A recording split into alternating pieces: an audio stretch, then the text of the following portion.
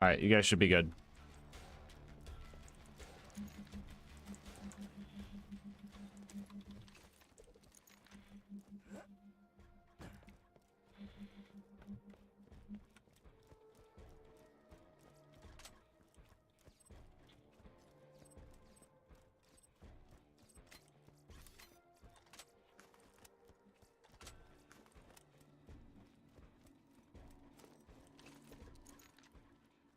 Sentry gun primed!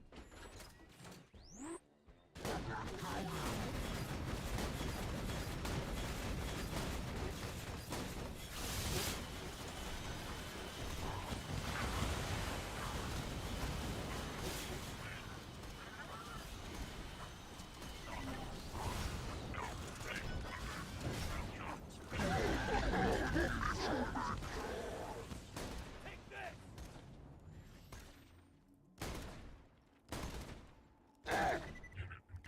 Here you go!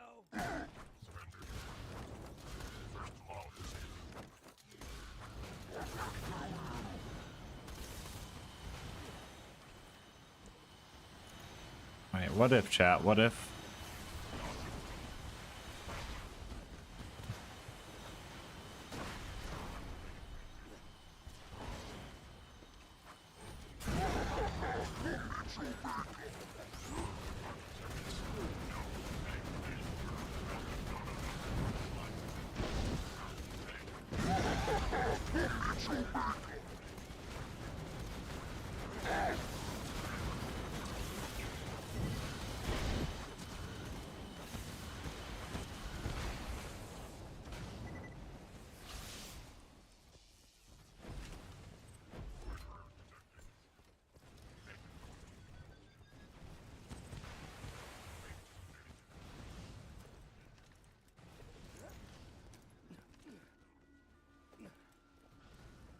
What's in the normal Vault Hunter mode in Oasis? Mr. TX, can you tell him? Okay. Okay. What's that info do for me, though? What's that info do for me?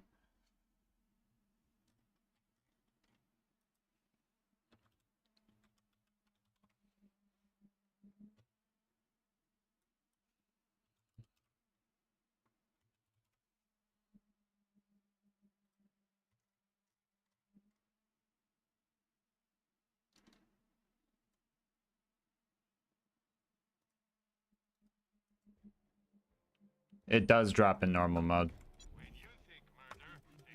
It does drop. It's just rare in normal mode. Check Loot Lemon. It is a 1 in like 340 or something like that. Whatever a 0.29% chance is or something. Yeah, we're not using that. We're not using that. We're not using that. We ain't using that.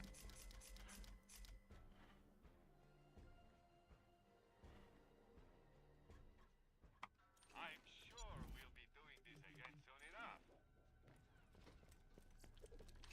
Hello, Assassin. How's it going? 1 in 345? Yeah.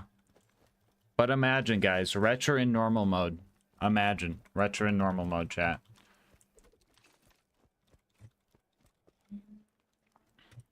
You fellas meet the missus?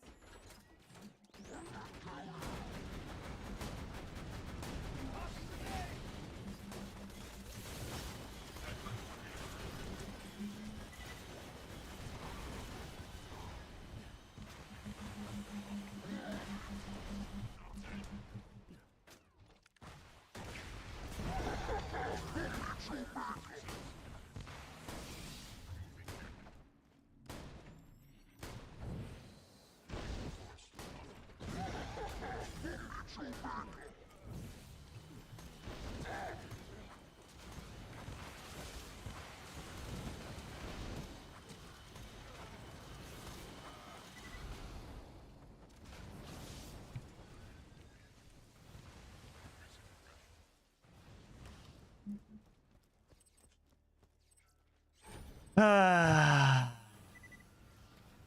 Great.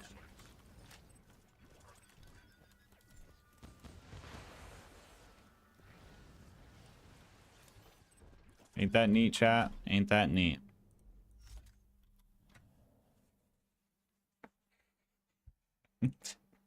Ain't no way I got a matching grip. Norfleet in normal mode on TD Axton, bro. Ain't no way. Chat, bro. See?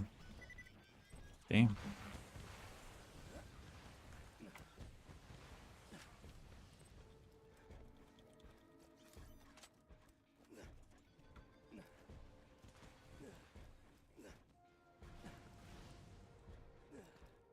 All for 7,000.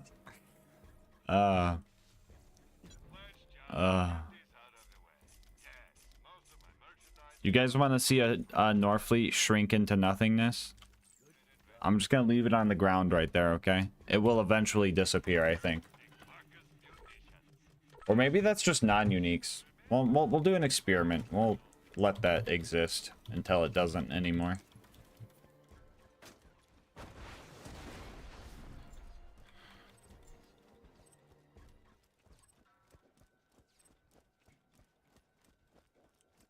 Bro, chat, his ass was not a retcher.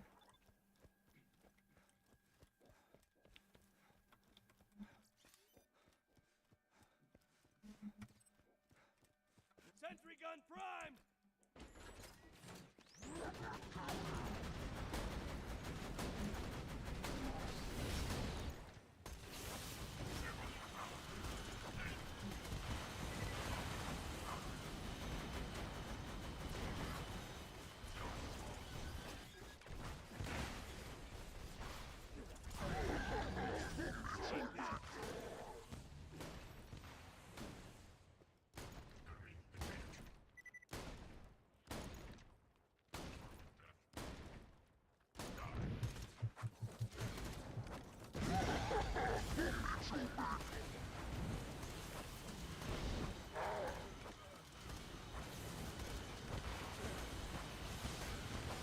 I'm getting cornered.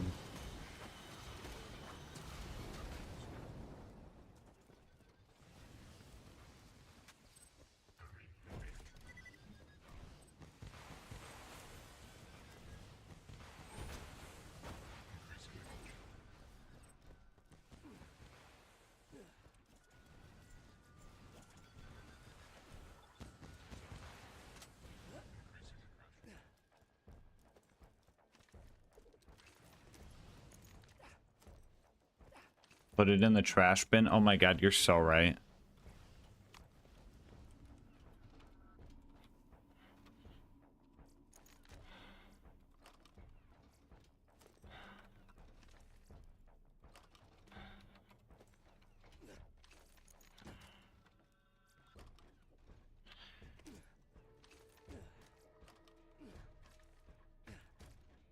There we go.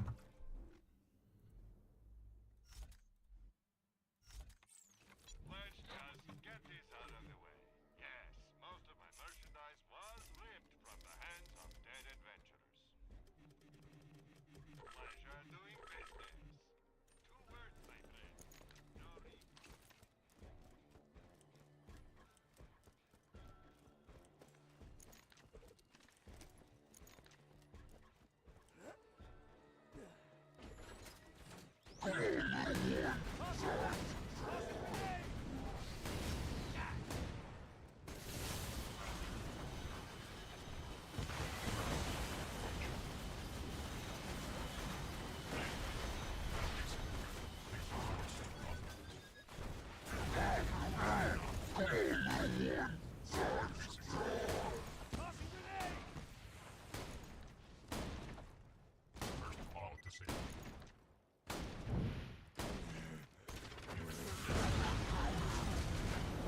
Did that baby maker just turn into 3? What are the odds of that?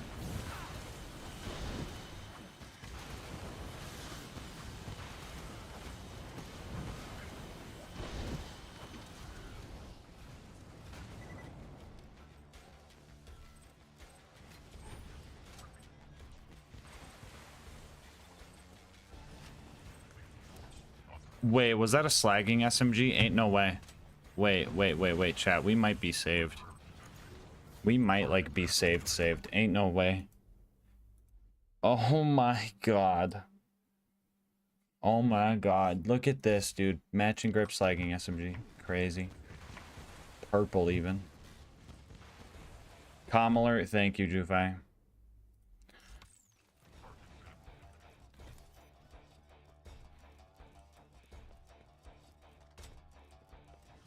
What are you farming for? There's a 1 in 345 chance that he drops a retro in normal mode. And I kind of want it to happen. So one of two things is going to happen. I'm going to fuck up a farm and he ends up killing me. Or he's going to drop it.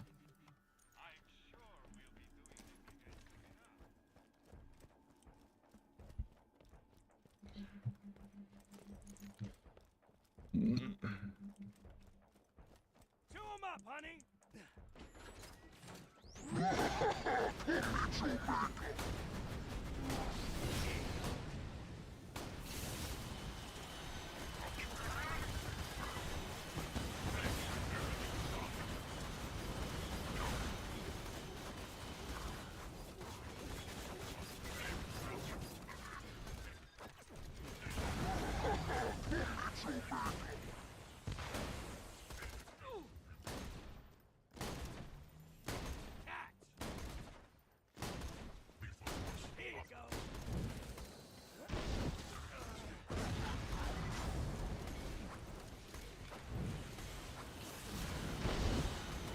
I should lure him back to the front door, eh?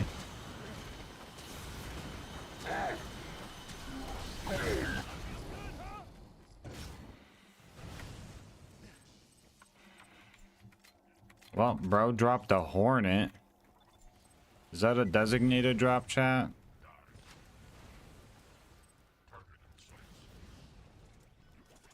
How rare is a pearl from a red chest? I think it might depend on your level, but decently rare, but not like crazy rare.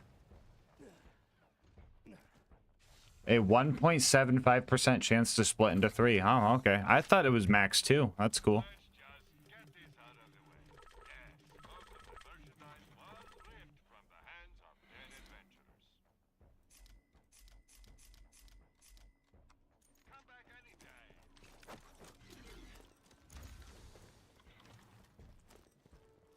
Did the Norfleet despawn? Nah, it's still there. It's still chilling in the trash can.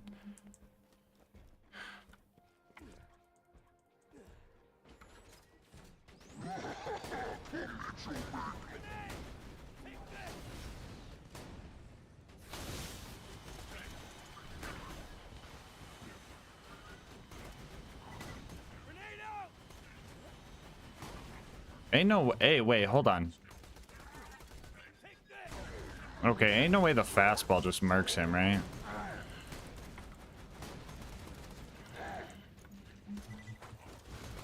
I guess it does.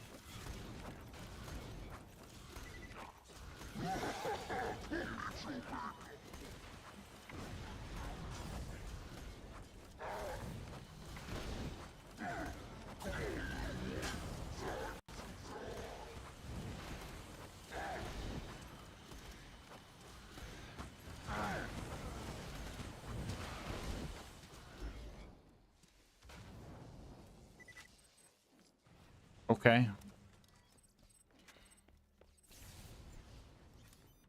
Was that a kiss of death?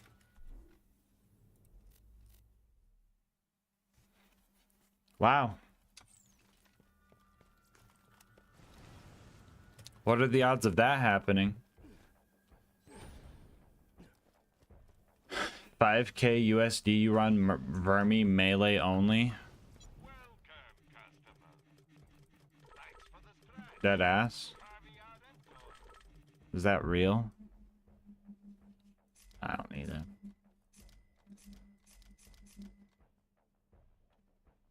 Chat, is he real?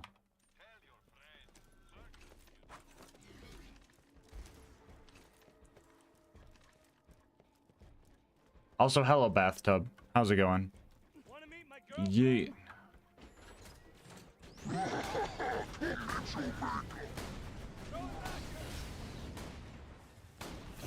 Alright, if I hit him with fastball first.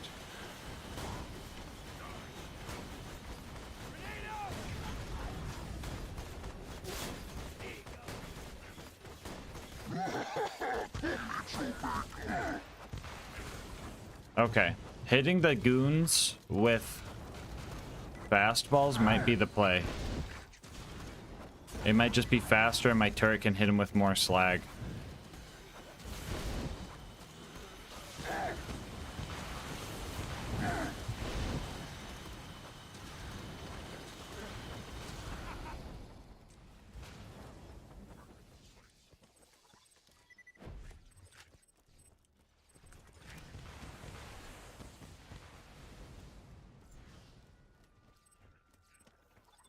Check.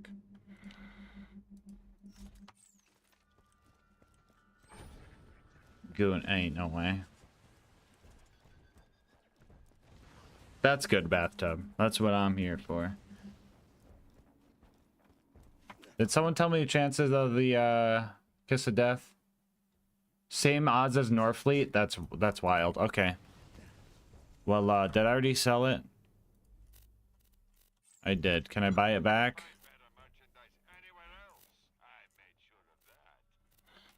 Looks like I can. We'll just put that right next to the Norfleet. Perfect.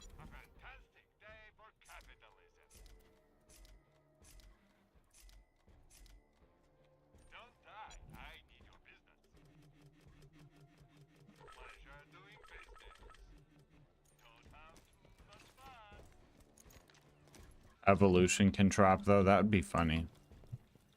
Chat, can he drop a TDR Axton class mod? Not Copium?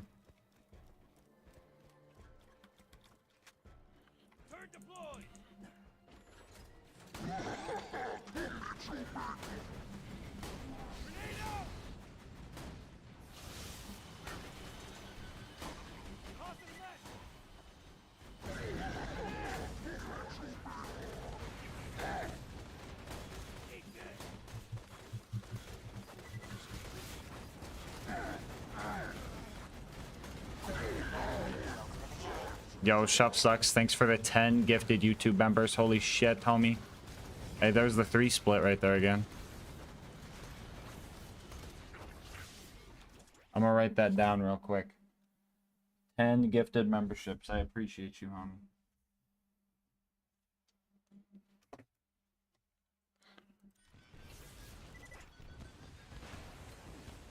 How are you on this fine day? Wait, ain't no way that was an evolution, right? That was just an adaptive? Okay, yeah, it was just an adaptive. Sorry, the lighting here can be a little goofy.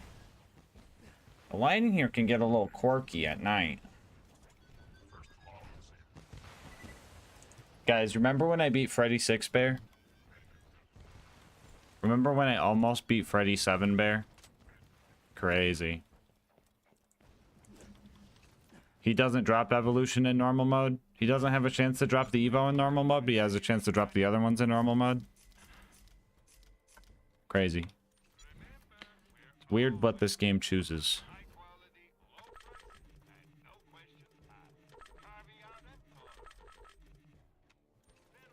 All of them but the Evo. Interesting.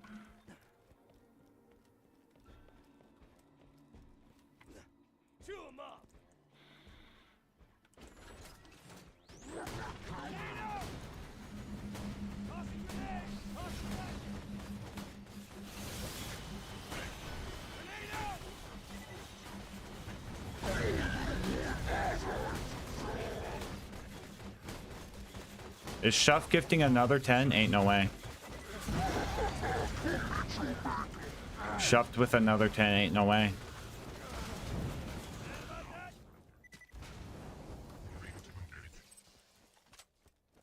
Yo, chat, is Shuffed crazy?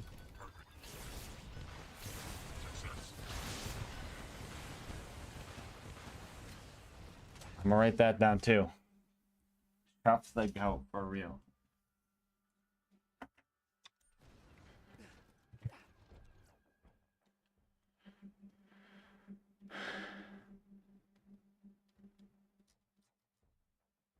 Don't cry, child. Yeah, Sue. Sue's crying.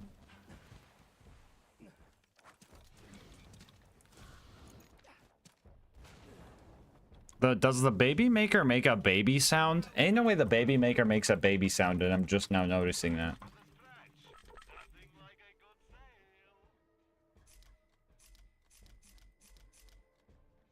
2 words, my friend. No refund. Back for part 9, still good? Hell yeah. We got a good fastball. Okay, Shuff. Shuff.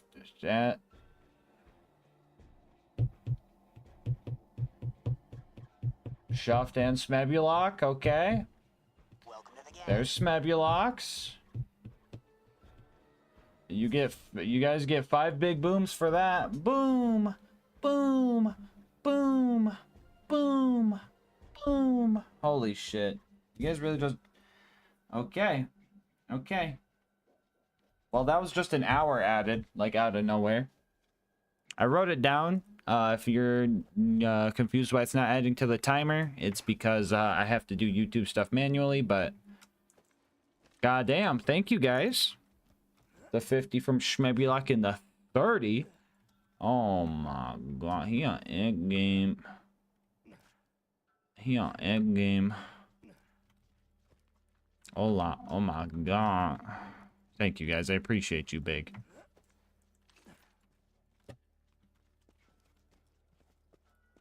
Yo, we get the marble map now? We do not get the marble map now. That's Twitch subs only. That would be way too much work to manage that. That one's Twitch subs only.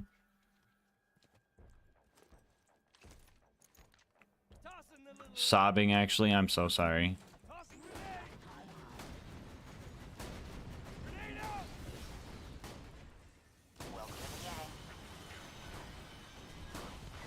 Okay, and then shop with another 20 is crazy.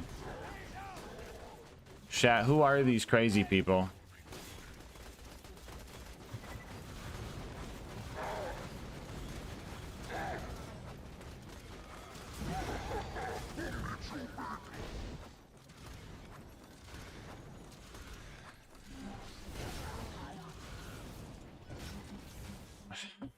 Shop with another 20. Chat, who are these crazy people? 20. Well, we're adding some time tonight, that's for sure. We're adding some time before bed.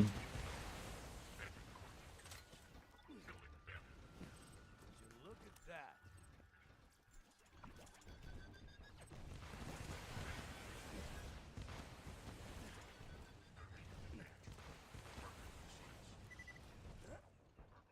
My refund was around 8,000.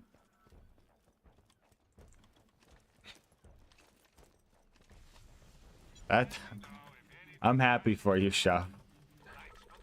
I like to spend about 2K on just random shit and people I like, lol. 2... Chat, is the subathon gonna end? Well, Shuck, I'm quite flattered. I do big appreciate you. Out of all the people you could have just dropped fucking 50 on, you dropped 50 on me, and I big appreciate that.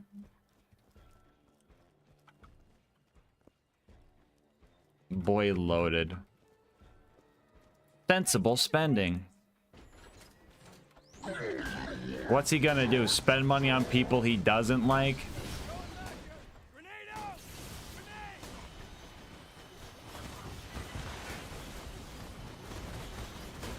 Did I miss that guy? I did.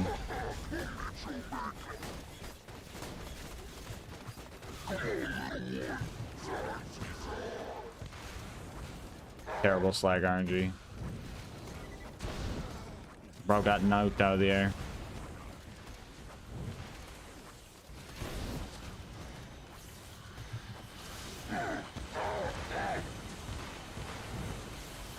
Ain't no way bro tried to cut me off right there.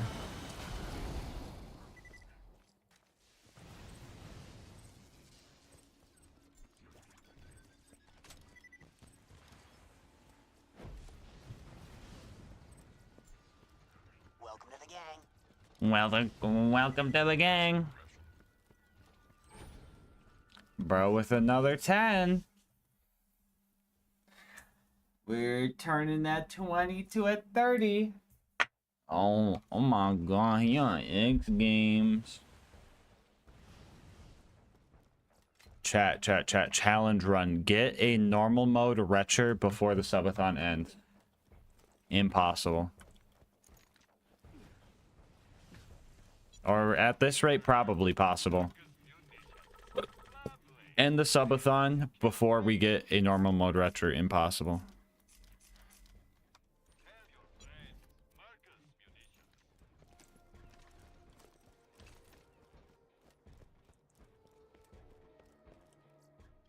Gloating. What did gloating do? Oh, gloating. Sorry, gloating. I don't know why you got auto-modded. Auto-mod's stupid on YouTube.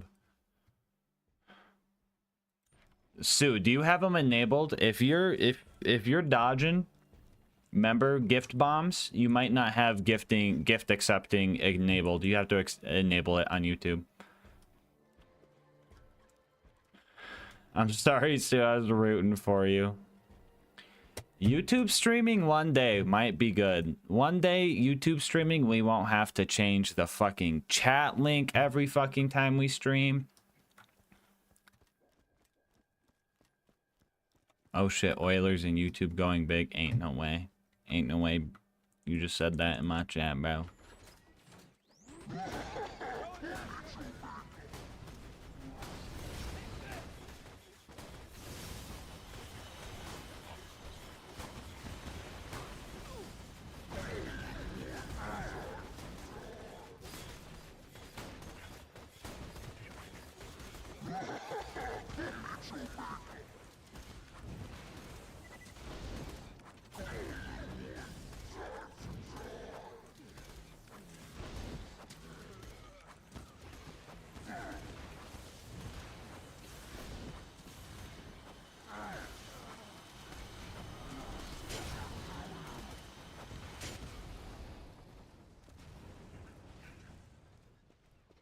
One of these days, bro's gonna spew my retcher outside of the map. And I'm gonna be so mad.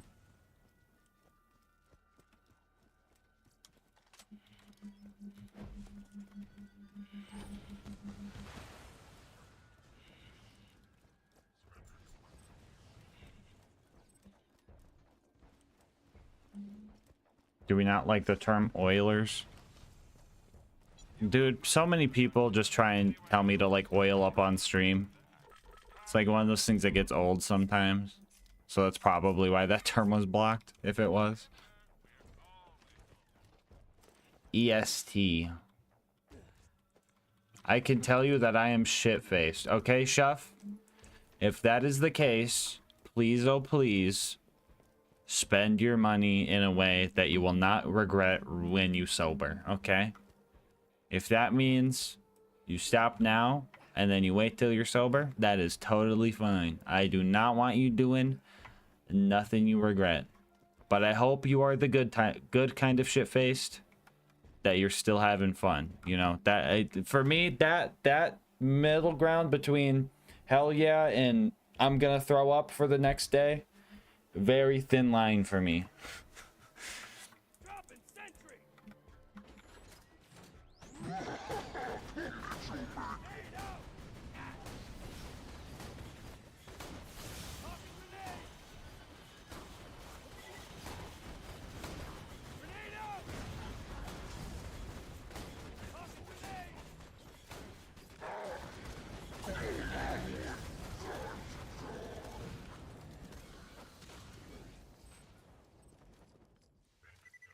Chat. Ain't no way. I see that, right? Oh my god. Wait, that's not a Norfleet, bro. Oh my. Mom, can we have Norfleet? We have Norfleet at home.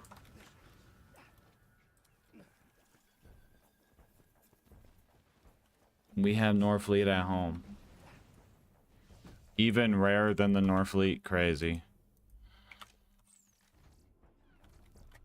Well, it ended up the same way.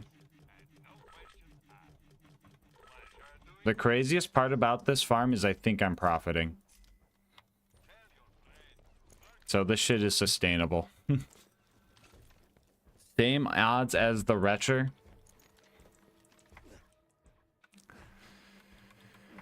That could have been it, chat. That could have been it. Well,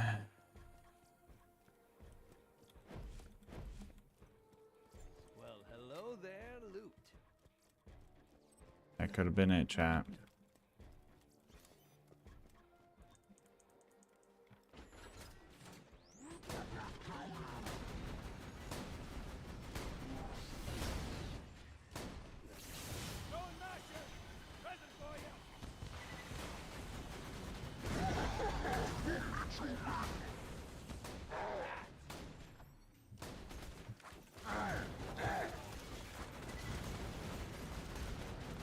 Oh.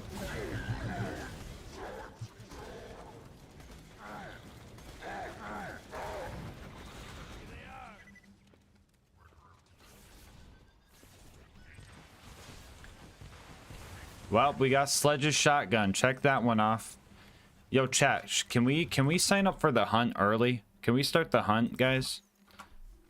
Chat, can we... Why'd that equip, bro? What the fuck? Get that shit off of me. Chat. Can we start the hunt early? Is that allowed? What was that? That was a damage relic, right? Nope. Yeah, it was.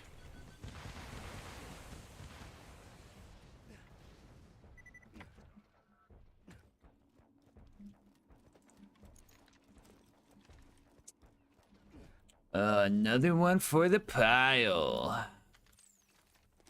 Get the fuck in there.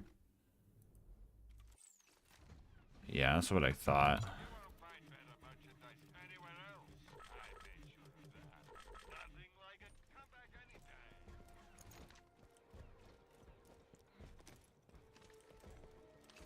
Welcome to the gang.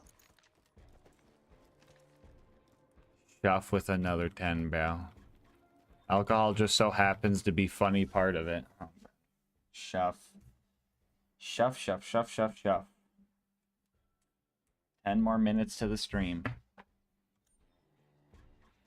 10 more minutes. All right, here we go. Let me go grab this green.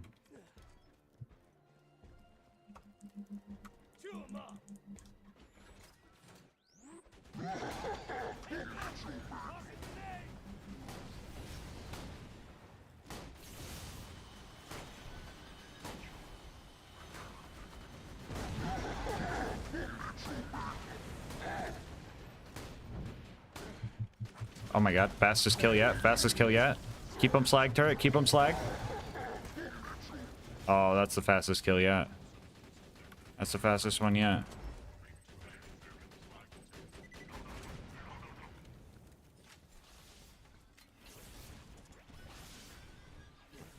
Missed a green, but that's alright. Wait, look at his message. He used code LGM. Ain't no way. LilGasmask, I put in my first big order at GamerSupps. Very excited. Let's go, bro. What'd you get? What'd you get? What'd you get? What'd you get? What'd you get? What'd you get? What'd you get? What'd you get? Okay, now I'm hitting the dispo and going to bed. Love you all and love your content. Thank you, Chef. Appreciate you getting what now? What is that? 70, 80? Like 100, homies. Gang, bro. Get some W's in chat for Chef. Ain't no way. On him. Get some W's in chat for Chef.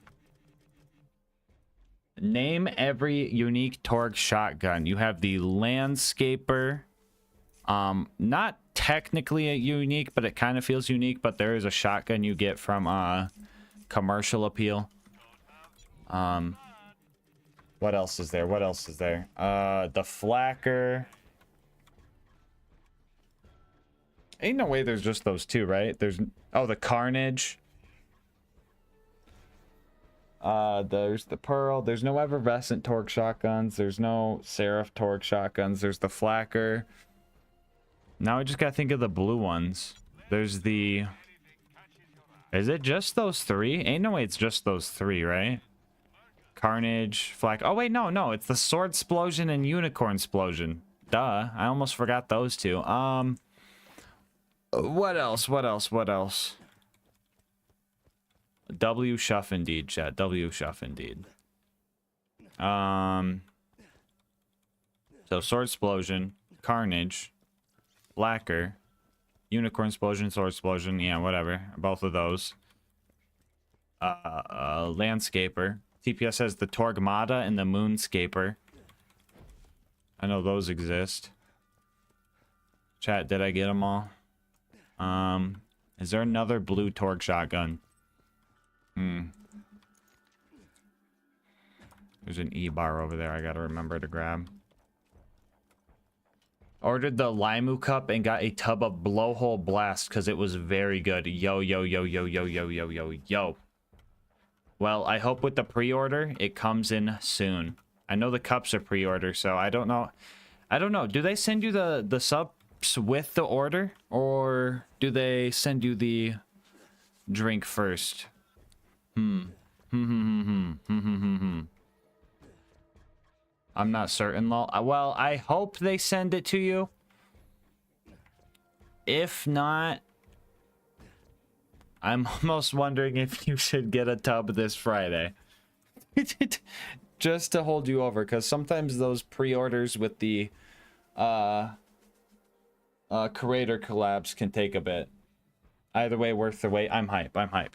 You got the Blowhole Blast, though? That's big hype. I can't drink that flavor because of the coconut, but Alyssa loves that one. Sentry gun prime. 3, 4, 5, 6, 7, 8, 9, 10, 11, 12, 13, 14, 15.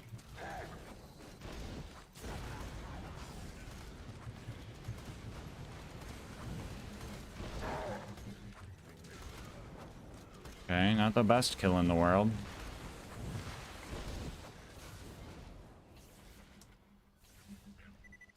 Oh, shot out the loot in every fucking direction.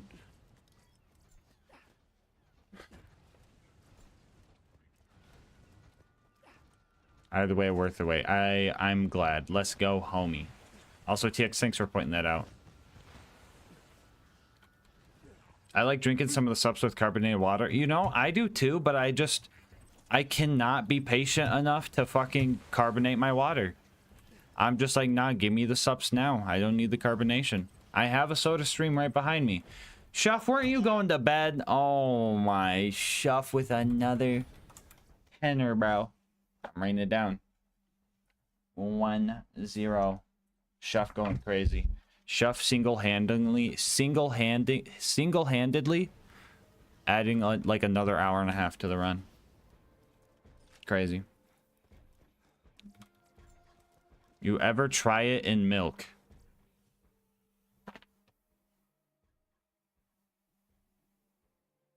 Crazy Gamer, are you telling me you put your gamer subs powder in milk?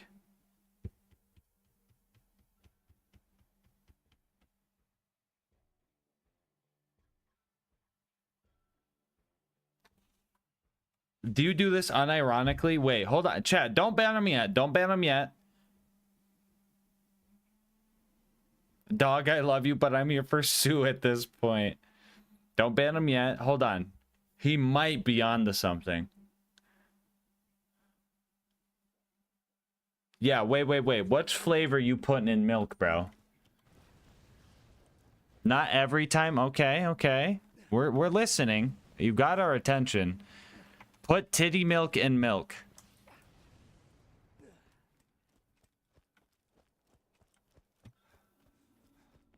Chat, do we try it? Chat, do we... Wait, hold on, chat. Do we try it?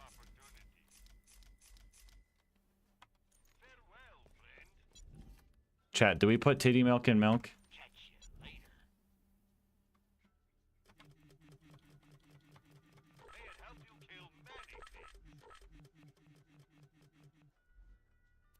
Chat. So no DBD?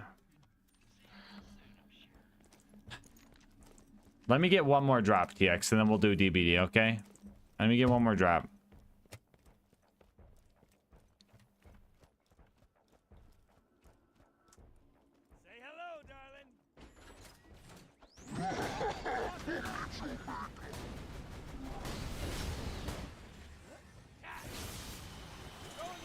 That one missed. That one missed too. Oh, the sloppiest kill of my life right here.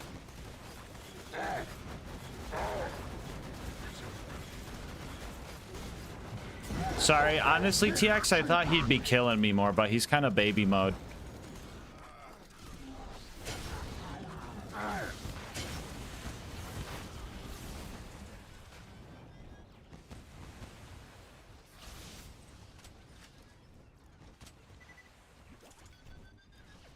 Yo, TX, can you put some TX luck on the next kill, bro?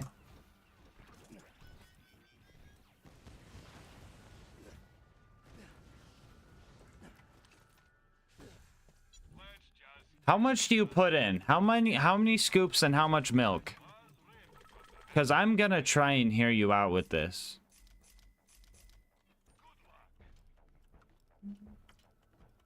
That's crazy, bro. Like, you're 11.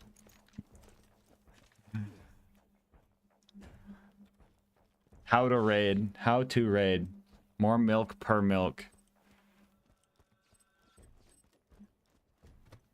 About the same as I would water, 2 scoops. It's a lot of milk for me, bro. That is a lot of milk for me. Chat, I might try it.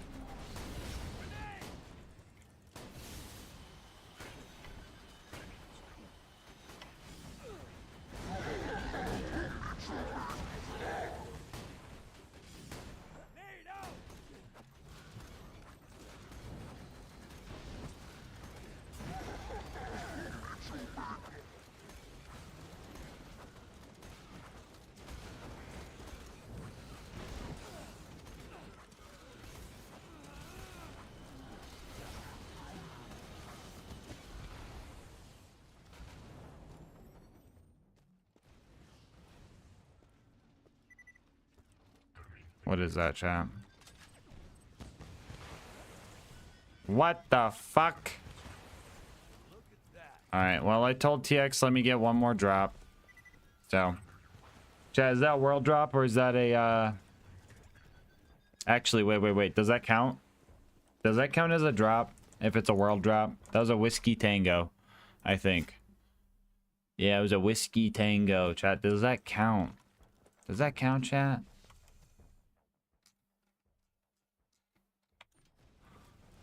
Dedicated 1.67. You are a plant from Mr. TX lying to get me to play DVD.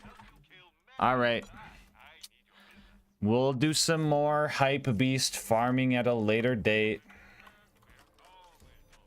We're gonna hold on to those and we're gonna put them back in the trash next time we play. Don't worry. But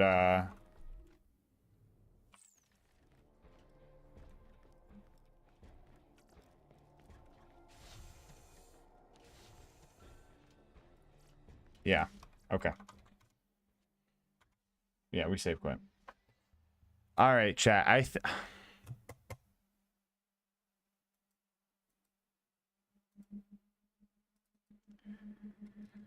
Chat, do we try the titty milk? Chat, do we try the titty milk? Crazy gamer, how about this? If it's good, you get to stay.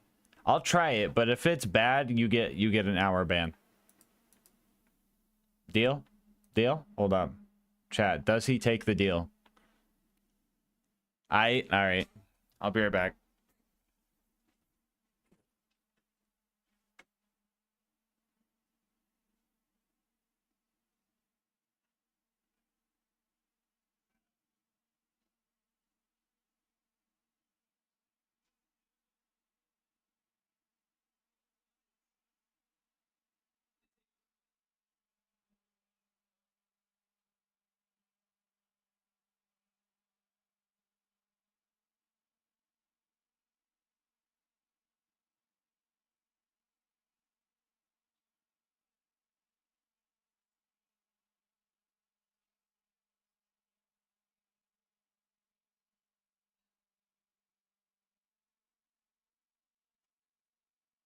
All right. Chat, this is crazy. I'm gonna need Class B ritual after this, aren't I? Hey, yo, wait. Wait, hold on. Hold on. It's not funny when I join in. There we go. Sorry, I needed the zombie noise. What is up, my chat? All right. All right. So I got some milk here. I'm gonna do like half a scoop. So I'm not like up all night. Chat, I'm scared. I am scared of this. Bet he's scared. Titty milk in the milk, chat. Titty milk in the milk. It is turning it yellower. This shit does not mix with milk. This is anti-milk. Dude, you're serving me curdled butthole, dude. What is this? I'm trying to mix it. It's not going. Okay, there it goes. Crazy gamer, I fear your days are numbered.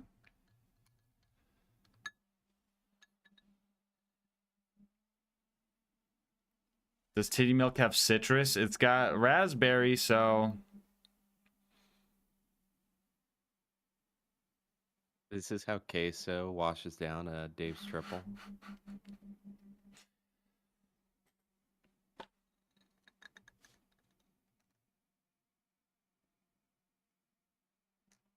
Mr. David Triple, possible ban evader.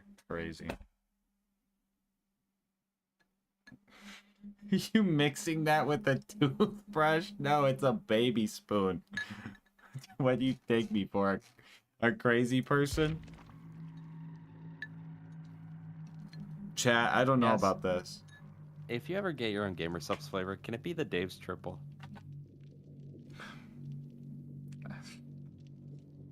I make a burger flavor gamer sub. Alright, I'm trying this, dude.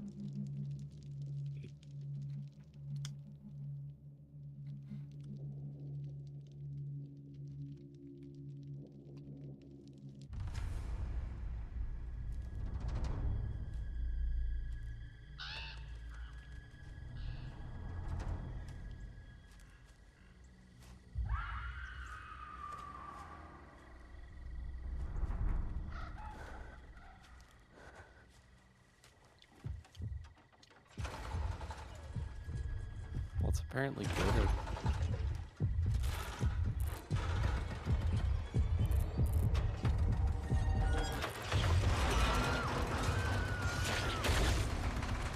Alright. Alright.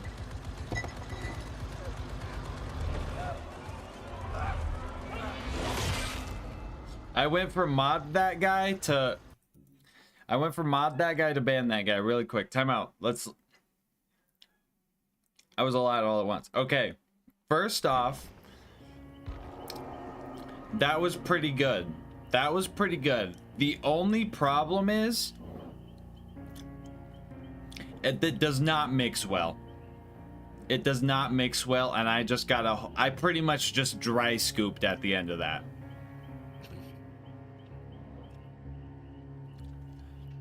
But low-key, that was pretty good.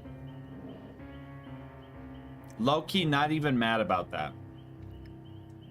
Honestly, bro, take that before the gym and the gifted member. Thank you, Chef. I'll add that to the list. Use a shaker cup, not a tiny spoon. You know what? Fair enough. Fair enough. You take that to like the gym, bro. You're cranking it. You're cranking it. You're hitting some PBs. Some PRs. I'm gonna go put this cup back. Well, chat, you're not banned. Maybe he needed to mix it with warm milk so it like dissolves better, you know? And then refrigerate it, and then microwave it the next day. I bet that would have made it really good, chat.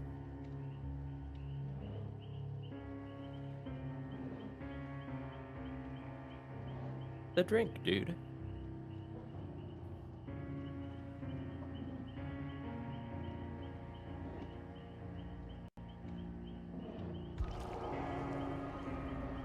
From now on, refrigerating then microwaving is the Lucas method. On all things.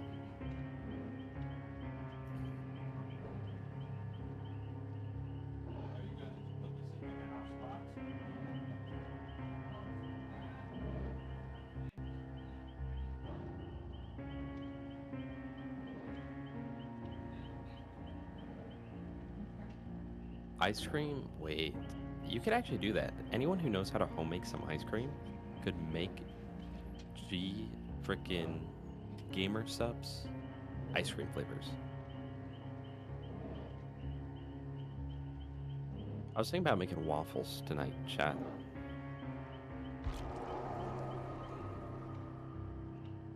But I decided I'm not gonna. But I might make some in the morning before work. Thoughts on that? One in the chat.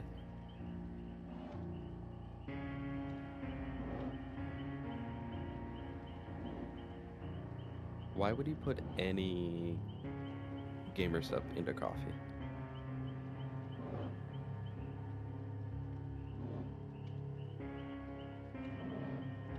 Alright, chat. If any of you are on DBD, snipe us. Snipe us and let us know who you are by face camping gas. I had chicken and waffles for the first time last month. Oh my gosh, it was a mind-bending experience. I didn't know it would be so good. Chicken and waffles, yeah. All right.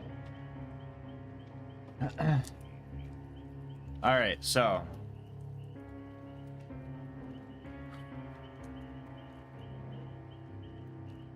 that was something.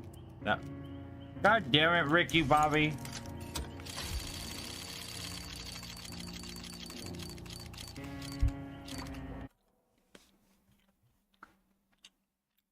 There was syrup on it, yes. It was at a fine dining establishment.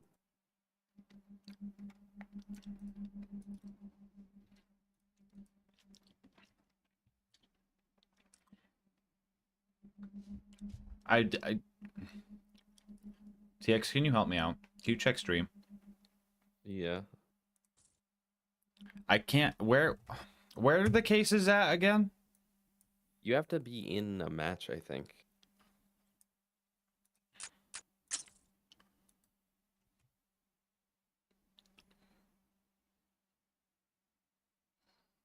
Then Welcome to the gang. it's somewhere in the console command. Maybe like Show open underscore ping. case. Oh wait, case unbox 1.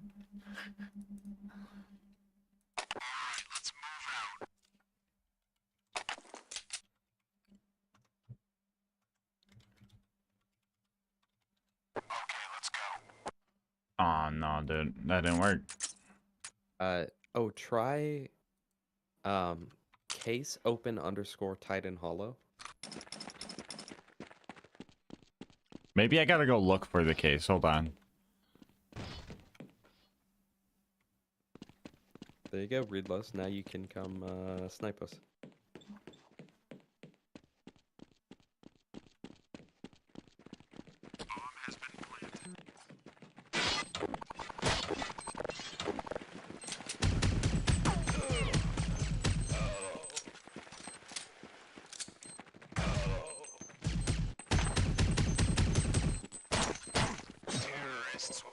Yeah, I don't know where to find it.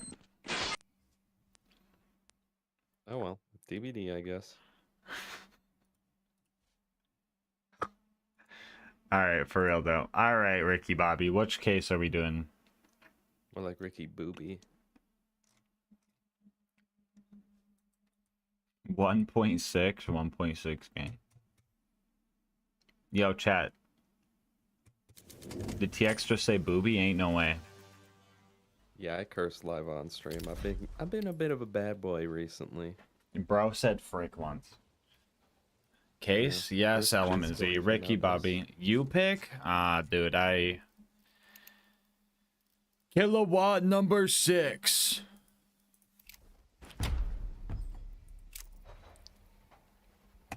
Number 15. Mouse and baked beans. Yo, Gas, you need a third homie? Wait. Do we get Jufi on this, TX? Sure. Hell yeah. Hell Someone yeah. else to hold us down. Yeah. Oh no, is it doing the thing? There we go. I agree. I agree to give Steam my money for the 8th time today.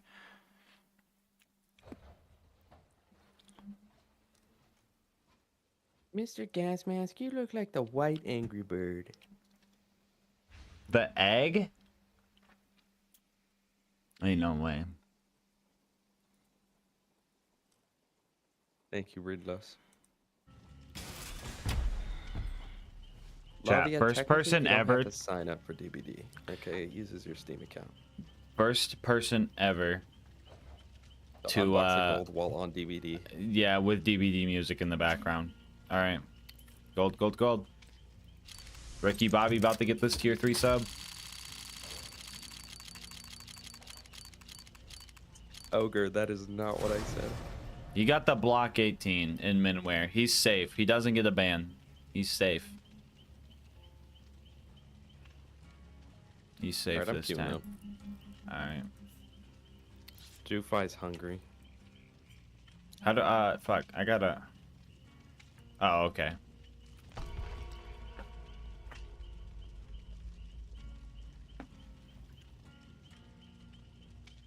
Also, you just got another tub? Oregon, you should have waited till Friday. You get a free cup with it. Oregon, you're crazy. But thank you, Oregon. I'm glad.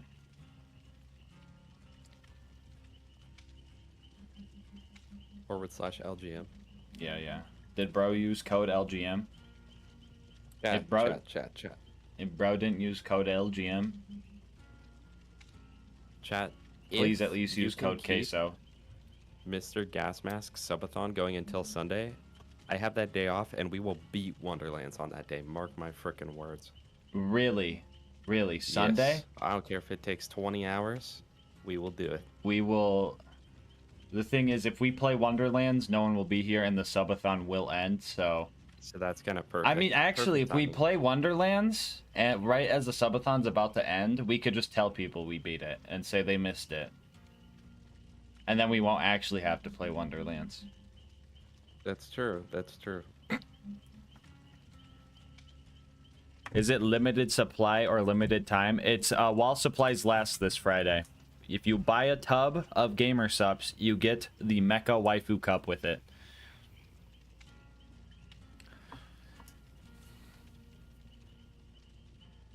Is there a sub goal to 100% Wonderlands? I'm tempting TX to make the 1,000 sub goal hit Chaos 100.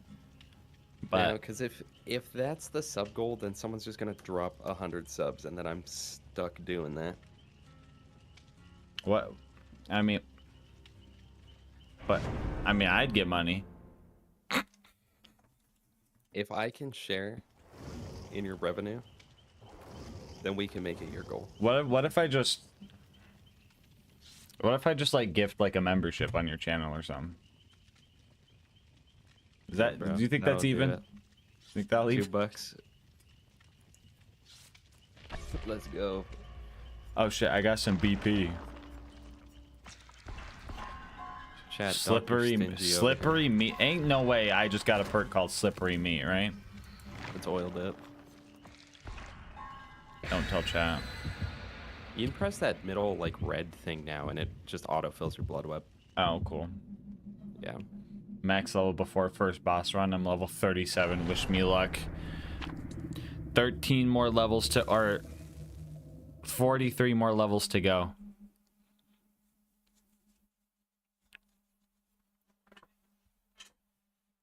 Anyone have any suggestions for flavors? Lean, copium, if you like cranberry, goof juice. They just dropped a you new like flavor, Goofy. honey apple. It's called, what's it, Happy Juice? I want to try that.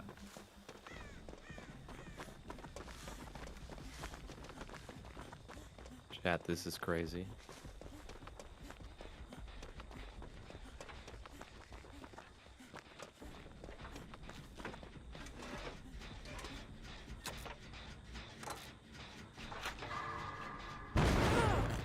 Okay, I do not see. All right, I got what it out of color. my system. So it's Huntress. I see her.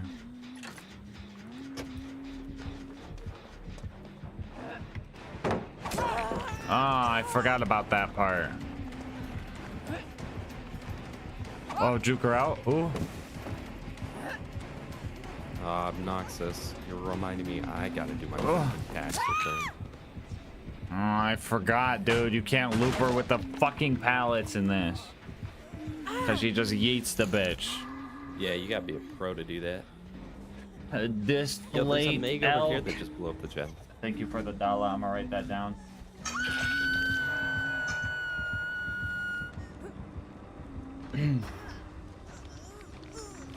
Lean is the group flavor. It's lemon and peach tea. Or peach tea lemonade, sorry.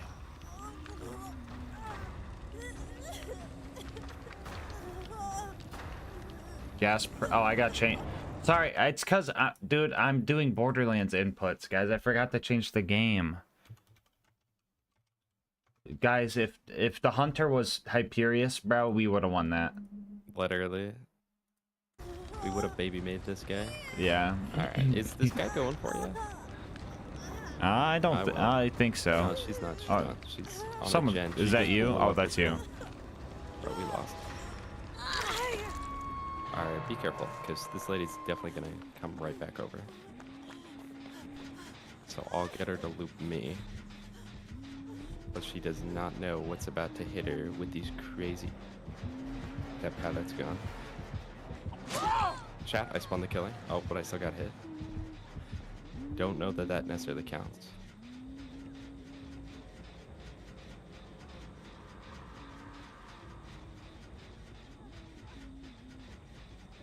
Peach tea lemonade is which one? Lean.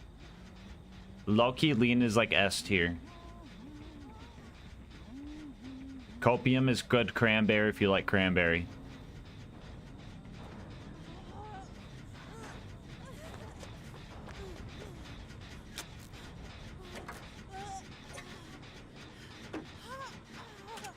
You wanna heal up?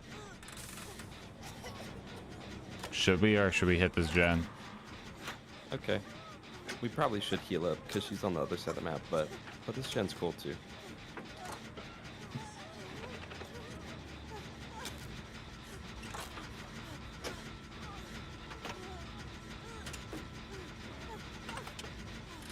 Can I get some skill checks, bro? Thank you.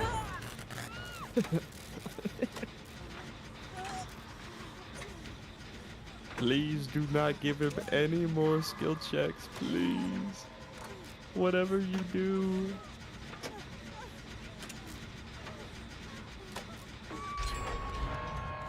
Alright, so the worry is that she... We're gonna heal up here.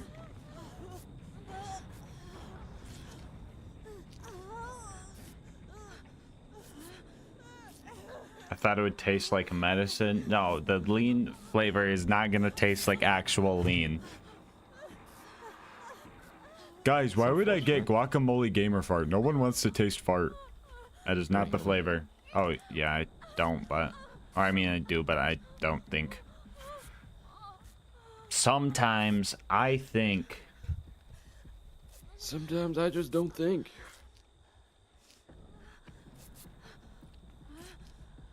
Good as a baller flavor, yeah.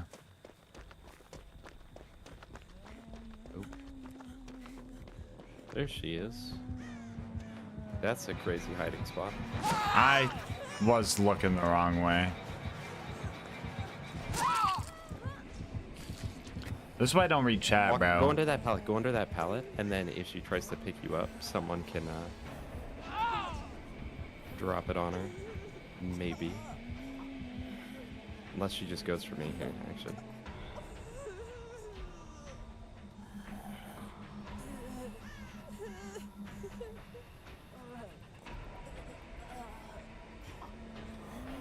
She's coming back towards me, I think. Yeah. She's on me. I saw this on the tutorial. Oh, I messed up. Ain't no way. Sorry. It's not your fault. Point and laugh. Well, that is actually 100% my fault. In fact, I mistimed it.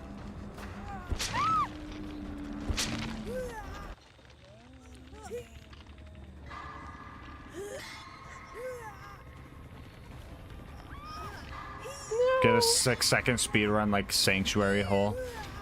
Hold percent moment.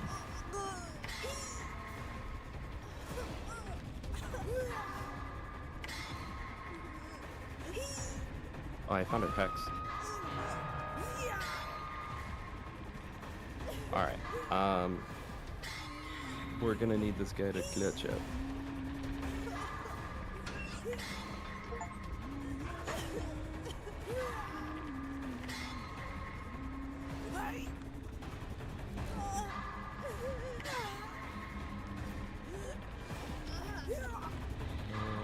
Okay, well, she didn't see me. Alright, I'm coming to get you. Don't miss the skill check. I missed it. That's crazy, bro. That's crazy. You had to say something. That's crazy, bro. It's 3 a.m. for me. Have a good night, fellas. Yeah, have a good night, homie. Deanna D's nuts. Thanks for that dollar, homie. Oh no, chat, please tell me what the creepers do went to bed. I'm about to hit her with something crazy. She doesn't know. It's so bad, Drew Fire. Decisive strike. Chat, value. what do Get on my creepers game. do went to bed? The subathon is ending. Let's go.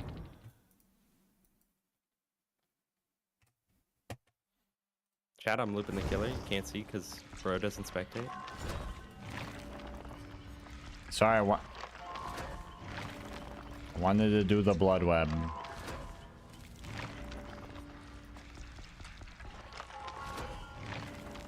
Aw. Alright, get me out of this crap. How have the matches been? Well, that was my warm-up game. That was my warm-up the game. warm-up, chat. Thank you for the 5. I'm writing that down. I'm getting BM'd on hook. That means that I won mentally. Yep.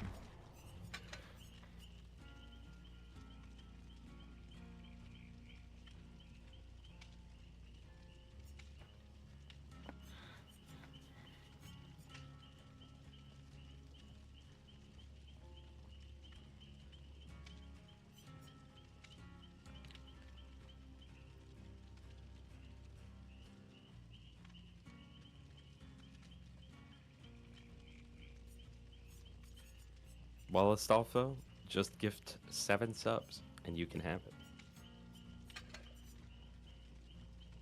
I want the That is a gas life mask hack. marble maze. If we get that goal tonight, I might do that tomorrow. Unless TX. Because I just hopped Dude, on no. DBD. Well, I mean, you might be able to do it because let's say that you hit that. I need to go to bed sometime because I work tomorrow for like 9 hours. So I wouldn't be horribly upset if you went through with completing your sub goal and leaving me.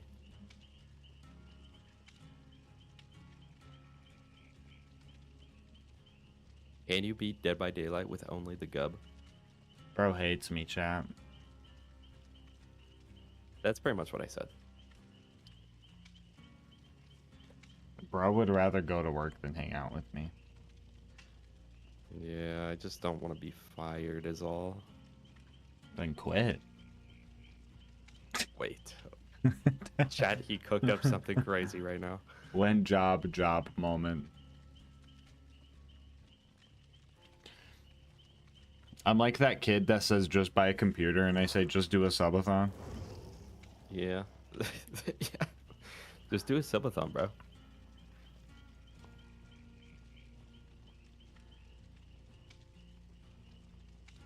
Do freak.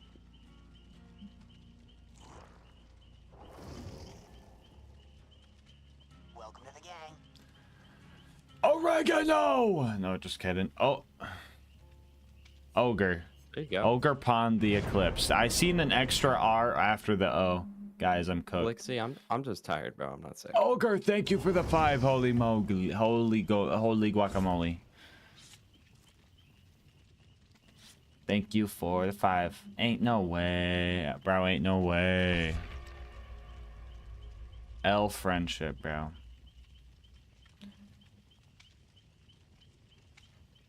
Chat. Sub goal. Next sub goal is gonna be 901, and it's gonna be get Mr. TX fired to play DBD.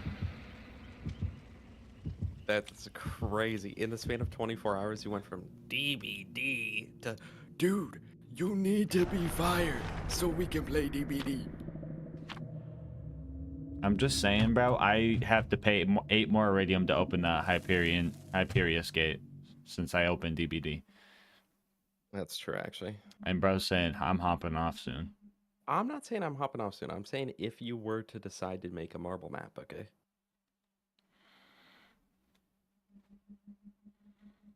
Chat, you know what's fucked up? I'd start making the marble mat and he'd still hang with me for another 2 hours. I know. No, bro, I can't stay up. I can't stay up. Oh, it's the plague. Okay, so this lady is gonna vomit on you. $2. How much for bro to call out of work tomorrow? TX, drop your 100. donation link. 100. Drop your donation link.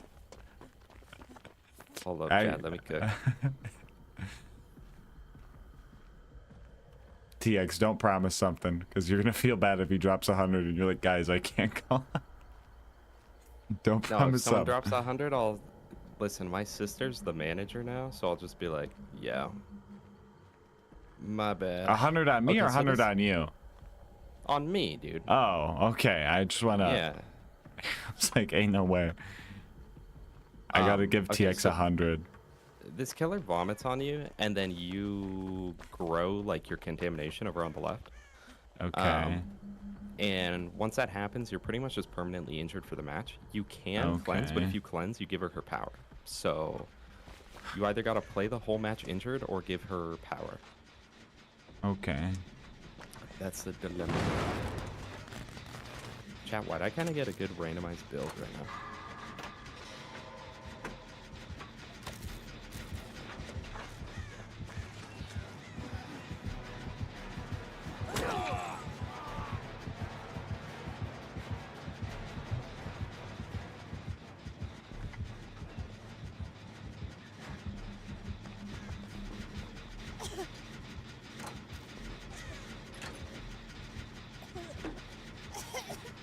Shit, I'm genuinely tempted. TX, tempt them some more with your donation link. That's kind of true, actually. Wait, why would I call out of work? Hold on. Why would I call out of work and not just take the 100, but just stay up and then, like, be tired tomorrow? And Oh, go to no. work anyway? Yeah. Extra farm the money. Why am I stinky, bro? Who shitted on me? Yo, mama. No, Yeah. chat. I'm cooked. What is this? That's the, like, pool thing. If it's red, then you can't do anything. Our teammate just flashlight saved me. If it's white, that's how you cleanse yourself. Okay. But it does give her power. It makes it so instead of shooting vomit on you, she shoots, like, damage at you. Crazy. No, I'm under pallet. This guy's gonna save me. I trust. Nah, I have plot armor, chat. Chat, I have unbelievable plot armor. Chat, I'm clipping that one. On my own behalf. I got flashlight saved into pallet save into... I accidentally vaulted the pallet 3 times and BM'd her. That's crazy, bruh. I just heard a gen explode. That was you, I assume, right? No. Oh, that was actually Jeff. Shout out Jeff. Bro's making me think twice about who I'm looking at. But chat, I have no gen progress this entire How'd you know, bro? Probably because the one locker was green and stinky. Ain't no way. Probably hear you coughing as well. I gotta write that 2 down. Gas, can you ask TX if dead hard is a good skill? Yeah, Is it's dead so hard a good. good skill? Yeah, it used to be like the Also best scratch. perk Oh in the fuck, game. the scratch marks. Duh. And we have permanent bloodstains since we're permanently injured against this killer. So there's about 100 reasons why she found you in that locker. But you should be like most DBD players and just not accept that and then complain about the killer. Call her a hacker. Chat, they rearranged this map so much.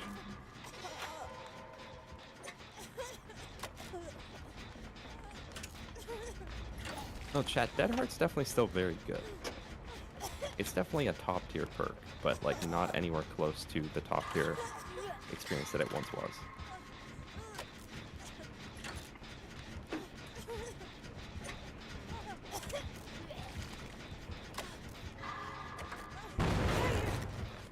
Oh, I saw that one pop. That was you. She's chasing the homie over on Shack, so we should be fine. If you see her look over here and start walking in a straight line, just book it. No, really? Bro, Me when she starts wobbling, like zigzagging towards me, so I stay. me when she randomly turns into the ice climbers and starts wobbling. No. Dude, I keep forgetting, do dude. you I need keep me to tell forgetting you? it doesn't go back around. Do you need me to tell you to hit the skill checks, bro?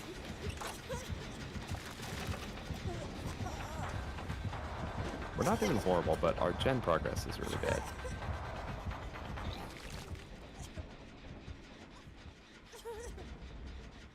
I am unhooking this person. Problem is, I think I make her sick here. Chad, is sprint burst any good? I heard it's not.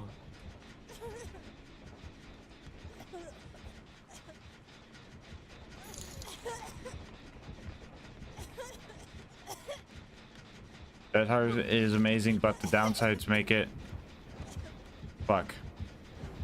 Damn near not worth the perk slot. What's the downsides of it? App, bro. The only downsides are that if big sandbag, ban this guy. Chat, find this guy, ban him. Chat, ban this guy. The downside is that it only activates after you've been hooked at least once, and it doesn't make you dodge a hit, but you're still pretty much invincible to a hit. So, no, that's actually wild. Chat, unban this guy. This is the best player I've ever played with in my entire life. Chat, come res me. As LilGasmask. Chat, ask LilGasmask to. Oh, never mind.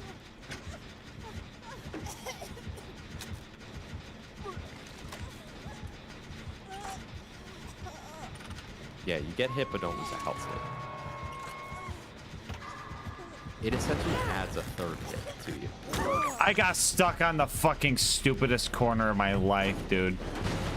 Ain't no way. We lost. It's all up to Jeff, but he's about to pop a gen over there, so then she'll know exactly where we are. She's looking for him too.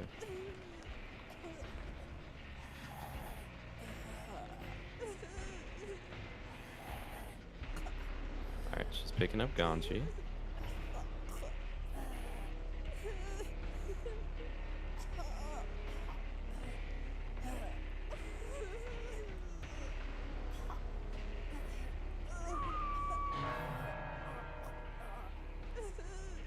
Chat, who agrees that survivors should be able to have guns? Thank you again for another 5, Josh. This guy just lost it all for us, by the way. I recovered these, by the way. I unhooked myself, watch, 4%. Oop. I'm about to recover. Do I unhook you? You'll see what happens in about 4 seconds.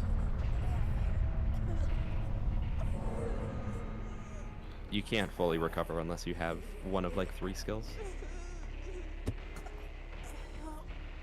So that's mostly just so then if someone comes over to heal you, all they have to do is tap you. Oh, so we lost.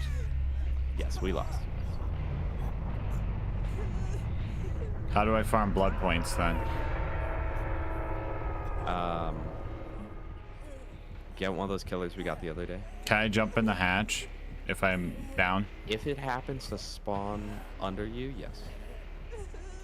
Or you crawl to it in time. But this guy has to fully die out on hook, so he needs to give up. Chat, she doesn't know. Hatch spawns right here. Watch.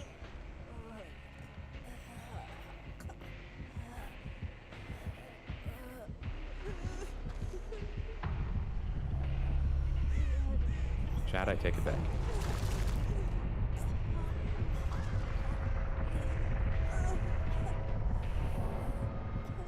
Oh, hey, the hatch just spawned next to it.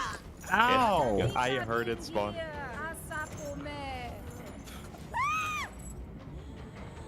This is what your fans like, bro. Dude. Yeah. Like, I wish Gas would do that to me.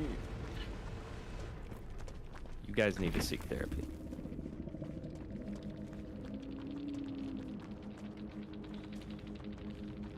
Alright, go next, chat. Go next. We freaking lost. Go next. That was the warm-up.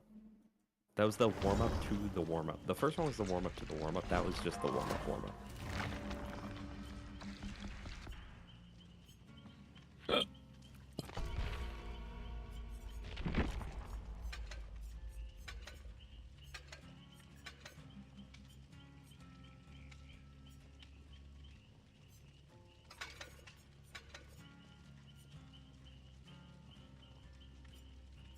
The Dave's triple made it into the lore.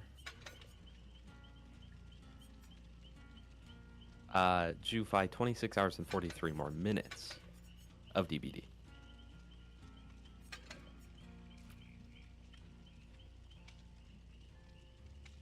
Yep. Yep.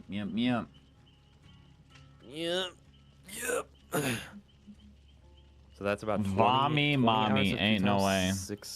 Six hours of game. Bro said bomb me, mommy. Chad, happy late St. Patrick's Day. Any Irish people? Put in chat? Wonderlust One in the chat. DBD. That would be terrifying. I'd pee my pants.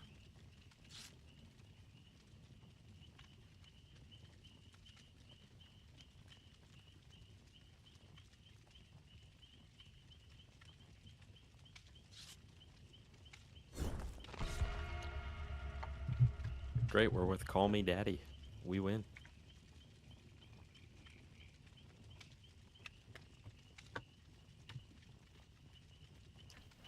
Wait, this is about to get so toxic. Watch this. This is how you make a killer hate the team by default. Mm-hmm. Just dress up like the other players. Look at that. Now, the killer won't know which person is which, unless they're really paying attention. In all technicalities, there is a killer with cloud kill. No way.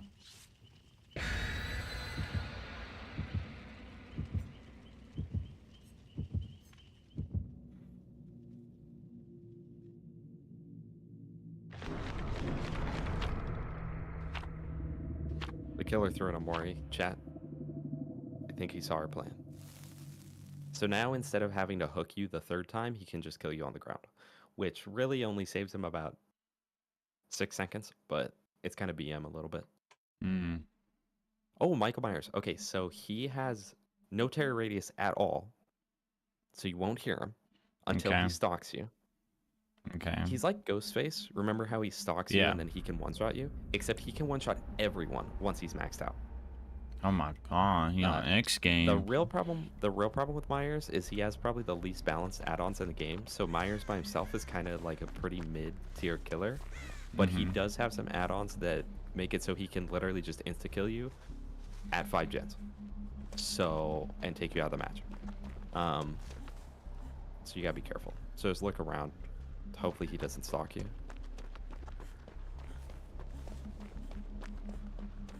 I think I seen one in main building. Oh, he's I stalking heard- someone. Hopefully that's not us. Oh, I see him. I actually see him, chat. We lost. Why is it over?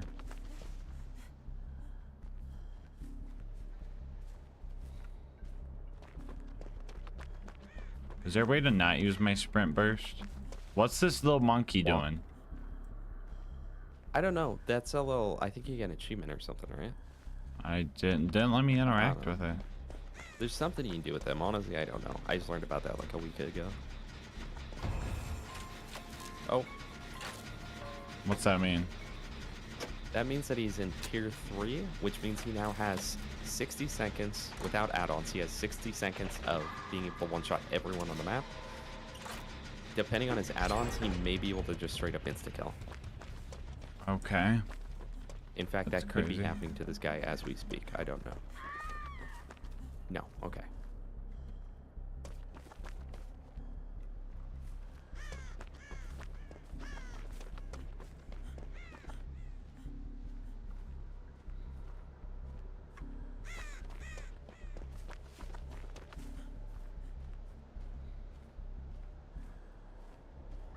No!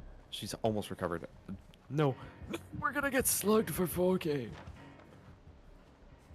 No, we're fine. We're fine. We're fine. Should I grab that person or what? Oh no. I don't know what to do here. Maybe while this guy's distracted, you get the unhook. Okay, his tier 3 is out, so you can't get one shot anymore. If you're able to run an unhook, that would be brilliant. Absolutely brilliant, man. And then if one of you can pick me up off the ground, I got you. and then my perk has randomized the plot twist, so I'm gonna go heal up in a corner. Actually, yeah, I see him I'm gonna right go heal up there. in a corner. All right, don't worry about picking me up. I got a perk. Pretty much glitzy. Myers is getting teabagged right now as we speak. I don't entirely know why.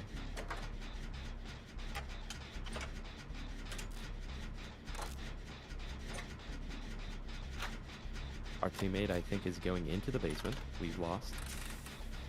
So I'm just going to hop on a gen.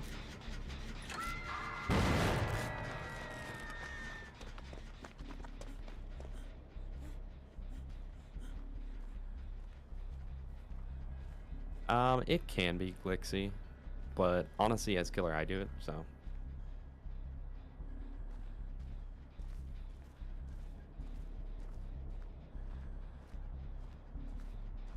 Someone else is getting chased. You're probably safe. I'm on a gen, so you should go find another gen. Go do it.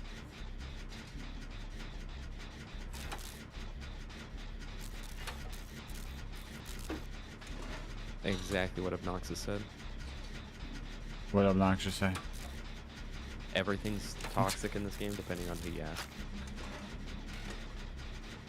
Toxic is arbitrary.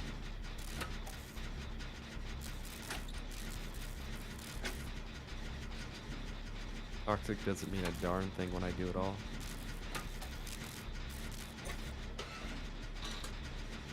You can argue that nothing's toxic. The game lets you spam crouch, so you're just playing the game as intended. Dude, Chad, bring back flashlight clicks. You used to be able to bind got this, your Jen. flashlight to mouse wheel. Was that person in the And basement then- still hooked, or would they still be glowing? No, he's off. Someone else got him off. Cool. You used to be able to bind the flashlight to mouse wheel, and then the like click sound of the flashlight would just play 80 times a second. It was actually toxic, but they gotta bring that back.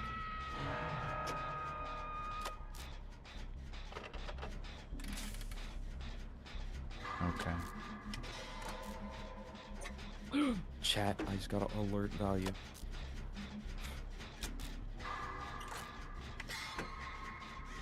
Is that ties? Loop them better. GG. I feel like I should hop off this engine soon.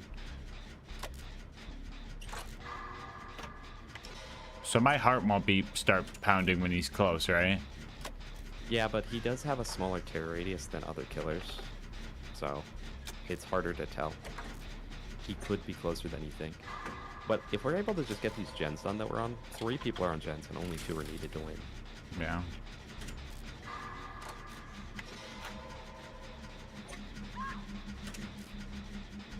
That guy's out of the match.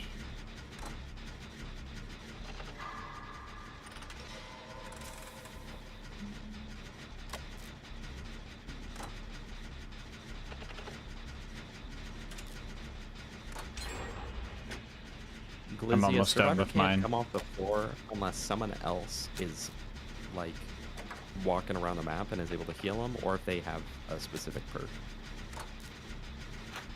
Yeah, mine's just about done now. Perfect.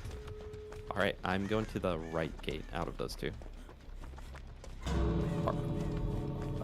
Oh no, he's about to blood warden us, isn't he? What's that mean? He's about to blood warden us. What does that mean? No.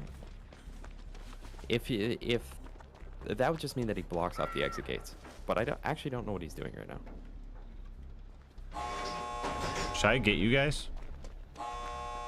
Honestly, I say we just leave. Myers might be letting him leave right now. Let's just get out of here, bro. They can suck it up. GG. We don't know them. I had a challenge, so we do not know them.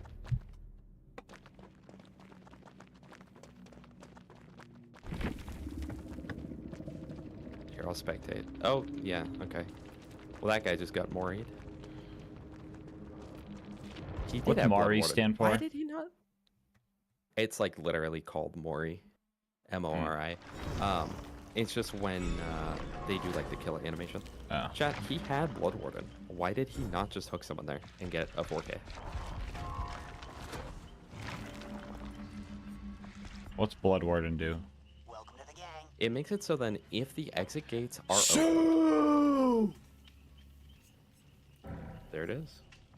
so 900 subscribers. Holy shit. Chat. Oh my god, you guys ready to make a motherfucking marbles map? Yeah. TX, you gotta go to bed.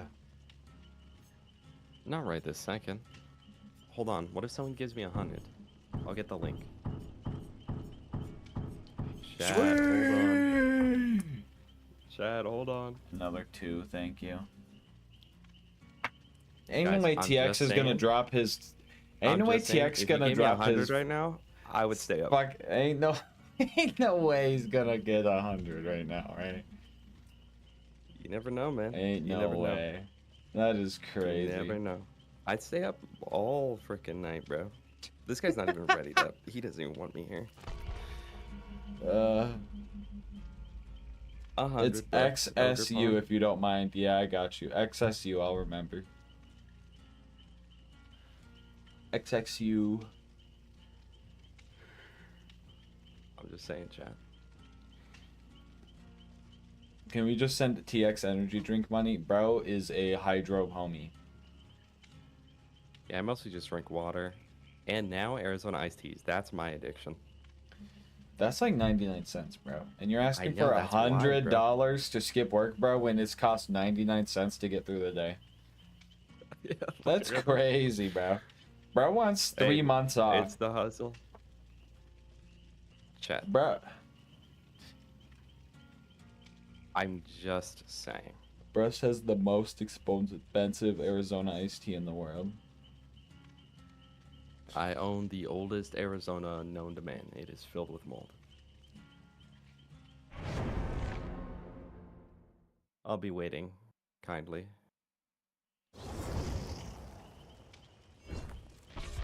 Anyway, Blood Warden's a perk where it's very niche, very specific. If you guys fully open the exit gates, then someone gets hooked. The exit gates are then blocked for 60 seconds. Crazy. Yeah, and it's very rare, but it's always the time that you don't expect it that you end up getting 4K to it. I like the Harold Palmers, and I like the Raspberry chat. We'll see you later, Maybe if you guys MLG split it Gamer. up, Thanks for hanging. You guys would have to talk amongst yourselves in the chat on how to properly split up $100. There's no way, bro. There's no way. This is TX's Come on, last chat. game. Ain't no way. Come on. You guys want to see more DBD or what? That's what you signed up for. And you clicked on the LilGasmask Subathon. Hey, I spawned on a gen. We're in good, bro. Is there... Fuck, I asked this last time. Is there a way to not use my sprint right off the bat? Walk. Oh. But a lot of noobs get into the habit of just walking in the beginning of the game because they're scared. So you either want to, if you're close to a gen, just walk to it. If you're not close to a gen, just blow your sprint burst. Gotcha. You can't tip more than 10 at a time. Just type 100. Try that. See if that works, chat. Oh, it's Wraith. I'm so bad at this video game. I'm glad I know what It's that means. crazy. He is another stealth killer. He literally goes invisible. That's busted. Not really, but it is very good at not being spotted. So just always look around. You'll hear some sound effects though. You'll hear him kind of.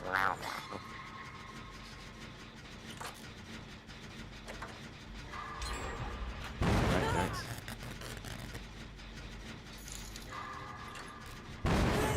Fuck.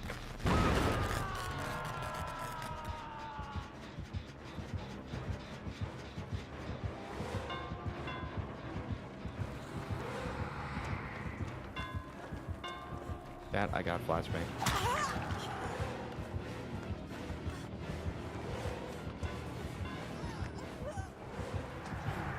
Ogre. Make him waste time. Ogre Pawn's acting like he's gonna do it, and I would feel bad if he did.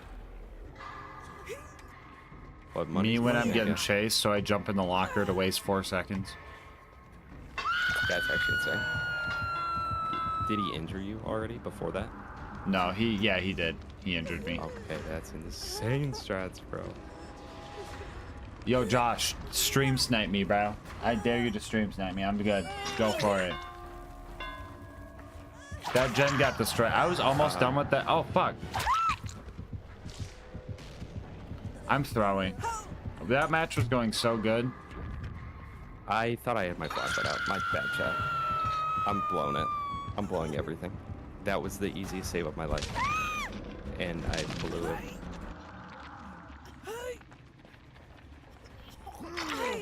Sorry for throwing. Hold on, wait. I started a stream notification. Ain't no way. Ain't All right, no let's way. see. Is this the Hyundai? Oh my gosh. Okay. Well, I'm calling. My headset just died. I heard TX say, "Oh my gosh," and then my headset. Fuck. Chat. If you guys want TX to stay up, another 100. Another 100 to buy me a new headset. No. TX, did they really, bro?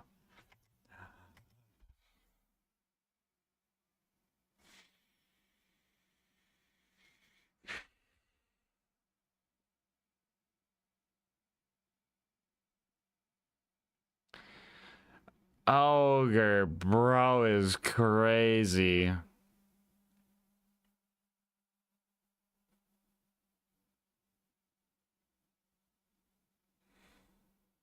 I put my backup headset on. That's just a straight donation, bro. And that's not gonna be like PayPal's like, hey, this is ours now. Y'all are lucky I got.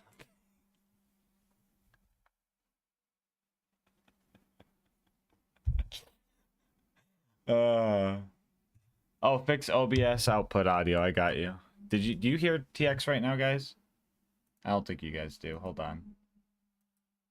All right, they should hear you now. Ogre, do you want me to refund that, because I feel bad about that, because I've never received that much money ever. Bro's Hey, if bro's not, not I'll even take a it's my stream. Literally. That's crazy. Dude, keep it. TX. That's Okay. beautiful. Thank you. Bro's Ogre gotta Pawn. stay up with me now. You're the goat. I guess I'm on DVD. The Hondo Well, is this is crazy. about to be the craziest Dead by Daylight night of my life. And believe me, I've had Actually, I think I'm gonna go to bed. some. Well, I guess I'll keep the Imagine. stream up. Stream Discord, and I'll stream the game. Dude, the 100 minutes of TX subathon for the TX dono.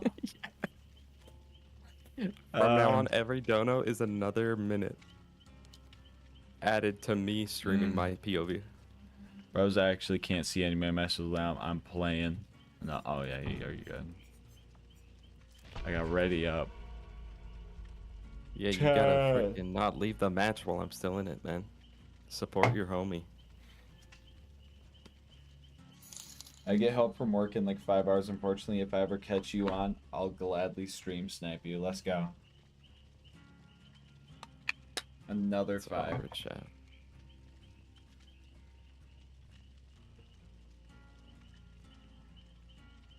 Please, right?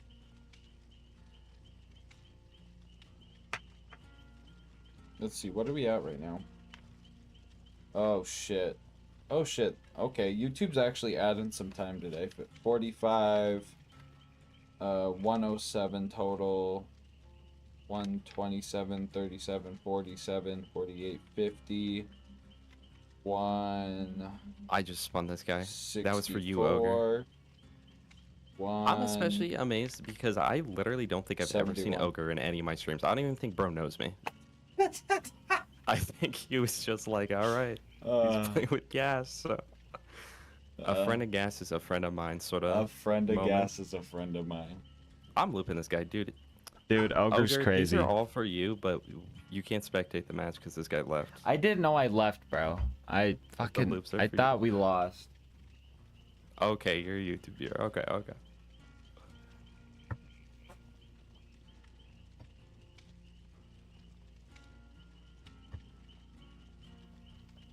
Dude, our teammate is insane too. Oh, I gotta charge my headset. That'd probably be helpful to have a charged headset if the headset died. For the Subathon. The Subathon goes until the headset dies. Yeah, chat. Headset died. The Soundathon. The urethral Soundathon. What? Reference? Chat, If you know, you know. Chat, sound off in the chat. Sound off in the chat.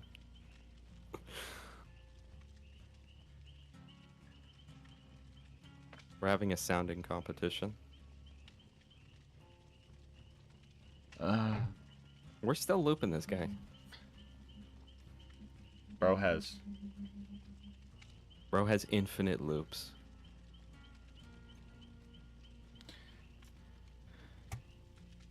Yo, Mr. TX, could I get the dono link? What is Just a Bean gonna do, bro? Ain't no way. If it's another 100, hey, that's more time. Wanna on the clock. make gas jelly? Okay, first, dude, there's no way. Okay, you're gonna have to give bro like $10,000 to make me jelly right now. I literally just hit a 900 sub goal. Ain't no way I'm gonna be jelly. There you go. If I, I have now, chat. I have now officially earned more money in Gas's stream than my own. I'm a now professional. I'm now a professional stream beer adder. oh my god, you're X Games mode. Yo, X game mode. PayPal's gonna contact Yo, send your Streamlabs donation link so Donkey Kong shows up with the number. I'll give you the. Dude, we should do that. We should. Professional put Gas's friend. That's so fucked up. I'm like guys. I'm about to go on my David Dobrik arc.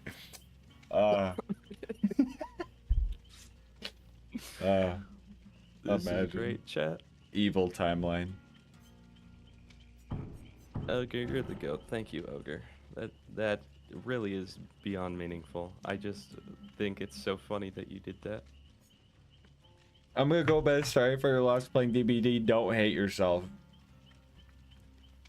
Bros never watch the YouTube vids. Just kidding, Ranger. Have a good night, Ranger. We'll see you later. Oh, maybe I should post the link in your in your YouTube chat. That way, in case someone like To the Ranger maximize was thinking about profits. it. All right, we lock in this game. We escape this game chat. Cheer 1000 Lolo. Thank you, Oregon, for the 1,000 bits, Brody. This Hold is why on. he gave me 100 because I pronounced his name right. What dude? What do creepers do is at 35,000 bits? That's actually wild. Wait, why did I open Obnoxious's Steam? Why What are you happened checking there? out your? Why are you doxing your chat right now? I don't know. I don't know how I opened Obnoxious's Steam. I wonder if that was when we were playing marbles or something. Too bad you can't do marbles with YouTube chat. One day. I know. Chat, one day or day one. YouTube has so much potential Dude, so much. on the live streaming category. Like, at just a few updates, it could overtake purple place. But they won't do it. Yeah, for some purple reason. play sub goal. TX, what do I do for 1,000 subs? Wait, I'm choking on water. For 1,000 subs, you.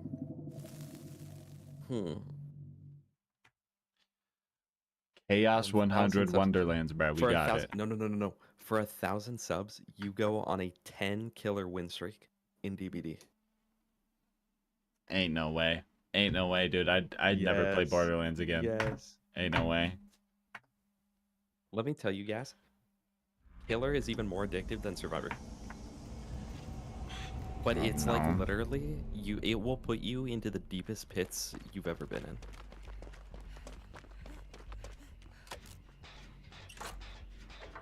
Oh, perfect. I'm feeling a draft coming through my room. I'm getting like warm, bro. I'm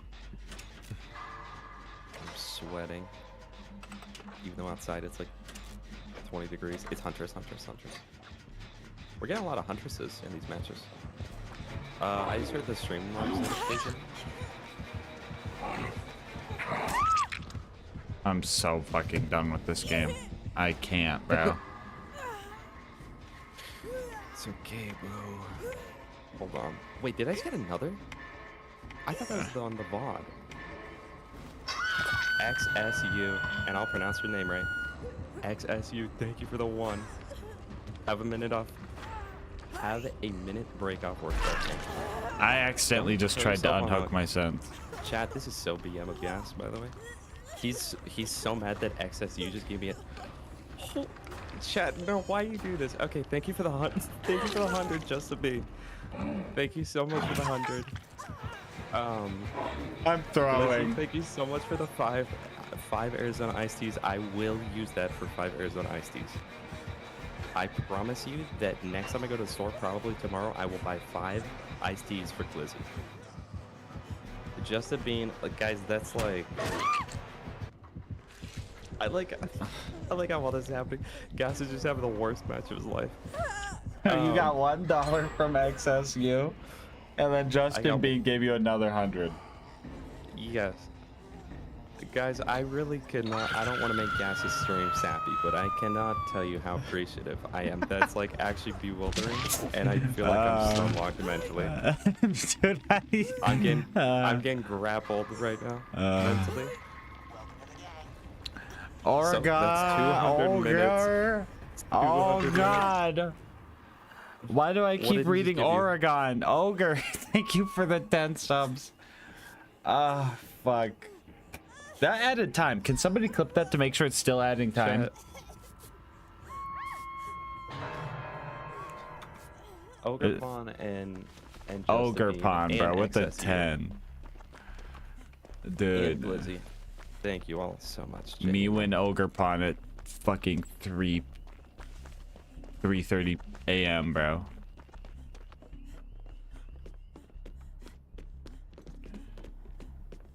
Chat, would you buy this house? Why are the stairs so wide? getting paid $200 to be dead on a hook right now, bro. This is crazy. Ogre Pond, thank you for a fucking another 10, Ogre, bro. you're the goat, and Glizzy, you're the goat. I owed $1,500 to the state because my company never withheld anything from my paycheck because I live in a state that doesn't do state tax withholding, but work in a state that does. That's why you gave me the 5 for Arizona's. Taxes go crazy, bro. This works too because I always struggle with my internet, you know? My bitrate is really low when I stream, so I can just hang out with you from now on. I'm owning this guy. I'm just teabagging on the roof. I'll distract. I see you up there. I'll start I think twerking there's it. a gen over there. Like Where? in one of those rooms. I was looking for it. I didn't see shit. I already fucking L'd this room so bad that I'm just like, oh, there is. I'm kind of owning this guy, like hardcore Glizzy style. Now they screwed me on taxes. I owe $2 grand right now. Ain't no way you giving me money Why, when you bro? owe $2 grand. Why are you giving us money you owe? I haven't done my tax return. What, Chat. y'all actually? You haven't done yours yet? You should do yours. I know. Low-key chat What's might the have just deadline paid for your guys? taxes. April What's the deadline for 15th, taxes? like April 25 15th, days from okay. now. I legit don't know how to do YouTube taxes. Okay. Do TX, they like when send you me a W-2? no, you don't get a W2. No, there's TX. You're gonna owe YouTube taxes, okay? Okay. TX, if your YouTube when your YouTube really picks up, expect to just pay a shit ton at the end of the year, okay? That fucked Okay. me up my first year, bro. That fucked me up. Well, luckily I don't really spend my YouTube money, so Good. I Because don't it's the buy a government's ton of money. stuff. I think she's coming up here right now. Maybe not. Whenever she does, you gotta book it though, because you're death hook. Yeah, that works honestly. She's going back to the person on that hook. Bad financial decisions. Flag. Go bird, Josh, bro. Josh with another 5. Shout out, Josh. Hey, good night, Just a Bean. And we gotta play DVD, Just a Bean, because you did not get in last time.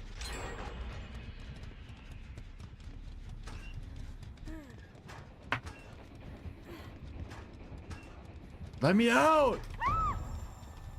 What Why'd happened? You scream. I don't know. Are you Iron Maiden? I don't know. Oh, you're exposed. That skull on the side of your screen means you're exposed. What's that so mean? You'll be one shot by a basic attack. Oh, let's go find a gem. I feel like this killer is like. Thank you locked for the in. 100 bits. Let's do this. The audacity of him to say I'm done spending for the night, and then doing that. Would TX get a 1099? What does Yes. that even mean? It's a 1099. That's what I get. Actually, Wait, if can you I write haven't off made Wi-Fi? if you haven't made over 500 for YouTube or Twitch, I don't think you got to worry about it. But I could be wrong.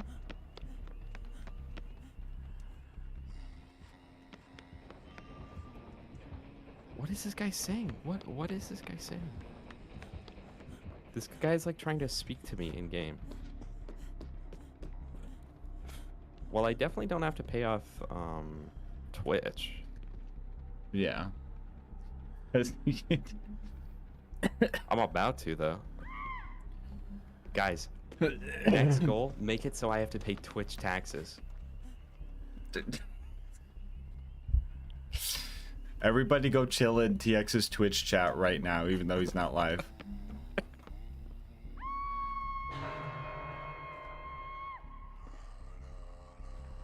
Petra, yes, he is very new. This is his second time playing. All right. How do you say your name? Flacked? Is it Flacked? I call him Flack or Flacked. I call him Flack or Flacked, yeah. Flack, bye for a few, Brody. I think we can heal up here.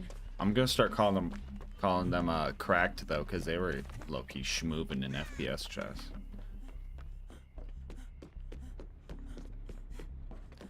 TX, you see me absolutely BMing people. You missed me absolutely BMing people in Bigfoot. I like clicked onto your stream earlier, saw you with the Bigfoot claws, but then I didn't end up watching. I don't remember why. That might have been when I was working on my YouTube short. New YouTube short out today, guys. Oh yeah, I haven't watched it yet. How to do infinite money shot glitch. Yeah.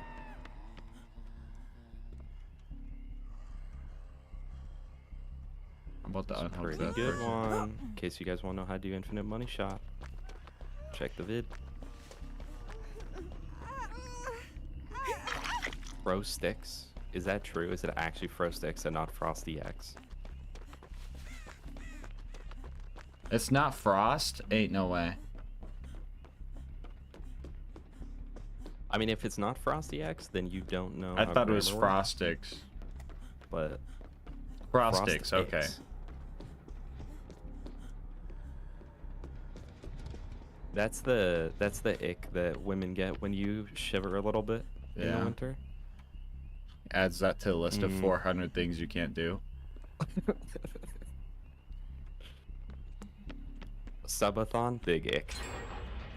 Big Ain't ick no way. for women. How are we winning this, TX? We kind of are actually, surprisingly.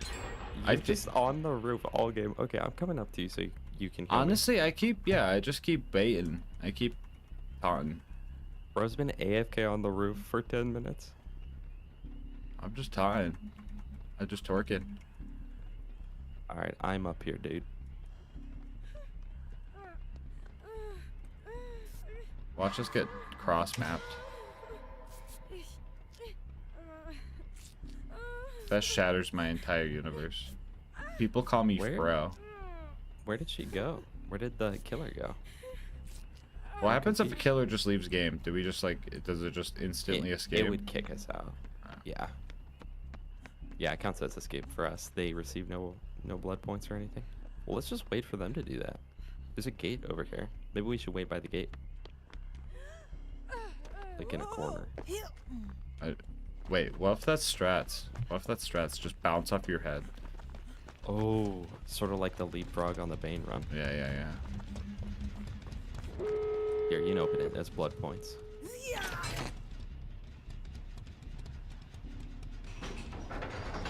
You're using me as bait, don't lie. I don't know where the killer went. Like, they actually might not be in the match. No. Like, they're probably AFK in a corner. But I don't know why they do that. Mom called her down for dinner. Can we fart? Can we fix extra generators?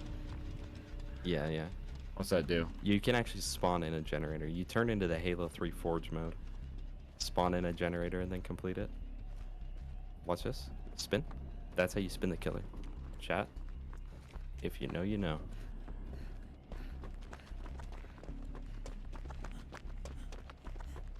Oh, I got an achievement for that. What? Complete the main gen and then escape. You probably got the same one. I mean, I'm looking at them there. Killer went AFK, I guess. GG. GG. GG. G freaking G. Oh, chat, by the way, sub 30. Or sub 28. Sub 28. Chat, is this stream dead? Chat, is this stream dead? Do I even add sleep time, guys? Honestly,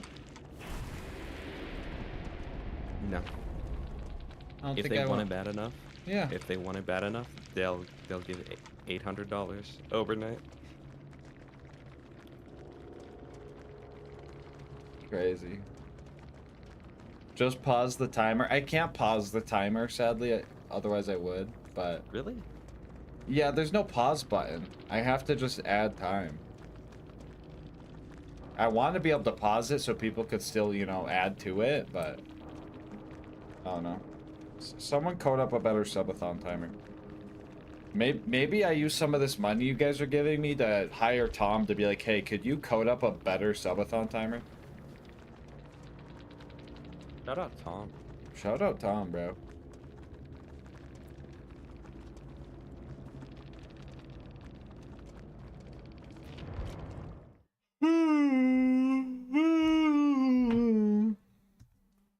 Well, chat, Sunday, get ready. You gotta keep the subathon going till at least Sunday so we can play Wonderlands on stream.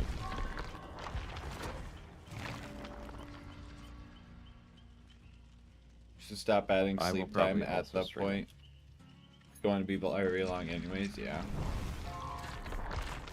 So my idea is, right, I think once we hit a week, I'm maybe 8 days if TX is going to be available Sunday, but Oh my I gosh. I What? just realized QuebQ7 also gave me $5. Thank Yo, you so much, Queb. QuebQ. Web. I'm so sorry that I didn't see that until right now. But thank you so much, actually. Yo. When next sub goal? When I think of one. I gotta sell TX on TX, bro. What, dude? Chaos 100, dude. Max It's fine. Chaos. It's fine. Chat, It's 60 chaos runs. Any of you that play Wonderlands, what is max chaos run like? Like, how long does it take to hit chaos 100? I'm pretty sure once you get a build going, you just steam through it, bro. It'll be like 1 or 2 streams worth. And then you could just say you did it, and you'd be like, yeah, I got it, and then, you know, you could just say you did it. And then you could be the Borderlands professional, you know what I'm saying? That's true. You That's know? true. Then I can say That's that I've under done your everything belt. in Borderlands. That's under your belt. Quick 20-minute adventure in and out. That sounds In and out. sarcastic. It's a reference. All right, guys. At 9:15 subs, Gas will be playing Killer. Hey, no way. Honestly, Killer's fun, bro. You should try Can we it. still You should queue try it. up together if I'm killer and I just murk you? No, there is a 2v8 mode though. That That's comes crazy. around. Yeah, but queue times for Killer on that mode are literally 15 to 20 minutes. Just because everyone wants to play as That's Killer. on stock that mode. grenade only run. Yo, Kanye West is in my chat. That is crazy.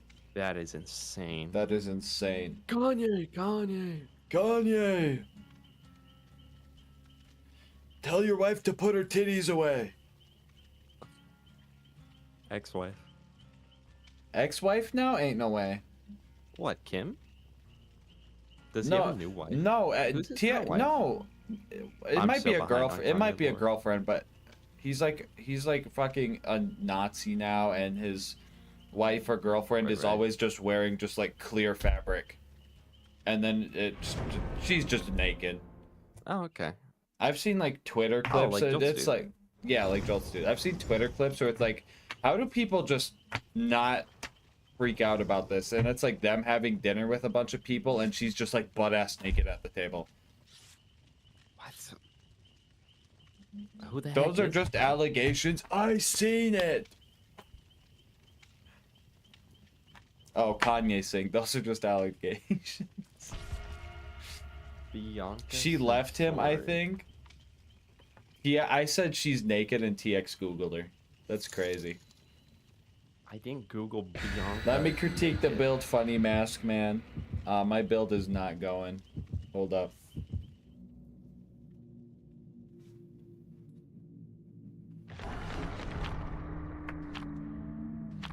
Wait, Kanye said he talked with Adam Sandler and he takes it all back. Is that real? To Galaxy Pro. Is that real? If that's real, that is crazy. Oh, the Executioner. This is Pyramid Head from Silent Hill. Pretty much, he leaves behind barbed wire. If you step on the barbed wire, it's pretty bad, but it won't hurt you. So, like, it's better to step in it and not die than to avoid it entirely. But also, he has a ranged attack that can go through walls, but it's kind of hard to hit. Like, very dodgeable. You guys are right there. Oh, I found him.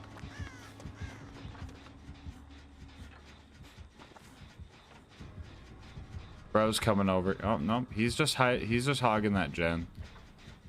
Oh, he's undetectable. That yellow on the gen means that he's undetectable. He's So we can't coming, hear him, but He's okay. gonna come over here.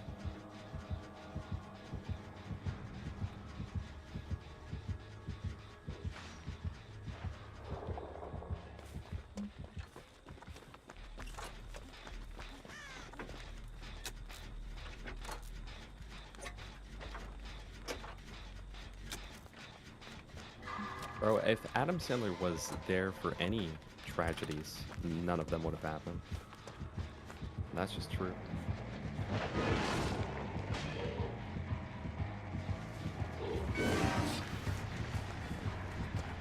Oh, What? that's crazy.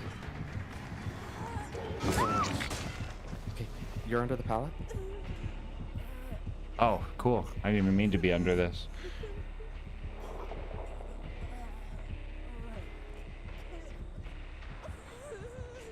Chat, did I get scammed there? A little bit, but also not really. Watch this scam. And I'm up.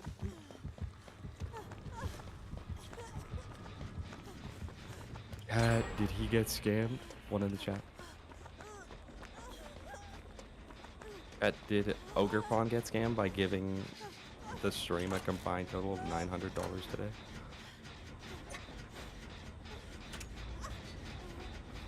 $900? What did I miss? What? Well, all the stuff he gave you today. That generous little guy. And I don't Ogre know is the thing pretty is- baller. He is incredibly baller.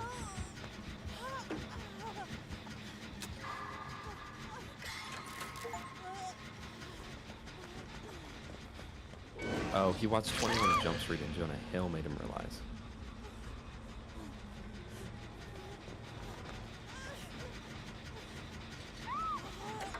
Or I watched 21 Jump Street. That's crazy. Well, That gen's almost done. No! This is the most tragic thing I've ever seen in history, dude. I watched that.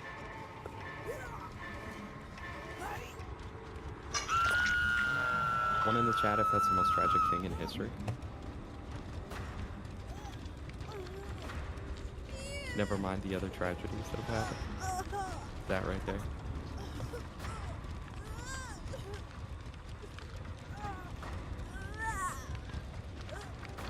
Alright, before I get you, I'm gonna make it so the gen stops regressing. someone got me. Okay, perfect, perfect.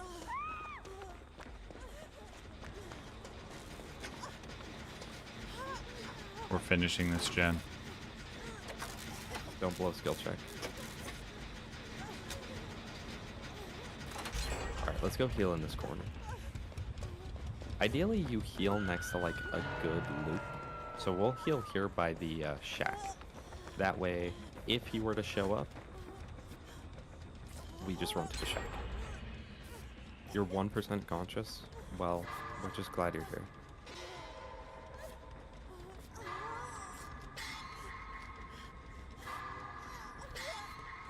I just double great skill checked you.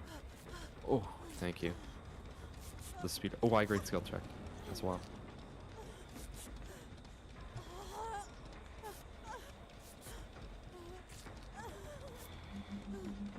All right, nice. We're back in this. This one done? Yeah. Yeah. All the gens we did are on the same side of the map. We are doomed. There's one way up there. We can see Claudette on it right now. Honestly, it'd be nice if we don't complete that one. Because that one's really hard for the killer to get to. This pyramid head hates this guy. Is he camping him? Yeah, but wait, the anti-face cam mechanic should let this guy out in a second. If not, I'm just doing a gen.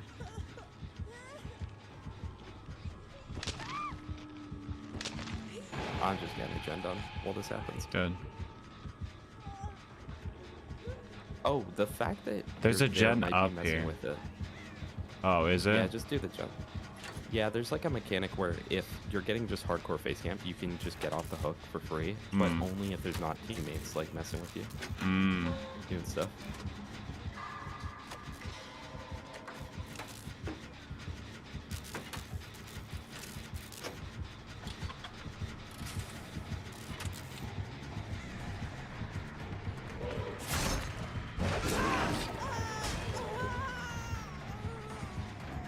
Alright, I'll get that guy.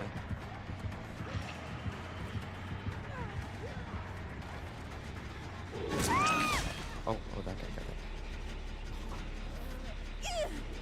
it. This one up top is like so close to being done. Okay, and I'm working on this one down here. Oh, Claudette's on this with me. This is actually gonna go so quick.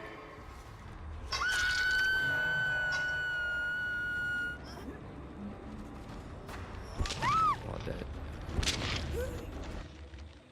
I lost it all. Is he hanging out by you? No. No, he's not. I see him. Alright, He's well, I on feel me, like I he's really on need to me. Get this complete. Bro's, yeah. Bro's mean mugging the shit out of me. So what do I do if he's mean mugging the shit out of me and this bar You see fills that up? bar at the bottom? Yeah. Then it will give you a prompt, and then you can just get off. And you can take a hit for free too. He just hit me for some reason. Does that do anything? No, that's just BM. He just hates you.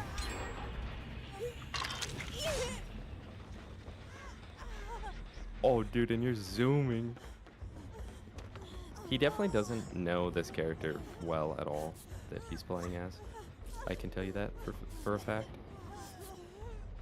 Considering he had the ability to teleport you to a cage instead of hooking you. We should probably heal you.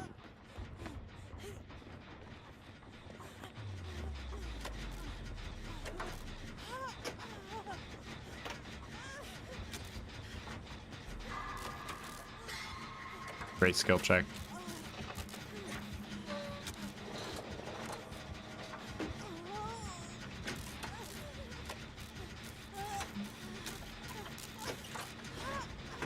Alright, so where are these exit gates? There's one over by oh, they're way over there. Okay. That's fine. No way. Are you running adrenaline? I think so. Are the heart perk. So that just insta healed you because the last gen popped.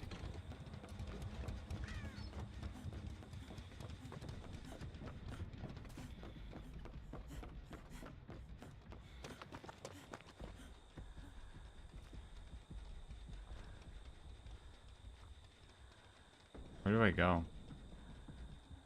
One of the gates.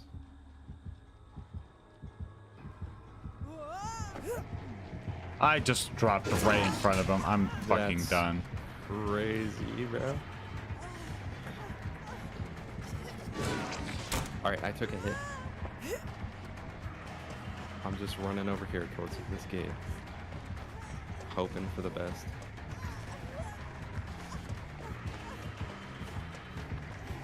We gotta split up. Praying that it's open. It's not open. Oh, that jump scared me.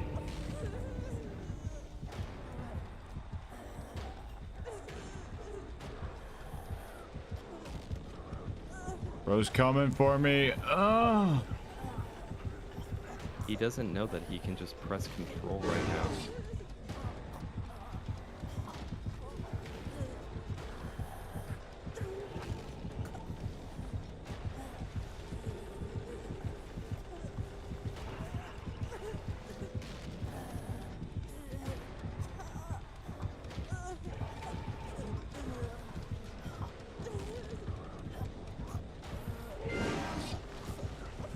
Yeah, just recover, just recover.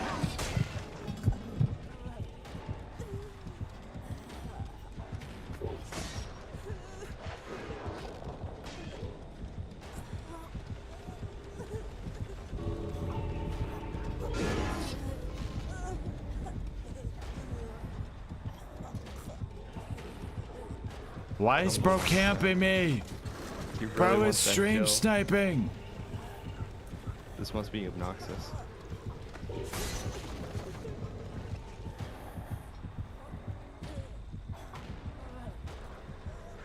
Okay. I get my flashbang here.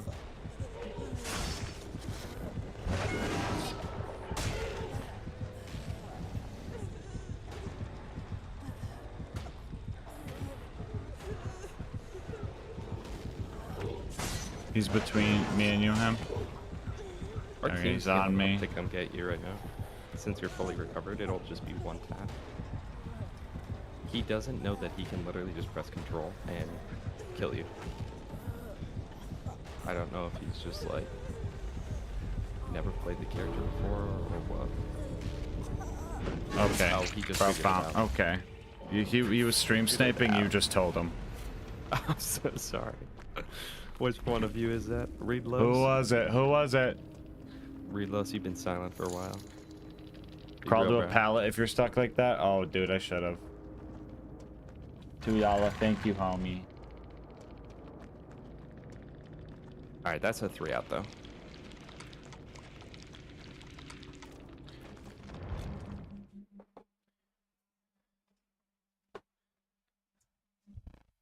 That is oddly convenient that right after saying he doesn't know he can press control, he pressed control. That's funny. Oh, he had... Chat, what was he doing? He had Lightborn. He literally could not have had any flashlight save him. What?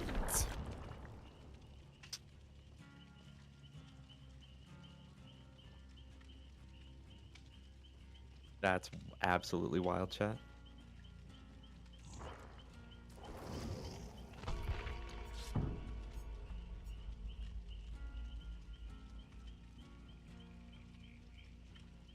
Alright, are you ready to run the slippery meat build? Eh. The slippery meat build? The perk that lets you have more chance to unhook yourself? It's still RNG, so it's still like grit. And it's a pretty low chance, admittedly. But I can put on some things that increase the chance. Fuck.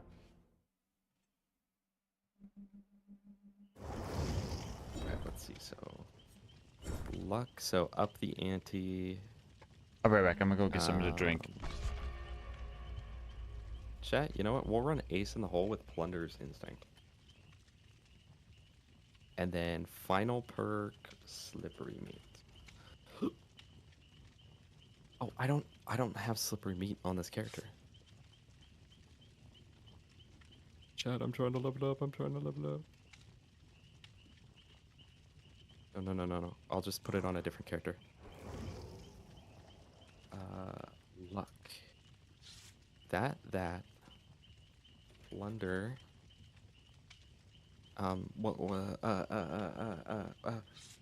Slippery Meat.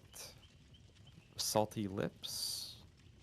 And then what's BM? Purple Medkit.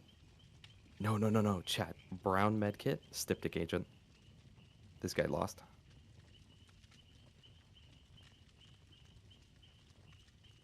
No, because I'm gonna be picking up chest loot, actually. Hey, Glizz. Good night, bro.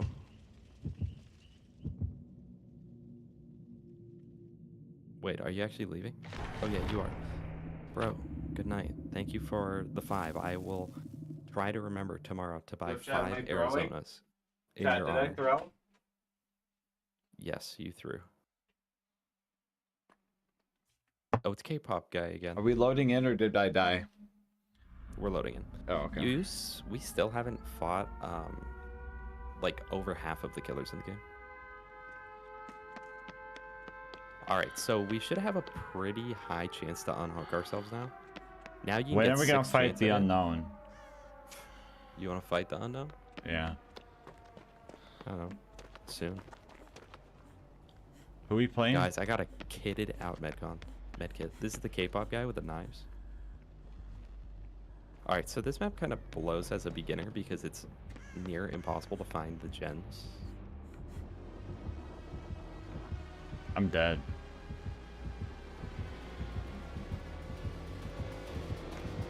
Yeah.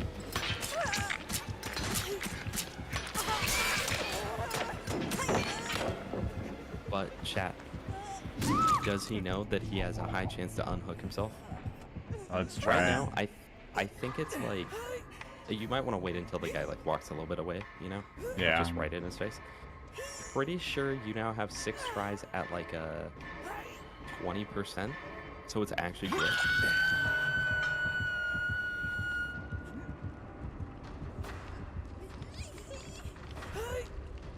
Alright, that's fine. That's fine. In the time it took him to hook you, we got a jet done. I got out. Oh, easy, dude. My meat slipped, chat. Chat, my meat slipped. Bro's meat slipped right off that hook. Find a gen challenge impossible, though. Literally.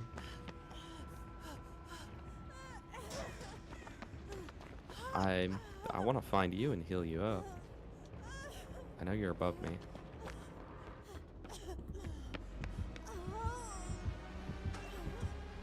Oh, he's nearby.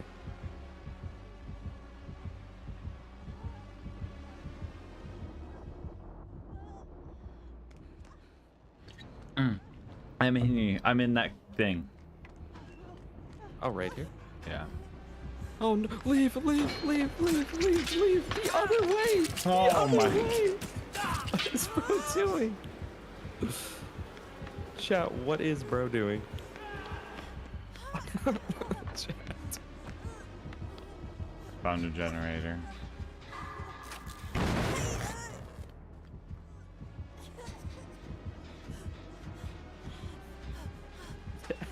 You said found a generator. I look at the other screen, you're blowing it up. What was that? What'd that mean? I have a skull and an eyeball. What's that mean? The eyeball is blindness, so you can't see auras. The skull is your one hit for that duration. But you're already injured, so it's not that big of a deal. But check this out, guys. Slippery meat build coming in right here.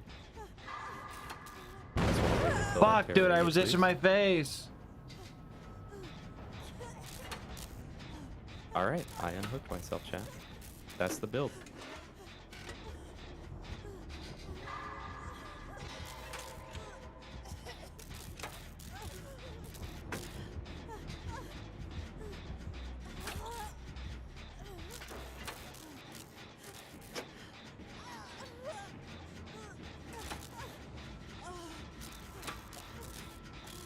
Well, chat, it really could be worse, couldn't it? Picked up a survivor in your closet. Okay.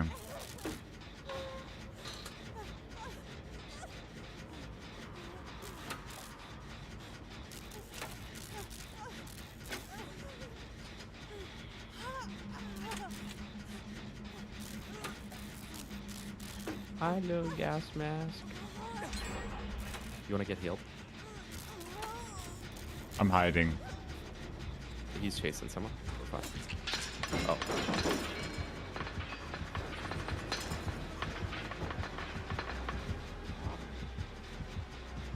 You want to get healed? And then just stand like by this pallet in case he comes down. Oh, I see. Yeah, yeah.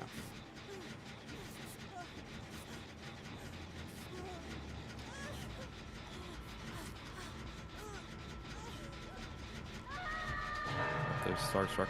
See, but Obnoxious, I haven't had crowd control proc yet, so I don't think he's doing a death. But also, actually, have I vaulted though? I'm exposed right now. He's pretty bad, and I don't know where he is because this map.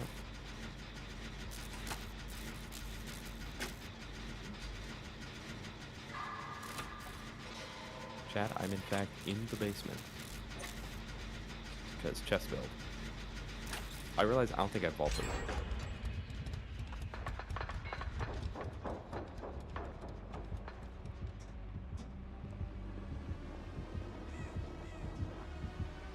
No way, I found a key.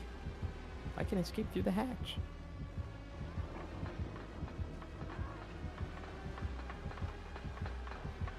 Alejandro should know that I'm using all luck, so if they unhook themselves, they will get it right now, I bet. But otherwise, they're just gonna make it to second phase, so. Bro, unhook yourself, bro. You're throwing my match. That's crazy. What do these skulls do? I'm cleansing them. That gets you 1,000 blood points. If those are the things that if they were on fire, you can cleanse them, and it just like deletes a perk from the killer.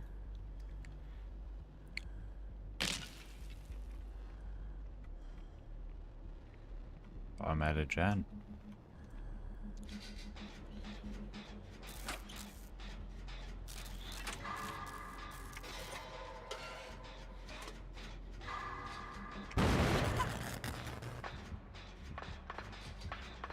Someone's got to get her, because there's like no way I can right now. Okay, I'm just gonna go for it. Oh wait, she can unhook herself. She has the thing. I just saw her start the animation for it. So I think it's totally fine. I think she's gonna wait until the very last second. Mm. Yep, there it is. Guys, it's crazy because we're fighting face campers in 2025 when that literally just doesn't work.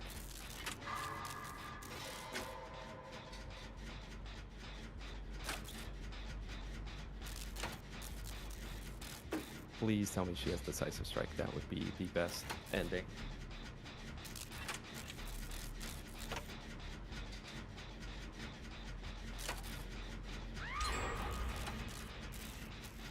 So found out Yes, that for yes, BL2 rate that mobs can turn Tubby as an obesity rate. I've never laughed so hard. Wait, what?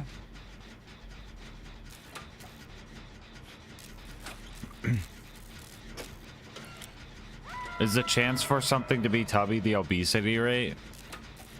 That's crazy. Why did it just get an aura throughout the whole building? I don't know.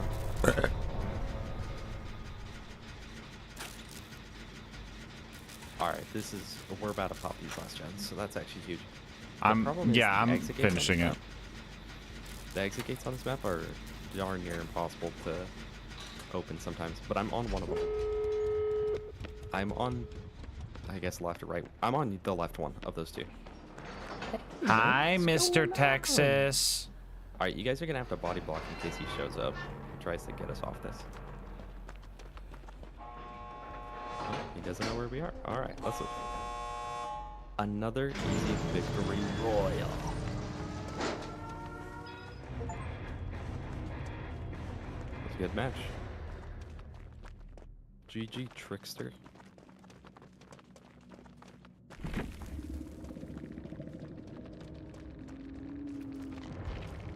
No, not adapt. Oh, plus he had Thana the whole time. We just were not looking, chat. Is the cracked sash considered unique? Yeah. Sorry, my ex's name is Alondra. I had to. That's why he face camped and on this guy, because his ex is named that. Bro brought his real life troubles into the match. If that anyone joins unhooked chat no with gun. my ex's name, I'm actually banning them. Well played Permanently? with one of the most annoying killers. Let's go. Yeah, perma ban. Thank you for another $2.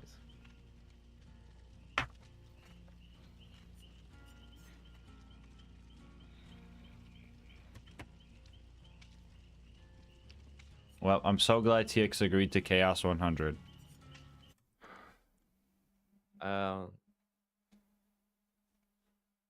Hamathor the Meaty, I have not, that I know of. Since when did I agree to that, Gas? When you said, yeah, I guess so. I guess we'll do that. Oh, okay. I guess that was a verbal agreement. No, I'm gaslighting you right now. You did not actually say that. Oh, I'd believe that. I was like, okay, yeah, I guess I say some crazy stuff. What are we at right now? Well, I'll get the next sub goal set up. We're at 910.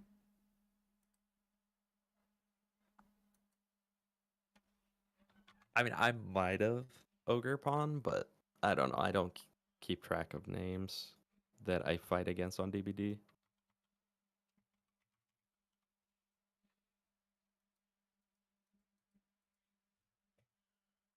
Aside from this one streamer that I fought that threw a fit about me and was talking about me hours after in the Twitch stream.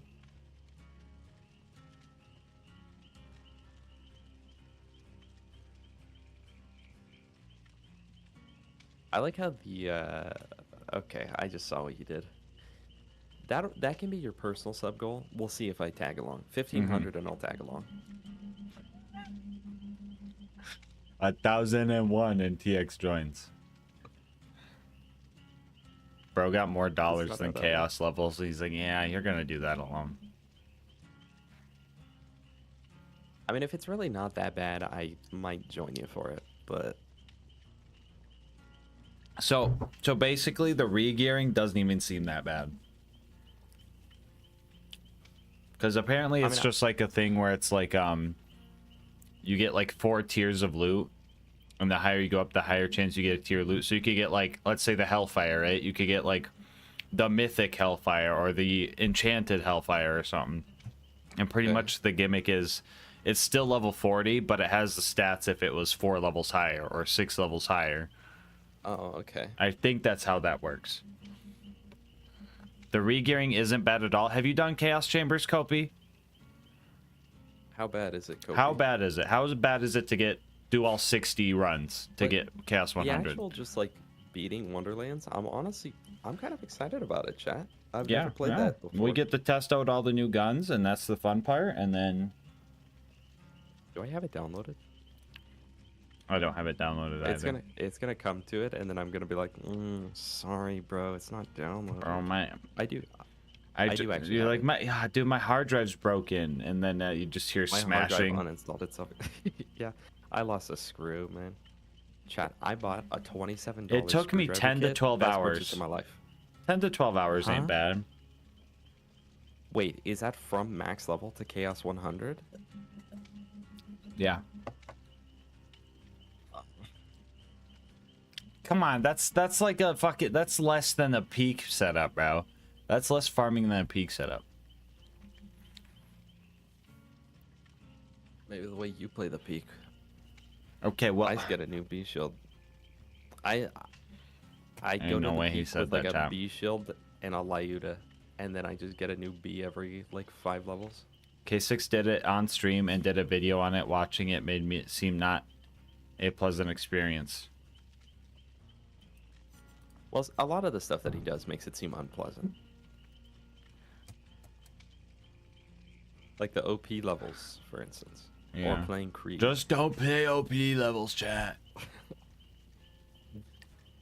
Hey, way can that, I have help? Can I have Krieg built. some ideas for my build? Don't play OP levels. Can you queue up? Oh, I'm sorry, dude. Just yell at me if I'm not queued. I was like, well, I guess he's done. The viewers paid for us to play. It's more tedious than boring. Okay, well. It's more tedious than boring. Tedious and boring kind of fit under the same umbrella, Yeah. though.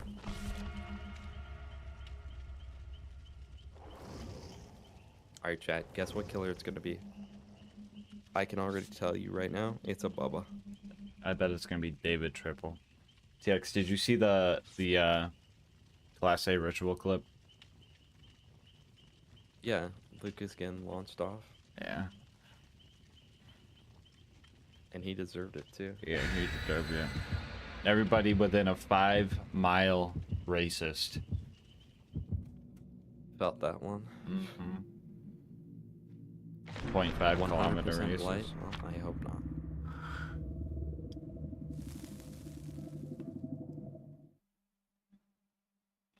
Chat, when are they adding the human centipede? Oh, the doctor. You fought him before. Is that the electric one? Yeah, he's not that bad. He's actually really not that bad. All he has is basic attack. It makes you Good go night, crazy. Kopi. Bye, Kopi.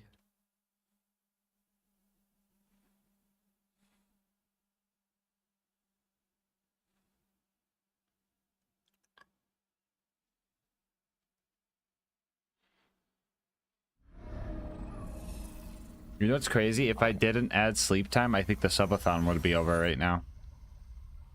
I was thinking about it. Honestly, 8 hours is a long time to add. That's an entire third of a whole day. Yeah. Every day that you're adding. You're kind of rigging it. Wait, where the fuck are we, bro? Alien land.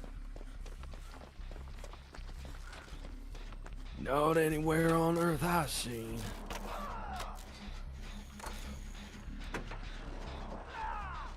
Chat, why does Nicolas Cage have the same scream sound effect as like Jake Park? Thought he had a unique one. Alright, I'm hopping on a generator. That wasn't me. That explosion was not me. Claudette mains. Oh, it's the singularity map. Okay, that makes sense.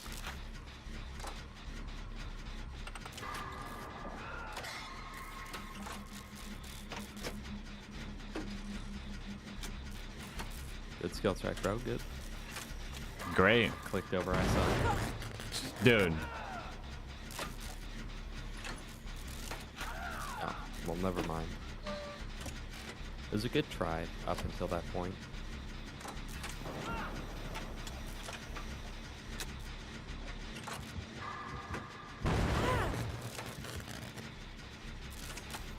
Okay, this guy kicked my gen. He probably has overcharge because he's the doctor. Yep. My skill checks are officially going in reverse.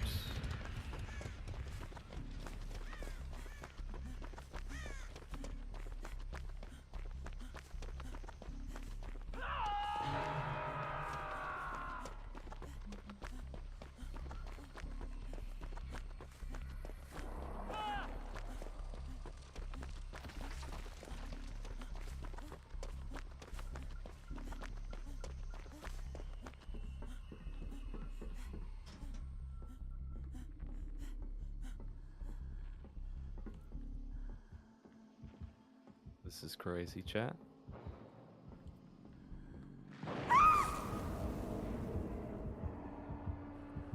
Should I hide him?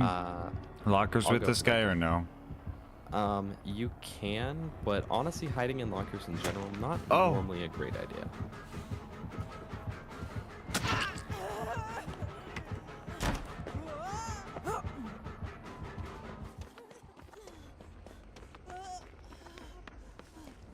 I just Wait, are you owning him right now? I Fruit Looped him, bro. I Fruit Looped the shit out of him.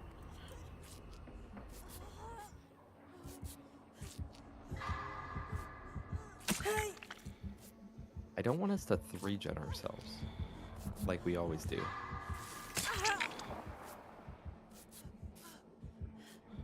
But they're just the most convenient gens. I fucking looped. No, ain't no way he just clapped. Yeah, that's just his, like, animation after a hit. He'd say you got clapped. Wait, you can unhook yourself. Remember? Yeah, The build.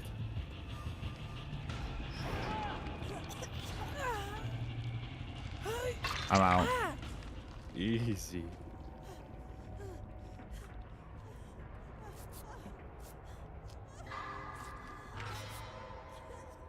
I can't heal myself all of a sudden. Because you ran out of medkit charges. Oh.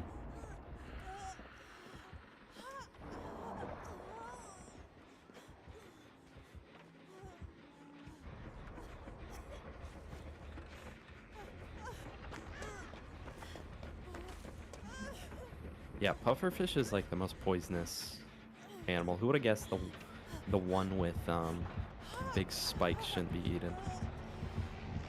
The one that's literally just a balloon with spikes. Same thing with swordfish. Swordfish have the one of the highest mercury contents. Who would have guessed the animal that looks like a sword should not be eaten?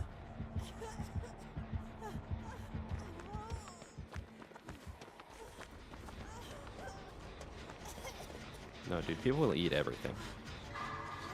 Pretty much just look up like a Wikipedia page of bad things to put in your body and people eat that. Yeah, I heard like Dave there's like a Triple. 1 in 60 chance you just die after eating pufferfish. That's kind of like grit. Yeah. Would you grit the pufferfish, do you think? No, I wouldn't even try it. Me neither. 1 in 60 No point. chance to It die can't for be that something good. that probably just tastes mid. Exactly.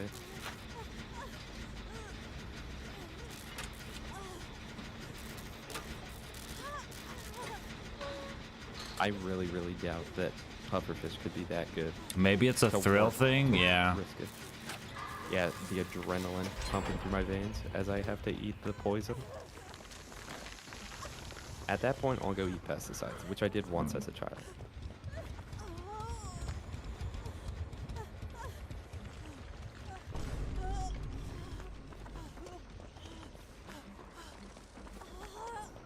It was directly after my dad said, "All right, don't eat the grapes. We just sprayed them, so do not eat them. Whatever you do." Like, yeah, I get it, Dad. Literally within 5 minutes, I go over to my dad. Yeah, I just ate the grapes, Dad. And my first instinct was to drink hand sanitizer. I luckily didn't go through with that, but I really thought it because I thought it would like clean out the poison.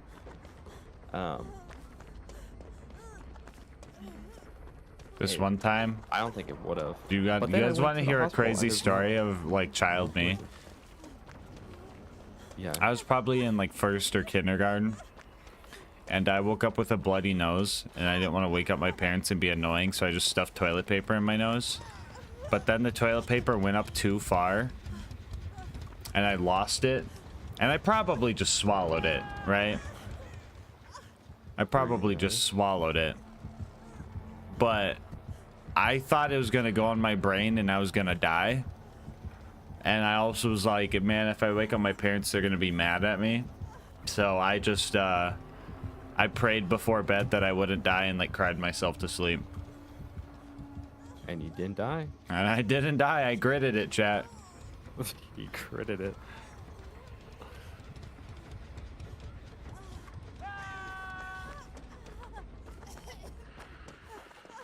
How'd they taste, though? But he could not grit the queso order. I That did was- not grit the queso order.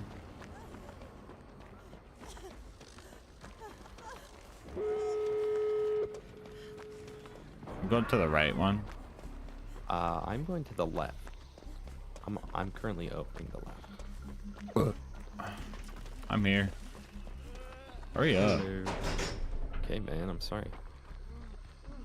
There's a perk that lets you open quickly.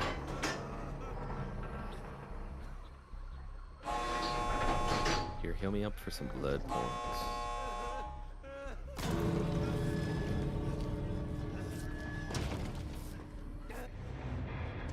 He left the game. What an L killer, bro. He left the game. Big fin squid. They are terrifying. Ah, dude, I hate sea life. Let me look this up. Big fin squid. I don't want to see this.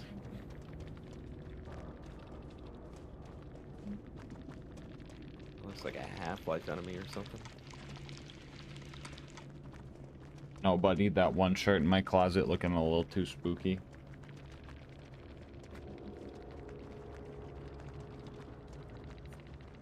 Nobody, that I like one this shirt in one, my guys. closet that looks like Slender Man.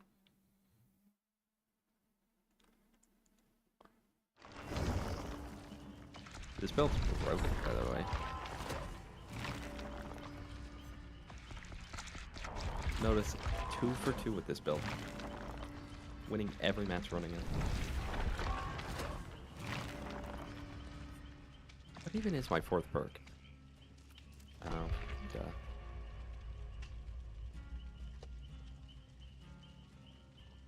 Oh, I redeemed heart rate monitor 3 games ago, by the way. I didn't even notice that. You want? Okay. Put it on. Let me find it.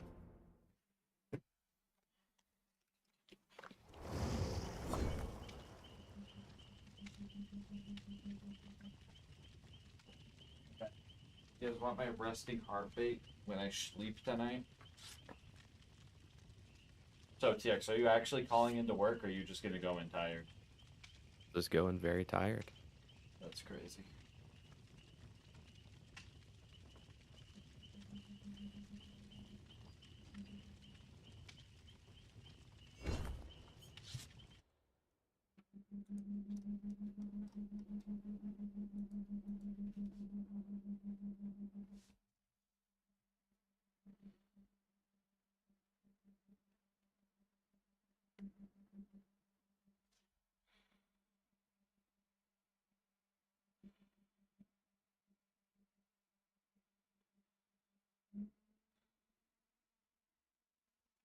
Calmest DBD streamer ever.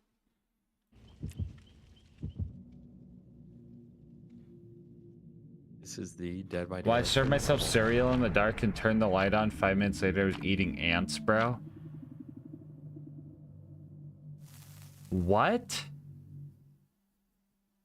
What? Dude, when I was little, I served myself cereal in the dark and turned the light on 5 minutes later. I was eating ants, bro. AK, you're wildin', bro. Ain't no way you got a box of ants next to your boxes of cereal. What the fuck's going on in your house, bro? Oh, my cat's meowing. Oh, okay, so there's ants in the cereal. My brain's like just a bowl full of ants and nothing else. Ain't no way. Ain't no way he's already in here.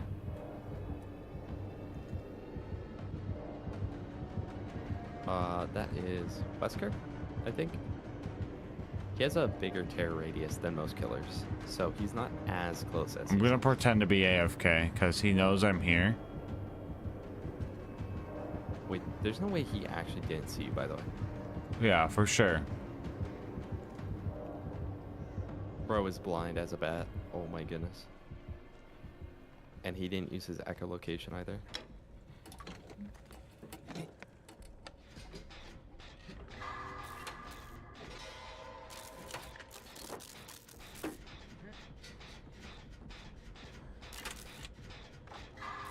Alright, he found our little buddy though.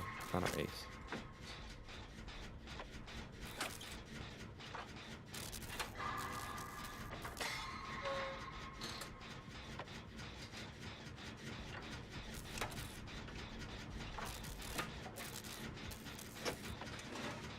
Chat, do I sit in that spot again? That's broken, I think.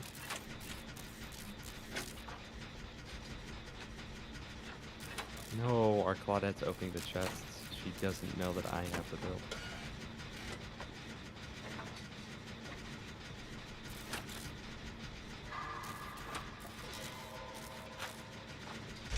The humbled squid. Bro hunted playing Dead passive by over Daylight with 1,000. only the mini-map. And missed me, bro.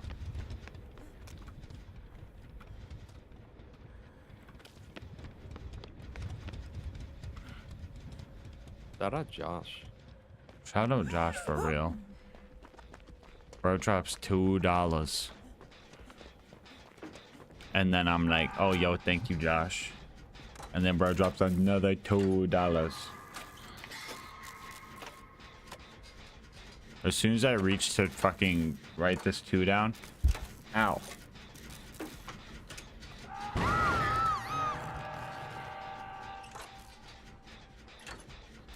I told you. That's, dude, that's soon. SCP 33806.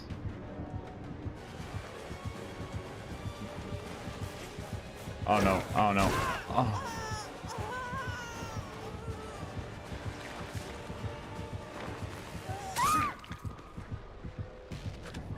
Well, time to write the Okay, 2 that's down. fine. You'll be able to unhook yourself too, so not much to worry about.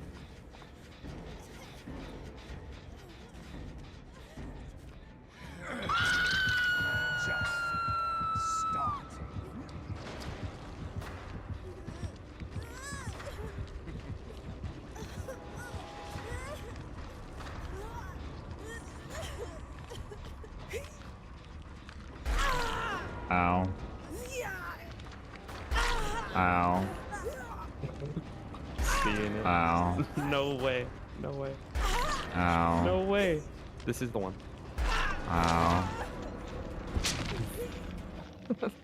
The grit did not proc. Let me tell you. Only got 2 points in grit.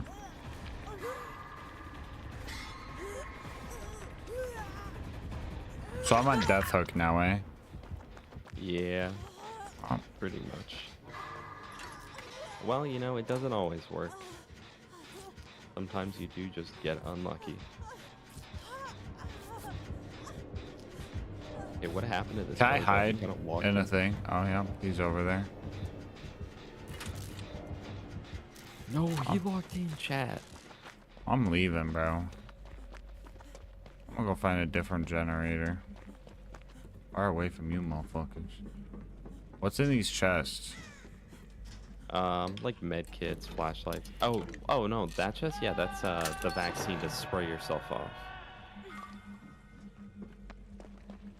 Bear spray, chat. We found the bear spray. All right. Get me off the hook, bro. Come on, get me off. Come on. I'll get off here. Don't worry, I'll get off here. Boom! Easy W. TX got you back on DVD. I got TX on DVD, bro. Bro. Ogre Pond got us on DVD. And that's a fact. All right, that's gotta be my last super chat, but it's funny. Thank you for the super chats, Josh. Appreciate you, homie.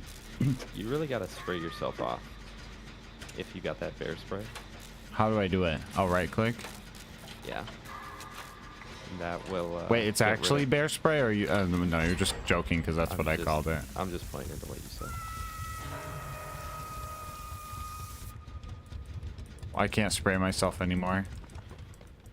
That's because it's already gone. Oh, You already cleared yourself.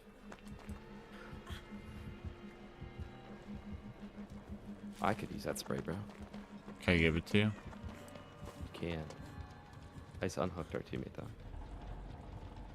I'm healing her up. Great skill check. Let's go.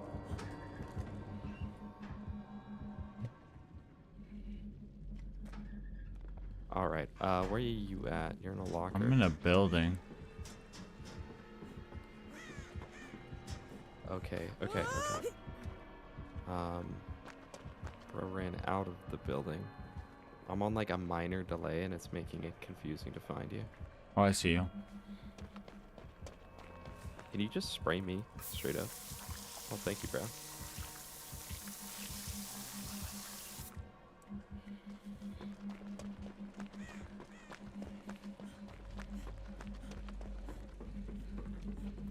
Web. That's horrible, bro. Here, you get on that one. I'll find a different one. To What? date. Oh, I didn't even see that, bro. What the fuck?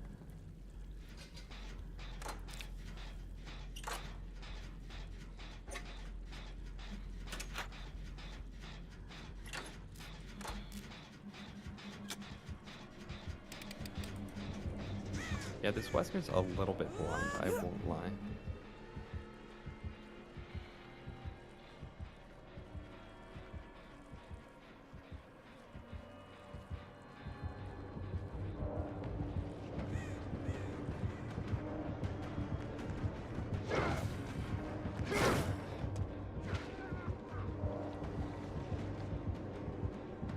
Walk through this pallet, bro. Walk through it.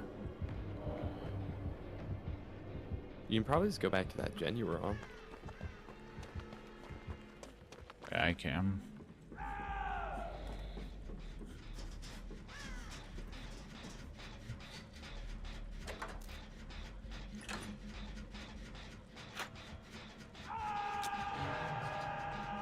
We just need to make sure we get the gens complete. Otherwise, we'll give this guy a win.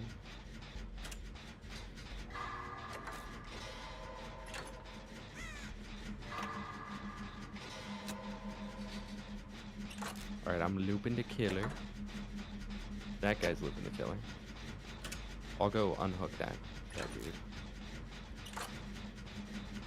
No, not on your face. No.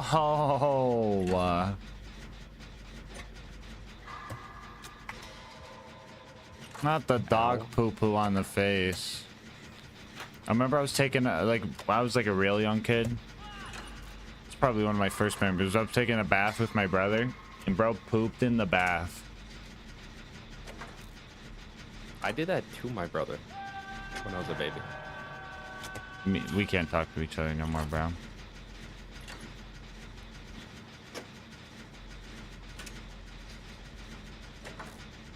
Sorry, man. Bro pooped in the tub. Rub-a-dub-dub, bro pooped in the tub.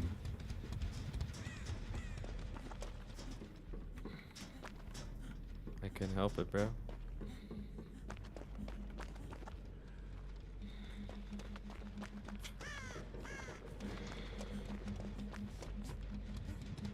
Oh, you finally set up the bingo chat, the channel rewards? Yeah. What's it at? Like 100,000 or something? 200,000. Oh wow. 1/25th of the way through challenge you guys to bingo. Yeah, I set it to 200,000 because if they win, they also get a prize.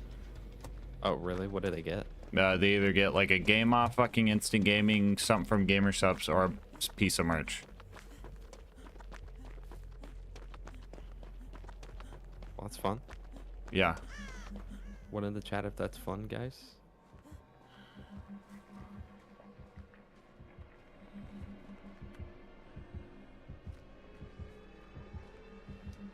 I'm gonna try and finish up the gen our Claudette's been on for 10 hours.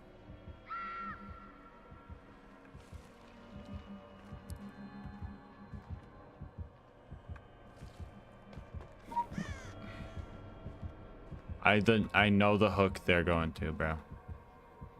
No, I don't. Maybe I gotta start running Saboteur and sabotage the hooks. Can you make it? Can you sabotage all the hooks in one game? Yeah, but they respawn after a certain amount of time. But it's straight up. We just might be delete it. 3-gened, but they're 3 hooked. Exactly. There's actually a perk that when you get hooked and then you get unhooked, you delete that hook for 3 minutes. That's crazy. So if all 4 players run that, the killer actually just can't hook you at a certain point. But then he'll just slug you on the ground, so. Let's see if I'm she going for that door. Adrenaline. I'm opening this door. Probably left a door.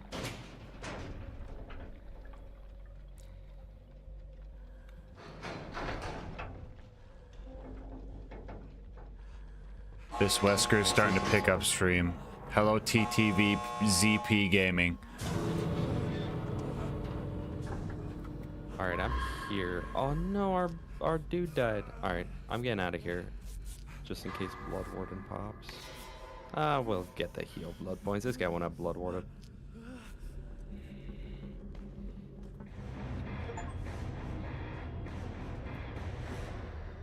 Oh, these games are too easy, by the way.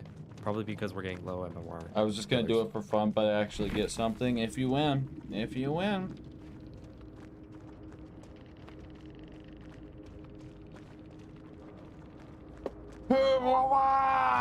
Oh, I also said that I don't know if I wrote it in the description, but I said it could be a 2v2 if they want, assuming you would want to be in on it. Yeah, yeah. So that's 200,000 for the bingo match against him, and then 100,000 for me to co-op the bingo. So 300,000 total, but split up amongst 2 channels. No, the 100 no, you're doing this for free. Oh, okay. I guess.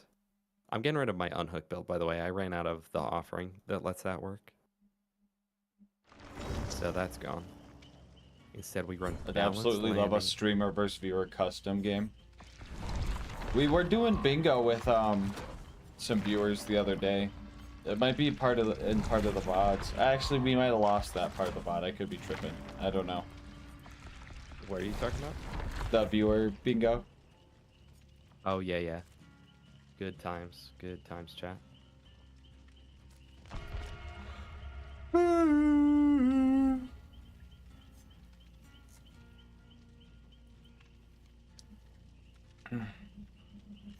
Yeah, I think tomorrow we'll make the marble map.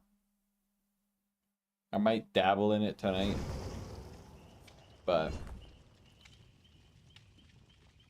depends on how EP Mr. Texas gets. Well, I'm here till the end, apparently.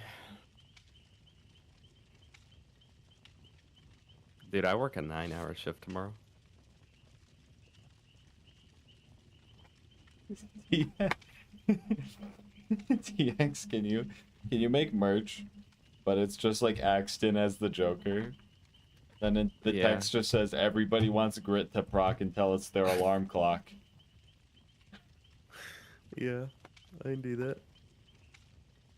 Chat, when you accidentally grit the alarm clock, bro, and you miss you're late. I hate that. I hate that. you wake up and when you know you're gonna wake up tired, but then you wake up and you're oddly refreshed. You're like, oh no, Something bad's gonna happen. I missed it. I missed something here. You look, noon 30.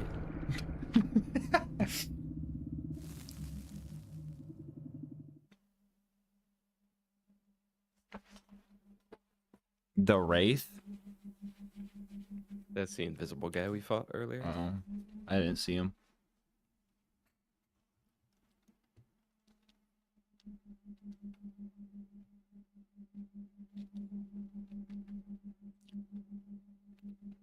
First time I've seen less than 30 hours. Crazy.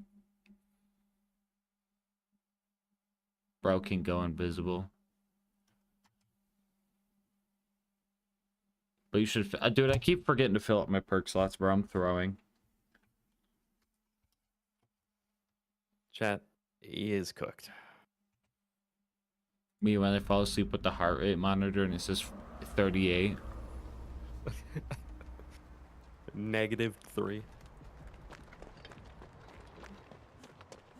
Me gritting the heartbeats. No. Chat, name one thing you wouldn't want to grit.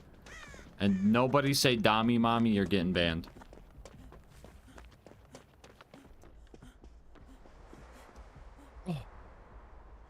Bro, I just What? got something I just crazy. see someone bing bong with the bell. I just see one get belled, bro. Yeah, he's belling. Fresh Prince of Bel-Air. Ain't no bro said ting to ting ting.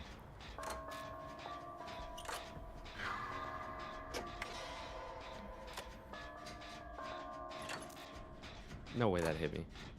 Chat, it's over.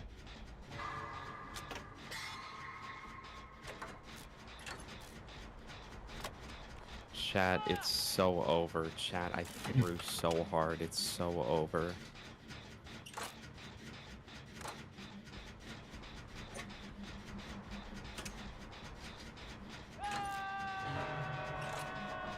You took away the only answers. Crazy. Insert Durin reference here.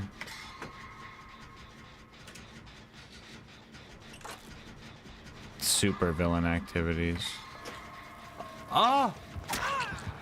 What?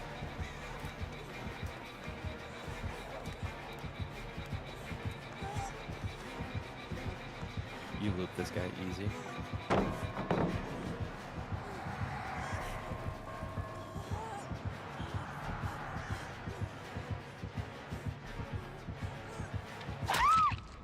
Fuck. That's okay, that's okay. We're getting gen progress on. Except our Fangman is actually doing nothing, but it's okay. Happens.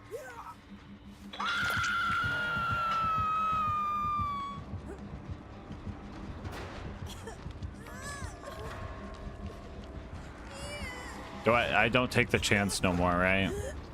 No, I don't have the build.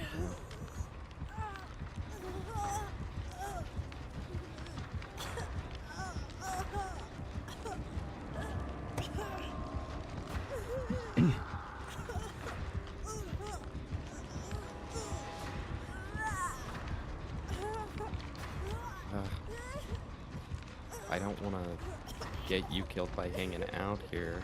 I want to unhook you, but...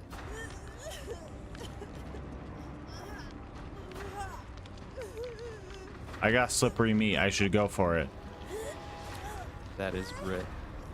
You have like a 5% chance. I got a great comm. Oh, I That was a forgot I had goof. balance landing. That was a goofy looking skill check. Why did it look like that? I don't know. Probably has some perk. Okay, I lost this kind of chase.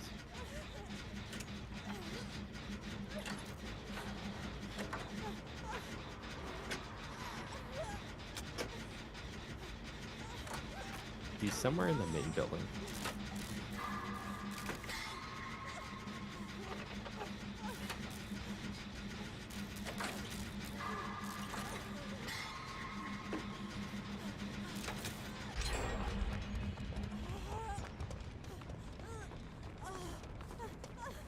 chat. Yeah, I don't know where he is actually.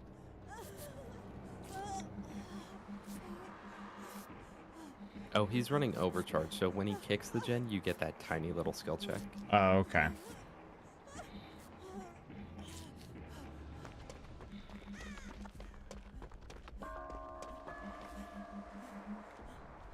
Bing bong.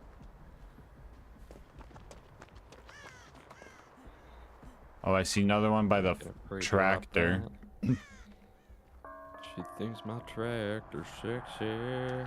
Oh, I think he's seen me. I'm not gonna go for this then.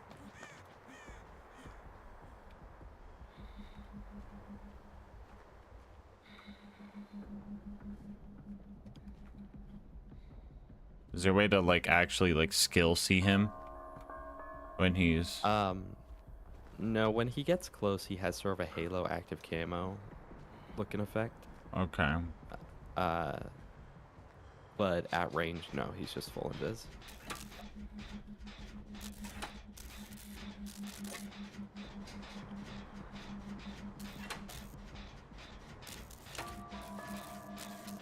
What's the bell ringing mean? That's him uncloaking. Normally, you can only hear that right next to you, but he has an add-on where you can hear it around the whole map. Oh, you can also hear him breathing. That is true. Yeah, we have not gotten many gens done. I I'm just got a sorry. sabotage toolbox from the chest. Chat, new strat unlocked. We got a sabo like crazy. Oh, I'm blind. Oh, you stunned that guy though.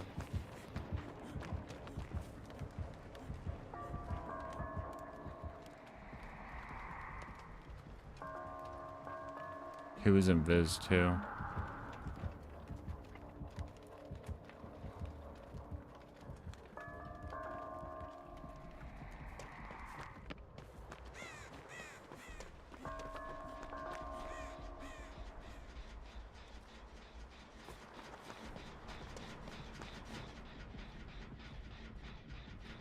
Oh my gosh. Oh, never mind. We have Legend 7 on our team. I thought that was the Legend 27. Yeah, I did too. The fabled Legend 27.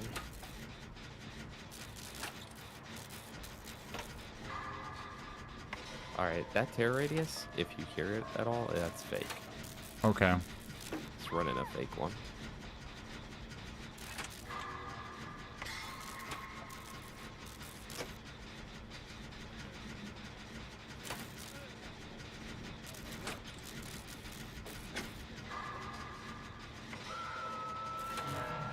Okay, bro's in the basement. Oh, dude, I just looted a purple medkit. This is crazy. But if this guy comes over right now, I'm dead. Should I help heal you? No, no. You're good. Oh, he found me. I tank it. I'm gonna get the person in the basement.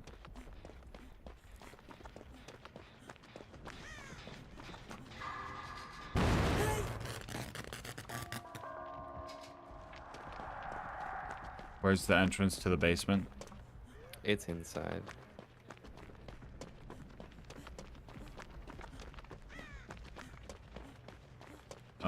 Yeah, chat. There. I'm going for it.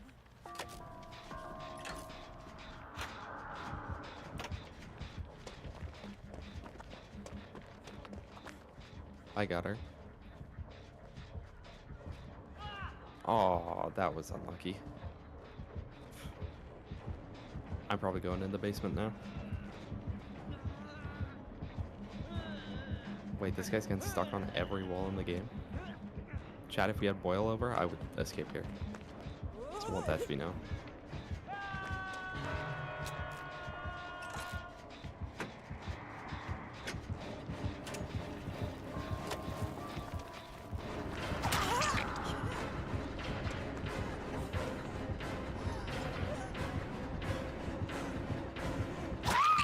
Damn it.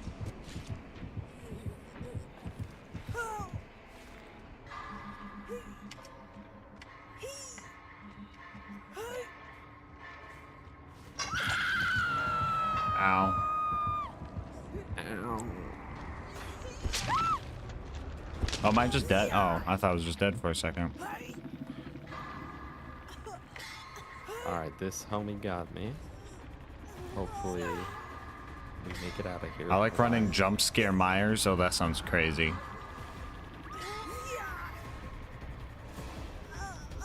Is there still horror to this game after playing it for so much?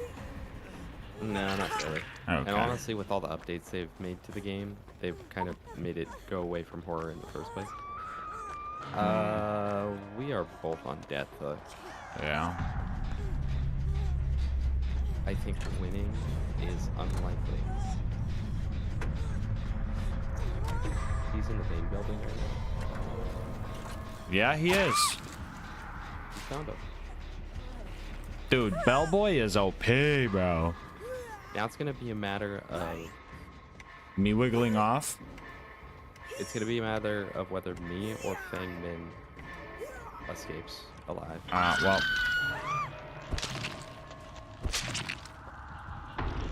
Bro, Gas, look Alright, behind yeah. you. I probably should have.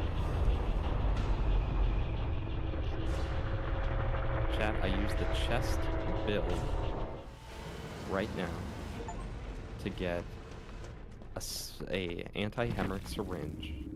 Bloody millionaire. Oh, never mind.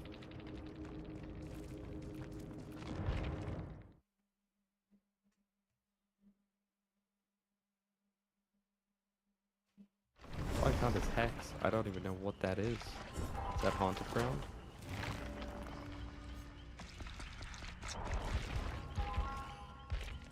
Yeah, it's a horror themed game.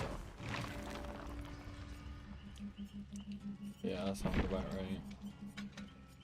I know, obnoxious. I know. It's very obnoxious of him.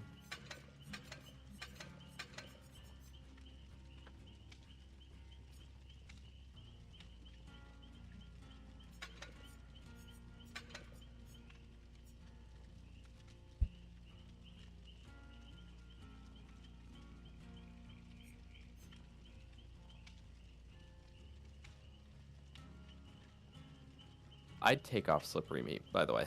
That perk is only good when used with an unhooked build. Otherwise, it's trash. Also, Spine Chill is also trash. It used to be one of the best, but now it's kind of bad. You could try Quick and Quiet. It makes it so when you fast vault or go into a locker really quick, you don't make a noise. Oh, okay. But it's only once every 20 seconds.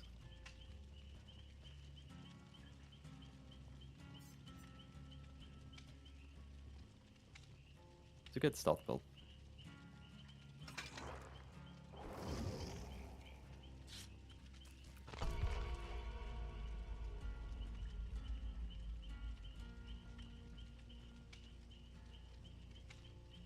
Alright, chat. We're gonna go balanced landing.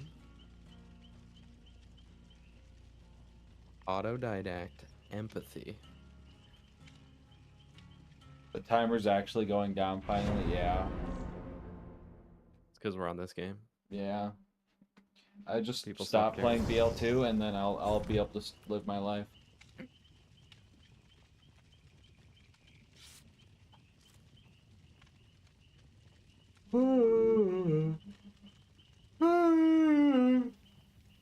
That last perk is dramaturgy. No.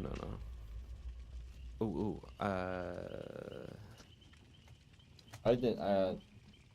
Fuck! I forgot to shower today, guys. I still need a shower before bed. Little stinky mask. Yeah. Little smelly dude. Yeah. Yo, Facebit, thank you for the raid. How's it going, homie? Borderlands 2, baby. Yep, this looks like Borderlands 2 to me, chat.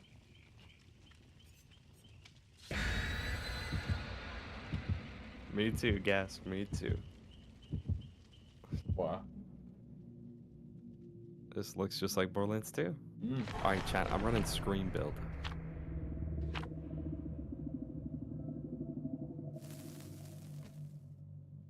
What's that mean? You'll hear it in game.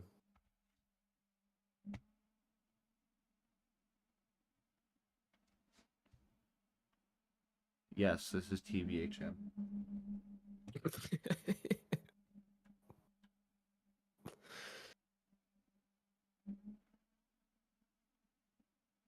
NPC,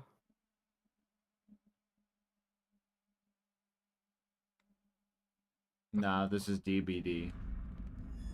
Oh, fuck, you're right, dude. How did I not notice?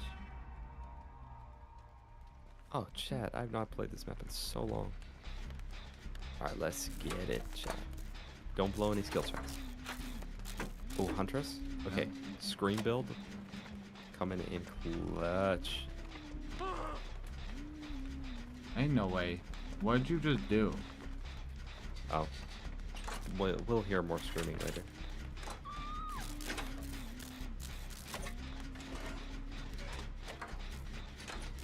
Rage on Jack, he's on day like 7 or some crap with a This subathon. is day 5. Day 5 of the subathon, he's tired.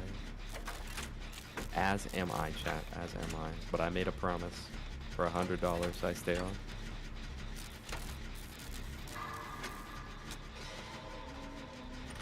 This is the easiest gen of my life. Holy moly. He's getting close, I think.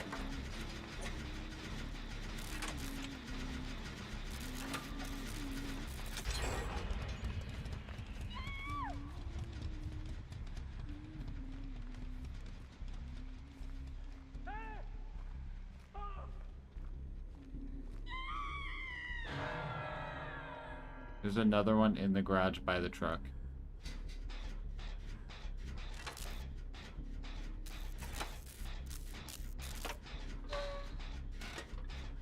So I Alright, see I got sometimes I this guy see these unhooked. doors that have patterns. Are some doors just closed in some generations?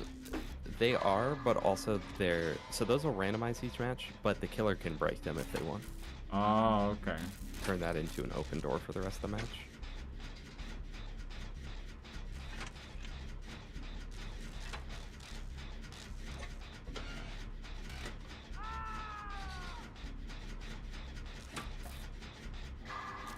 Alright, that's fine, that's fine.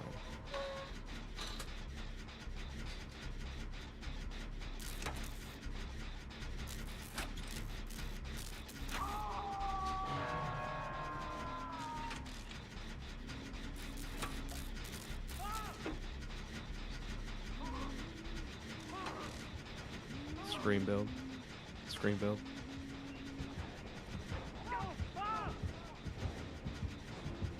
You hear me yapping? Yeah.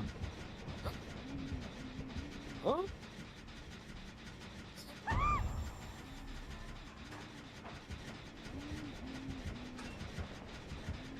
Wait, if I'm exposed, does that mean you know where I'm at? No, it's kind of misleading. That just means that you can be one shot. Like By, right here. Yeah. Fuck.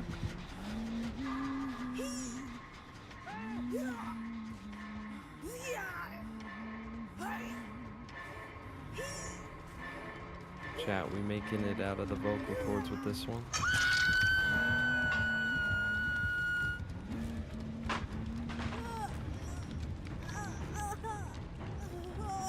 Hello, Ray John Jack. Enjoy a little gremlins, but I gotta go. Have a good one. Yeah, you have a good one, Face. Thanks for hanging. Later, Face.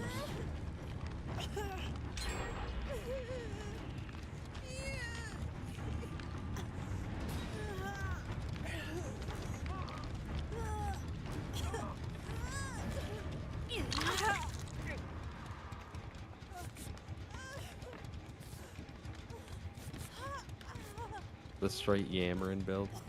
Who hooked you? Joe. Oh, got The him. Huntress.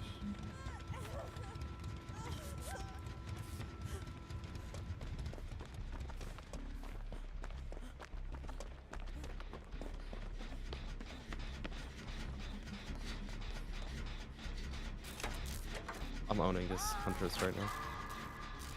It's like not even remotely funny how owned this guy is.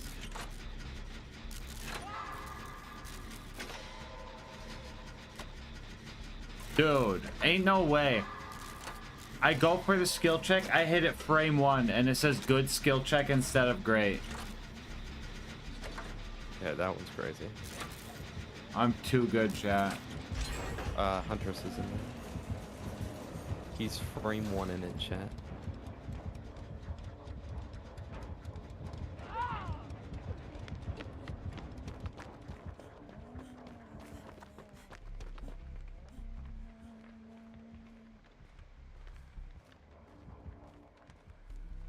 A autodidact rock, let's go.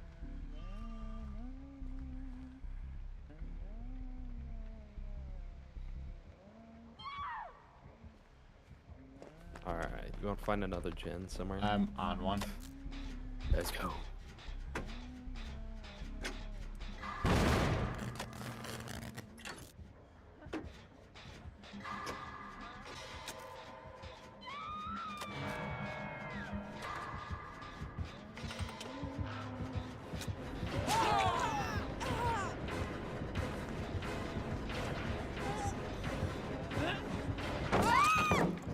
God, I can't. I hate looping this Huntress bitch, bro. I know. She's very much loopable, but it can be hard if you're new.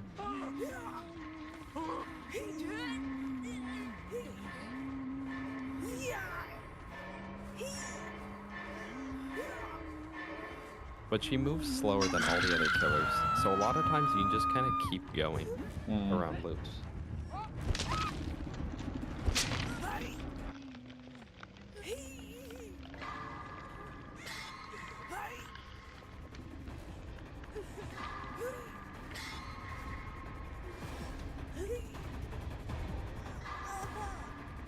I hate looping Huntress. Gas says after not looping the Huntress. You know what I mean? Dude, I'm looping this dude.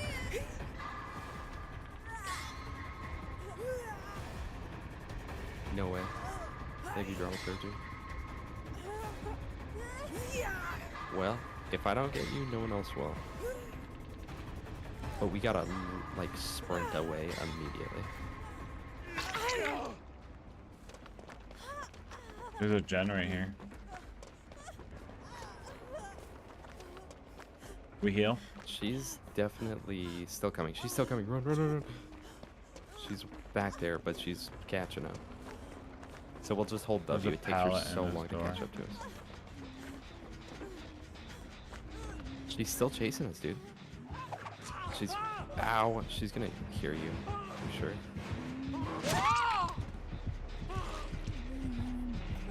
I warned him, Jack.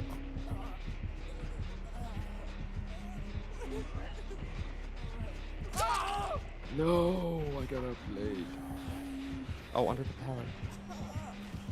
Crawl under the pallet, crawl under the pallet, crawl under the... There's a guy in the locker near us, so if you're under the pallet, why did he do that? Bro's on the gen. Chat ban this guy.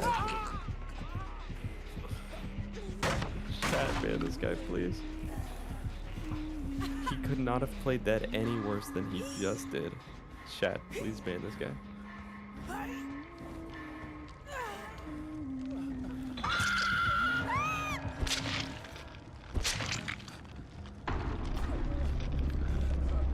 Please ban this guy, chat. Ugh, dude. This MF right here, bro. Oh, she died for me to survive. That's streamer privilege. That's crazy. She saw I was queued up with you. Ran with it.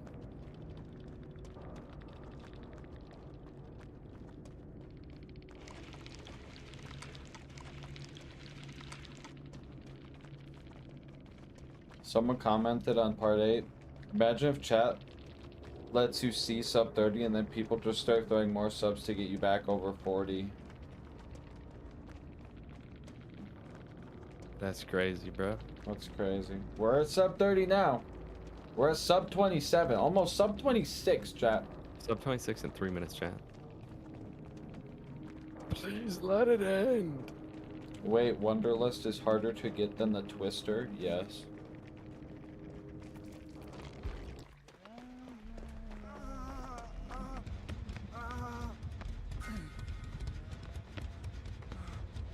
So you read all comment?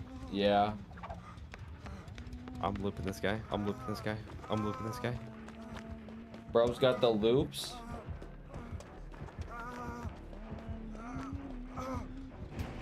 I want to get back on that jet. It's not even me, bro.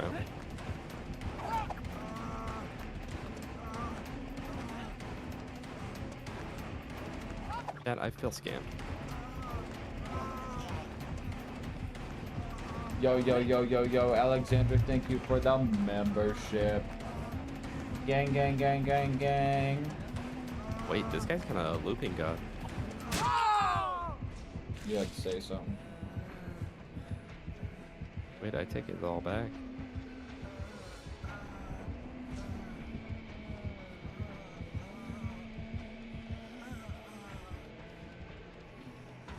On the chopper vid, I'm cooking a can of soup on the stove when it explicitly tells me not to do that exactly.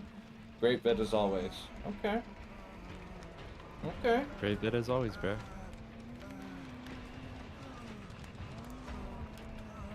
Trim out segments, bro. Trim out, yeah, trim out all 14 of those segments. Trim them out of the VOD. Did he tell you to trim it out? It's... Well, no, It's it's a the live marbles stream. music, I think. And it's like, can't be Oh, monetized. So I'm like, alright, trim out the shit so it can be monetized.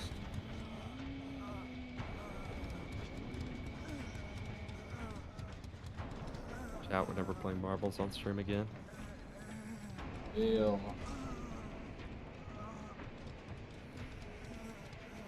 This guy really wants the 4K. You can tell.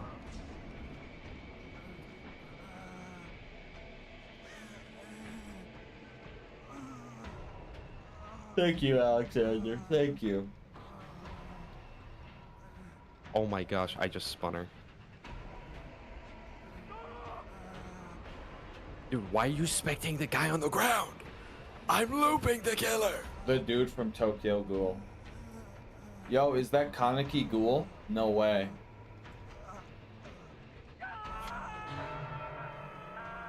Chat, we're so cooked.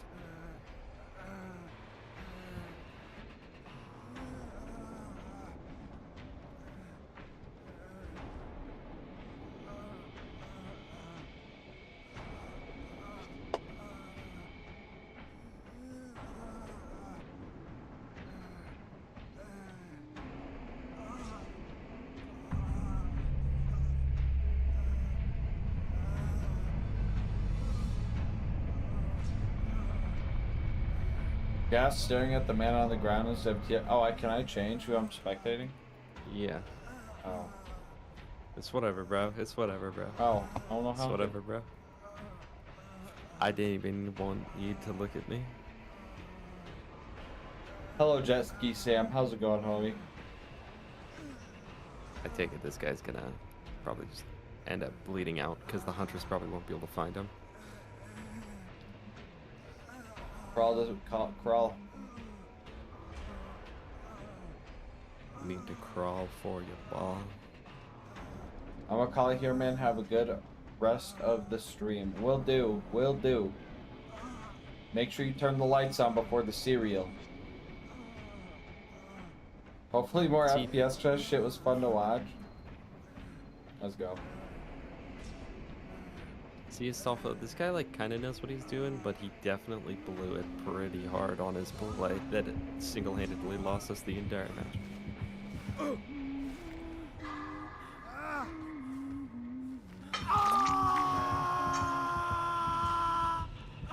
Dingus, are you in California? Because someone else, I have a friend in California that power was out for 6 hours as well.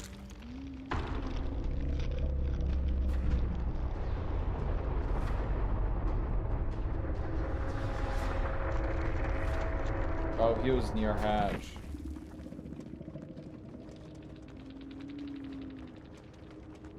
Well, Jonah almost clutched it out. Your respect, But does he then- know you even play?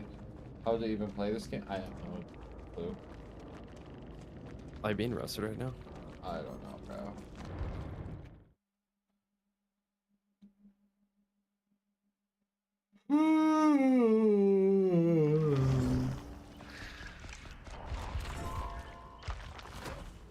Should I shower real quick? Well, what the fuck do I do? Do I go to bed? Stream a killer game or go to bed? Oh, true. All right, chat. This is gonna be streamception up in here. All right, chat. What killer do I play as? I accidentally clicked your YouTube link. Yo, shout out Mr. TX01 on YouTube, bro. Click. You should accidentally click my dono link. All right, chat. Who do we play? This is gonna get crazy. I don't own Houndmaster, okay? Nor do I want to own Houndmaster. I'm not playing Ghostface. Please don't make me play Ghostface, Josh.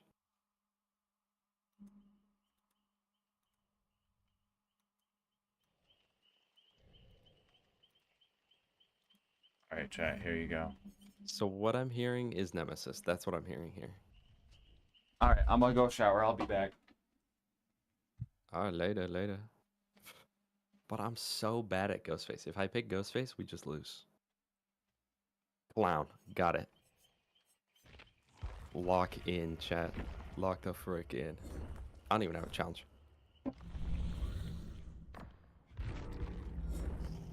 Alright, here's the build. Peep the build, chat. What do we think? I won't lie. Pretty good. Pretty good frickin' build. Here, let me load this up. That out.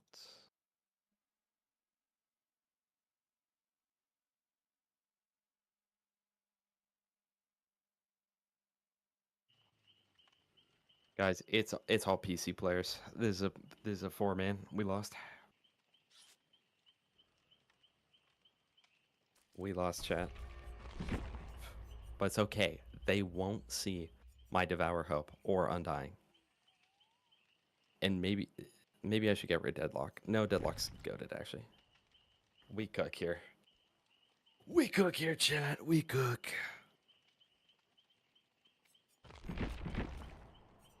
Oh, we go pumpkin patch skin, though. Yeah. We won.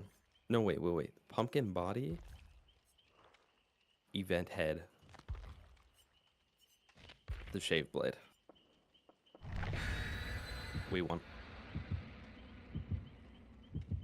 Yeah, I actually thought about Grim Embrace, but... Alright, if we get... As long as we don't get sent to Bad Ham.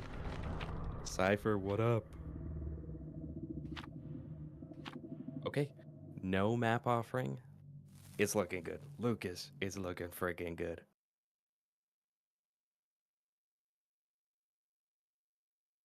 Now, Haddonfield Obnoxious, I hear is like the most killer-sided map in the game now. It's still like my worst map. If we get Badham, Haddonfield, or RPD, we lost. I'll tell you that right now. Toba Landing, we won. I slugged out 3 players the other day on this map. I'm ready. Oh, that's purple. All right, so we're going to go ahead and check totems first. I really don't want them to spawn on my totem and cleanse it immediately. Okay, I don't hear it. But there's one here. Okay. Giving me a free hit, that's fine.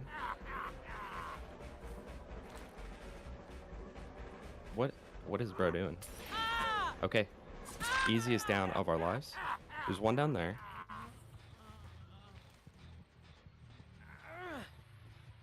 This guy's going to like Sabo. I know, I get the Haddonfield PTSD.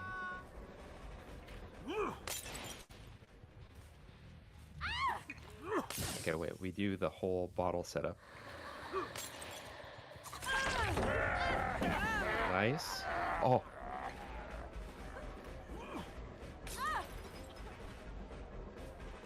Oh, I tried to cut her off and I misplayed. We're insane. Chat. Subscribe to Mr. TX01 on YouTube. Is there any hooks, bro? Is there any hooks?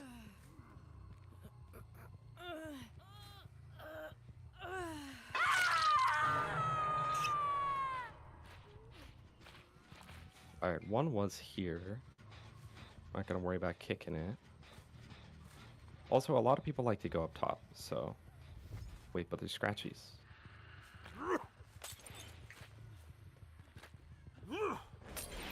Oh man, I actually can't believe that didn't hit him.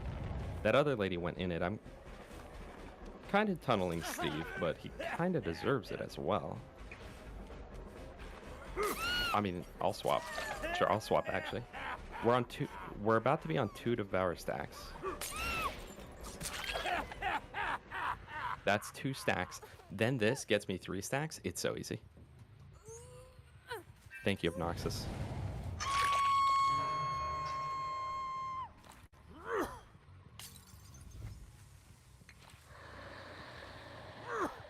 Oh, bad throw, my bad.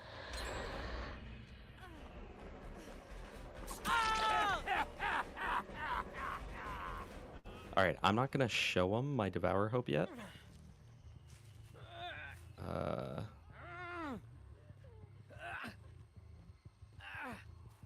I might not get this hook, honestly. Oh, it's close, but we make it. I would really like to go kill the full health Fang Min, because I don't want to immediately alert them. Oh, look at that throw, chat.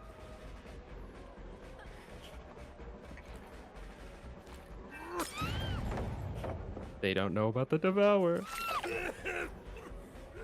One more stack and we get Maury's.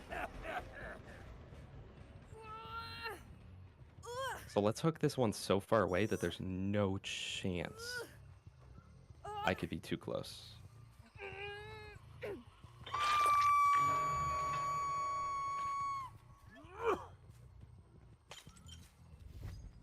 The squad wipe.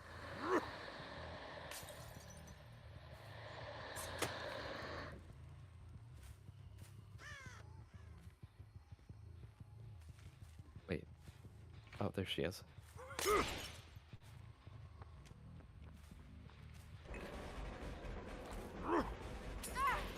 Oh, this is a hit. This is a hit. We slug for 4K.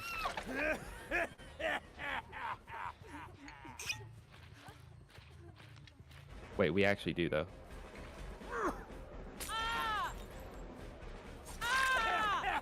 Chat, it's just that easy.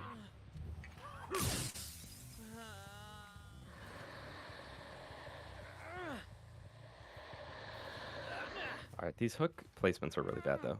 Hopefully no one has Unbreakable. If anyone does, it's going to be her, because people with the annoying cosmetics... Literally, what did I just tell you right now? Oh, wait.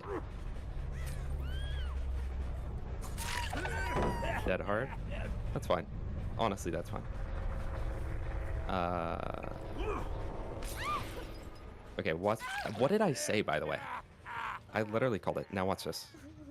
We wait, Devour Hope procs in 3. Okay, 2, 1.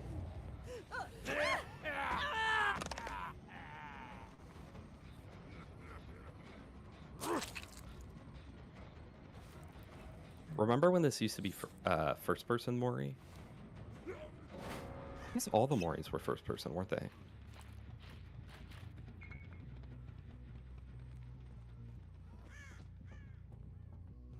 There's no way that they are healing, bro. We slug. I'm sorry. I can't let them escape. I just can't do it. Oh, I can miss every bottle, though. I already know that that other person doesn't have Unbreakable, so I have nothing to worry about here.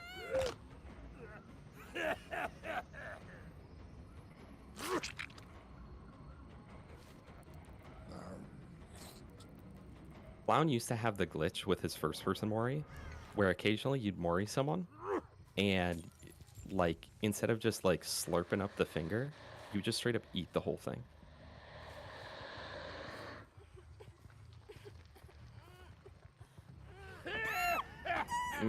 Finger food. Why is that auto-modded? There you go, buddy.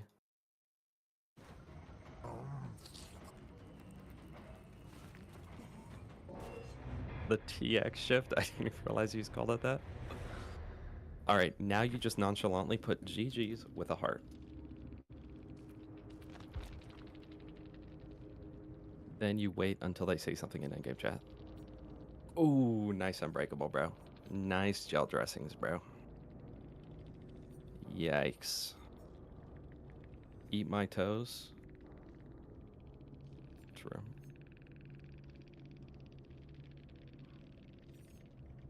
Alright, let's see. Oh my gosh, bro has the entire Bible on his frickin' thing. That's crazy. Alright, chat, who do we play next? Who do we play next?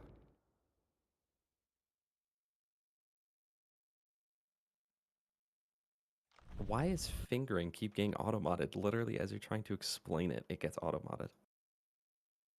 I highly doubt next game goes that well, by the way.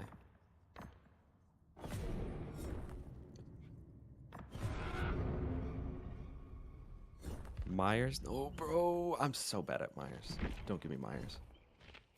My current Myers build, though, coup de grace, bamboozle, enduring. This is tier 4 Myers. At its peak. Kaneki? I don't know, he's like $5 probably. But he's not out yet, though. He's on PTB.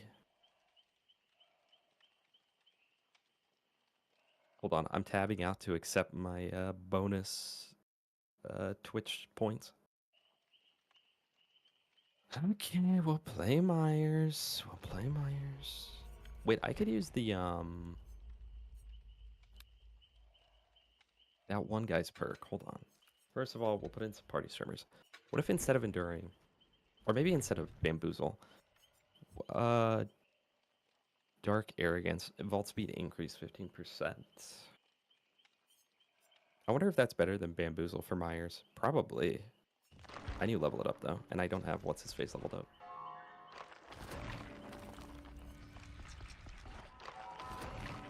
Honestly, doggo, I think I played Singularity one time in my life. No, wait, I literally haven't played him. Now that I'm thinking about that.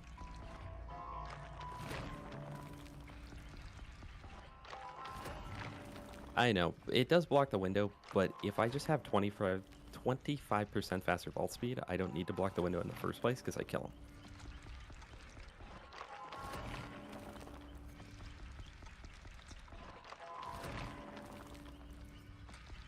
If I can find it in the blood web. No, this game doesn't have Jason. There was licensing issues because there was already the Friday the 13th game, so they didn't want people to buy this instead, even though this is a better game.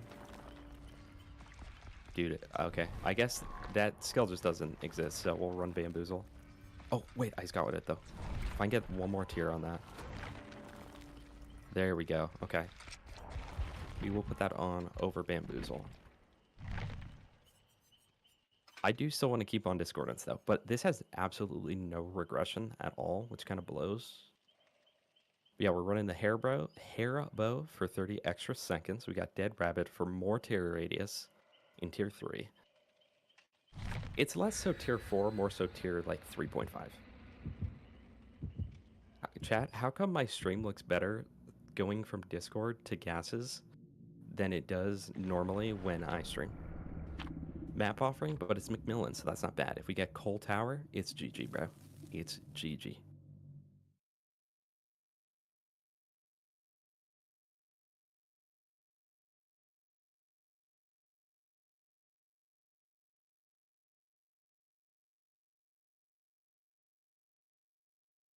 You know, I've ran Infinite Tier 3 Tombstone one time in my life, and it was the worst experience of my life. I actually blew it. I don't think I killed anyone. How sad is that?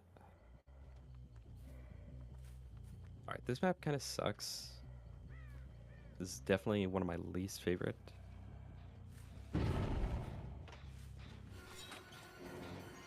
Okay. I really was hoping that one of them was like AFK, tabbed out, and I could get a free grab. It's fine though.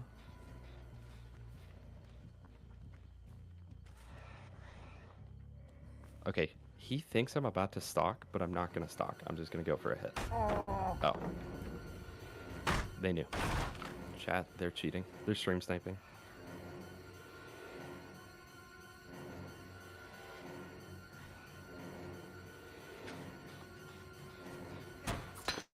Okay, I'm getting bullied. Chat, we're getting bullied.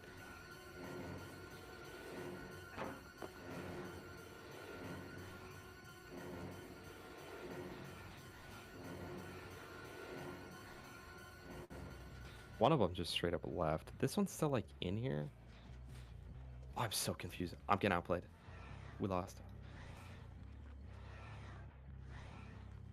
That's fine. That's fine. We're just gonna try to get the stock as much as we can here. Dude, the more pallets we get out of the way early, the better for us.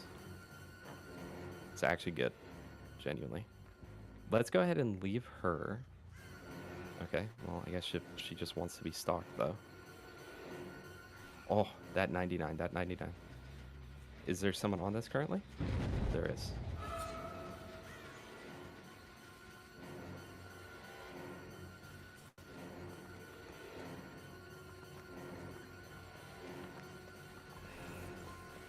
Oh, quiet.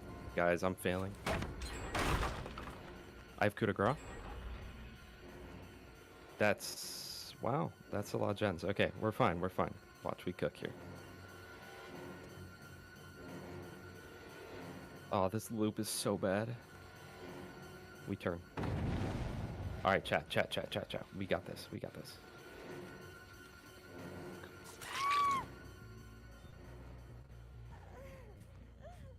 They're not on that anymore. They are on that. We fake like we're gonna pick up, but then we slug for 4K. That's how you play DBD, chat. Oh, she still has this pallet. They dropped the pallet, in fact. Chat, we lost. There's no other way about that.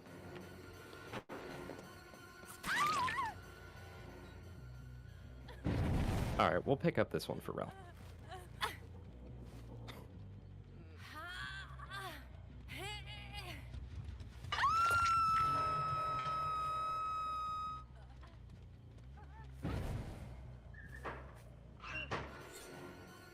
She actually went in there.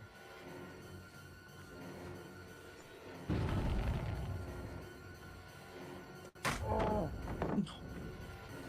We lost, chat. We lost so hard. Okay. Okay, wait. We might gain some momentum here.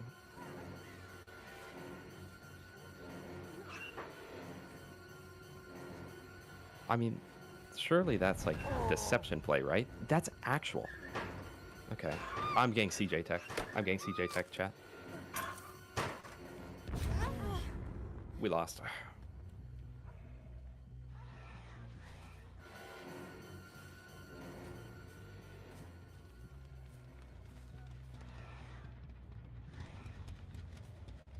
Chat, we're getting bullied. So I will bully this guy by killing him.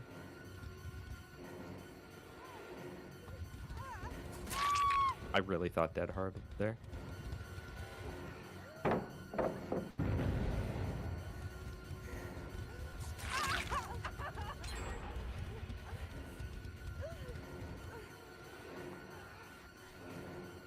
She has background player.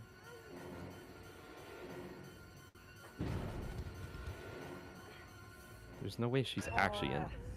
Bro, they're actually going in there. I'm getting dumb teched, bro. Wait, they're horrible though. It's okay, chat. We lock in.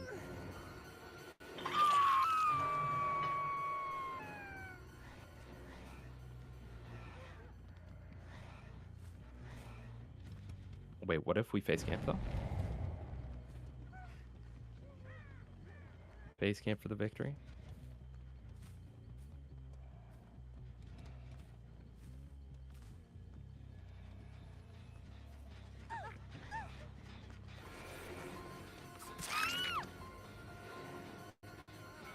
I sense a dead hard.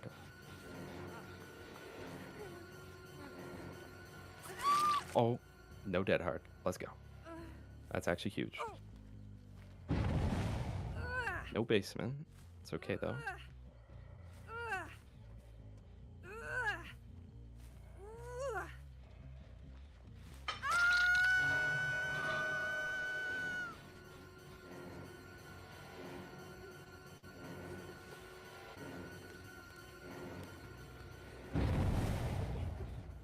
No one's here. I know that this is safe.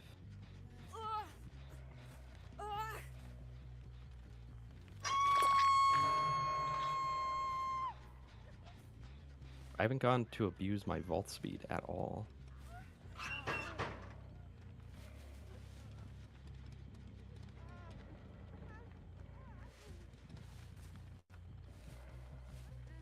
So, there we go.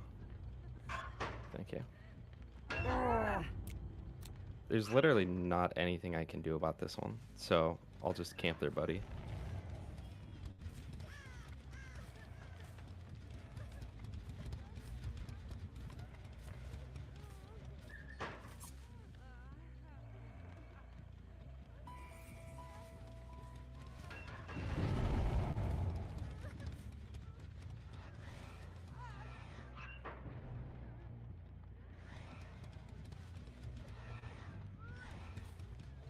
This is so epic, chat.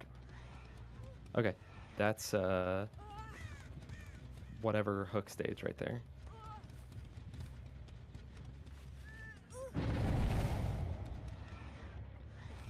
Her face cam timer is about to pop off, so I think it's time that I leave her.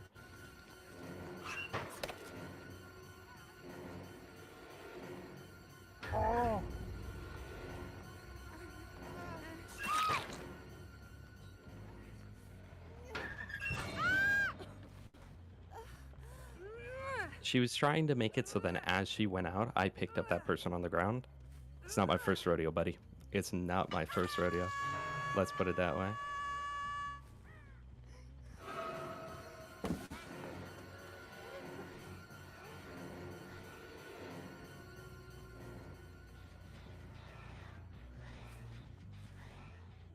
She had Unbreakable.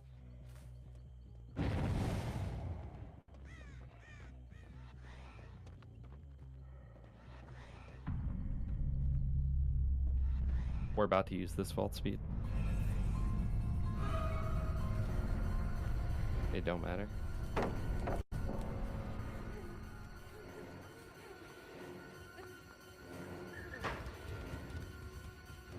Like, do they think I'm dumb? Oh, maybe I am though.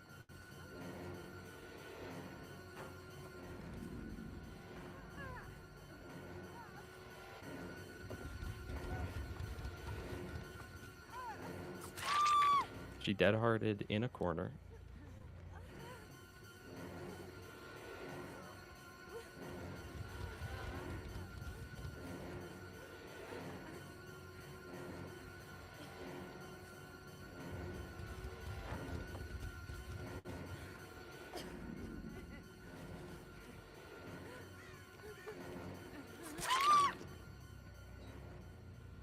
Alright, do you guys think this guy's in the locker? I don't know. Well, hopefully not, because it didn't let me check the locker.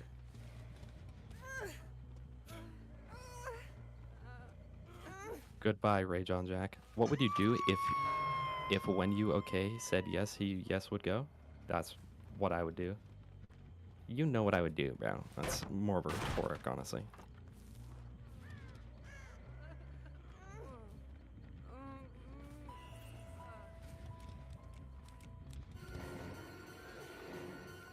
Why is she doing this? I don't understand.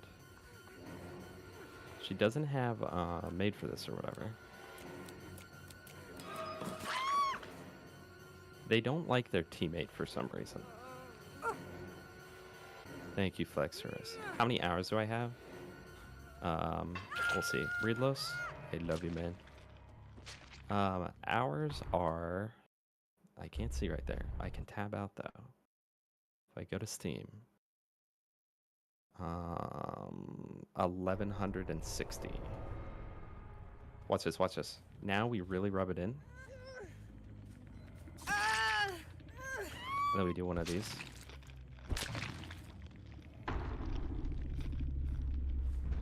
Honestly, this lady's allowed to have a hatch if she wants, unless it spawns right here.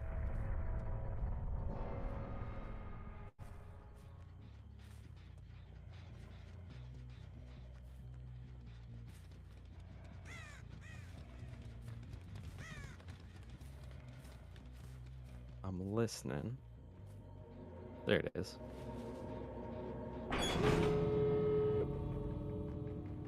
She honestly could still escape. We'll see.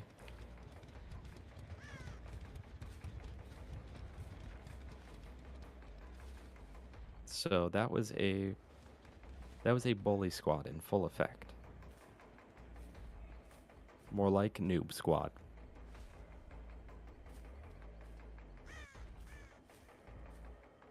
Wait, I can literally just see them both from right here. That's crazy. All right, chat, do we show mercy? Do we let her escape or do we mori her?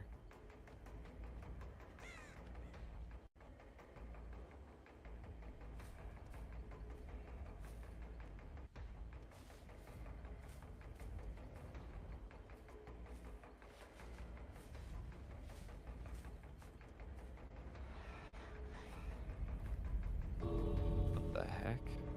She was here?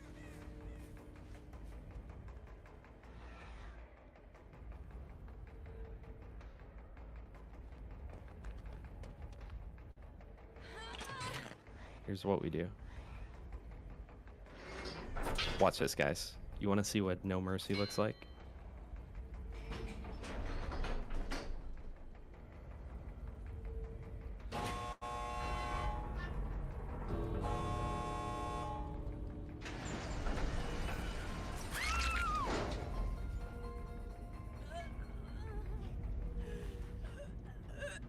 GG's, chat.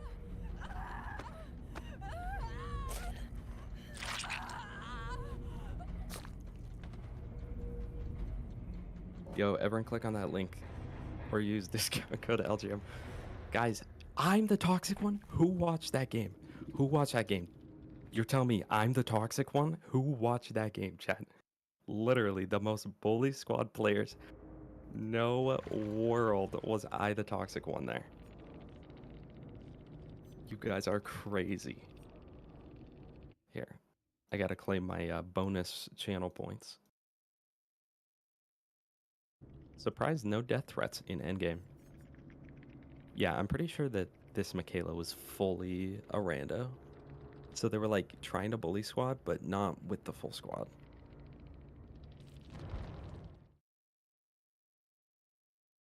All right, chat, who's next? Thank you, Josh. Who's next? Who's next? Who's next? I have like the worst headache of my life. I won't lie.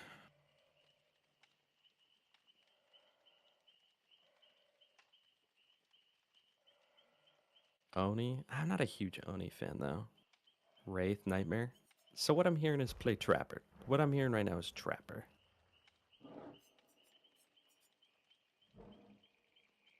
Man. I have not played New Freddy at all. I'm horrible at Wraith. Perkless Trapper. He might be cooking. Chat, he might be cooking. It's got selective fury. True. All right, next suggestion I see in the chat is who I'll pick. No questions asked.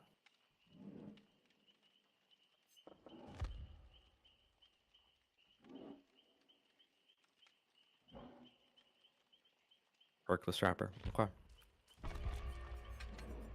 Okay.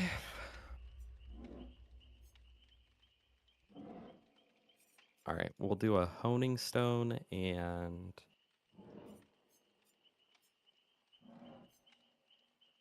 maybe bloody coil. I don't know.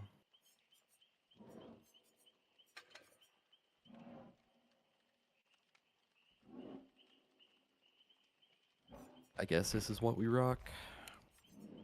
And now if I lose, I can be like, oh, bro, it's because I had no perks.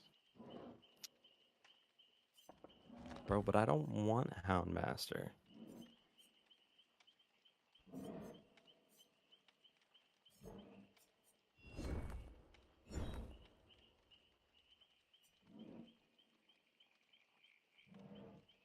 As a total Dead by Daylight, could I get a simple rundown? Gameplay is fire, though. Oh, as a total noob, pretty much how it goes. There are 7 generators on the map. The 4 survivors have to repair 5 of them, and then that powers the exit gates, and they leave. The killer just has to stop them from doing that. And that's it at its most basic level. Then on top of that, there's like perks and stuff, which we're going to play perkless, but perks that give you different effects, different abilities, powers, whatever. And each killer has unique abilities.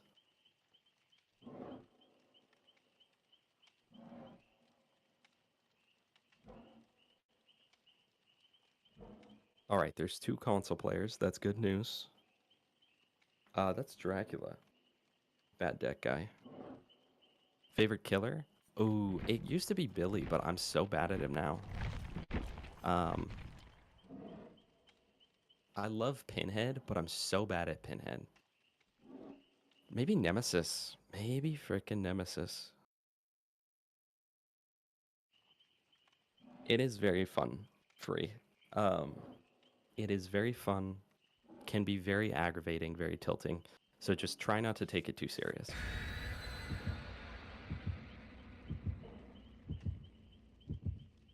Chat, I was playing Alien Isolation earlier.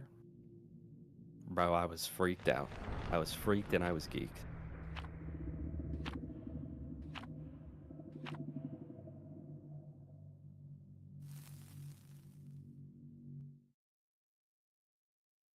Gas is getting that deep scrub in.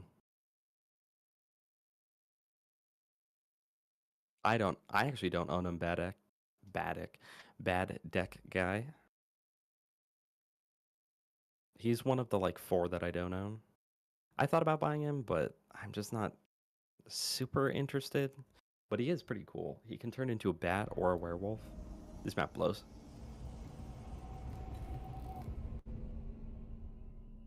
Alright, so we're gonna go ahead, preemptively put this trap down. I think it's best to put it on this side though. Dude, no add-ons feels so bad. Okay. It's fine. Then I want this right here. So then if they're hugging the wall as I loop it. And then there's one other one that I like doing here. But the tile's not set up properly. There's my trap. Tile's not actually set up properly for what I want, so we won't. What is bro doing?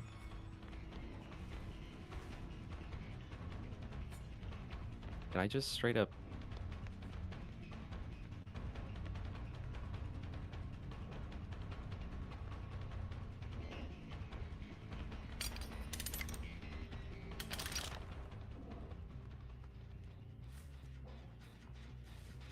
Alright, this is fine. This is fine. We'll spend the beginning of the game kind of just setting up.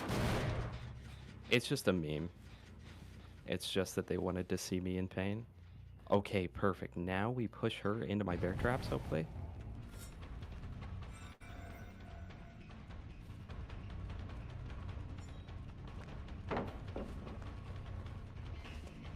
Or we just... Oh, here it is. Here it is. Watch. Chat, watch. Let's go. Oh, let's go, chat. And they're down a pallet. Nice.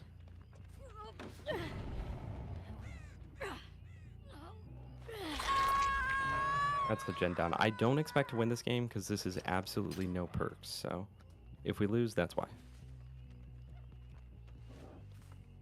Yeah, I figured this would be good because it's sort of an off-angle trap. It's not actually where people like would expect it to be.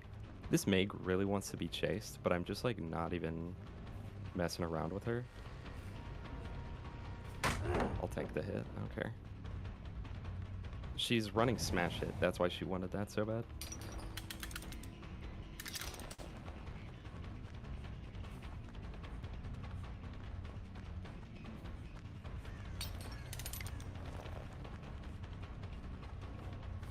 That faked her out, maybe just enough.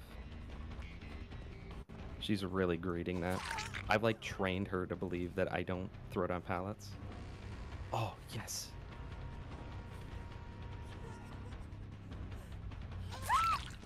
Okay, Meg head.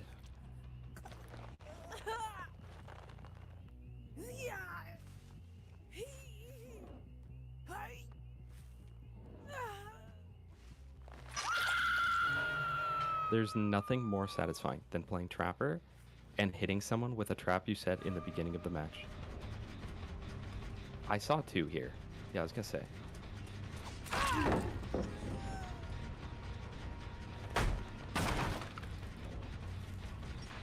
There it is. What did I say, chat? What did I just say? Oh, we lost it. Didn't predict that one. Wait, does she fall for the pallet, though? Does she try for the pallet? No?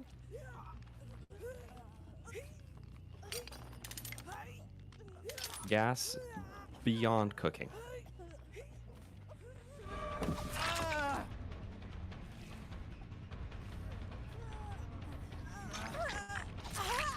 Oh, I hit that guy.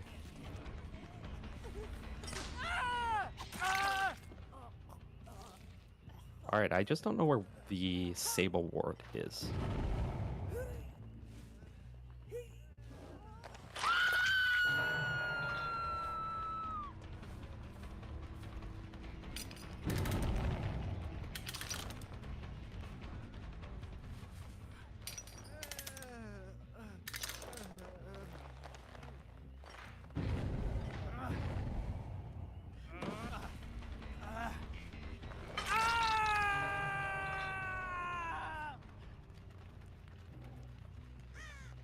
Let's go ahead and kick this gen. I don't want it progressing anymore. And then let's pick up some of these traps. Honestly, the fact that I've been able to replace these traps like 4 times and they're still getting people is insane. That should never work. And yet here it is working. Yes, they missed the skill check. Gasmask is on their team.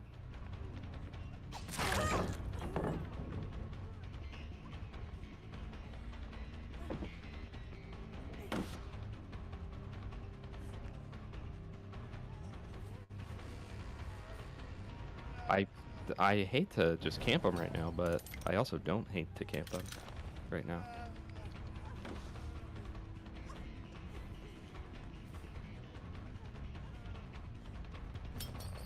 That trap's actually not gonna, that wouldn't get them. They'd fly right over that one. So here's what we do.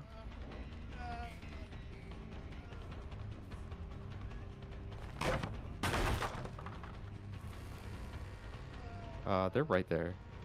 We loop them on this rock. She falls for it.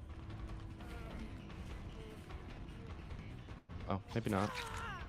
I hate to proxy camp them, but literally all 3 of them are right here. Why would I not?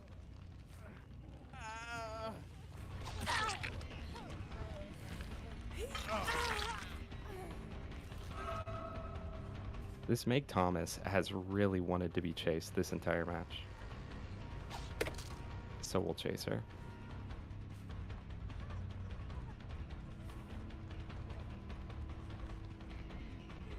I'm gonna chase this way, because if I chase the other way, she'll just go straight for the shack.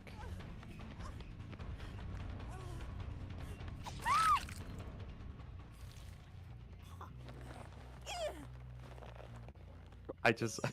Bro wrote that survivor's fate in the death note. That's crazy.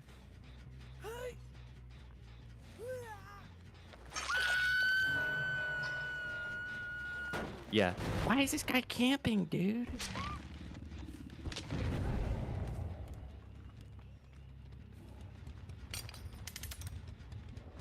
Right on the corner. I expect someone to walk into that. I know I would.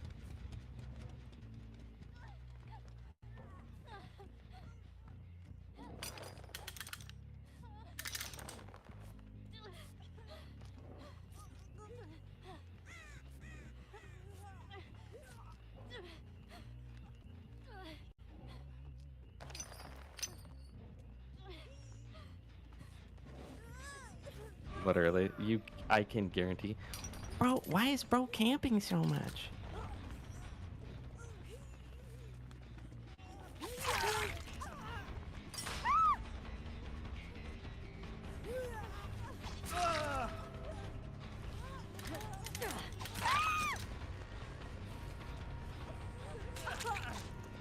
They're sandbagging. They're sandbagging each other. This is amazing. This is amazing.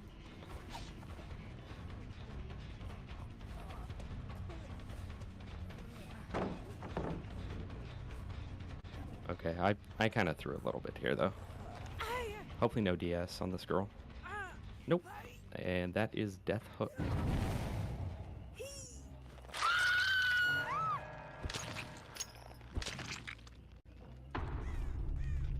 Am I crazy? That was just a really big thing over there. Okay. This guy's up above me. Let's do this. Try to go upstairs.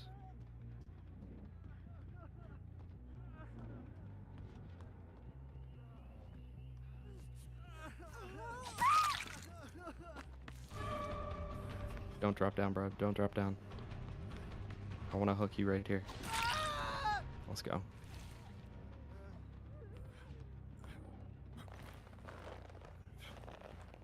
Perkless Trapper, I mean, what can I say? Meta perks, bro.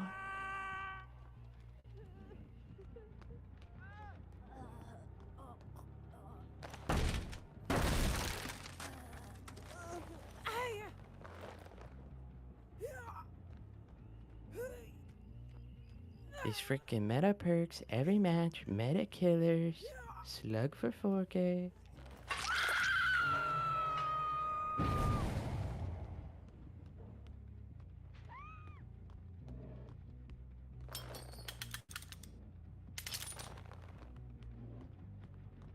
No shot they tried to play the game against me. Yeah, they're getting tunneled for that.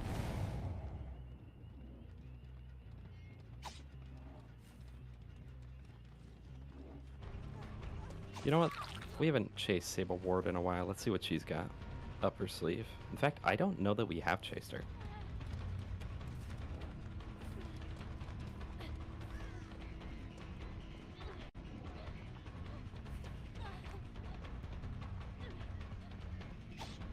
I want to hit like some crazy mind game.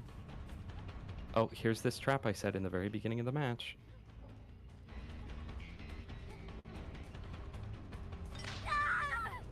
Literally the first trap of the match.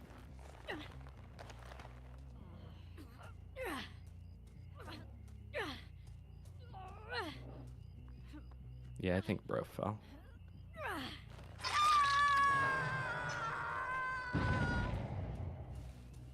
No, they have no clue that I'm 0 perks.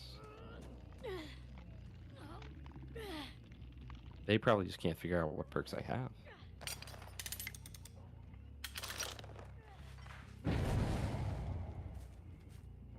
Watch this, watch this. We put this right here.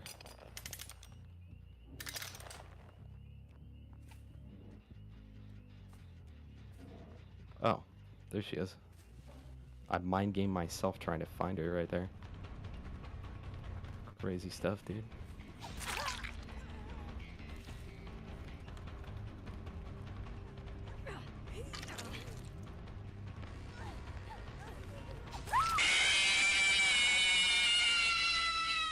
You really got me, bro. I Alright, got watch this him, chat. Oh, okay. They can Oh, watch never this mind. chat. They can watch this chat. Yeah, Yes. don't make them not be able to watch my gameplay, bro. Sorry, bot sleepers. I had to. Yeah, so you totally missed me placing a trap at the beginning of the game, saying this is gonna get someone, and then it got someone like 6 minutes later. It's crazy. I know. The trapper. Guys, I used the lunge for distance so they wouldn't be able to drop the pallet on my head. Wait, this guy's flashbang. Wait, he's a failure.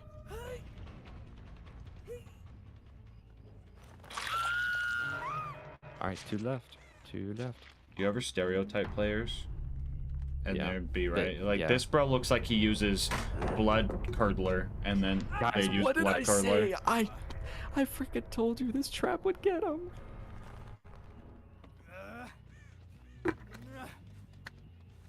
Yo, FNAF, that's ready. Is there offering? Nope. Did I miss anything? No, no donuts or anything. Okay. You missed the fact that I just did this with no perks, though. Bro's not popping perkies.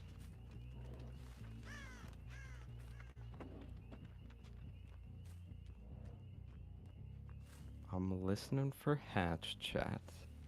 Oh, I'm gonna I have put a the heart rate feeling she monitor finds back it. on chat. That's my heart rate.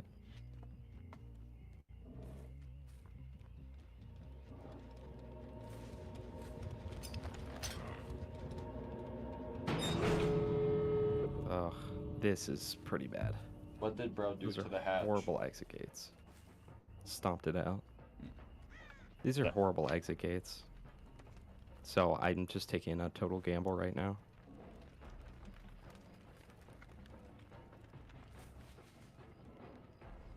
Hello, thank you. Alright, now go to that one and hope that she has not already opened it.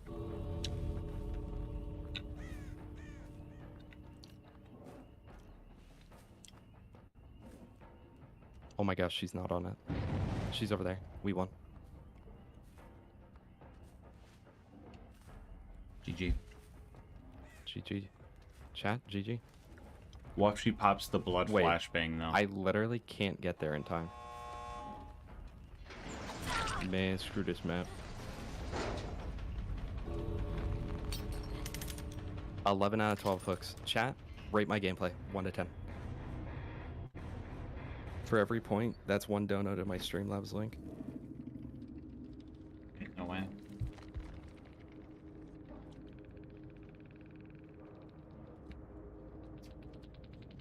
Still a win, baby. Still a win.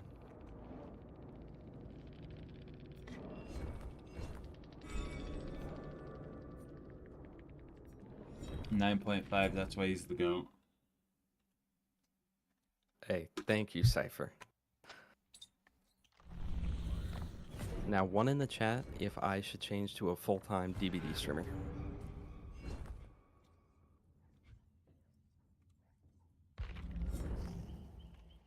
Guys, I literally have one of the most excruciating headaches of my life. The sleepy time for you then? It really honestly should be. Alright. I'd probably go sleepy time too. We gotta fuel up for Sunday. Chat, we gotta fuel up for Sunday. Well, chat, thanks all of you. And a big super duper special thank you to Queb, Just a Bean, XSU, Glizzy, and Fix my heart Ogreton. rate monitor. 1 sec, chat. You guys get extra thanks. Thanks to all of you that watched me while I played DBD. I know none of you doubted me, Did you but lose the any? haters did. No, actually. I got a bully squad. They were like doing everything to like mess with me and make me want to like cease to exist IRL. Damn. They got destroyed 4K. First game, 4K, moried 3 of them or 2 of them. Crazy. I know. And then perkless trapper gameplay. But to be fair, guys, the MMR just reset, so What thank is you, that? bad guy deck. What's your mama? Get this, ban this guy, chat. Alright. Chat, before bed. We have to add. Obnoxious. We can rematch, but you can beat Killer. I think that'd be sick. All right, I'm out of here, chat. Good Thanks, night, Mr. thanks Texas. for the money. Oh, sorry, Thanks Mr. for Tex. the opportunity. Don't call me Mr. Texas. Sorry, I gotta get used to it. It's okay. All right, later, Bruce. Later, chat. Later. I'll see you all on the frickin' Borderlands. All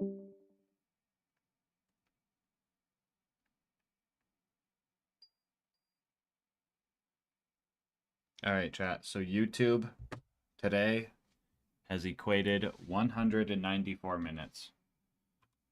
Shout out the YouTube gang. Let me double check that math. Yeah, that looks right. Bam. We're back at 28, chat. We're going to wake up tomorrow with 20.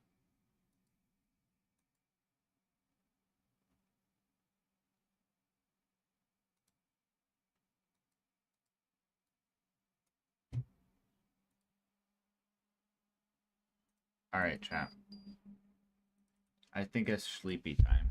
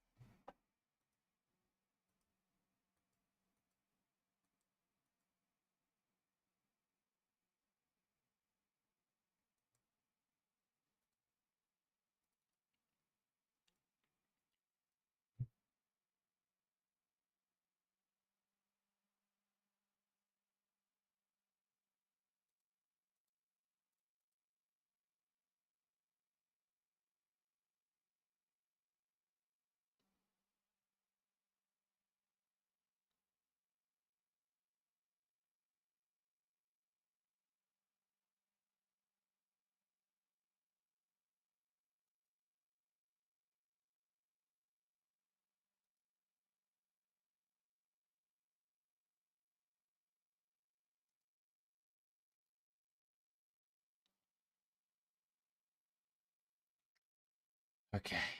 All right, chat. Good night, guess. I'm about to go to the salt mines. Ain't no way. The salt mines?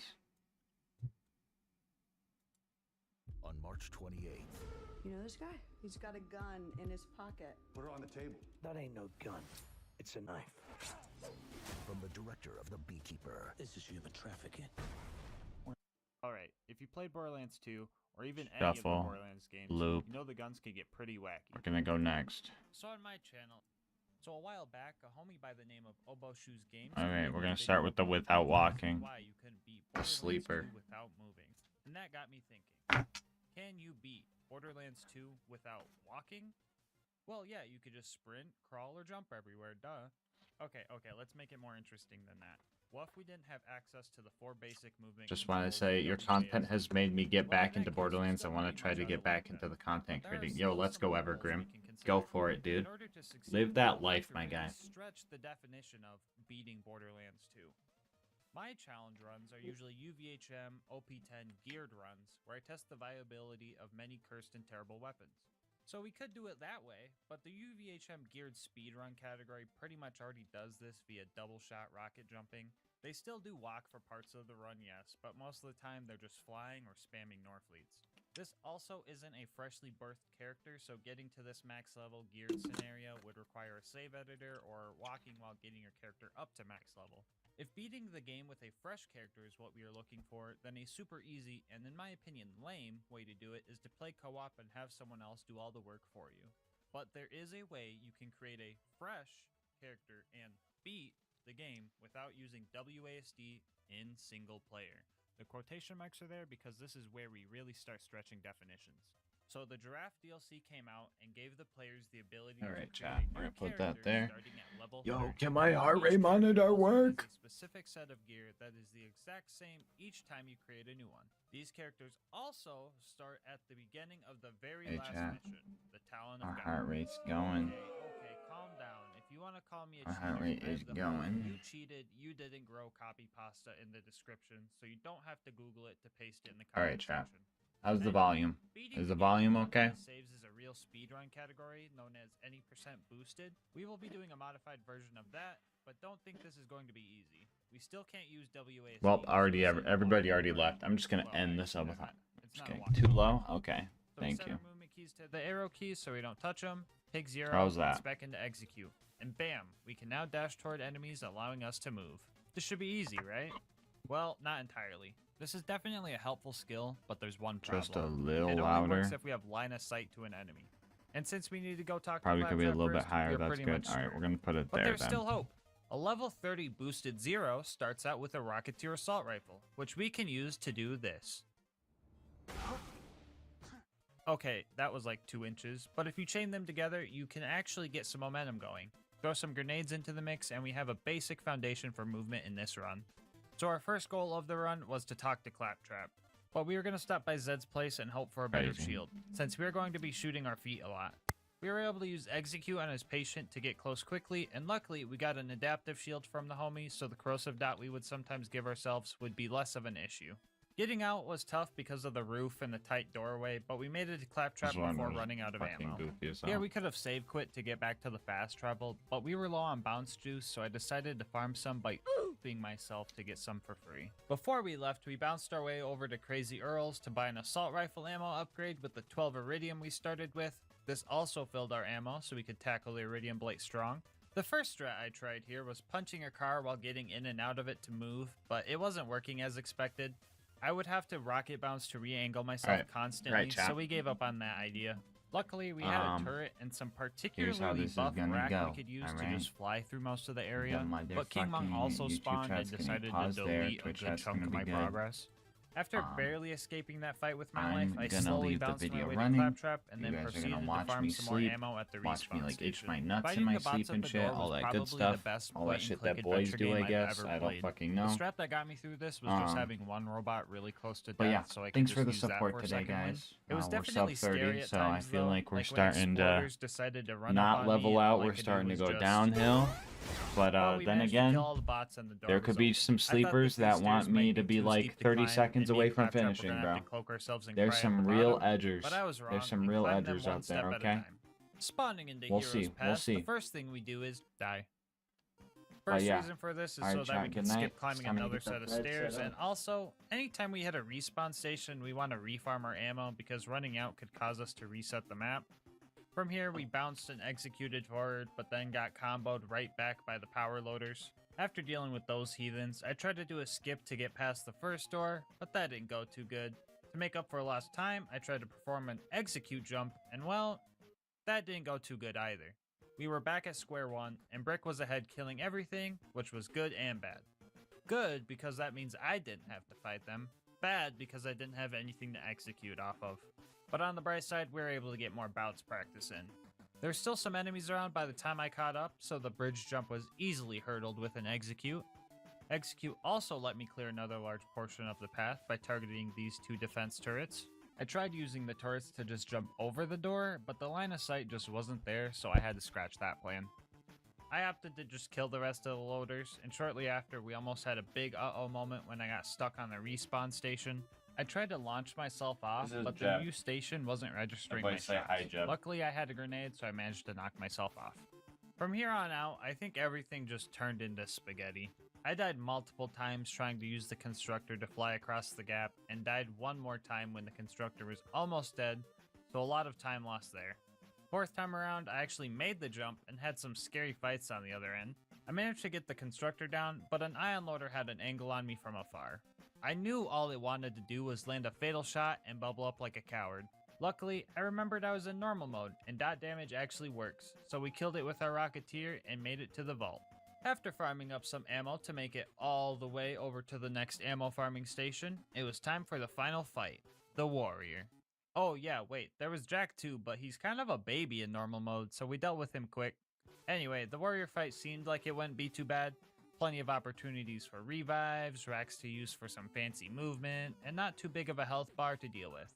But I somehow managed to get launched into lava not once, not twice, but 3 freaking times. At this point, the enemies just straight up de-aggro, so I couldn't even blind fire towards minimap dots. Fourth time around, I resisted the allure of the hot tubs and focused on the ammo stations like a true gamer, and managed to get the kill. If I had this mentality sooner, we could have had a sub 2-hour run. But the Warrior is dead, so at least we know.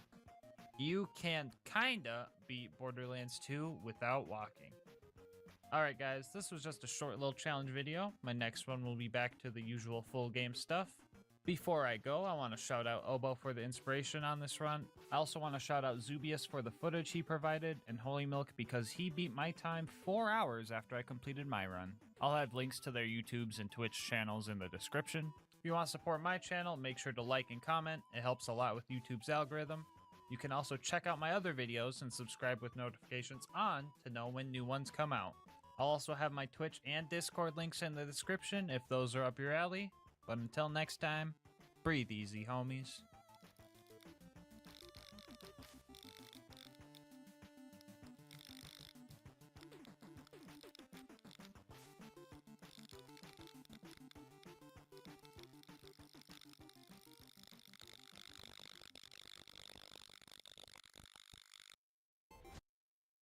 There's something traitorous crackling through the air tonight. I have a thirst for blood. I think there's gonna be some drama. What was that? If I were them, I'd be scared. Let's do this.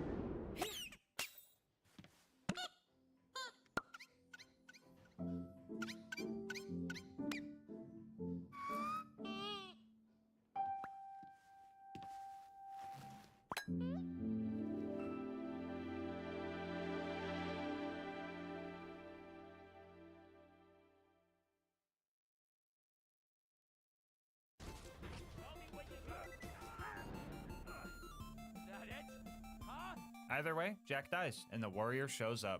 Our final test of patience before we finish the main part of the challenge.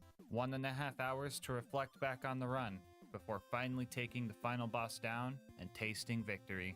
So yeah, you can beat Borderlands 2 with only the chopper. Bonus content time, whoa! As I said before, we are also going to be taking on the Hammerlock DLC. Everybody's favorite, I know. This DLC immediately starts it off with the action. You spawn in and have to walk all the way over to Hammerlock, and it's just so riveting. After that, we gunned down some squatters that were taking up room in our cabin. They didn't like us kicking, or I guess in this case, punching them out of our property, and they got all demonic. And fun fact about these guys, they just don't take fire damage. Like, damage numbers don't even show up, and I didn't know that, so I thought my sanity was finally slipping away from me. After we dealt with way too many of those guys, Hammerlock got us a boat and sent us to go fight Thermitage, which seemed undoable, until Twitch chat pointed out that its health bar's a lie and it's an armored enemy. That's twice in one run now, jeez. Oh well, it got melted as soon as I started throwing acid at it, so what's next? Oh yeah, more of these guys. Jeez man, I really hate the combat in this DLC. I guess it's kind of funny that the chopper can stagger lock these guys, but I will never not be mad that wooden masks and shields can block bullets full stop. Another 20 minutes of mobbing later, we had a new job of destroying all of Jack's DNA samples. I guess this Nakikiyama guy wanted to ruin our fun hunting trip. Oh well, just a few little safes to bust open and one boss to deal with. Should be pretty easy. Well yeah, this should be easy. Okay, this should be... What the fuck is killing me? Oh, I see. Wound Spike has bullet reflection because, well, actually, I don't really know why. I honestly thought it was over for me here. There was just no way I could be accurate enough to take this guy down without murking myself in the process. So after a few tries, I just accepted my fate, murked myself in the process, and just let it rip while standing right up next to him. Yay, fight for your life meta. After that, there wasn't much left to do. We had to run through candle racks, but the elite savages here aren't even mandatory, even though there's an objective to kill them. But I felt like stinkying them all anyway. I put the stinky on them. And then it was time to fight Jackenstein. Let's do this. Oh, what the f, man? Who thought bullet reflection was a good idea? It would be one thing if the bullets would just fly in random directions and you'd get hit from time to time, but they literally programmed it so they always fly towards the nearest player. Why the fuck did they give these guys the perfect deflect red brick, bro? I would rather every enemy in Borderlands 2 have those stupid wooden masks than any enemy at all to have this stupid mechanic. Fucking stupid mechanic. Yeah, this fight, guys, not happening normal. Belt sanding my face every time I try to shoot this guy, mixed with him being nearly undodgeable when he lunges at you or tries to throw giant tubes of acid at you, just makes this impossible without cheese. Good thing I know about this spot. Strat was just to peek out, spray, and hope to land some crits until I tasted my own bullets. After that, I would just flip him off for full health and then wait for my Gunzerk to cool down. Sounds tedious, but I should take him down in like 30 minutes tops. Oops, I misread that. 3 hours tops. Yeah, his health bar, it's just a fucking lie. You kill this guy by blowing up 2 back generators and then dealing enough damage to his chest piece, all while dancing with death every time you try. The first generator took 10 minutes. Another 15 minutes later, I managed to get a second wind off the second one. 50 minutes after that, I blew the guards off of his chest piece, and for the next 2 hours, I rinsed and repeated this strat, not knowing when the torture would end. Every time I sprayed Jackenstein down, I was hoping the fight would just be over. But that's not quite how it went. You said you were gonna stream for 4 hours. I remember. How's it going? I've been fighting this one guy for like 2 hours. And it's like, not like I keep dying or anything, because I've been alive for 2 hours. It's just really slow. Yeah. So I don't know how close I am. It could be one shot away right now. 2 seconds later.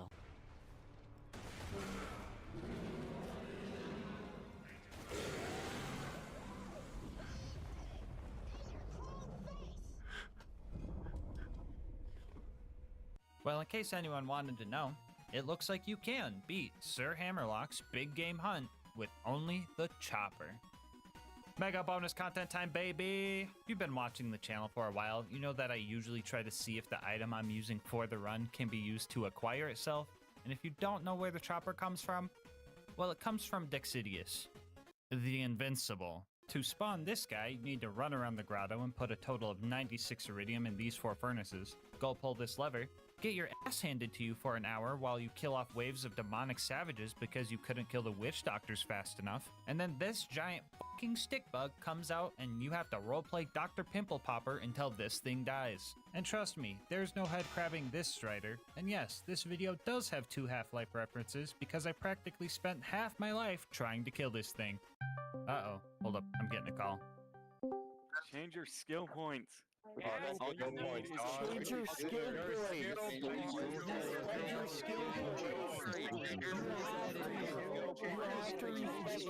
Oh yeah, I was supposed to respec, wasn't I? Oh, thanks for reminding me, guys. You should have said something earlier. Here's the new build for the raid. I got rid of all the kill skills because I didn't think I would be needing them. I also spec'd in to keep it piping hot for the boosting grenade damage. I'll explain more on that later. I promise it makes sense. All right, let's talk about this fight. To survive here, I would need constant, and I mean constant, vigilance. One mistake and I could get hit with one of his giant corrosive bombs and the dot would seal my fate. I gathered up all the high-priced items I could so I didn't have to wait on all my ammo to naturally regenerate, but even buying it was scary because his attacks could hit right through walls. I developed a strategy where I would mark stuff as trash in my inventory so I could sell it faster, and when I would buy ammo, I would spam enter and left click to get my ammo faster and get the heck out of there. Usually if you're attempting this fight, you would be here for 10 minutes maybe using the Lady Fist B combo, but instead we're using a gun that doesn't even deal enough damage to one-shot face McShooty, so we had a long and stressful fight ahead of us. Another fun fact about Dexy is that the amount of damage he takes when a pimple is popped is amplified by any grenade stat buffs you have. So more grenade damage equals less pimples to pop. That's why we spec'd in to keep it piping hot. We only get the buff while Gunzerk is on cooldown, but if Get Some is constantly being activated, that still gives us the boost. I could only deal real damage if Dexy was distracted by spores. Usually the spores get murked in one shot, but the corrosive spores were actually very helpful because they could survive like 50 hits from Dexy. A lot of our downtime was running to spawns and hoping to see some green cauliflower homies and getting them not to follow me across their map with their insane persistence. On my first attempt, I actually made it pretty far. I took out 7 pimples before I got snuck up on by one of Dexy's attacks that dotted me to death. This wouldn't have been that devastating for a first attempt if it hadn't taken, 6 whole hours. With an estimated kill time of 12 hours, I pretty much had 1 try a day to get this kill. Attempt number 2 ended because PhysX decided to crash my entire PC, and attempt number 3 ended in a game crash even without PhysX because Borderlands hates me. And yeah, this was pretty rough. 12 hours of Dexy attempts and 2 crashes really had me second guessing my life decisions. I mean, is anyone really going to be mad that I didn't fight a whole OP10 raid boss, notorious for having hard to hit crit spots, with a gun that has 1 accuracy? I don't think any of you guys would be mad if I just didn't do this fight, but I can think of one guy that would be pretty mad if I didn't take this stick bug down. And I see him in the mirror every day.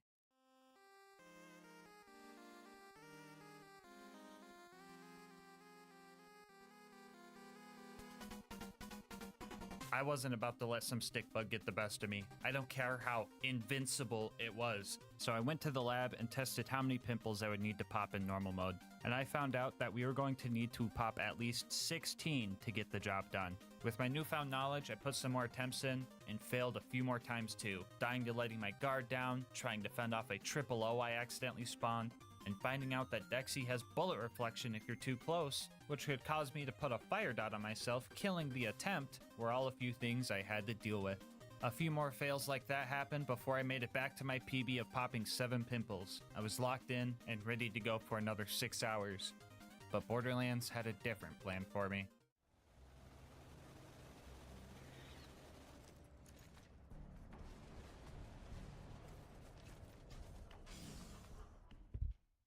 What?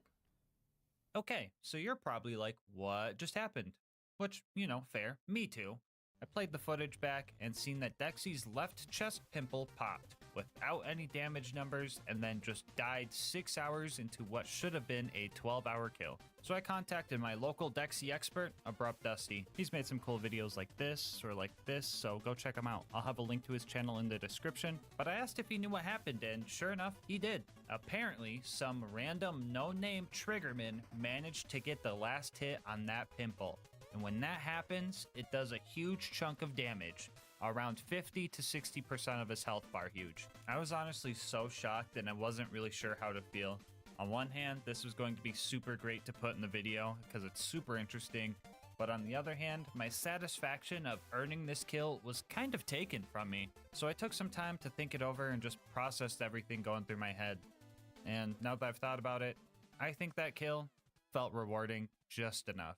Psych, that Triggerman 12-hour stick bug fight round 2, here we go. He didn't drop the chopper anyway. So, major attempt number 4. The good news is we hit a new PB of 11 pimples. The bad news is this is Borderlands we're talking about, the spaghetti game. No, I was playing great. I was playing awesome even. I really got my combat loop down. I was really focused, but then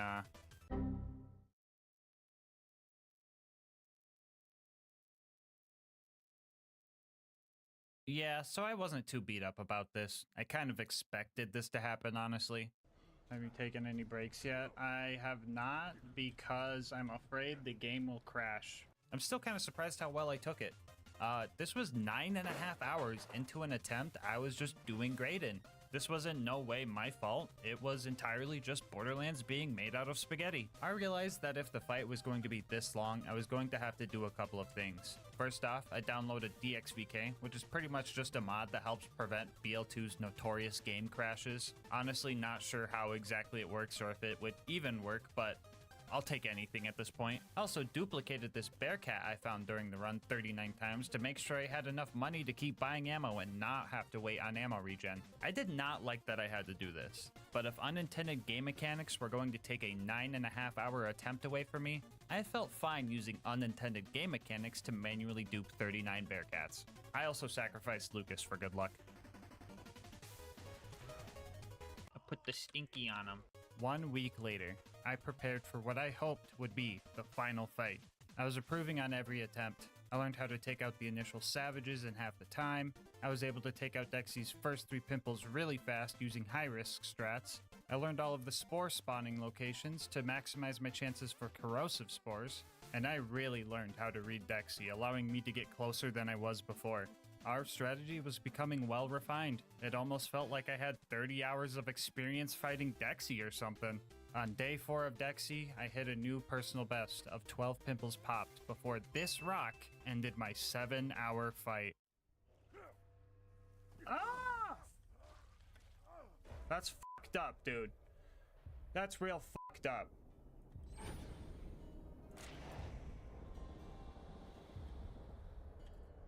That's real fucked up. That's real fucked up. Don't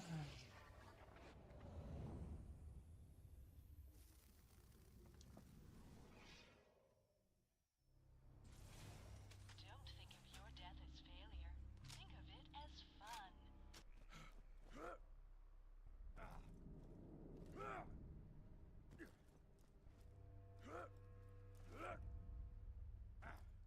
Lesson learned, I guess. I just kept trucking through the hardship and came back strong for day 5. I started using a 25-minute timer on my phone so I knew when those darn savages would respawn so I could plan for them. But even then, it was hard to get rid of them because Dexy loves standing right on top of their camp. And just like that, history repeats itself, losing us another 7 hours. Day 5 of Dexy washed down the drain. But look at that smile. You might think it's a facade, and it's just there to hide the pain, but you would be wrong. I mean, you are witnessing pain. You are witnessing frustration. And you are witnessing anger. But that smile is still one of genuine enjoyment. I knew that every failure and every setback would make the victory all the more great. Joy and struggle don't have to be mutually exclusive. And heck, 6 is my favorite number anyway. Alright, play a little bit risky at the beginning, but that's fine.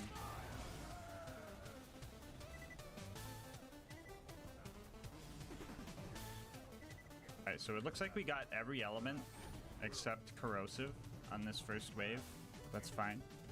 Alright, if you're on the believer side of the prediction, you guys better be manifesting corrosive spores. If you're on the doubter side of the prediction, you guys better be manifesting corrosive spores.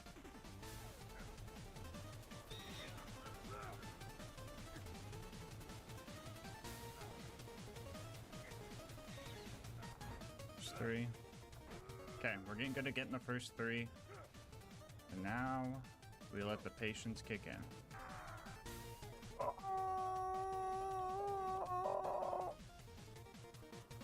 There we go. Level 90 corrosive spore.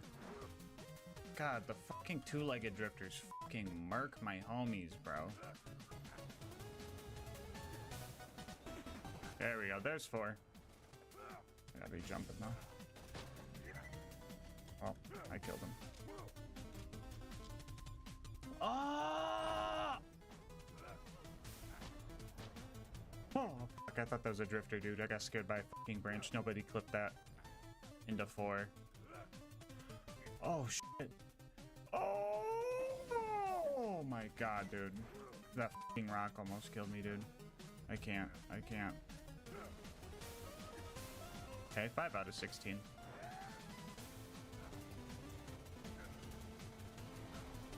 Okay, 10 more.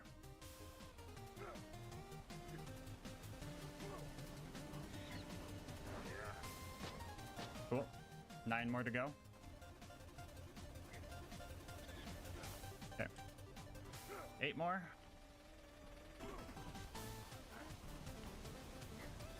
There we go. 7 more.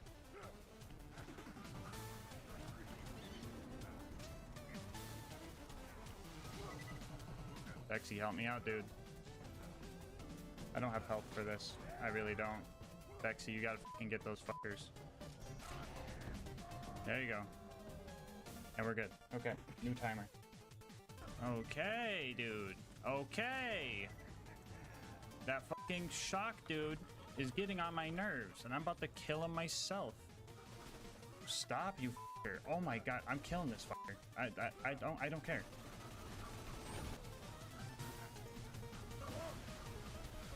Jesus. What the fuck even was that? There we go. Six more. That was the back of the head. Okay. 5 more. I see you though. That was a fucking big brain play, Dexy. I will fucking give you that one. Oh, I did not mean to bird there. Oh, I'm throwing. I'm so fucking throwing. Okay, we're good. I need to get the fuck out of here though. 4 left. Jot her down. Headshot. 3 more. That was his head. What's he doing over here? Dude, this is freaky, dude. This is like foreign territory.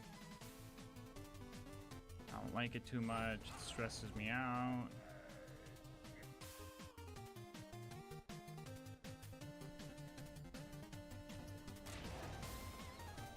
There it is. 2 more question mark? Why are you over it? What is in this corner that you want? What mystical powers are you seeking from the waterfall?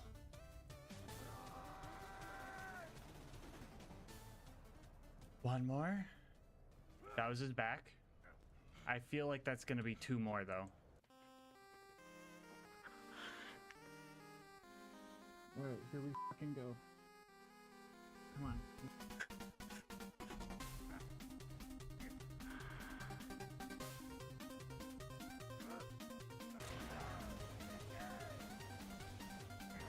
One more. We got 1 more, guys. 1 fucking more. 1 guaranteed.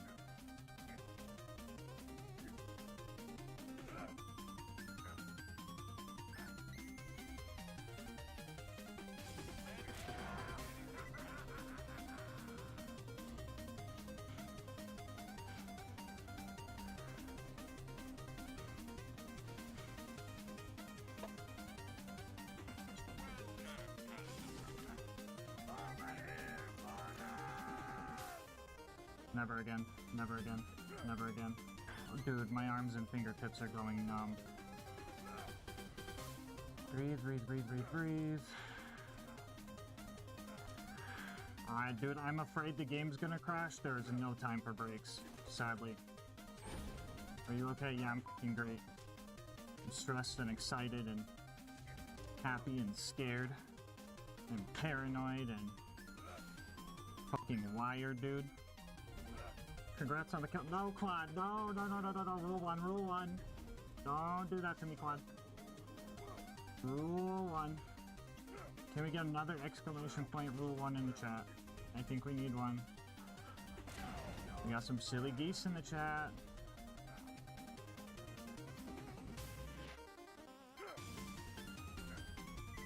Oh my god. We almost fucking lost it there. We gotta fucking get a Gunzerk now. If we got dotted there, we would have fucking lost it. How'd that fucking hit me, dude?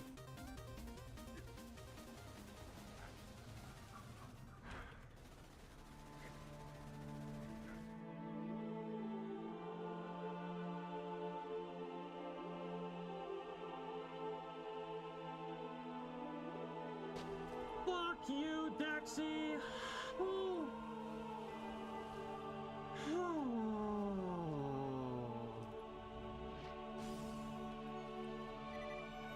Oh, let's go, dude. R.I.P. Bozo. Put the stinky on him. 9 hours and 15 minutes. to Get kill this motherfucker. nay. Oh. Holy shit, dude.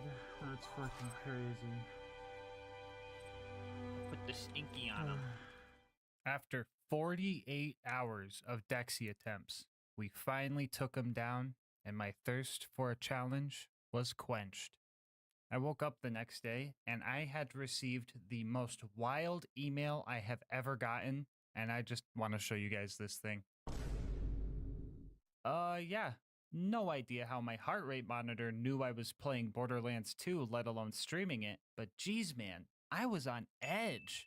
I doubt the 6,000 calories part is right, but I definitely did smell like a gamer after all of that stress sweat. But it was all worth it, you know? Getting that kill was one of the best things I've ever felt playing a game, and I don't regret a single second of that 48 hours. But I felt like something was still missing. I felt like the chopper wasn't used as chaotically as it was intended. I mean, yeah, raid bosses are designed to be fought with 4 players, so it's not like I could just lay into them and expect to win. I had to focus and use tapfire strats for cooldown and just be locked in the whole time. And also, I didn't get a chopper to drop on this kill. So let's do it one more time, the right way. Alright, remember guys, if it bleeds, we can kill it.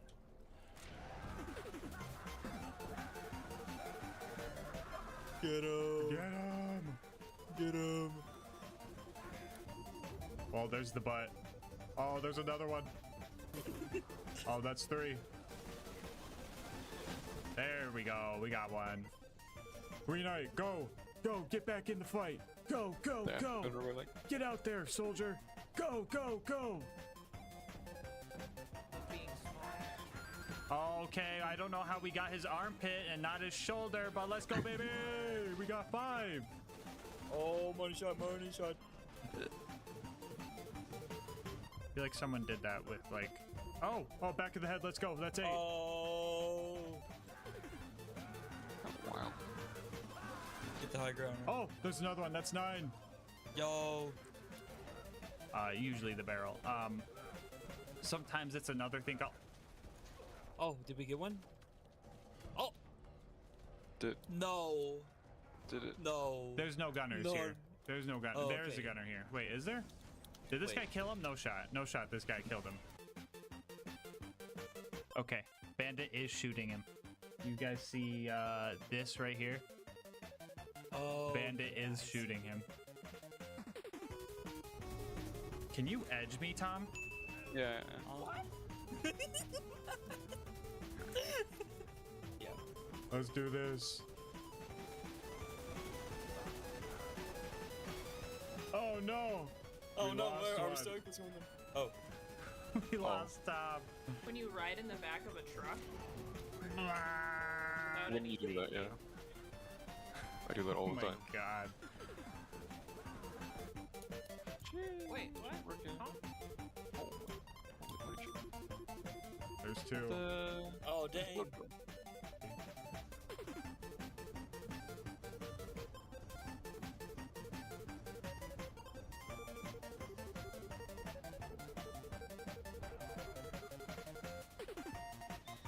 Time though. Oh! That works, Oh. I guess. What happened? Oh. I don't know. Oh, we got him. evaporated. Oh, he Might as died, well he died, fix he died. Oh. There we go. Oh no. Oh That's no. Work as hero. Yep. Oh. Oh! Roach. Silly woman's that stress. Oh, there's 5. Oh, These are that's missing. Oh, okay, there's 6. Oh. That's interesting. Oh, there goes. Defense. Oh, Stop. there goes. Oh, there. Oh. Oh, there it goes. Oh. Oh, we popped another? Oh, we got him. He died? Did someone Let's shoot go. us? I don't think I see it, guys. Yeah, I don't think we got it.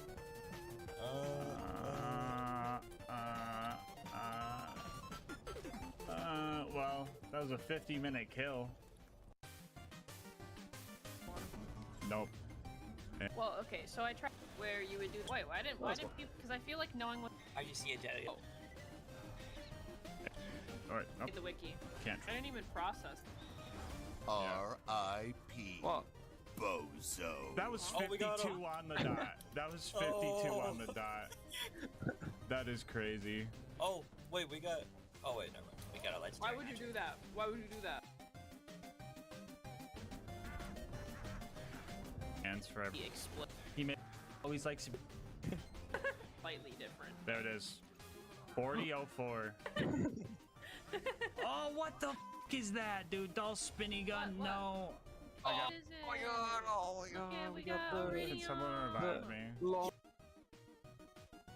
And Like no, milk. It's just. literally. Oh. Actually, Lucas is a. Yeah. I'm like, what the? Oh. wait. 37.55. 37.55. Come on. 37. Really Oh. Lucas, stop. It actually worked this time. We got it. Party chopper. Let's Oh, we go. actually got it. Oh, we actually got it. We know what we have to do. Alyssa does not know what we have to do. We gotta let it rip. Well, Derber, I sure hope that was worth the wait, especially considering that this whole run took 80 hours. Before you go, I just wanted to say thank you so much for making it this far into the video. If you want to support the channel, make sure to like, comment, and subscribe. Doing all of that helps with the YouTube algorithm, and I love reading your guys' kind words and ideas for new runs. If you want to support the channel more directly, consider becoming a channel member to get videos a day early, grabbing something over at GamerSupps using my link, or going to gasmaskgang.com to get some merch. I will link my Discord and Twitch channel where I stream these runs live down in the description, and last but not least, shout out to Mango Soda who made this video's thumbnail art. They do commissions and will also be linked below. But until next time, breathe easy, homies.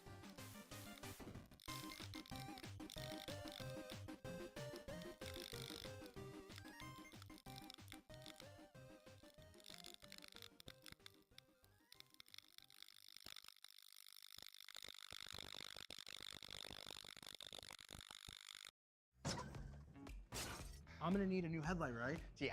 You got any ideas? CarParts.com always delivers, and they carry quality parts Some trusted brands? at a great value. Thanks.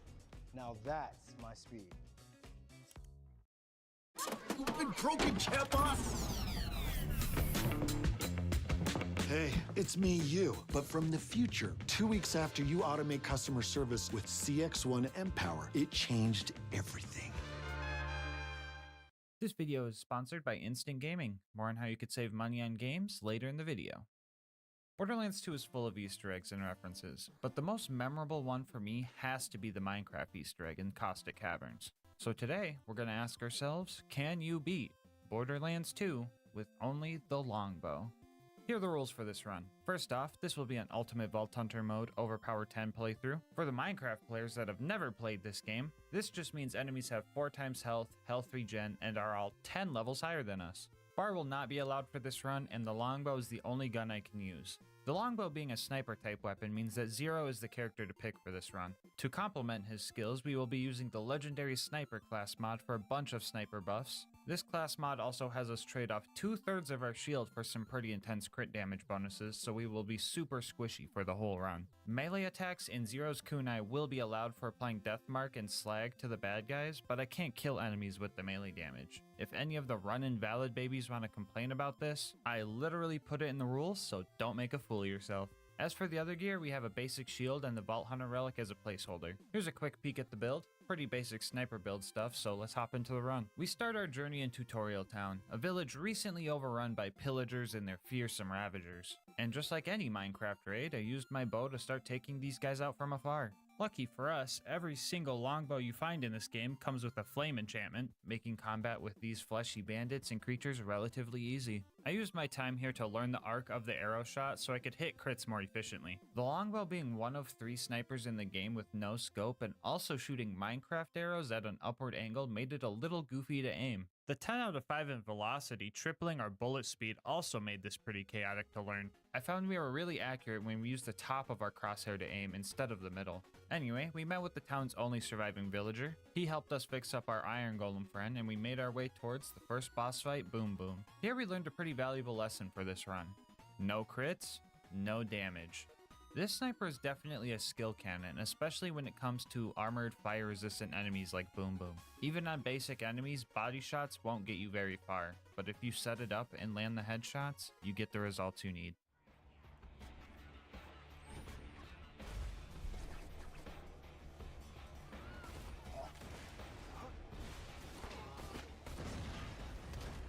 Oh god, that hurts, that hurts, that hurts, that hurts.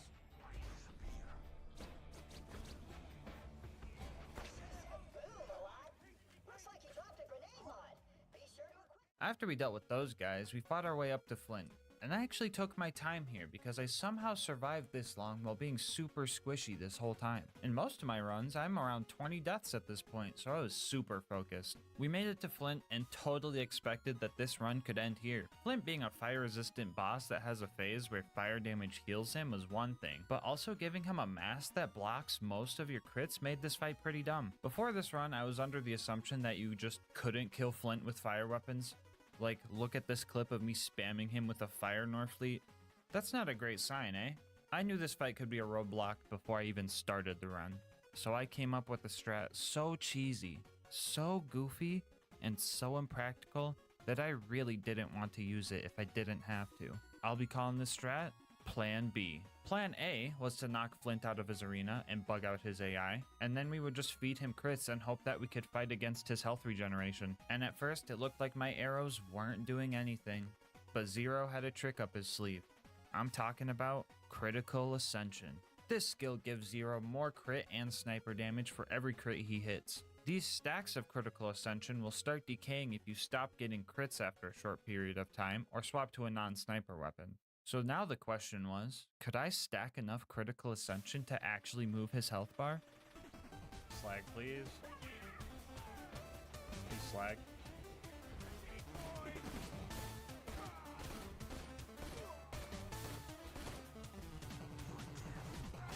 Oh? Oh, what the f? Oh, that was a grenade. We're good.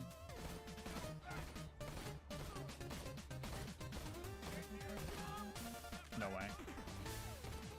We have enough ammo, dude? We don't need slag. We don't even need slag. Oh my god.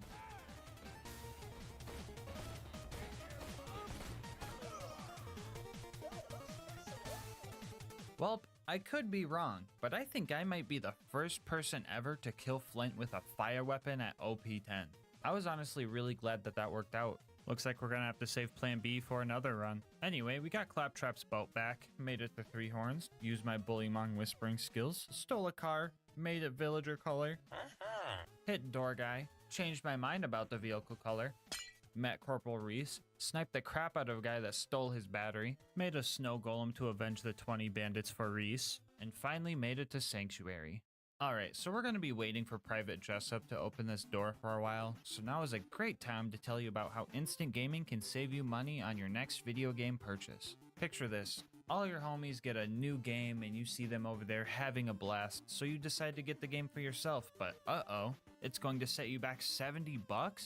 Yikes! Yeah, video games are getting expensive nowadays, but that's where instant gaming comes in. They have deals on tons of games, and I'm willing to bet they've got deals on some of the games that have been rotting away in your wish lists. And the best part for me personally is that there's no waiting for deals here. That's why they call it instant gaming. And to the console homies watching, instant gaming has you guys covered too. So if you're on PlayStation, Xbox, or even Switch, they've got deals with your name on them. So how about this? You think of a game you've been wanting to play and use my link in the description to at least see what kind of deal they're offering on it. And just know if you do end up making a purchase, not only are you saving yourself money, but you're also supporting the channel. Anyway, let's get back to the run.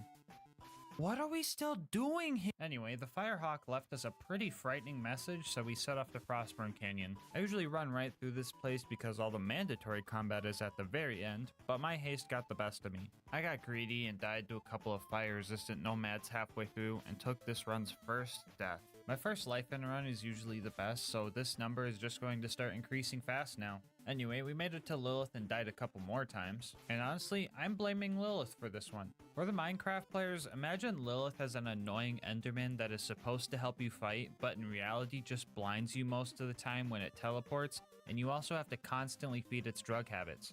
Oh yeah, and it also has a really dumb catchphrase. Anyway, some big boy Vindicators showed up, and I proved that they are killable with the longbow before dealing with the others in my signature style.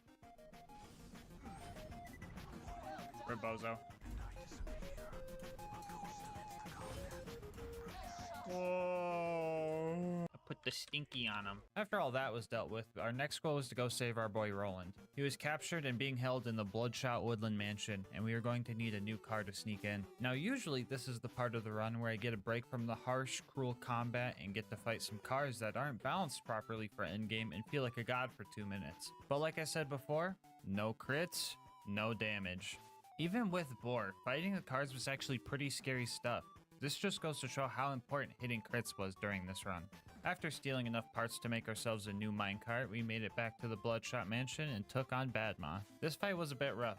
Homie had a shield and it was making it really hard to hit the crits we needed. It was sloppy, but we took him out and made our way inside. So we start fighting through all the mobs and things were going great, right up until the dreaded toilet room. Yeah, these bone crushers, they were turning me into bone meal. Anytime a bullet hit me, it would just break my shield and just take a chunk of my health in the process. Like, imagine getting shot, but all you have to block the bullet is a piece of cardboard. It's not gonna do much, but you're getting shot, so you're gonna take what you can get. The bad guys also had the high ground here. I wish I had some ender pearls to gain some height advantage, but all I had were these invisibility potions that only last 5 seconds. After a few deaths, I changed up my strategy a bit. I decided to leave some of the psychos alive and just keep them close by. This way, when I ended up getting shot twice, I had a totem of undying ready to get me back into the action. We eventually took out enough bad guys for the door to open and Mad Mike showed up. I don't know why, but he just decided to jump into the end portal without placing a bed first.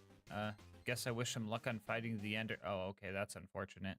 Oh well. We found Roland and he was in big trouble. Homie set off a skulk sensor and the warden came and nabbed him up. We had to be quick here because if we didn't kill the warden in time, he would take Roland to the friendship gulag where the fight is a lot harder. On the run up to him, we fought our first loaders and honestly, that didn't go too well. These yellow health bar armored enemies are fire resistant and we end up doing about a quarter of the damage that we should be doing. So if fighting these basic armored enemies is rough, how is a giant armored enemy that spawns more armored enemies going to go? Well, extremely well considering that he has a giant crit spot and doesn't move at all. Yeah, I was able to get a good amount of critical ascension stacks using this Rainbow Six Siege type angle, and I managed to take out the warden before it could even spawn any bad guys. Anyway, we fought off the rest of the loaders with Roland and made it back to Sanctuary. Our next mission was to blow up a train and steal the vault key. For the first time in a while, we were able to light the 3 Varkids on fire without needing a fire melon. And after that, Mordo and Tina helped us make some TNT to blow up that train, but not before it could take another victim.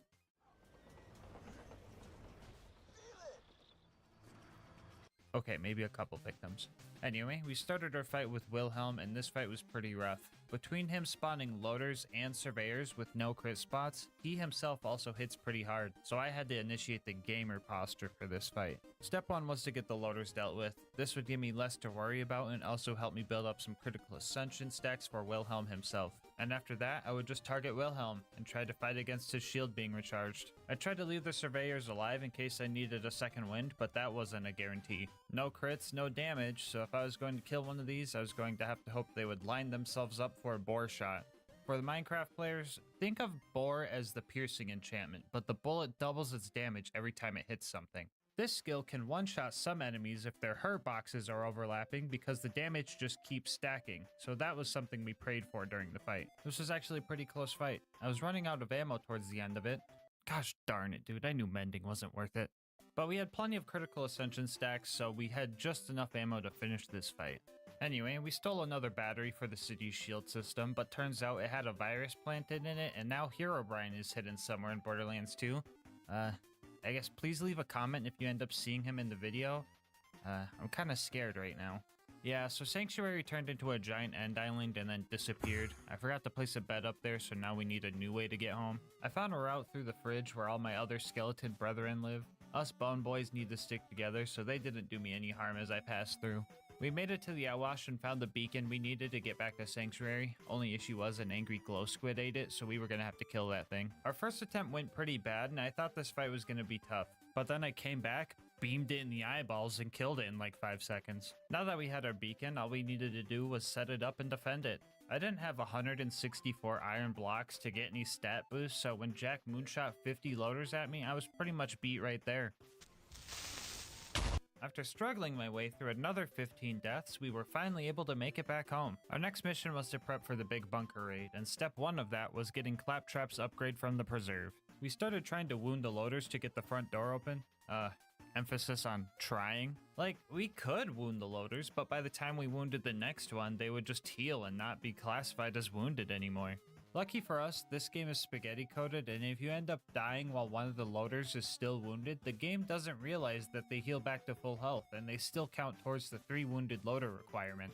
So after a few tactical respawns, we made it deeper into the preserve and started fighting Pomone and Toomba. I didn't really need to fight these guys, but I just kind of felt like it. That was until I actually started trying to hit Pomone's crit spot and instantly regretted it. Those guys died eventually and I continued on. The first mandatory mobbing section here was, well, it was fine until the stalkers started throwing the loaders around, making it really hard to hit crits.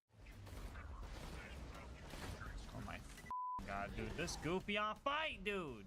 We started prioritizing the stalkers to avoid this issue, and the Uba eventually showed up. This thing is big and slow, so hitting crits on it was pretty easy.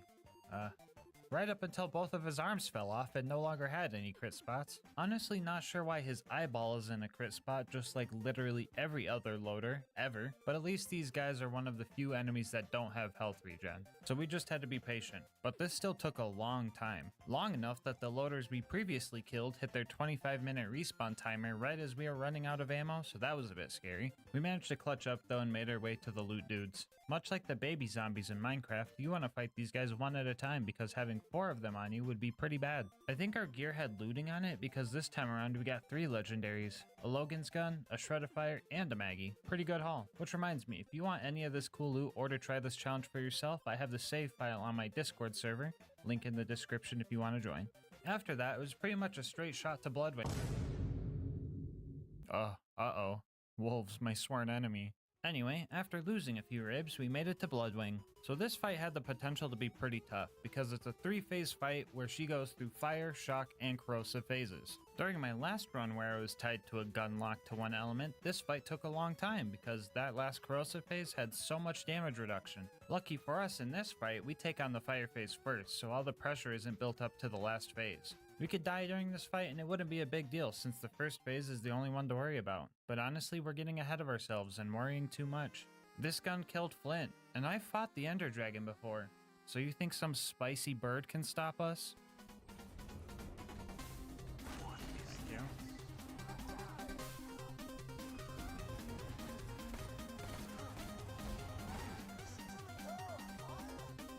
No, stop.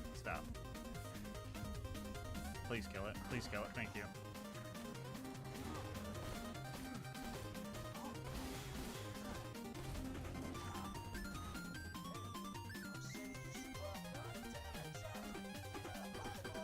Cool.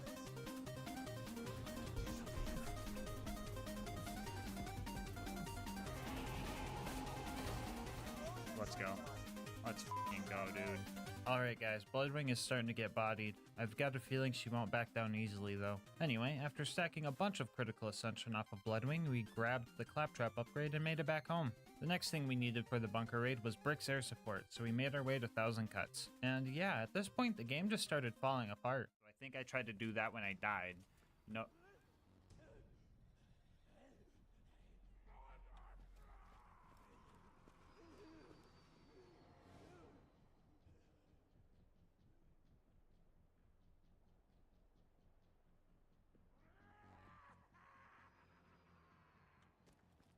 Anyway, we made it to Brick's initiation and decided to make all the Goliaths mad. We eventually got one to go full Godliath and we had to take him on. But for some reason, I just couldn't hit any crits on this guy. Sure, his head flails around a lot and that makes it harder to hit, but with the amount of rounds I shot in that general vicinity, I should have at least hit a few. I ended up dying and just summed it up as an anomaly, because as soon as I got back, I just bodied him, so I guess that's kind of funny. After that, we put the Stinky on Sarcastic Slab, put the Stinky on a loader, Brick put the Stinky on a loader, and then Brick and I used the power of friendship to put the Stinky on a loader together.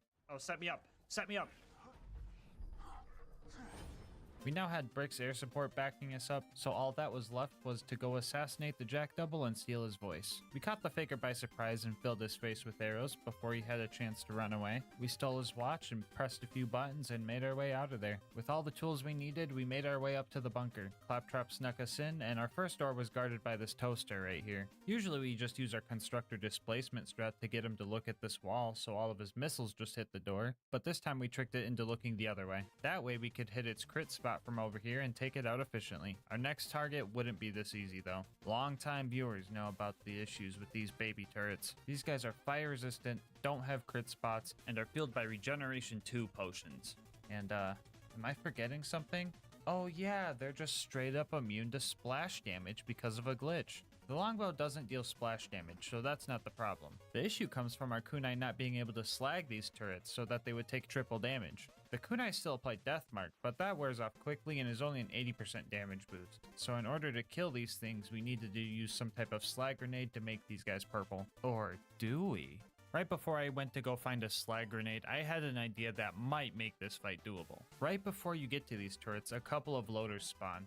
My plan was to disarm one and slowly fire shots at them to stack critical ascension, giving us some more sniper damage to use on the turrets. And this process was pretty tedious. I had to make sure I waited in between each shot to let him regen as much health as possible, but also not wait too long so that I started losing my stacks. Two-Fang, aka our multi-shot enchantment, would proc as well. This is not good for stacking because it deals extra damage to the loader but doesn't give us an extra stack of critical ascension. I also couldn't unspec into it because I needed Two-Fang for that extra DPS on the turrets. Ammo was also an issue. In order to have enough ammo to continue stacking, I would have to jump off this cliff to get the free ammo from respawning. I would lose about 10 stacks in this process, and the whole thing was just a constant tug of war. Eventually I got 35 stacks and went after the first turret and just barely got away with the kill.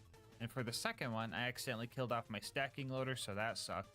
I didn't want to have to reset the map and fight both turrets again, but I noticed that this turret was level 89, which is the lowest possible level it could spawn at, so I tried to brute force it. For this to work, we were going to need Two-Fang to proc more times than not. We were also going to have to utilize all 4 of our longbows. We could not waste any time reloading, so instead we decided to swap to our other 3 fully charged crossbows to have a chance at killing this cursed turret. And after like 10 attempts, we managed to pull it off. Oh my fucking god, dude. This game's stupid. Well, that only took 120 shots to handle. Let's see how many this giant toaster takes. Oh, like 15 maybe? That's cool and makes sense. And the last thing we need to do before the bunker fight was face McShooty. Oh! So we made it to the bunker and our objective was to blow up 11 giant turrets. And if the tiny ones went bad, you can only imagine that the big ones would be worse, right? Nope, they have a crit spot conveniently placed on the back of them. After that, it was time to fight the bunker, aka the greatest defense spot ever built. If some tiny turret ate up all of our ammo, I can only imagine that this fight was going to be impossible. Oh yeah. Alright, for the Minecraft players wondering what the heck just happened, this boss has multiple hurt boxes that overlap on each other. So if you know where to shoot this guy, Boar just lets the bullet get stuck, bouncing back and forth and practically one-shotting this boss. It leaves it at 1 health since it has to die in this spot, so I decided to finish him off with style.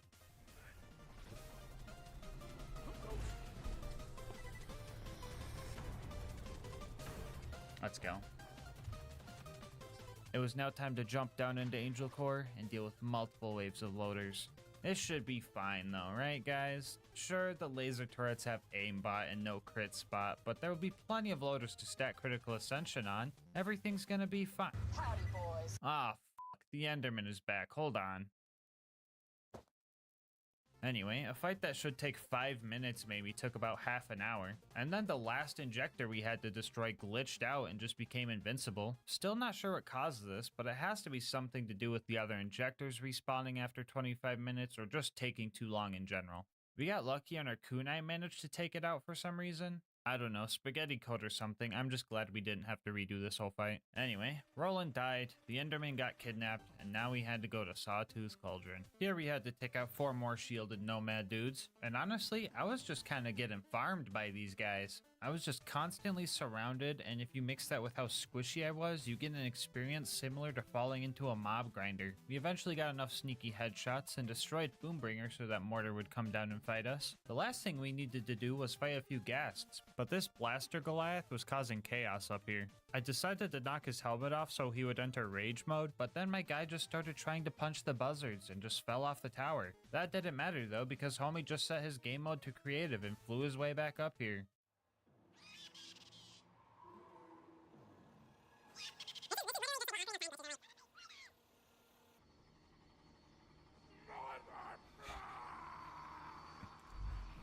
Round 2.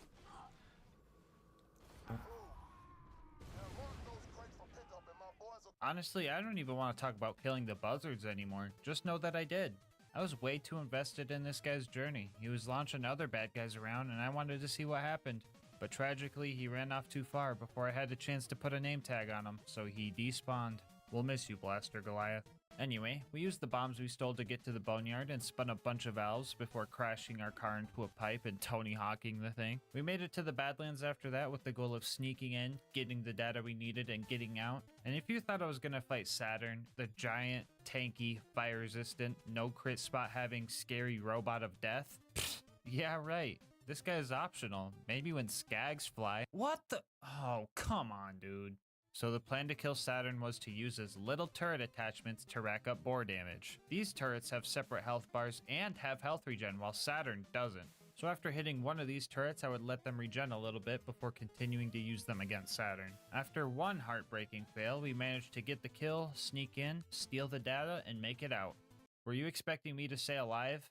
Well, that's your own fault. We were finally ready for the final stride towards the vault. Combat at the claptrap door was going to be pretty scary because super surveyors spawn. Normal surveyors are an issue because they don't have crit spots, and now imagine one that's 5 times tankier. The plan for these guys was to lure them into a trap by wounding other loaders and hoping we could slag them with kunai and just brute force it. Or, you know, it could just fly too close to another surveyor and just get bored. We managed to stack a good amount of critical ascension during this big fight, and that helped us finish it relatively well. After that, we did the parkour map known as Heroes Pass and made it to our fight with Jack. The first phase of this fight isn't anything too special, but when Jack's shield breaks, 2 things happen that could cause some issues. First off, he's got some crazy health regen. And second, he spawns another one of those darn surveyors that gives him an invincibility shield. After 5 attempts, I managed to accidentally bore kill the drone, and then Jack just glitched out, letting me finish him off pretty much for free.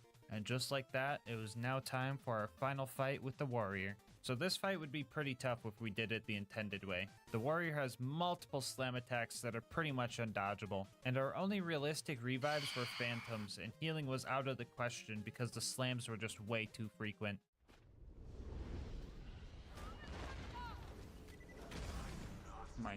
Yeah, that's exactly what I'm talking about. I'm literally getting comboed in the air. I'm getting juggled. Now we could use one of the 64 different safe spots next to a respawning ammo crate on this map and just take him out the boring way. Or we could do something funnier and trick the warrior into stepping on a Lego and taking him out the boring way. As the warrior sat there with 1 HP left to spare, we set ourselves up and ended this run.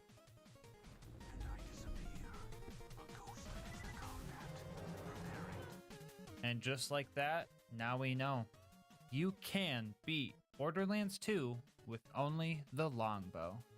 Bonus content time, woo! Alright, so we might have beat the game, but we didn't find a single diamond the whole run. So we headed towards Caustic Caverns to go mine some. We made it to diamond level and were ambushed by a horde of creepers, but we weren't going to let them stop us from finding what we came for. A trophy to commemorate this run, and some diamonds. Why are they purple? Before you go, I just wanted to say thank you so much for making it this far into the video. If you want to support the channel, make sure to like, comment, and subscribe. Doing all that helps with YouTube's algorithm a lot. I also read all my comments and love hearing your guys' kind words and ideas for new runs. If you want to support the channel more directly, consider becoming a channel member to get videos a day early, using my link and saving yourself money on instant gaming, or checking out the merch store. I will link my Discord and Twitch channel where I stream these runs live in the description. But until next time, breathe easy, homies.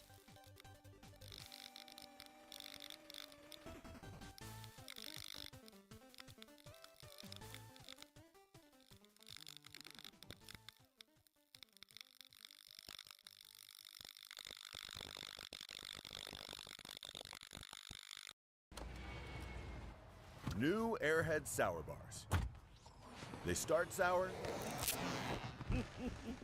and they stay sour. Where to? Airheads have more fun. So a while back I made a video where I tried to beat Borderlands 2 with only the fastball, and that was actually pretty fun. And since my last challenge video's ad revenue barely paid for the resulting therapy sessions, I thought it might be a good idea to have a nice, fun, and wholesome run. So today we're going to try and answer, can you beat Borderlands the pre-sequel with only the snowball? Now before you guys ask, yes, I just said I was playing the pre-sequel for fun. I know I dunk on this game a lot, but if I'm being honest, it's my second favorite game of the series, right next to Borderlands 2. The third being Tiny Tina's One Shot Adventure. You know the standalone game that's just the BL2 Tina DLC? Yeah, that one. Anyway, jokes aside, let me tell you the rules. We'll be trying to be Ultimate Vault Hunter mode at level 70 with no bar and no guns allowed.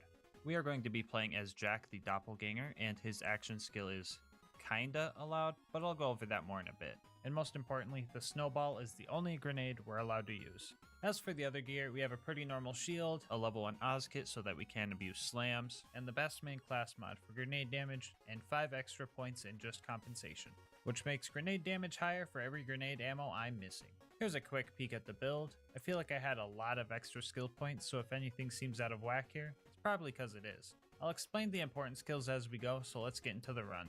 We arrive at Helios and immediately start doing what you would expect. Beaming these doll guys with nice, wholesome, totally not packed with ice and gunpowder, snowballs. Also, as one would expect, we ran out of ammo pretty fast. Compared to Axton and the fastball, we seem to be at a major disadvantage. We only get half the ammo, and we can't throw snowballs while in fight for your life. But I'm here to say, both those problems are only half wrong. Thanks to the skill Jack's Cash, we get a free grenade for every 4 kills we get. And since we're spec'd into leadership as well, every time a Digijack dies, it counts as a kill. So if we activate our action skill and immediately cancel it, we can farm ourselves up a free grenade.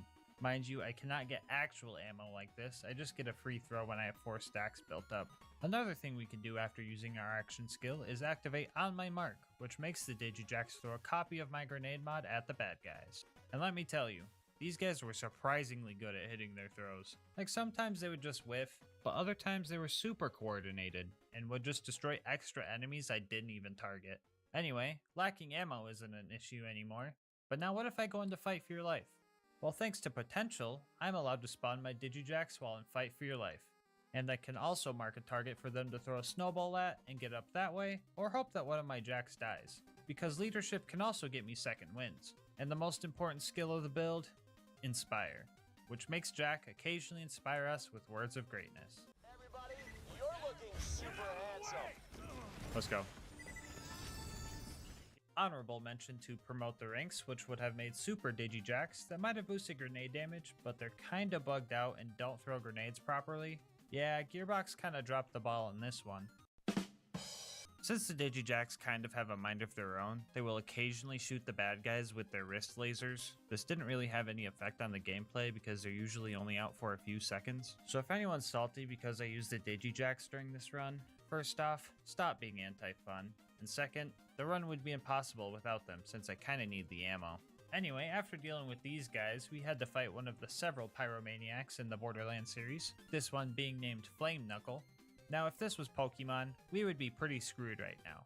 If this was Borderlands 3, he would be pretty screwed right now. But this is TPS, so the fight was pretty fair. Jack was super helpful with distracting him, so I was even able to fend off any extra troops that were flying in. Also during the fight, I used a little bit of RNG manipulation to get more ammo drops from the containers. So if you're below, I believe, 1/3 of your maximum ammo with any type, you are more likely to get that ammo type from ammo crates. So if we had 3 or less ammo, we could open up the crates and get more ammo than usual. Constantly having a low supply grenades is kinda good since we're spec'd into that just compensation skill, so we're getting the best value for our chucks. After we busted Flame Knuckles' power suit, Jack, and Jack helped me finish him off. Right after that, we got moonshot down to the moon and met Janie Springs. We needed to help her take out Deadlift.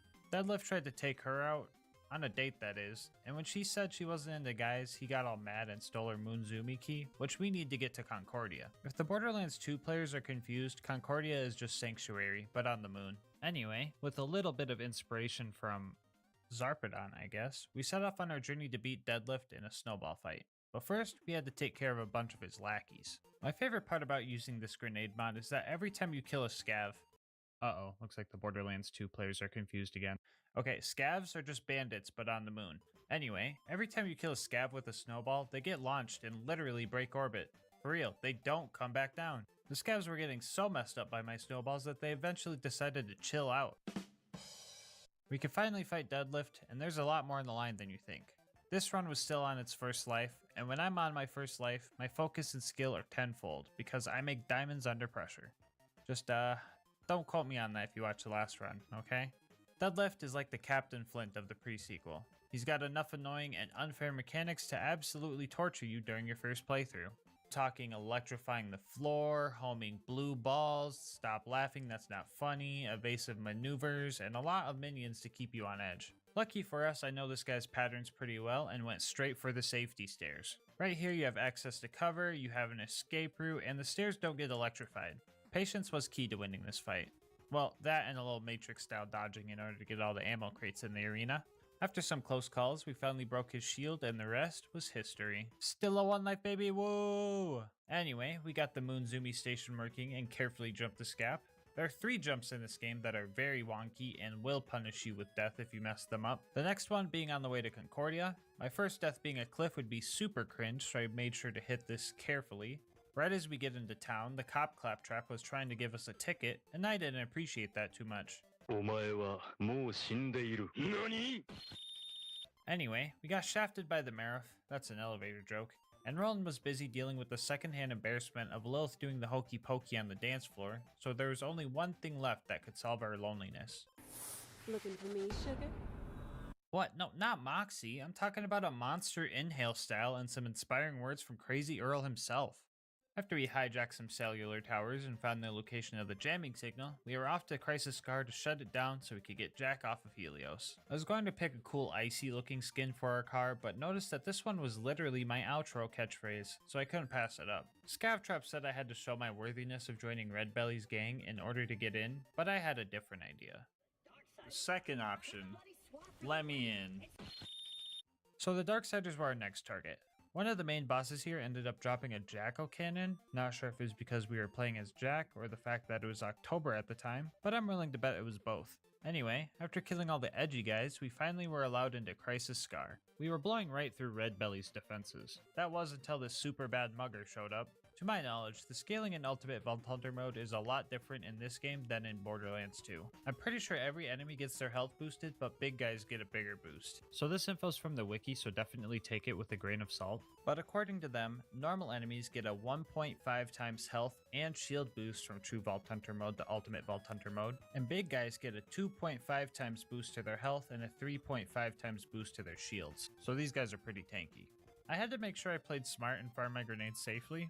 After killing Mugger number 1, I had to also kill Mugger number 2. Luckily, my mans fell right into my trap and I was able to get an early chunk of his health out of the way before I let the boys put the ice on him. We also ended up bullying the local grade schoolers, and that was pretty fun. And after that, we were off to fight Red Belly. The game made this pretty easy for me. Why farm up nades with Digijacks when I could just walk over to this vendor and trade all the loot I found for some more? We had a couple close calls early on, but Red and Belly split up, which allowed me to gang up on them one-on-one. Belly was a scary powerhouse who dropped us a striker, and Red was just kind of AFK for the most part. After we dealt with them, we shut down the jamming signal, got skimmed out of our moonstones by this chest, and found out the Marif was working for the bad guys. We started interrogating him, and he said Dahl was making him do it. So I was like, don't worry man, just be cool. Anyway, we were gonna let the Marif live, but he tried to kill Jack and started Jack's lifelong murderous trust issues. Now that Jack was rescued, we needed to start building an army to take Helios back. I tried using the snowball to put the door code in and was a little spooked when it didn't work, but I was able to just use the interact button to punch in the door code, so the run doesn't end here. Janie Springs helped us get a new vehicle. This one can fly. Kinda. So I wasn't about to trust it with my life. A cool trick you could do with the Stingray is to boost up a little bit, press the slam key, and then boost again as you bounce to get more height for your jump. I was a bit rusty, so I took a couple of minutes to make sure I got this, because holy crap, how am I still alive? I don't know if the snowball is just that good, or the pre-sequel is just too easy, or if Jack is too OP, or what. Actually, you know what? I think it's just definitely Jack being too OP. Anyway, after meeting Pickle, we set off to get a military AI from the bosun. I had to do a bunch of annoying things to get to his ship, but for the most part, I was ballin'. And by ballin', I mean bawling my friggin' eyes out, because I finally died. Back. Beam him. No! No! Soldier, be tall or be dead. Now pick again.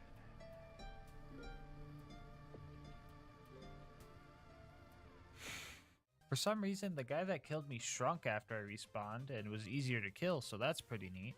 After a few close calls and dying again because I went down right as I hit a jump pad, we managed to get the methane flowing again so that we could get across this lava lake. Waiting for us on the other side were a bunch of cheaters, and I didn't like that too much, but I wasn't exactly playing fair either.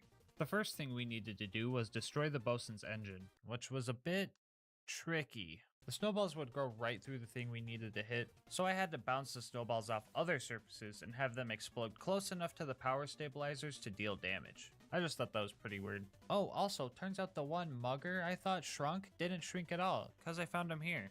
Homie was screaming at me a lot, something about how could I do that to his son or something, not really sure what that was all about, but he seemed pretty mad. He got his revenge, and he was even fighting honorably using a snowball himself, and I barely had enough energy left to fight Poop Deck after.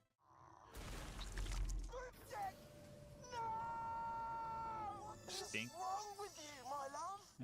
Anyway, the bosun fight was up next and I had a game plan.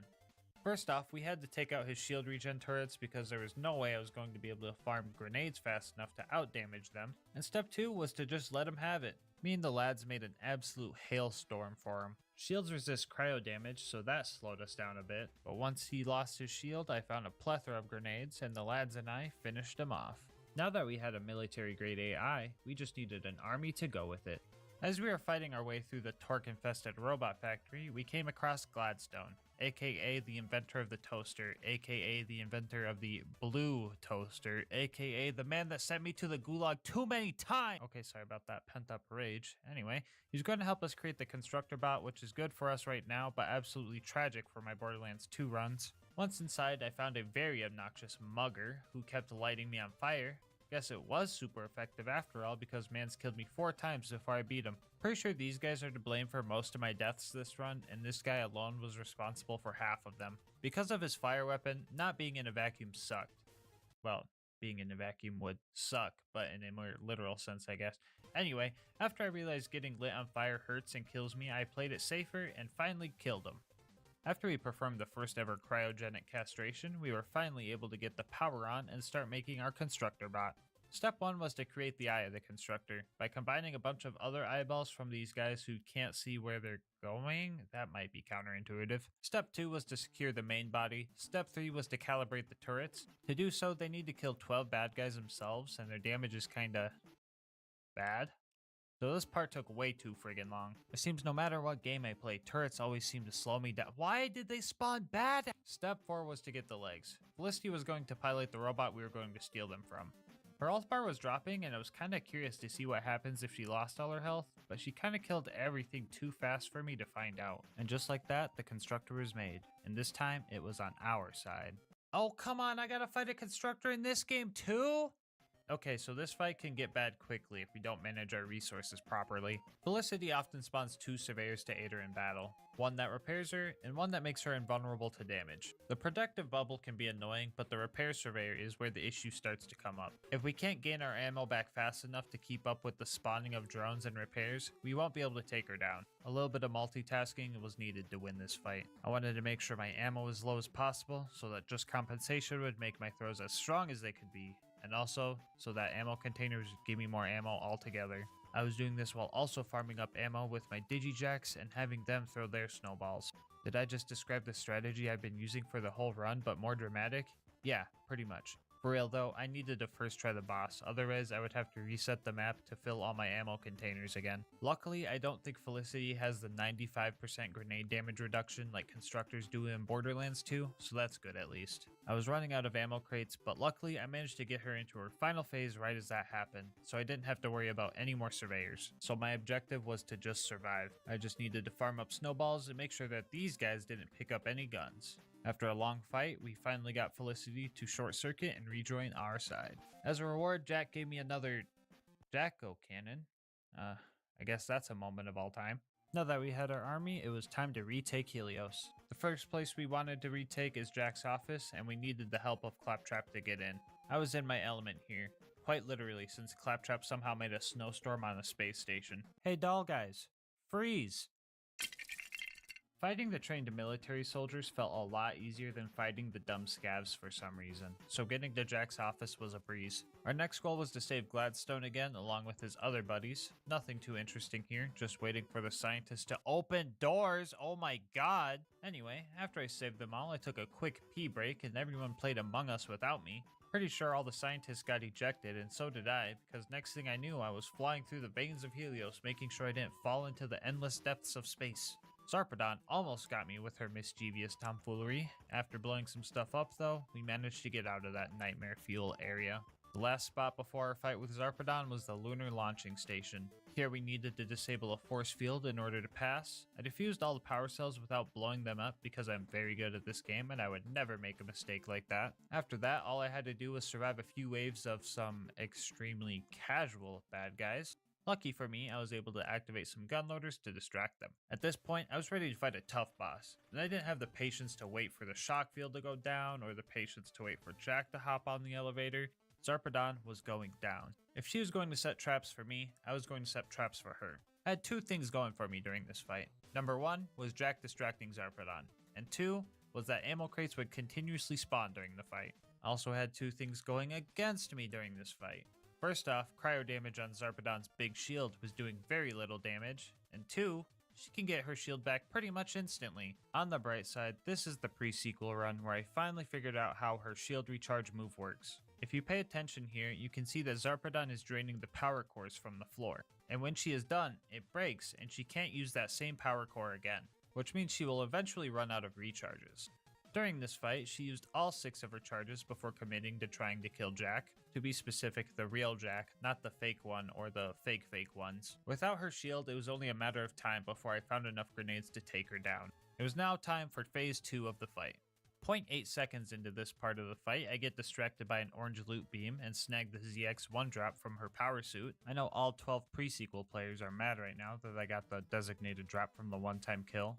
After that, I started trying to fight Zarpedon, but geez man, she knows how to dodge. I feel like my accuracy went from good to bad so freaking quick. I feel like she was standing still trying to fight Jack and I was still missing. This phase also introduces a bunch of ascended doll soldiers, and at this point it was too chaotic to keep track of anything at all. All I could do was run around like a chicken with my head cut off and hope to find some grenades so that I could miss Zarpedon some more. I think Jack was the MVP for this fight, honestly.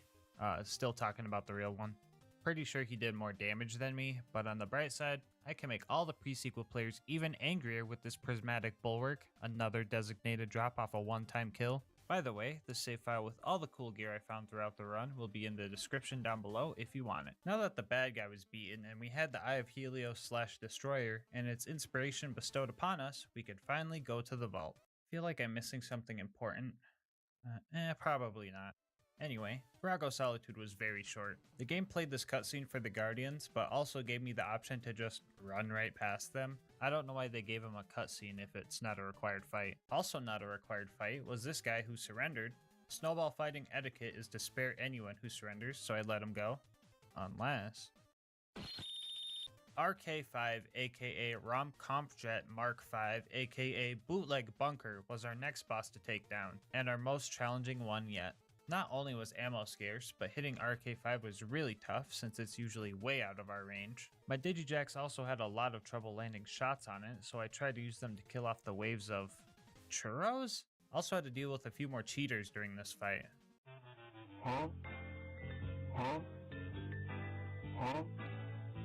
Much like Felicity, if I were to die during this fight, I would have to save quit to reset all the ammo crates, or I'd just be making the fight a lot harder than it needed to be. My best bet with this fight was to fight Flyer with Flyer. There are 2 jump pads on this map that gave me a great deal of mobility. On top of getting me out of sticky situations, they also helped me farm up grenades, because Digijacks die if they're too far away from you.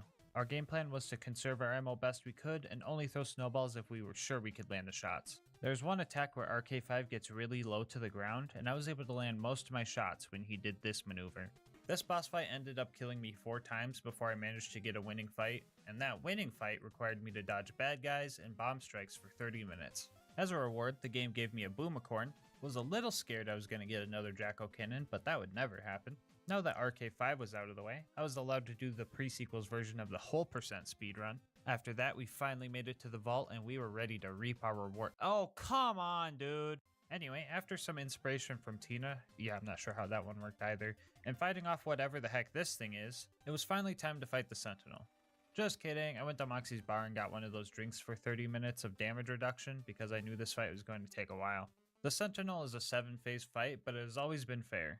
This time around, I was really able to take advantage of his bullet deflecting move by simply not using bullets. However, the third phase was an ice phase, so my damage really dropped off and it took a while. But the game plan was pretty much the same. The big Sentinel was a bit more tricky to deal with. Instead of just running around in circles, I had to play an elaborate game of the floor is lava. I also had to make sure I was nailing this guy in the head, because my grenades weren't doing damage otherwise. We had a lot of close calls during this fight, and towards the end we were running low on damage reduction. This is also where the Sentinel started doing some really cursed strats. I don't know exactly what was happening. All I knew is that I was taking knockback constantly. I think he knew the end was near, so he was trying to get me as far away from him as possible. It wasn't gonna work though. In the end, he set himself up for the perfect trick shot, which means you can beat Borderlands the pre-sequel with only the snowball. Before we go, I just wanted to say thank you so much for watching up to this point. I know this wasn't the hardest run in the world, but I had a lot of fun this time around. If you want to support the channel, make sure to like, comment, subscribe, hit the bell, and all that good stuff. I do read all my comments and love hearing your guys' kind words and ideas for future runs. If you want to support me more directly, consider becoming a channel member. 99 cents gets you videos a day early, and the support also helps me get videos out faster for everyone. I'll have links to my Discord, Twitter, and Twitch channel where I stream these runs in the description. But until next time, breathe easy, homies.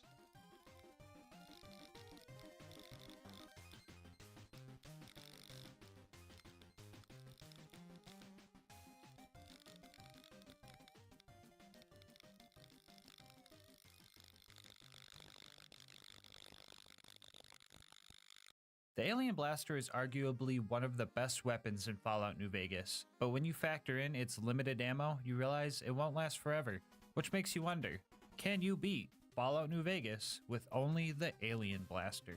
The rules for this run are simple. The Alien Blaster is the only weapon we are allowed to use. Any type of environmental damage from other NPCs or traps is fair game, with the exception of companions. It would be too easy to let them do all the work, so we're just banning them outright. And to add some challenge, we are going to be playing on hardcore, very hard difficulty. For the Fallout newbies that are usually here for my Borderlands challenges, hardcore mode adds hunger, thirst, and sleep meters and makes healing broken limbs a bit harder, and the very hard setting makes it so I take double damage and only deal out half damage.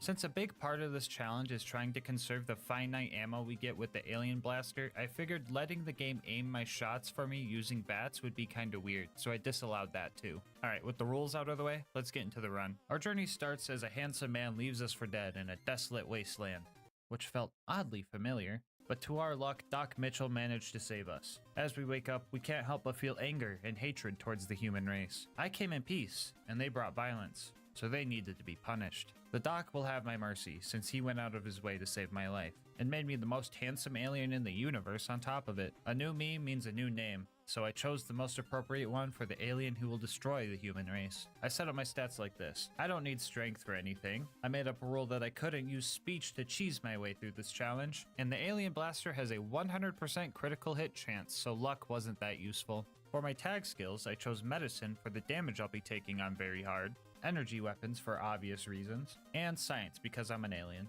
And for my starter traits, I chose trigger discipline to help with landing shots and conserving ammo, and wild wasteland because the Alien Blaster does not spawn without it. On our way out, we grabbed everything of use from the dock and sold everything not of use to Chet. We also stopped by the schoolhouse to grab some extra food and a stealth boy before plugging in the coordinates to the nearest alien ship, which was pretty much on the opposite side of the map. So while we try to sneak past these death claws, I'll tell you guys about our partner, Instant Gaming. Instant Gaming has been my go-to place for video game deals. Thanks to them, I got Fallout New Vegas for under $3. That's $7 I saved to buy myself a monster and get me through this challenge. And Instant Gaming has deals on all sorts of games, and their deals are hard to beat. No more full price games, no more waiting for deals, and no more games dying in your wish list. Are you a console player? Not a problem, because they've got you covered no matter if you're on PC, Xbox, PlayStation, or even Nintendo Switch.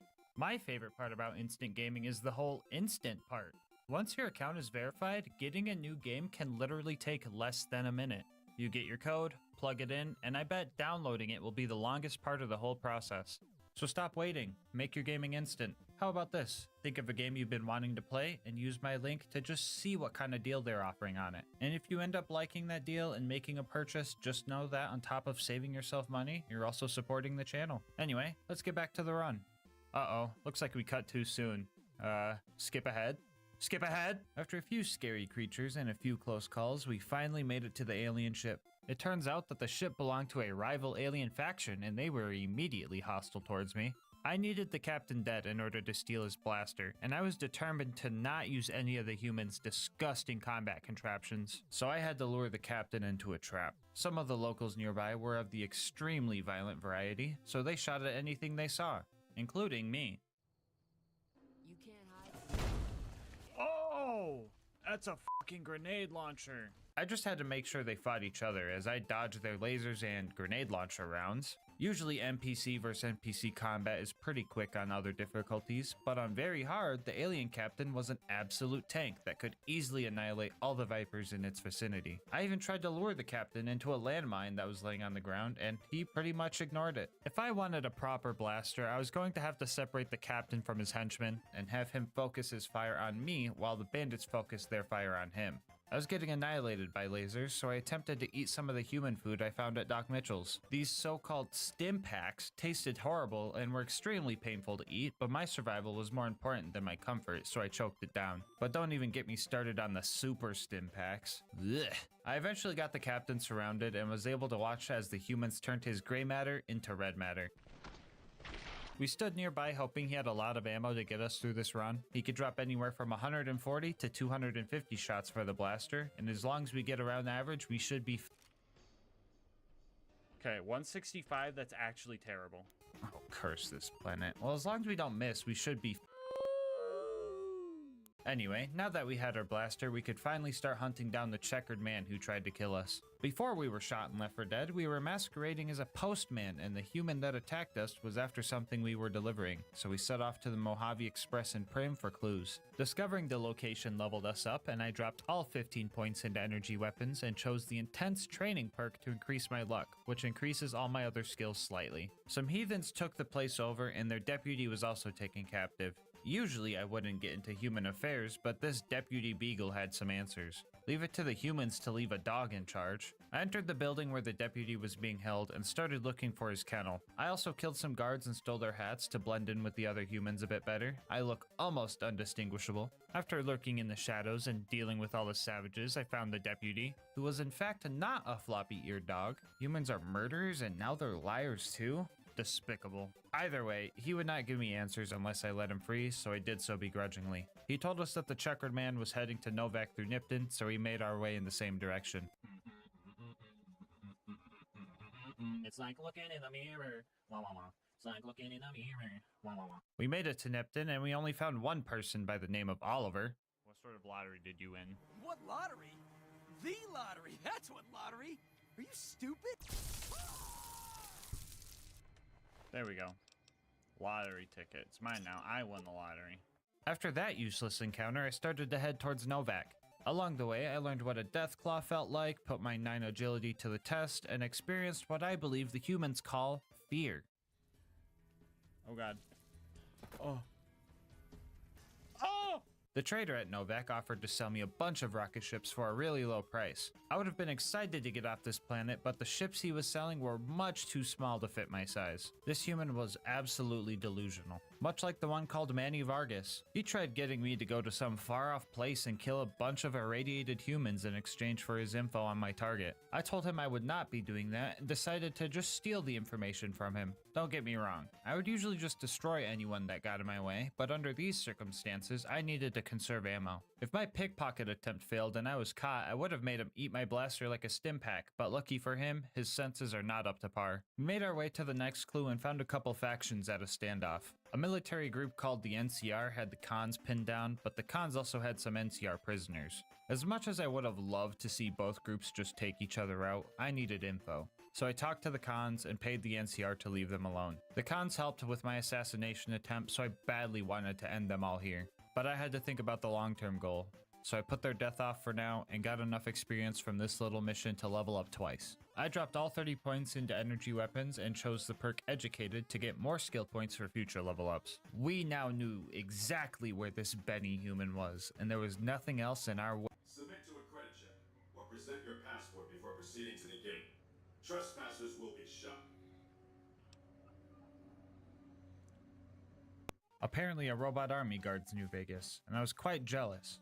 Imagine the work I could do with my own robot army. I'm getting sidetracked. Anyway, we were going to need to find a passport. My instincts told me that I was going to need to find a leader around here, so I went to see the king. He offered me work and I took it in hopes of getting into Vegas. I was ordered to hire a bodyguard and pretend to need his help. It was such a degrading task to act so weak. Even more degrading when I found out that the bodyguard in question was an actor himself, who hired other actors to pretend to be dead to raise his own business up. We were all pretending at that point, and it just made it all the more embarrassing. But the king appreciated my work. After that, I had to investigate some conflict between the locals at Freeside and the NCR. Long story short, the humans didn't communicate well, so they resorted to just murdering each other. Typical. Either way, the king rewarded me for my efforts with a level up and a passport. I used my skill points to max out energy weapons and then threw the rest into science. I also took another rank of the intense training perk to up my luck to 4. We stocked up on supplies before we entered the strip. So far, hunger and thirst haven't been an issue for hardcore, but I'm assuming stim packs are just very nutritious. Speaking of human food, I quite enjoyed this Nuka-Cola stuff. I mean, the shell tastes kinda bad, but this caffeine stuff on the inside made me feel great. Anyway, we finally made it to Benny, and upon entering his base, his henchmen demanded my weapons. You know, I went through a lot to get this gun, and they think I'm just gonna hand it over when I see my target right in front of me? That makes me angry. I could murder everyone in this building right now. I could level this place. Ah, fuck, I think the caffeine is kicking in. Cola for the fun, I guess.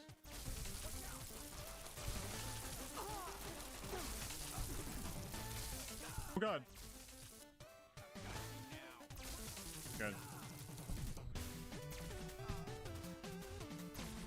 Cool. Oh. Okay. Stop. Good. Oh. Good.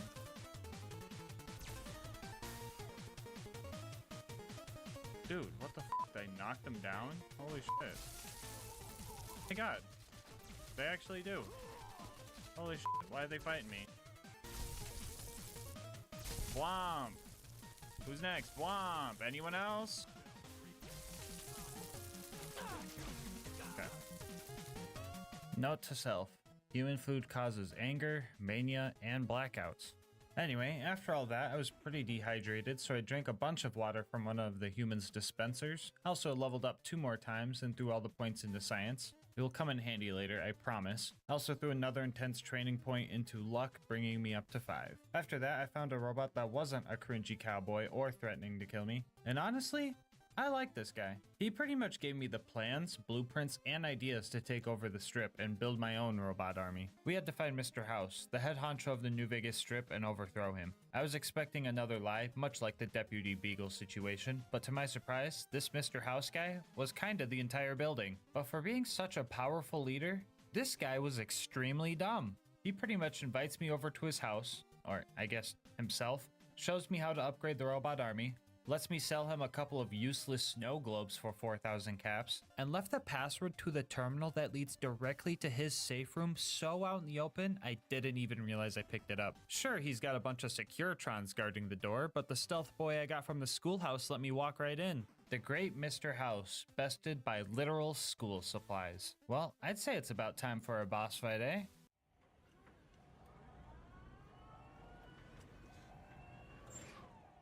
Man, what the fuck is this? I got catfished. Man, well, in that case, let's just end this guy with a headshot.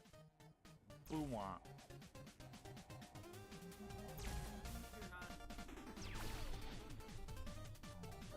Okay, what about this kind of headshot? Balls. Anyway, after House was dealt with, I maxed out my science skill and plugged Yes Man into House's old system. Yes Man wanted us to go meet all the other factions and decide what we wanted to do with them all. I told him I wanted them all dead, but he really wanted me to go meet them all, so I humored him.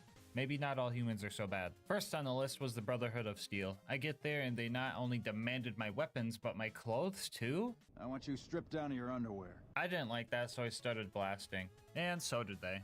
Yeah, taking these guys on all at once was near impossible, so I decided to hide over behind some crates for cover and let the guy walk over to me to start the conversation. I killed him there and then killed off the 2 other door guards before getting out of there. So yeah, screw those guys. I got out of there and headed to finish off the other 2 aliens I totally forgot about until now. But I guess they realized their captain was weak and I was superior, so they joined my forces instead, meaning I had a ship to get off this planet when all was done. After that, I got lost at a Deathclaw construction site while trying to find Red Rock Canyon. I eventually found my way there and found their leader surprisingly easily. I asked them about their ways and they seemed like a clan just trying to defend themselves. But then I remembered these are the guys that left me in that ditch, so I murdered them all. Their leader was a coward anyway. The next faction to meet was the Boomers, and with my experience with human language, that could either mean they really like bombs or they're a bunch of old people. And when some guy bet me a bunch of caps that I couldn't make it to their base while dodging mortar strikes, I think I figured out which one it was. I took his bet, but I never got those caps back. Not because I didn't make it, but because I totally forgot to come back for my winnings afterwards. Anyway, I made it to the Boomers' front gate and gave them the good old "take me to your leader" line. They love that one. I guess they're old and like explosives. Okay then. Either way, they made the number in the top left corner of the screen go up multiple times, so I killed them too. After dealing with them, we leveled up again, dropping all of our points into medicine and grabbing the quick draw perk because it sounded cool. After that, we had a few factions in New Vegas to deal with, starting with the Omertas. No one but Omertas are allowed to carry guns into Gomorrah. Check your weapons with me.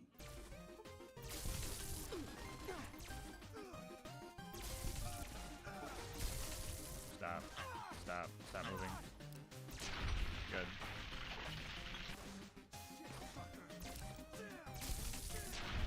Okay. Man, I am so sick of these humans demanding my weapons. Let's hope that the white gloves are a little more understanding. Beg your pardon, but could I trouble you to turn over your weapon?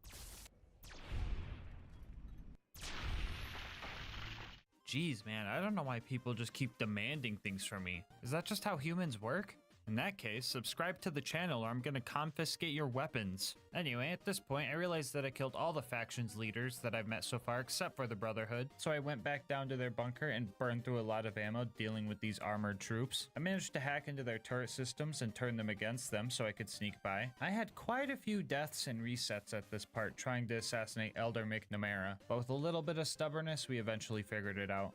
Man, I told Yes Man this was going to be a waste of time.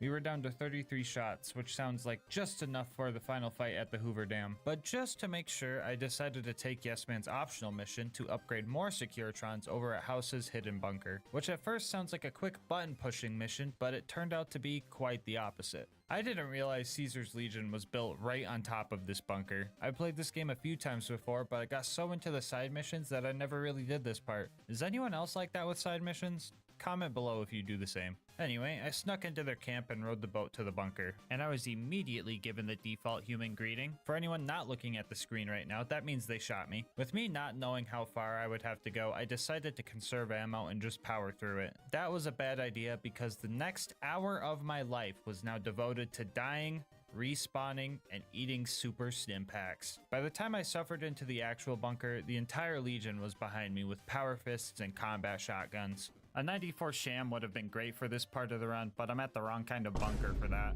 The defense system down here also hated me, but lucky for us, our 100 in science allowed us to hack a few terminals and shut the systems down. After that, it was just a matter of threading the needle and closing all the doors behind us. What you're watching now is every single death I had in the fort. This isn't even including the manual reloads when I knew survival wasn't an option. Starting now, the death counter is no longer accurate, so think of this number as a conservative estimate from here on out. We eventually found the right buttons to push and upgraded the remaining Securitrons. Now for the hard part, making it out alive. At this point, I had already eaten most of my food. Stim packs and super stim packs don't taste so bad when you use them to wash down gunfire. The medics in my system was working overdrive, and I used my last doctor's bag to make sure that if all else failed, my legs could still carry us out of here. I was tempted to take out their leader while I was here, water bottle at a concert style, but decided to let his brain tumor handle it for me. I was going to need all the ammo I could get for the final fight. Through sheer willpower, stubbornness, luck, and multiple chems, I made it back to the boat and swam to safety. At this point, I was starving, dehydrated, addicted to multiple chems, crippled everywhere from the waist up, and had absolutely no medical supplies to my name. So I went to the only human I could trust and had him patch me up. And after that, I went to all the vendors I could find and bought all the supplies I could for the final fight. The battle between the NCR and the Legion at the Hoover Dam will determine who takes control over New Vegas. And my plan was to swoop in with my upgraded robot army to take it all for myself. We let the humans do all the fighting amongst each other and made our way to the real target. Legate Lanius. With 33 shots in the alien blaster left, fighting some human with a sword should be a piece of cake. Yeah, emphasis on should?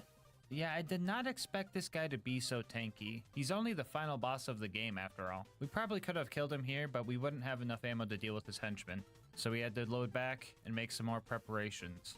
This whole next chapter of the run sucked. Basically, I wanted to get a perk called Better Criticals that would make all my critical hits do 50% more damage. And since all my shots are critical hits, that would be a flat 50% damage boost for me. Even a human could do that math. I thought all I needed to do to get this perk was to level up one more time now that I had finally gotten my luck up to 6 with the intense training perks and met the requirement. But there were two issues with this I didn't think about. First off, you only get a perk every other level, so I'd need to level up twice. And the second issue that I just now noticed while editing, I would need to level up 4 times to hit the minimum level requirement. So my whole goal of leveling up 1 time was a complete waste of time, but I'll go over my struggles anyway. First off, we went back to Prim and made Prim slim the sheriff to secure some mission XP. We then picked all the safe locks in the storage room for a little bit more. After that, we decided to do the tutorial mission, but didn't want to waste ammo shooting a bottle and felt like punching them would have been against the rules, so skipped all that. So I just picked their locks and hacked their computers instead. I went to Novak and finally decided to sleep for the first time. While I was there, I also did this mission for Boone to get some extra XP. He was not a companion at any point during this mission, so this was still fair. My next set of jobs would be the most degrading yet. I tried to do the bodyguard job with the Van Graffs. They demanded my weapons at the door, and I begrudgingly let them handle it.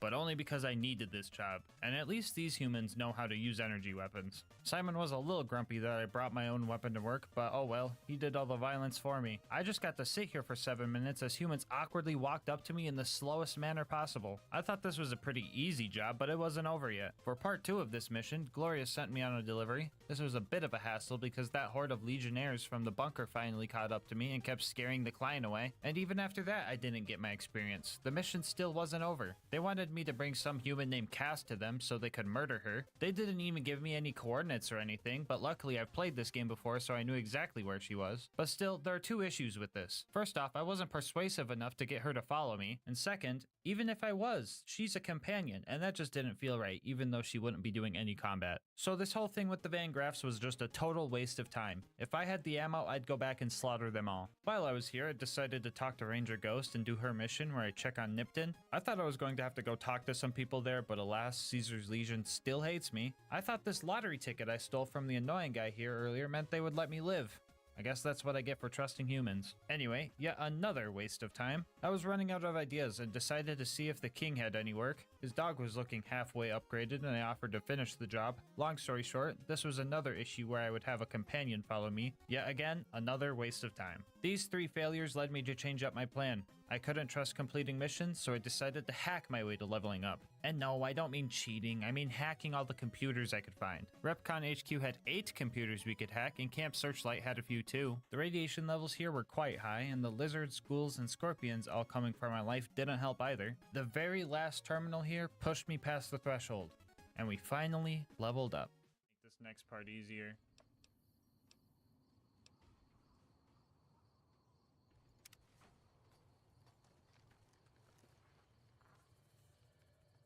No, I need another level up for a perk! Fuck! Yeah, like I said before, I totally forgot that you only get a perk every other level. So I decided screw it, we don't need better criticals. We'll just eat some Psycho and hope it works. So we had Doc Mercy Gosh, dude, the amount of times I've said Doc Mercy instead of Doc Mitchell is not surprising, but still a lot. Anyway, we had Doc Mitchell patch us up one last time and we set off to the final battle. Dodging bullets was a lot harder this time around since my armor was broken. Luckily, I took that checkered suit from Benny's corpse. Still not sure how that works because he was cremated in it. I don't think it actually helped me that much, but I took what I could get. We made it to the Legates camp and started taking the bad guys out. I was really abusing the quick saves here because every shot counted.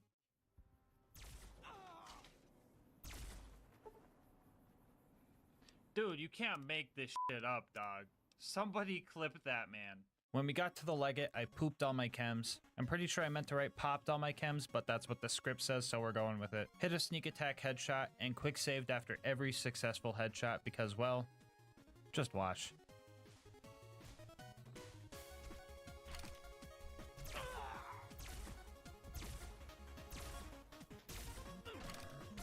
Oh, dude, everything in this game moves so goofy, and I hate how goofy everybody moves.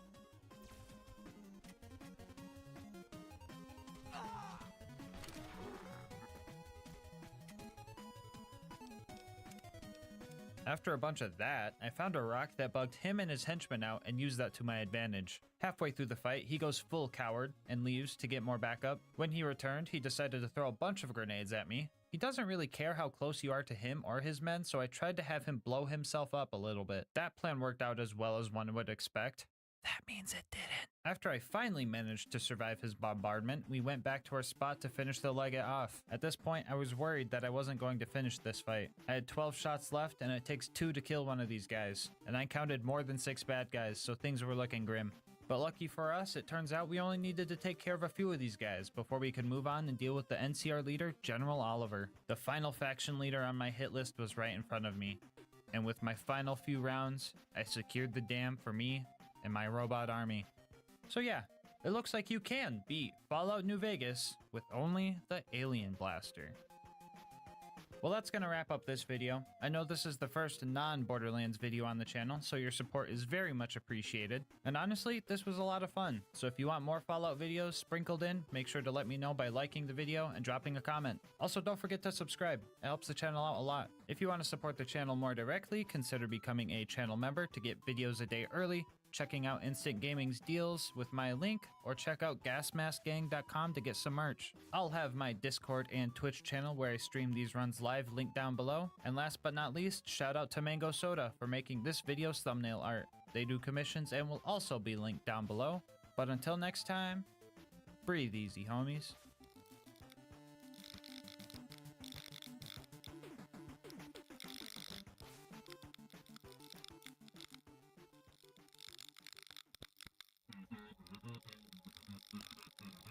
It's like looking in the mirror. Wah, wah, wah. It's like looking in the mirror. Wah, wah, wah. With millions of guns, Borderlands 2 gives you so many options for your loadout. But today, we look at the nuclear option and ask, can you beat Borderlands 2 with only the nukem? I'll briefly go over the rules. First off, we will be playing on UVHM OP10. If you're new to the game, that just means we're playing on the hardest difficulty and everything is 10 levels higher than us. Bar will not be allowed for the run, and the nukem is the only gun I'm allowed to use, which means using a Logan's gun and a sham to absorb ammo is strictly off the table.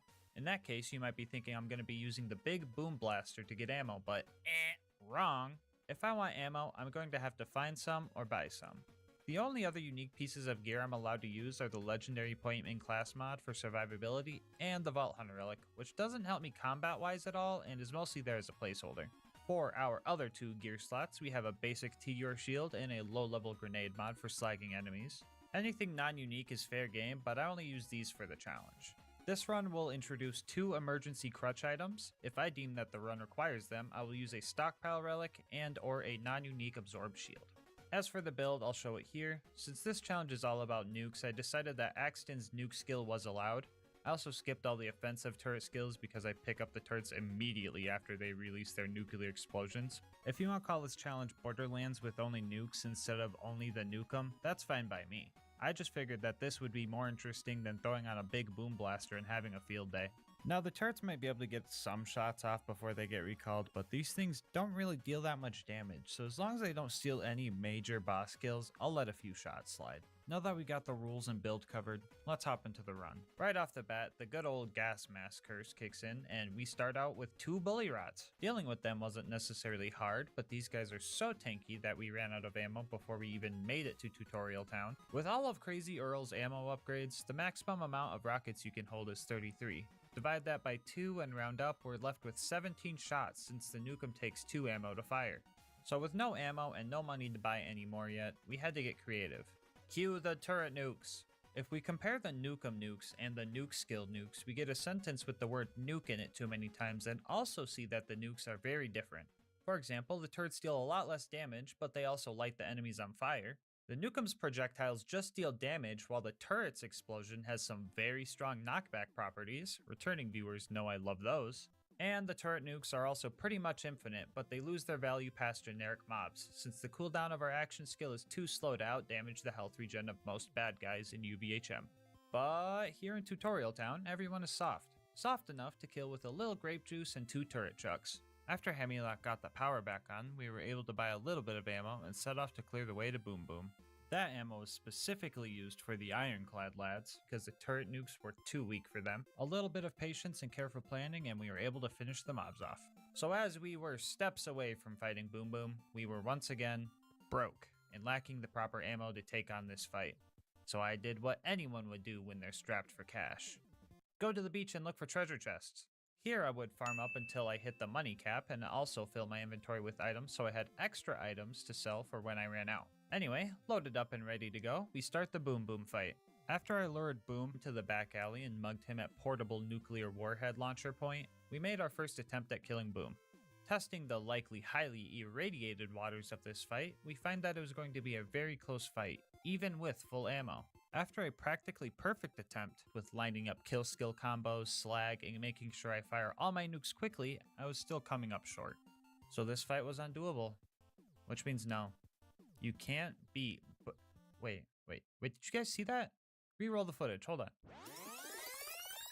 You see it now? The run is saved, all thanks to this do cut. In Borderlands 2, when you pick up a gun or grenade mod, it gives you some ammo of the weapon type you just picked up. So when I opened up this porta potty and seen this long brown log looking thing, I was filled with joy. So on our next attempt, we made sure to set up everything perfectly, grabbed the launcher for the ammo, and managed to just barely kick him out of his turret. The moment of truth was when I ran back to fill my ammo, not knowing if he would just hop back into his booster seat. But lucky for us, he doesn't get back in unless you die, so we managed to finish him off for good. After clearing out all the mandatory bad guys on the way up to our boat, we start our fight with Flint. My plan was to just fight him from down here, but I forgot that my turrets had knockback for a second and I ended up launching him out of his arena, which bugged out his AI. Again. But it looked like this was going to be necessary to cheese him like this anyway. While lobbing these nukes, I was slowly realizing that I wasn't going to have enough money to keep buying the ammo I would need to take him down, so after round 2 of farming the money, we knocked Flint off again and spent like 10 minutes trying to get him into a good spot closer to the ammo vendor. Slide to the left. By now you've probably seen that the nukes we're firing don't go very far. That's because this thing is nothing but Torg parts, so firing at anything while below eye level likely means I'm getting a dose of the radiation too. Anyway, after lobbing 61 nukes down at Captain Lead here, he finally died. Arriving at Three Horns, I used my Bullymong whispering skills to convince the Bullymongs into fighting the local bandits while I decked out my new ride. I didn't know the blue steel skin was a Torg skin, so I was pretty hyped to show up to Sanctuary with style.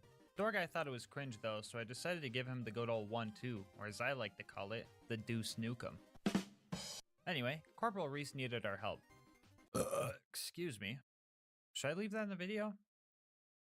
Screw it. Long story short, I learned a little something about collateral damage. To make up for my friendly fire shenanigans, I made sure to kill the 20 bandits in his honor.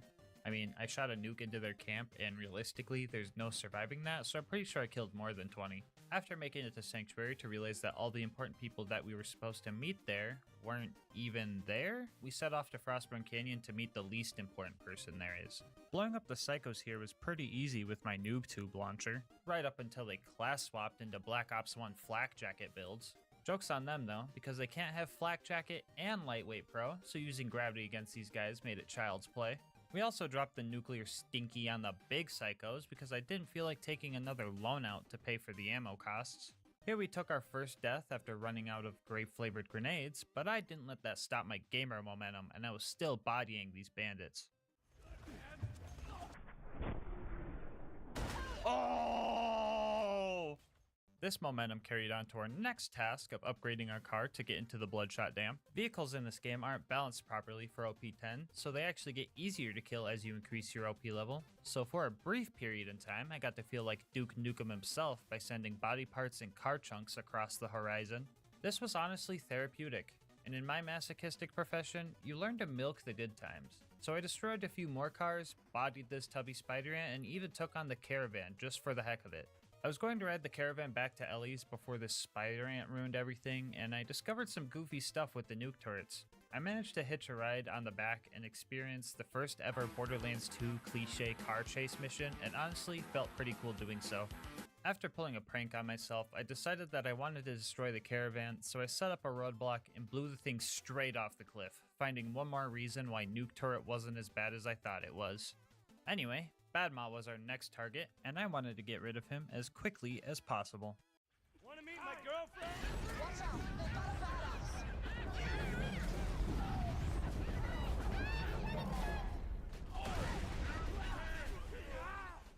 Yeah, haters are gonna be like, that wasn't a nuke, Brendan Val, or whatever 8-year-olds like to say nowadays, but let's be honest, I was going to put the stinky on Badma anyway.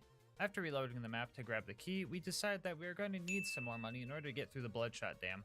After we filled up, we started clearing out the Bloodshots.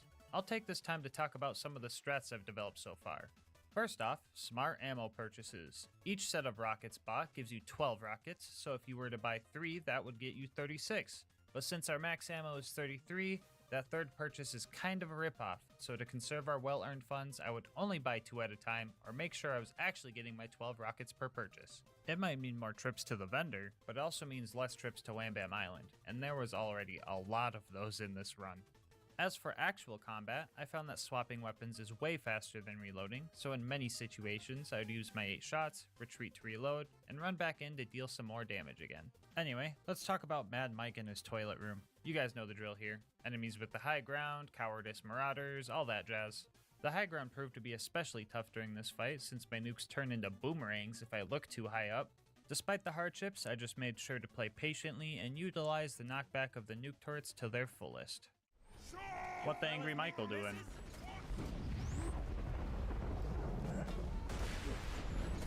Oh! The next fight, however, will be the hardest one yet.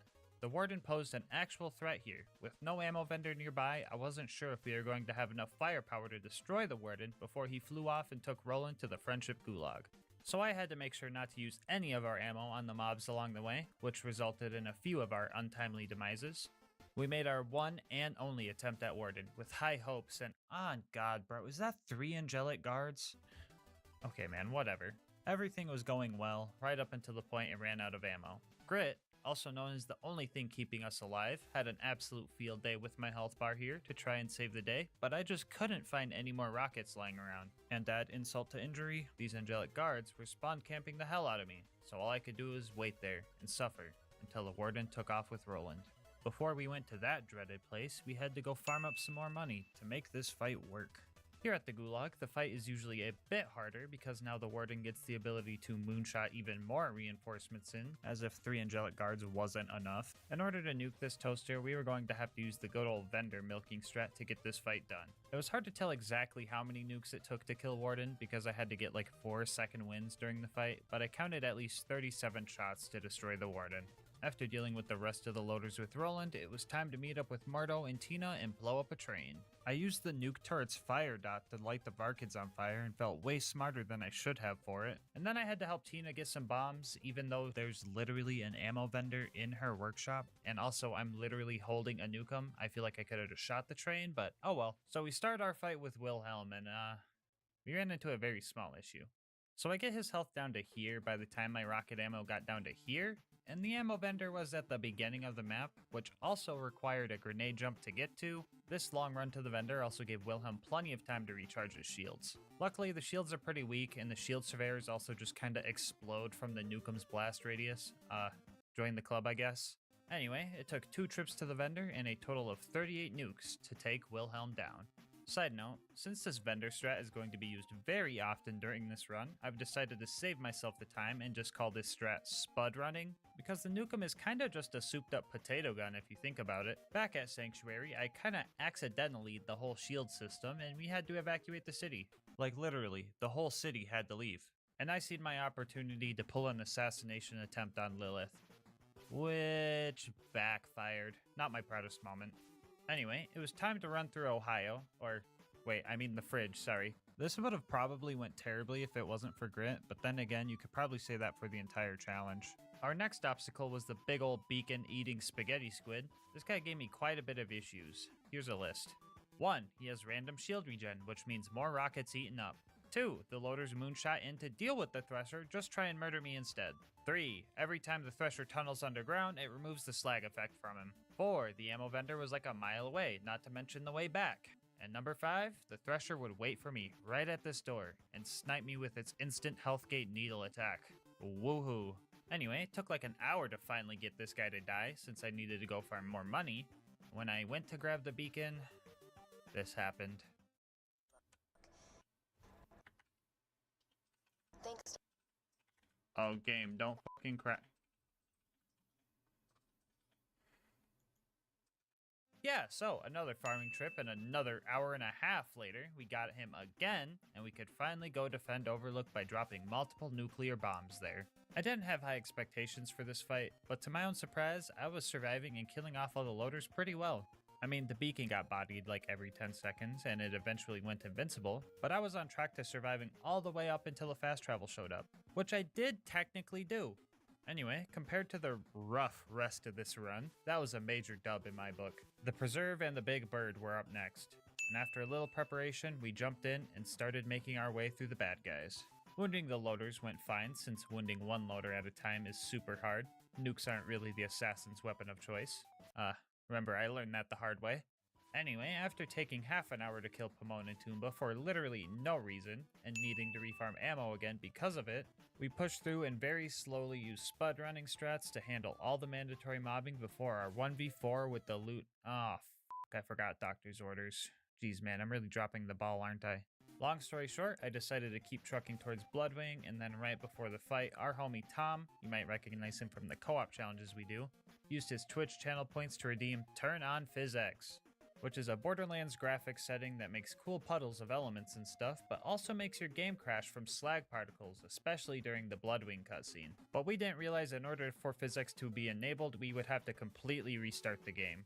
Tom agreed that I could just turn it on after the fight, but he was also all like, I suppose, and I already felt bad for missing doctor's orders, and I had to do it. So we restart the Preserve, this time with doctor's orders and with PhysX on, with the agreement that it would stay on until the game crashed at least once.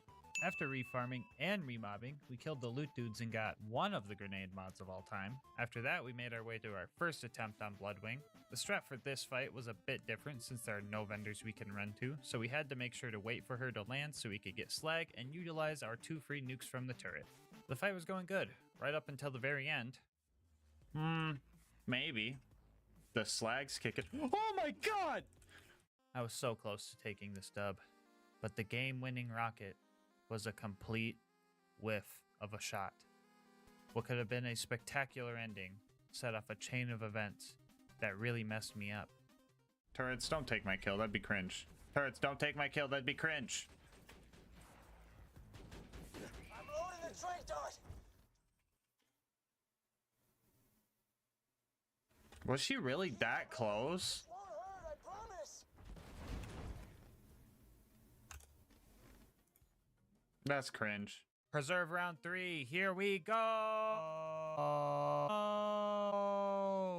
Okay, real talk. Attempt 3 is when this run started to get really cursed. For example, this clip. Right off the bat, let's go. Oh! Oh, what the f***? No way! This attempt ended better, but it was a nuke from the turret that got her, and that was so freaking unsatisfying. But oh well, we had to continue. To round 4, the Preserve! No, don't fucking steal my kill. Don't steal my kill, turret. Round 5 of the Preserve really started to break me. Fun fact, if you save quit during the Bloodwing fight and retry it later, Mordecai just stops helping you, so I had to slag the skags if I wanted to survive, but also resource manage my grenades so I had enough for Big Bird over here. I was in the preserve for 5.5 hours in total, before I finally got over my skill issues and nuked this friggin' bird. The rivalry score between us prior to this run was 5-3, and I'm not really sure who to give this point to. On one hand, I technically killed her first try, and on the other hand, I was here for almost 6 hours, so, let's just give the point to the turret this time. The next homie we had to recruit was Brick. In order to recruit Brick, we had to get recruited by Brick. I knew that dropping into this fight that I was going to run out of ammo eventually, so I decided to recruit some of his recruits. Jeez, man, what kind of pyramid scheme is this? Yeah, I took this opportunity to take a break. I got back and I don't think the Goliaths killed like anything, so I just started nuking everyone. I was also making sure to get as many bandits in the blast radius as possible to conserve ammo. Fun fact, 1v1ing a scavenger is pretty tough when you have no ammo. I searched the whole place looking for more rockets and found some in a trash can, but I still had like 3 waves to go after that scavenger. I was able to use nuke turrets for the little guys, but the buff boys proved to be a little bit tougher, so I ended up dying and just buying ammo on my way back in. After a solid 10 minutes of ammo conservation and whatever the heck this is, we managed to barely kill the last Goliath with a couple of nuke turrets. I wanted to launch the sarcastic slab off a cliff, but homie just straight up ignored the nuke turret's knockback, so I went to get ammo so I could just trick shot him or something, but straight up forgot he existed apparently, and just started going after loaders with Brick. It was kinda nice to just play the support role for once, especially since Brick is a master at the craft. Get him, Brick! Yeah! We also had to fight 3 ultimate loaders, which was a big bite out of my wallet, so it was back to Wham Bam to prep for the next few fights. Up next was the Jack Double assassination job. Like most of my assassinations so far, I thought everything was going to work before something bad happened. This little rat straight up booked it as soon as I went down. If you guys are like, silly gas mask, that's not a rat, that's a human, well I got news for you. God. Hold up. Wait, what? Who just heard a rat? This game is so cursed, bro. If I wasn't killing this double, I would be pointing him towards the nearest exorcist because he's got some demons inside him. As per usual, I died to the double, and when I came back, he just stood still for me. No idea why this happens, but it's not my fault the game is like this, so I took it and ran. Now that we had all the pieces required for the bunker raid, we started our climb up the mountain. Obstacle 1 was this constructor right here. We've dealt with these toasters before, but this one kind of mixed things up for us, which is a very Blender-like thing for a toaster to do if you ask me. But the issue was spud running wasn't going to be an option, since he despawns if you get too far away. Step 1 to winning this fight was reloading the map until I got lucky enough to fight one that's level 89. This would save ourselves some time and ammo. And step 2 was to hide while slowly whittling down its health with nuke turrets. I could only land one at a time because if I got too close, I was toast. So after hiding under these stairs for 20 minutes, we finally took the first obstacle down. Obstacle 2 were these demonic heathens. If you didn't know this already, these guys are bugged and just completely immune to splash damages, so no grenades, no rockets, and most notably, no nukes. So at this point in the run, you could argue 2 things. 1, the nukem can't do it, the run is busted, or 2, this is a glitch, so therefore it should not count. If you ask my opinion, I'm on the ladder. Not literally on a ladder, I'm actually just cowering behind a few boxes here in this clip, but you know what I mean.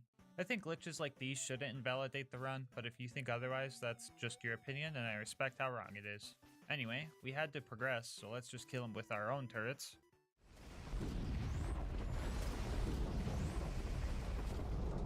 They actually take nuke turret damage? Why do they take nuke turret damage? Okay, so for once, this cursed, confusing game is on our side. Let's go.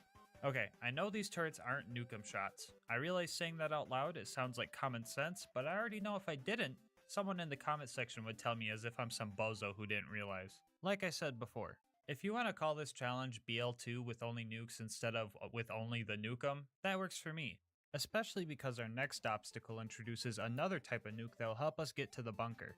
So the Super Toaster has nukes of its own, and I didn't learn until recently that the toaster can hurt itself with these nukes, meaning I could T-pose here all day and just wait for the thing to die on its own if I really wanted to. Quick shout out to SpuddyCube for showing me this strat. He does challenge runs over on his channel too, so I'll have him linked in the description. I would definitely go check him out. Thanks to him, this also means one of my old challenges is no longer a failure. I won't spoil which one if you're new here.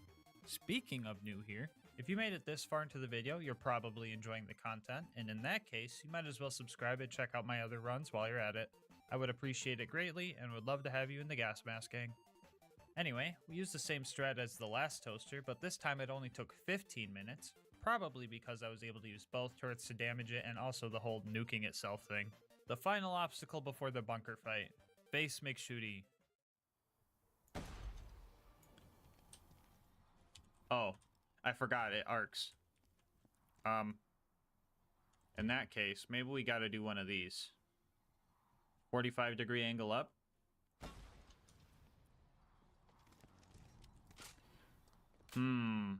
Maybe we need a little bit more arc.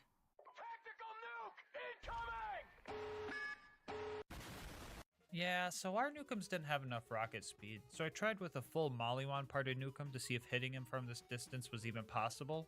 And well, it kinda exceeded expectations.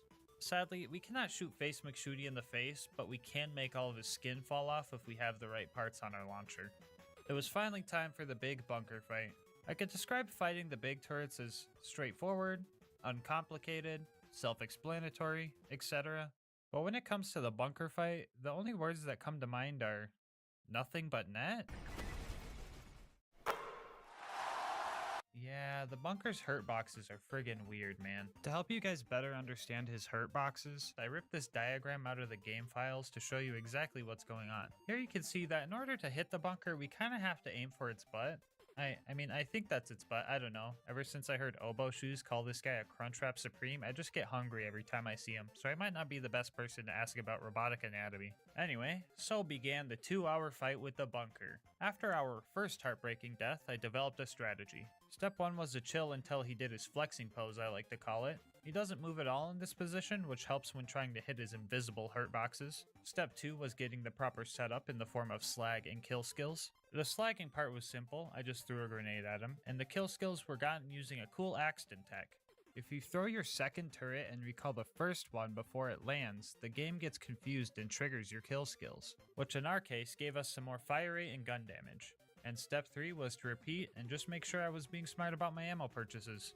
At first the only thing I had to worry about was some loaders sneaking down and putting the stinky on me or something, but after half the bunker's health is gone, he starts using his giant slag laser, which made it harder to actually get to him. Instead of having 2 safe spots where I could deal damage during his flex pose, I only had 1 now because I needed this weird set of party glasses to protect me. While we waited, chat started bringing up cursed Borderlands enemy crossbreed ideas like angelic jet loaders, so I at least had something to talk about while we waited 2 hours in order to progress. We eventually got through the whole fight and destroyed the bunker for good. All it took was 2 hours and 109 nukes. While sorting all the loot to sell for more rocket ammo, I noticed something a bit odd.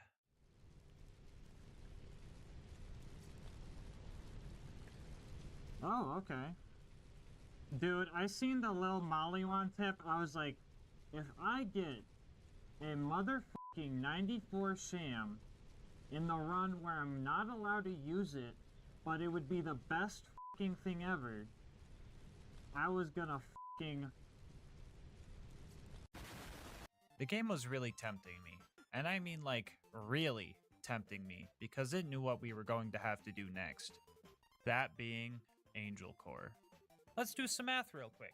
Multiple waves of loaders including angelic guards, plus there's no vendor to buy ammo, plus if you leave or save quit you reset the whole Angel Core fight, equals quite the predicament. I tried the fight and ran out of ammo pretty quick, and I waited around for like an hour hoping Angel Core would drop some rocket ammo, and at first I wasn't sure if it was possible to get more ammo. So with most of our hope lost, we started looking for answers. On a separate save, we tried testing absorbing super loader rockets for ammo. Yes, this would require the absorb shield crutch item, but I wasn't sure what to do otherwise. It didn't work anyway, but the crutch items would get us through Angel Core faster. Also while testing, we found that one enemy crossbreed chat was talking about. Actually, let's test your volley. Oh, somebody clip that. I know that angelic guard didn't just fucking fly. I know that angelic guard didn't just fucking fly. Can somebody clip that? Was that not just a jet loader?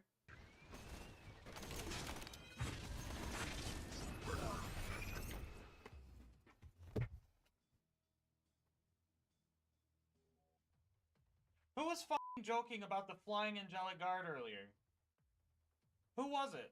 Which one of you motherfuckers was it? It's not funny because now it exists. Anyway, it was confirmed by Dark Smoke 11 that you can, in fact, get rocket ammo in Angel Core. So I had two options.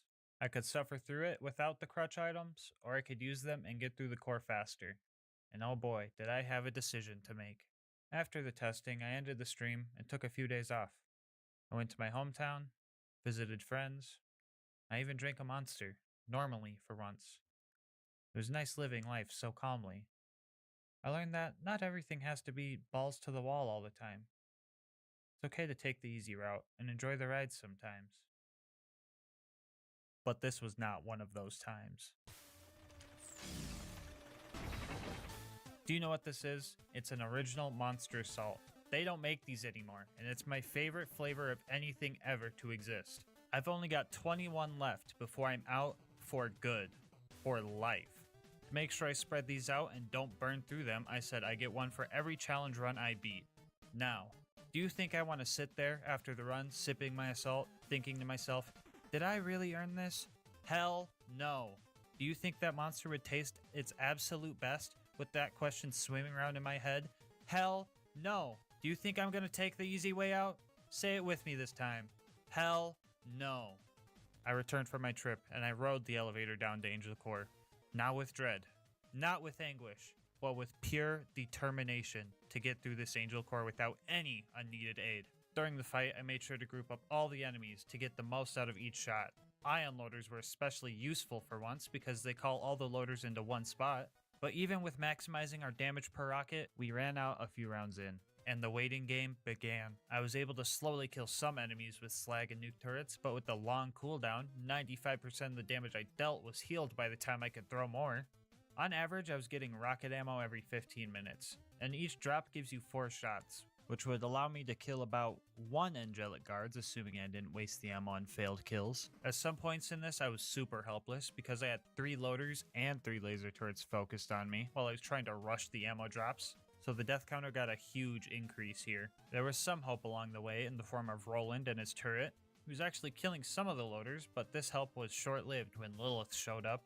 Don't get me wrong, with how dumb this situation is, I would take all the help I could get. But Lilith was literally doing no damage, woohoo. I got so excited every time I found a rocket ammo. It meant I was one step closer to getting away from Lilith and her aggressive cowboyism. Howdy, boys. Howdy, boys. Howdy, boys. Howdy, boys. Howdy, boys. Howdy, boys. I was down in this place for 3 straight hours, not to mention the hour of testing I did days prior.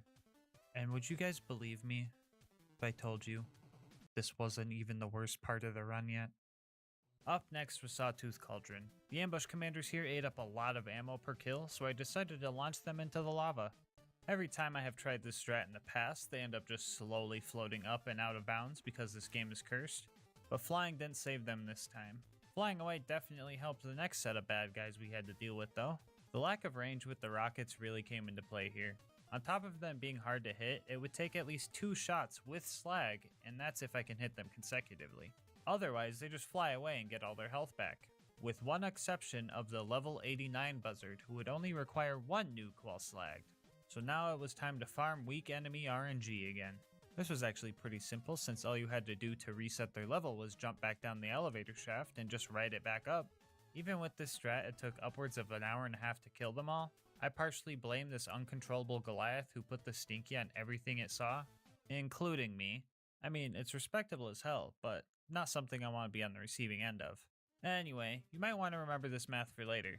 Why will we need it for later? Well, I decided that I'm going to tackle both the Torg DLCs for the bonus content in this run, so stick around for that. Fun. Anyway, we stole all the explosives, which again, I have literal nukes, not sure why we needed these, and then hitched a ride on one of the buzzards all the way to the boneyard. Which, hold on, why didn't they just fly us over the bridge? Dude, these friggin' plot holes, man. After another money farming run, we hit all the pumping stations. Some went smoothly, others didn't. But in the end, we were able to hit the pipe with our car and managed to even fit the entire Bandit Technical inside. Now, I'm not really sure why, but I decided to kill Saturn on this run. Long story short, Saturn is a cheater. During multiple attempts, he would just disappear when he was almost dead. I found out that if the junk loaders respawned, that is what triggers him disappearing. It's like Hyperion was just like, this thing's almost broken, let's just scrap it, turn it to a bunch of junk loaders. Yeah, so I had to modify our spud running strats in order to kill Saturn fast enough. I threw the whole smart ammo purchases thing out the window and just full bot. We were spending too much time running back and forth and not enough time shooting potatoes, so this strat actually helped. Altogether, the win and kill took 164 nukes. Makes me wonder what would happen if we sent that many to the actual planet. To the scientists watching, feel free to teach me in the comment section. Anyway, we got the info we needed and set off to our last few fights. The claptrap door wasn't prepared for our spud running strats. Well, actually, it kinda was, because running too far away makes the turrets respawn and now they're hostile again, so yeah, that sucked. But overall, the door wasn't too bad. Heroes Pass has no mandatory combat, so a couple of skips got us through here, and now we could finally fight Jack and the Warrior. I was honestly worried about both of these fights, but let's talk about Jack first. Destroying his shield was the first challenge. His health bar has like crazy regen, but his shield doesn't regen unless you just stop damaging him for like 10 minutes. Knowing this, I decided to use the nuke turrets on his shield to save the rockets for his health bar. My first attempt at fighting him without blocking him at the terminal turned out to be very bad, slag being very hard to apply to Jack, and the shield surveyor he spawns making him immune to my nukes makes this fight super tough. Even with the blocking him at the terminal strat, nuking someone that you're practically hugging isn't the smartest thing to do, so this strat wasn't very foolproof. During a failed attempt at blocking him, I found out that he is very easy to slag while he has this bubble up for some reason, and I just kinda took the chance. Okay, everyone's slag.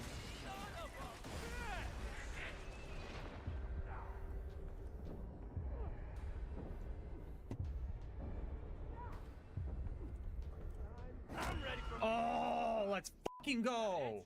Yeah, so after an hour 40 of trying to kill him, I got the right setup of slag, kill skills, and the damage boost from last ditch effort to kick in to finally take him down. The final fight of the main game was here, and the warrior was going to be rough. I made a legit attempt at fighting him and realized that 17 shots barely dented his health, so I accepted that I was going to have to cheese this guy. I had two options to do so. First off, the super safe but probably very long process of waiting for ammo drops here where he can't hit me, or the quicker and riskier strat of jumping up to this spot and spud running the warrior to death. The latter being the one that gets this video out faster. Again, not actually on a ladder, I'm more role-playing a volleyball for the warrior in this clip, but you know what I mean. So after practicing this jump and refarming for the fight, we start the slow process of killing the warrior. Attempt number 1 ended in tragedy when I got distracted and jumped into the arena. I tried to grenade jump back out, which is possible, but I didn't figure it out in time, so there went an hour of progress. Altogether, I was fighting him for 3.5 hours. 2 hours of that was just the final attempt, and altogether it took 195 nukes to take him down. With the last rocket in our possession, we finished this challenge. Which means, you can beat Borderlands 2 with only the Nukem. As promised before, the run is not yet complete. We're going to do a couple of DLCs, starting with the Waddle Gobbler DLC. We got here and Torg immediately turned some dude into a puddle. After that, he then proceeded to tell us we need to poison the Waddle Gobbler in order to kill it. And so we started blowing up the kitchen. We even styled on this Gordon Ramsay guy by putting the stinky on him with a meat grinder. After that, we went to the meat locker and blew up some pirates. Before you ask, yes, we're still in the same DLC. The last thing we needed was some poison, but in order to get to the jabbers, we had to fight this clown-shoed floaty dude that just reminds me of Sora from Smash Bros, and that just made me angry. The jabbers up ahead were a bit challenging, mainly because they needed to be slagged in order for them to drop a gland, and the hallucinogenic poison didn't help my grenade aim either. After a bit, I realized I have blast radius. I don't need to hit these guys directly, so I just martyr-styled the last one and started cooking. These kitchen crusaders did not want to let me cook, but my Nukem had something to say about that. Anyway, after stuffing myself full of money, I started my first attempt, and my ammo got me about this far, and since we don't have any access to vendors here, we were going to have to use some turret nukes to take the Waddle Gobbler down. I was kind of worried that all these tribute dudes would target me, but the baby gobblers took their full attention while the big one targeted nothing but me. Attempt number 2 ended in turret gun kill cringe, but attempt number 3 ended with a bang. So yes, you can beat the horrible hunger of the ravenous Waddle Gobbler with only the Nukem.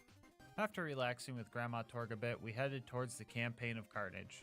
Well, actually, I wanted to see if the Nukem could farm a Nukem really quick, and lucky me, she spawned first try, and she also dropped it on run number 1, so that was cool. Anyway, the Campaign of Carnage. Right after this this DLC jumps right into the action, as we have a small mobbing section before the game introduces the Coward. Yeah, screw this guy. At this point, he was our sponsor, I guess, and set us up with our first fight in the arena. At first, I thought this fight was going to have a timer on it, but we lucked out and there wasn't, so as long as we didn't die, which we did, we would be fine. Our second try, I decided to get as many nuke turret kills as I could so I could save ammo for the arena Goliath. Spud running wasn't an option here, so I was hoping to maybe find some launcher drops on the ground, but that's not exactly what happened. Oh no, there's another wave!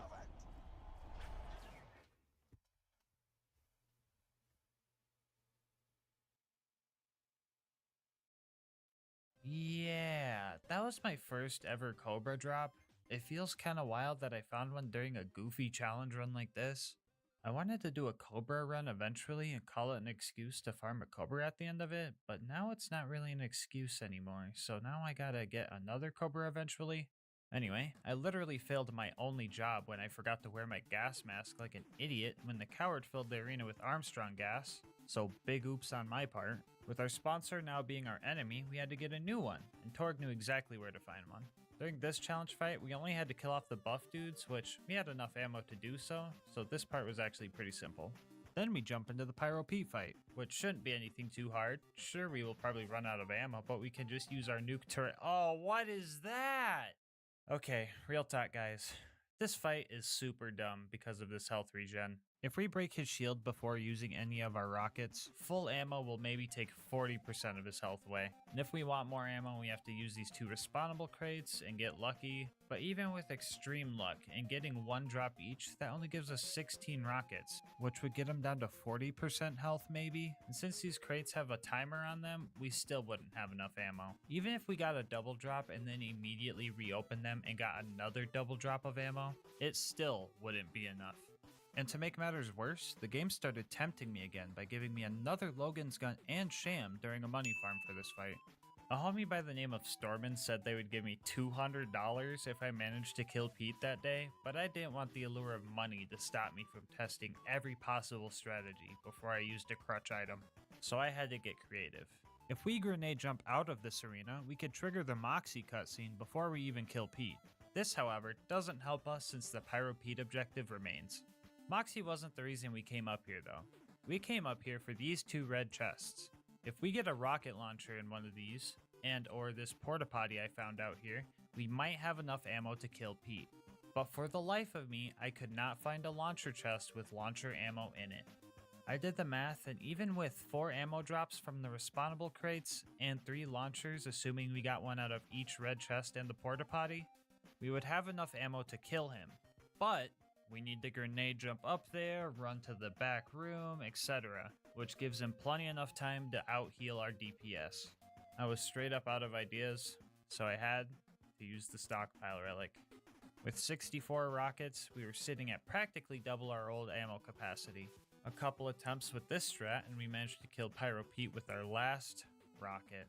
The worst part about this is that Stormin was a frickin' liar. They didn't give me $200. They gave me $300. Okay, jokes aside, the real worst part about this is when I found this after the fight.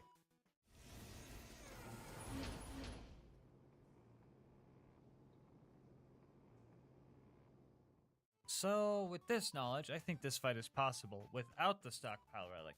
You just need to make an attempt and then open these chests when you're empty on ammo. Then pray for rocket launchers, I guess. If you're lucky enough and fast enough, I think this is possible. I made a few attempts like this, but with my hard drive running out of room for footage and some other fights coming up, I made the call to just put a bounty on this fight. The first person to show me that they can do this will get $20 on Steam. I'll have specific rules and the save file in the description for you, but I just want to see if someone with this build, this gear, and no stockpile relic can do this fight. If anyone beats it, I'll have a pinned comment letting everybody know, so make sure to check that first. Anyway, let's move on. We met Tina and blew up some heathenistic cookies as a training segment, and after that we did Death Race to get the attention of Motor Mama. Motor Mama didn't have health regen because, well, I'm not really sure, actually. It's kind of weird who they do and don't throw the health regen at, honestly.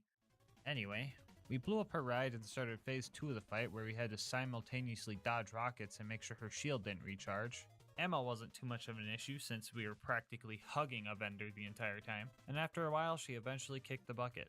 We now had the number 3 ranking and needed to go after Flyboy for the 2nd place spot. So we headed towards the Forge. We all think dunking on Sawtooth Cauldron is fun and funny, whatever. But after this run, I don't think I'm going to be able to come back to this map and not relive trauma. Let's talk about these buzzards I gotta kill first. Now, I usually wouldn't have to kill the cargo ones, but the Nukem can't break these wooden boxes for some reason, so the only way to get them is to just destroy the whole buzzard. And these guys are also way tankier than the normal buzzards, so that's neat. I've blown up buzzards before, so this should be doable, right? No. Yeah, remember that math I was talking about earlier?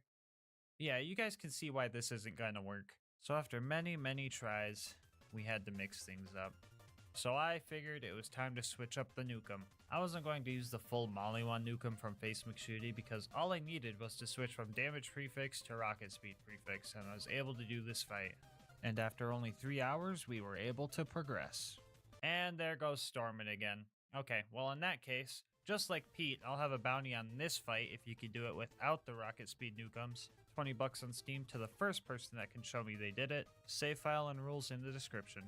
Anyway, let's get this part over with. The coward and his stupid blimp are truly something I do not wish upon anybody. Okay, well, maybe Lilith, but that's besides the point. Literally everything that could go wrong in this fight did, and with great intensity. I can just barely hit him with the limp shot Nukem if he flies over the arena, and I'm on the highest part of it. And on top of that, the damage I deal is quite negligible. Like it would take multiple nukes to see his shield or health bar even move. At first I thought I could just play smart and, hide until he flies over and just slowly kill him. And by slowly, I mean very slowly, since the ammo vendor was a mile and a tower climb away. If I played well and didn't nuke myself by whiffing a completely vertical shot, I could destroy his shield in 2 hours.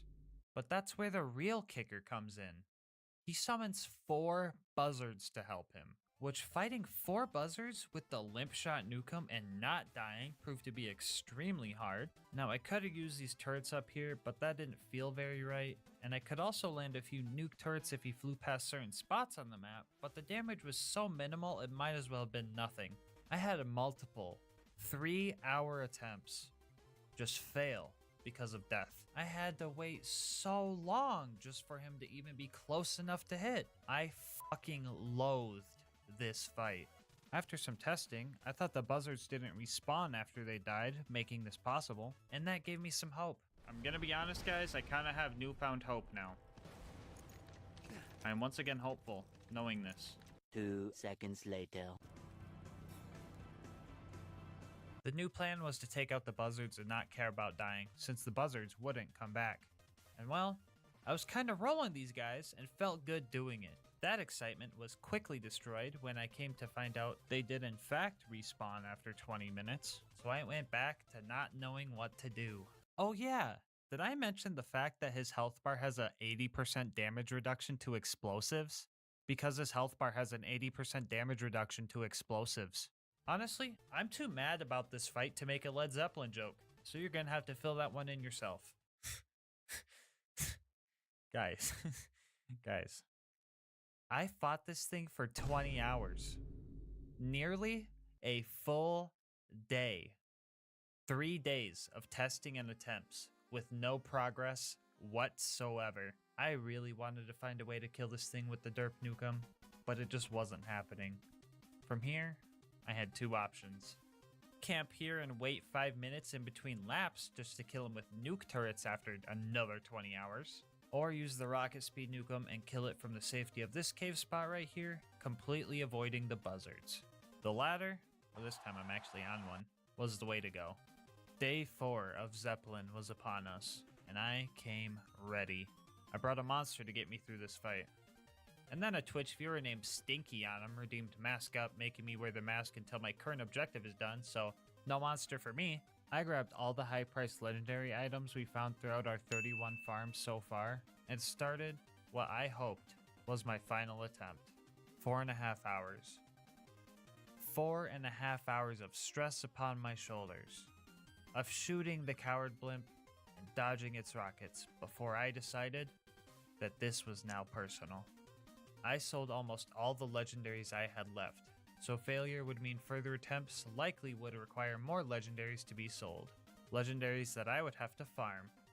But I didn't let that stop me from finishing the blimp off the right way, with the derp nukem. I filled my pockets with rockets and started climbing up the tower. Or, I guess, the stairway to heaven. There's that joke. I went down twice on the way up, likely making my next bleed out very short. I made it to the top and rushed to the highest building and took cover, waiting for Piston to fly by. I can still hear the buzzards flying around me, circling, waiting for their chance to destroy what sanity I have left. They haunt me to this very day. I wasn't even gonna bother with slag or turret kill skills, just in the off chance that they stole my satisfaction of a nukem kill from me. My heart was racing, and you guys can't blame the monster, because remember, I didn't even get to drink one. The pressure was at its max, and I had to finish this fight.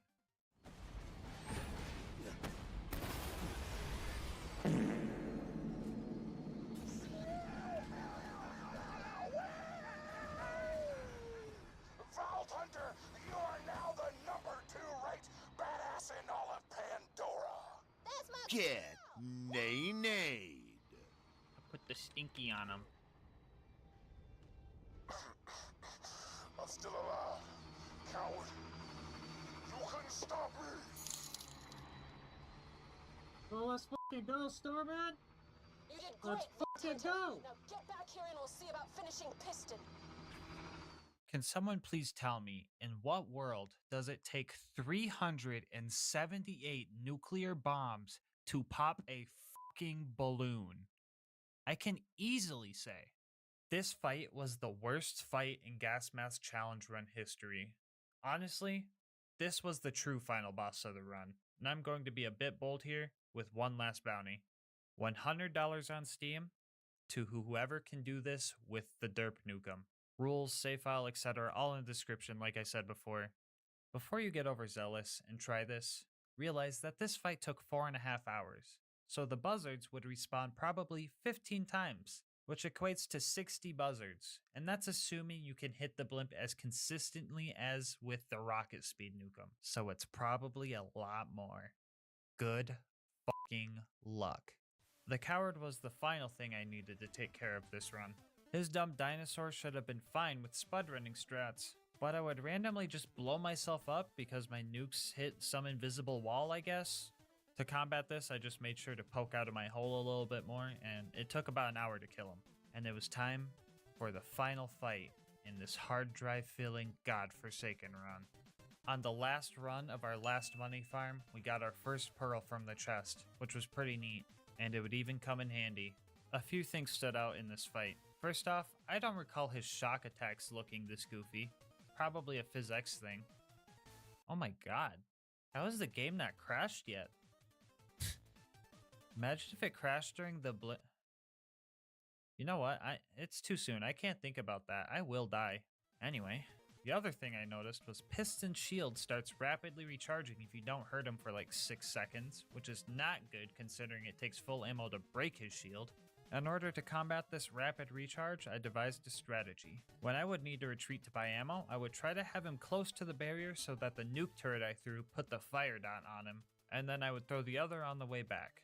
This, however, was a tight window, and he often got most, if not all, of his shield back. A few heartbreaking attempts later, I was on the edge of victory, and the edge of bankruptcy. I had to make a sacrifice. The storm we got earlier would save the run and secure our win against Piston. Fuck you, Piston. Fuck you, Piston. Afterwards, we sold all the loot to buy the storm back, but sold too many items, and it wasn't in the buyback anymore. But after taking a victory lap, we got a different souvenir from this run. And I'm glad to say, you can beat Mr. Torg's campaign of carnage with only the Nukem. Before you go, I just want to say thank you so much for watching up to this point. If you want to support the channel, make sure to like, comment, and subscribe. Helps with YouTube's algorithm a lot, which helps the channel grow.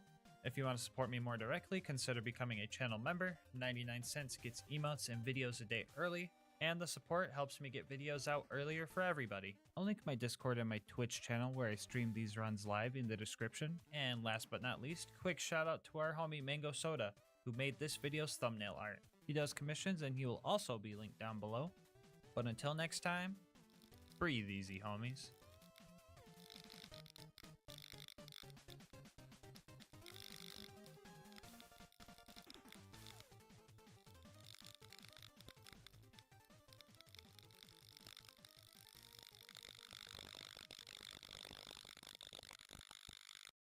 This video is sponsored by Instant Gaming. More on how you could save money on video games later in the video.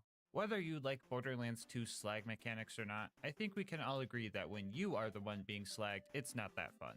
Well, maybe for you guys, but I'm a masochist, so today I ask, can you beat Borderlands 2 while perma-slagged? As per my usual, this is going to be an Ultimate Vault Hunter mode Overpower 10 playthrough. For anyone new to the game, that just means enemies have 4 times health, health regen, and are all 10 levels higher than us. Bar will not be allowed for this run, and I must be slagged at all times. Now usually to become perma-slagged, you need to get to the Arid Nexus Boneyard and get slagged while driving a car. Exiting the vehicle before the slag has time to wear off will leave you in a state of permanent slag until you save quit out of the game. The issue with this setup is that you don't get access to this map until the second to last mission of the game. But worry not, because there's a way to be slagged 24/7 without the need of a glitch. And all you need to do is use this. That's right, everybody. This video is also going to be, can you beat Borderlands 2 with only the wait, how the heck do you even say this word? Cuckoo Lane. Cuckoo Lane. Yeah, I'm gonna be in the cuckoo lane after this one. For real though, I'm 99% sure it's pronounced Cullen, but I'm 100% sure some people who call it the Chew Lane are going to convulse if I say it like that, so I've decided it's called the Chalupa now. That way, everybody's mad. Anyway, the other gear for this run is going to be a basic shield, Vault Hunter Relic to maybe get some funny drops, and the legendary Nurse class mod.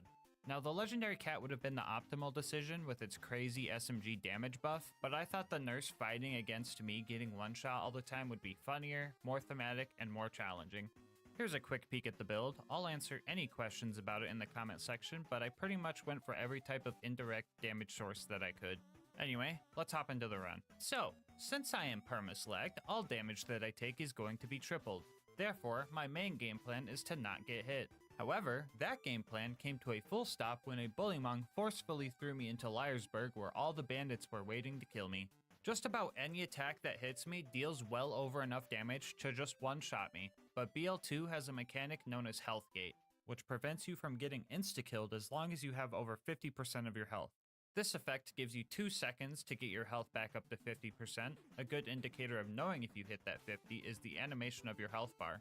If it's shaky, take a breaky, and if it's not, you're ready to get shot. Anyway, yeah, for a lot of this run, we're going to be playing like a cover shooter. Oh yeah, you remember that shield I showed you? Fucking worthless. Any amount of damage would just health gate me anyway, so this was pretty much just a security blanket for me. Now that we've covered damage taken, let's go over damage given, which, there's almost nothing to talk about. Enemies that are slagged would be taking triple damage, but since I'm never swapping elements, I'm not getting the full bonus. Slag damage on a slagged enemy gives you a 50% damage boost in UVHM, which is cool, but not very helpful. To offset the bad gimmick of constantly slagging the user, the Chalupa also is a dual element weapon, dealing both slag and shock damage. But even with that shock damage, this gun is just straight up bad. Lucky for us, Maya has 2 skills to help with this. First off, we all seen it coming, Cloud Kill. This skill adds corrosive damage to the mix. If any buzzkills want to complain about Cloud Kill making the run too easy, here's my argument.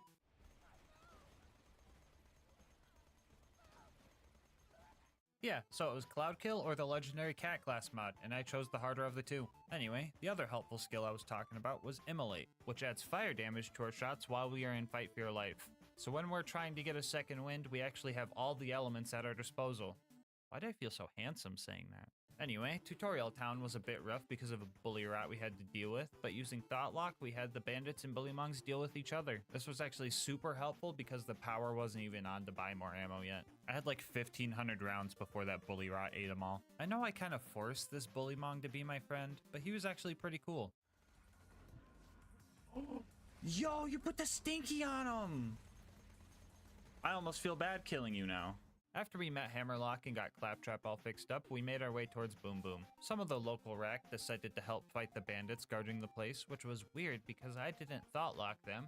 But I did Thought Lock the lunatic bombers and got them to blow each other up. The same plan also kind of worked for Boom Boom. I almost died 0.2 seconds after the cutscene ended by nearly running in front of Boom's cannon. This thing ignores health gate, so I would have been dead for sure here. This time around, I decided to go for Boom first and kick him off of his cannon. After that, I tried to get the brothers to fight each other. This was pretty awkward because they would just jump around like crazy when they would start fighting each other. I would try to use Cloud Kill on one of them, but they would just jump out of it. Oh my god, dude, what the f is going on? Why does he jump around so much?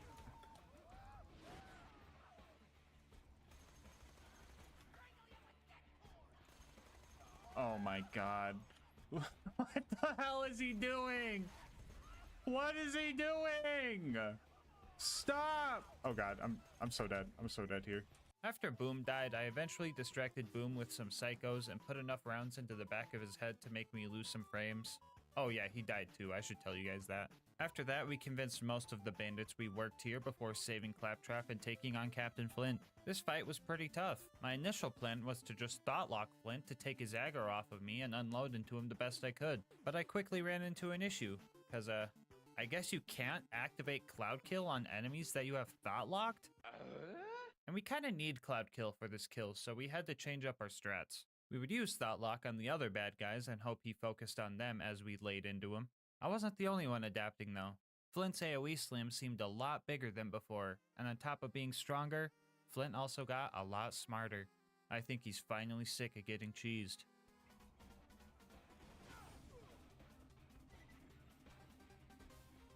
He's had enough! He's had enough!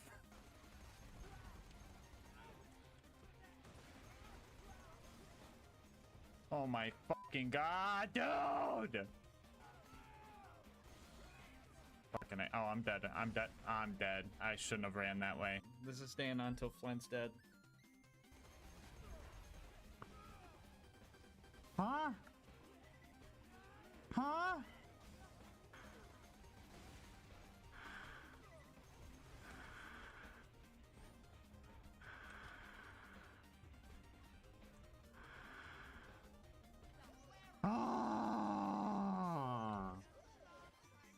Well, that was obnoxious, but we managed to kill Flint with a f***ing grape shooter, so that's cool. Anyway, we made it to Three Horns and needed a car. I used my bullymong whispering powers to have them deal with the bandits while I snuck in and stole the adapter.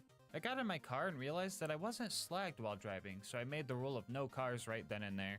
Instead of ramping over the gap, I just had one of my bullymong homies throw me across and started our run to Sanctuary. We made it there and killed Door Guy in a solid 4 frames per second. I should probably explain why this is happening. Anyway, we had to go save Corporal Reese. He would have been fine, but I accidentally slagged him, so he ended up dying. I grabbed the power core and almost forgot to kill the 20 bandits to avenge Reese, so I went back and Thought Locked the Nomad to get the 20 kills for me. After that, we made it to Sanctuary, and Private Dressup got stuck in a slag puddle. So while he tries to get out of that mess, I'm going to tell you guys about our partner, Instant Gaming. How fast do you think you could get a game on Instant Gaming? Take a guess right now. Once your account is verified, getting a new game can take less than a minute, and to prove that to you, I will now speedrun buying Fallout 3 Game of the Year Edition on Instant Gaming. Time starts as soon as I open Instant Gaming's website, and the time stops when I get the confirmation from Steam. Ready? Go! Instant Gaming's website, here we go, Fallout 3, bam, enter, Game of the Year Edition, buy now, there we go, go to payment, blur out all that personal stuff. Now this is the longest part of the speedrun right here, guys. The loading screen. Once we find tech to skip this part, the speedruns for this are going to be crazy, dude. Any second now. And code. There we go. Reveal. Copy it. Go to Steam. I accidentally clicked on my OBS. That was a major time loss. But anyway, time. Sub 30. And bam, in less than 30 seconds, I got Fallout 3 Game of the Year Edition for $3. That's $7 going towards more monster for me, baby. So stop waiting. Make your gaming instant. How about this? Think about a game you've been wanting to play and use my link in the description to just see what kind of deal they're offering on it. And if you like what you see and end up making a purchase, just know that on top of saving yourself money, you're supporting the channel. Anyway, let's see how Jessup's doing. Oh no, Jessup, be careful! Anyway, after getting all the hub world tutorial stuff out of the way, we headed towards Frostburn Canyon. Along the way, we found a tubby spider ant and killed it for its loot, so that was pretty cool. After that, we found a tubby spider ant and killed it for its loot, so that was pretty cool. Besides those guys, nothing crazy really happened. The siren went that way! Idiot. The spike jump this time around was way scarier than usual because I was slagged, but we still made it, so it was all okay. Never mind. I managed to photobomb the cutscene here, and geez bro, do I really look like that? Lilith felt left out, so I gave her a Grape Flintstone vitamin so she could be purple too. To clarify, this is not me being nice to her, this was just mandatory to progress. This was the first time in the run where I was able to play the support role. I would use my Chalupa and Maya's Scorn skill to make sure all the enemies were slagged, and Lilith would take them out with her phase walk ability. That was until she dropped the one-liner, and then I just started doing all the work myself again. I'm just asking for one run where she doesn't try to be a cowboy. Like, come on, please. Anyway, after some mobbing and watching some World Star type stuff, we got out of there. Our next goal was to save Roland, and in order to get into the Bloodshot Dam, we were going to need a car upgrade. So we went to Ellie's and started taking bandit cars out for parts. Not being able to drive there really sucked because the buzzards would just smell us from a mile away and hunt us down. Usually this part of the run is pretty easy because the cars aren't balanced properly for UVHM, so they only take a couple shots to kill. Don't get me wrong, they were still pretty easy to kill, but it just felt wrong having to shoot these things this many times. I thought Cloud Kill would have insta-killed these things, but unless they're perfectly still, they just drive out of the cloud before it has a chance to destroy it. We got all the parts we needed and walked back to the dam and punched our new car towards the front gate and quickly got in to honk the horn. I know I'm not allowed to be in the car, but I chose the Iridium metal skin, so just pretend we're slagged for a second, okay? Badma showed up and started giving us a hard time. I wanted to use Converge on one of the basic mobs around here in hopes that it would yank Badma off the cliff for us, but they just weren't cooperating. So I stuck to the usual strat of hiding, distracting, and spamming rounds at my target. I eventually took him out and made it inside the Bloodshot Dam. For being this far into the run, 6 deaths isn't so bad. I sure hope that that number doesn't quadruple from one mission alone. Anyway, you guys have probably noticed something I haven't talked about yet, so I'll take time to address this purple haze effect that's been showing up on my screen.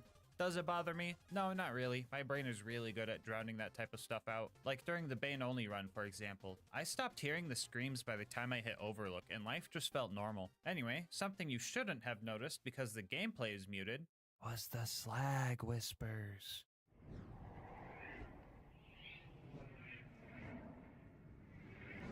Yeah, that's what I was hearing for the whole run. They would tell me the silliest things, you know, like, become one with the purple, drink the Grimace Shake, subscribe to LilGasmask, yeah, and a bunch of other nonsense. Anyway, we pushed our way through the Bloodshots and made our way into the toilet room. The bad guys in here were just absolutely wrecking me. There's not really any good way to push forward in here without getting shot, and Thought-Lock wasn't too useful because everyone was so spread out. I tried desperately to wash the slag off of my body with no luck, and after a few annoying deaths, I decided to step up my game a bit and get back to my roots. Yes! That's right, baby. I started getting some momentum and making some progress. It wouldn't be too long before... Aw, Alright, I got some explaining to do. So my game crashed because I have my physics settings set to high. That's also why you've been seeing slag puddles and low frame rate kills when I'm point blank on enemies. Slag particles is usually what makes the game crash with these settings, and Twitch chat redeemed their channel points to make me turn it on until the game crashed. Immediately after this crash, Lucas spent a bunch of points to re-redeem it, so yeah, don't use this setting unless you want to crash. After refighting our way through the dam, Mad Mike showed up. He almost put the Stinky on a Psycho, and that would have been pretty cool, but he failed pretty horribly, so I had to show him how it was done. Yes! Yes! Alright, bye.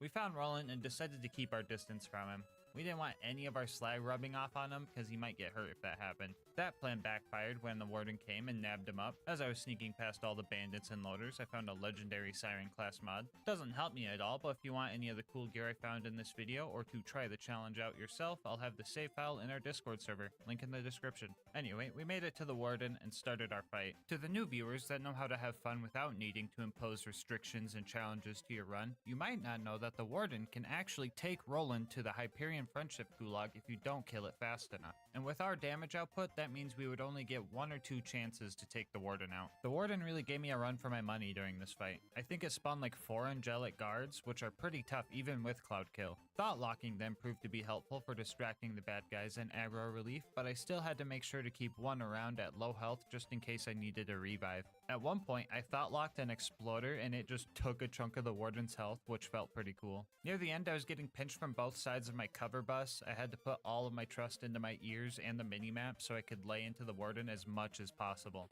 After a good long fight, I managed to take the warden down right as Lilith was telling me that the drop bard showed up. That was definitely a first try or gulag situation. We fought the rest of the loaders off with Roland and made it back to Sanctuary, where he gave us our next mission to go steal the vault key. Nothing crazy happened at Tundra Express, just the usual. Burn the Varkids, meet Mordecai, meet Tina, grab some bombs, use your Dami Mami mind control powers to get some guy to shoot his friend with a rocket launcher. Basic stuff. We made it to the end of the line and managed to die before I even had a chance to see any of the bad guys.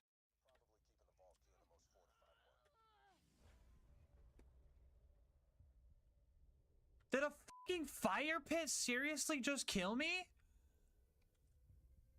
Oh, what the? After that, we found Wilhelm. This fight was honestly not bad at all. I was able to thought lock his surveyors, which got him all confused, and he would just spam his Beyblade move, which meant he would just kind of sit in my cloud kill and let me lay into him. I also tricked Wilhelm to put the stinky on one of his loader henchmen, and that was pretty cool. The rest of the fight went pretty smoothly, and we snatched up the power core for Sanctuary. As I carried it into town, some of my slag wore off on it, and Jack took the opportunity to take out Sanctuary. Sorry, guys. I made my way to the fridge and managed to burn myself to death again. Absolutely ironic and embarrassing. At least dying to the rats is understandable. Those guys suck. Anyway, we made it to the outwash and started our fight with everyone's favorite spaghetti squid. A one-on-one fight with this thing probably would have been a real nightmare, but lucky for us, loaders get moonshot down to deal with it as well. Unlucky for us, loaders get moonshot down to deal with us as well. After I got all the loaders to focus on the real threat, we all worked together to fight against the shield regen and took the squid down. I made it to Overlook expecting that dealing with all the loaders would be pretty easy due to cloud kill. Yeah, I couldn't be more wrong. The loaders here are just dead set on destroying the beacon, and I just can't cloud kill them because of it. One of the best skills in all of Borderlands 2 is countered by the fucking Cha-Cha slide of all things. Anyway, the beacon became invincible, I died a few more times, and managed to kill off the last loader before making it back home. The next stop on our journey was the Wildlife Exploitation Preserve, and for once, I felt like I fit in somewhere. The animals here were being experimented on with slag, and I too was also being subjected to the long-term effects of grape Kool-Aid. Wounding the loaders was tougher than I expected. Ironically enough, it was because Cloudkill was doing too much damage and just killing them too fast. Pomone and Toomba showed up after that. The Pomone fight, as always, felt like I was in a boxing match with SCP-372. That reference might be a stretch, but if you get it, you get it. Toomba, on the other hand, decided to get as close to a cliff as possible and cause some neuron activation in my head. He's asking for it, dude!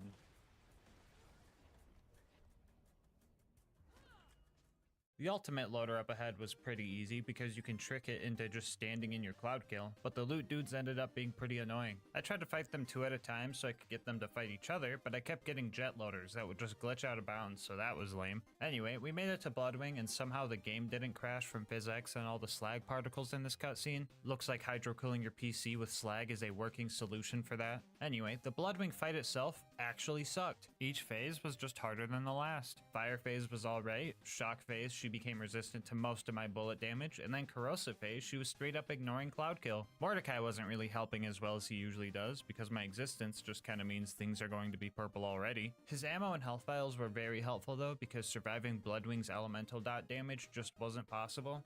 Come to think of it, surviving any dot damage wasn't possible. I was also burning through a lot of ammo trying to stay alive and dealing with these skags. Bloodwing would also power them up with elements, and that made second wind super sketchy. The third attempt at this fight was an absolute roller coaster. With so many close bleedouts, Bloodwing really made me work for this win. At one point, I had a fast bleedout and survived only because I got a lucky critical hit. And after 15 minutes of straight up dodging and getting second wins, the attempt ended like this.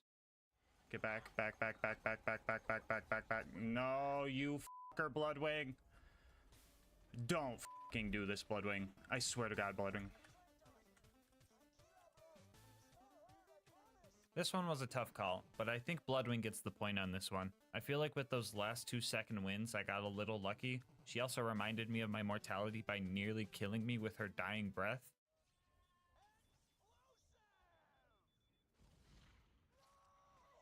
That almost fucking killed me! From one perma-slagged individual to another.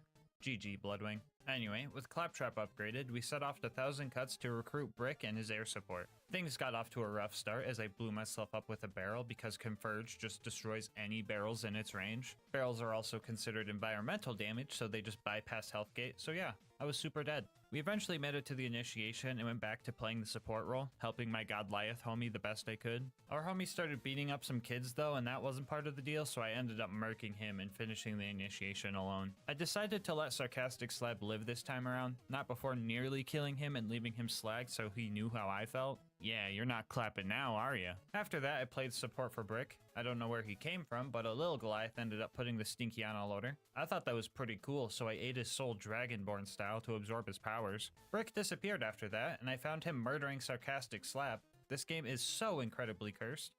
What are you Brick! Brick, what are you doing, Brick? Brick! Brick!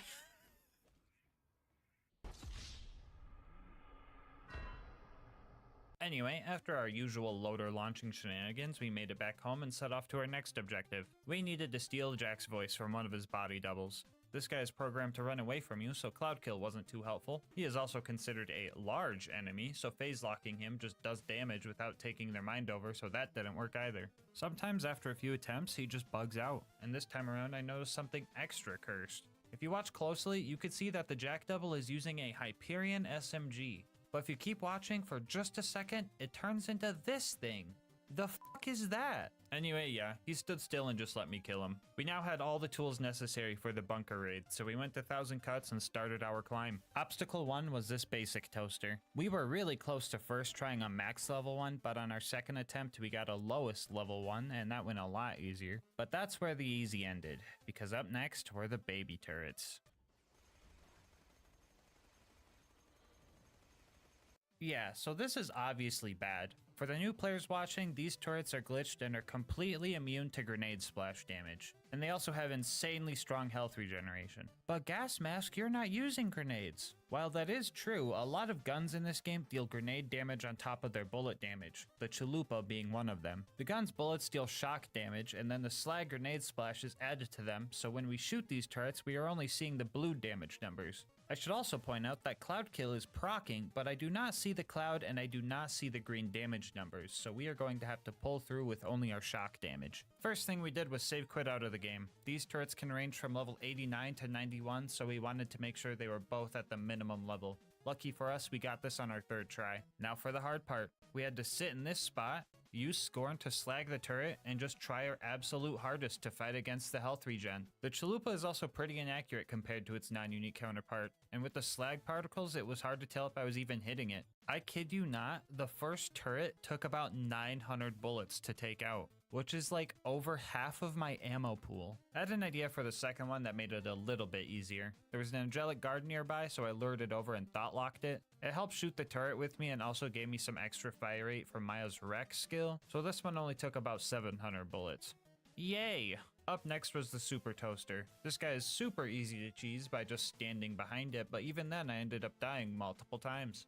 By this time in the run, I just seen all enemies completely differently. An RPG loader was just as dangerous as a gun loader because any amount of damage would just bring me to a sliver. A rabid skag bites you, you're dead. You get hit by a stray bullet, you're dead. High five claptrap too hard, you're dead. The list goes on. Anyway, I got sick of dying so many times, so I locked in and found this cool spot right here that makes it so the constructor just starts bouncing, and that made the fight way easier. After that, all we had left was sniping Face McShooty, and honestly, this was probably the worst Face McShooty snipe on this channel, except for that one time I died 3 times trying. But that one doesn't count, we're just gonna pretend it never happened. Like I said before, the accuracy on this thing is terrible, and I ended up trying to do this for almost an hour. I gave up trying to tap fire to conserve accuracy because there was no accuracy to conserve in the first place, but after 30 non-headshots and 7,000 misses, we finally got him in the face.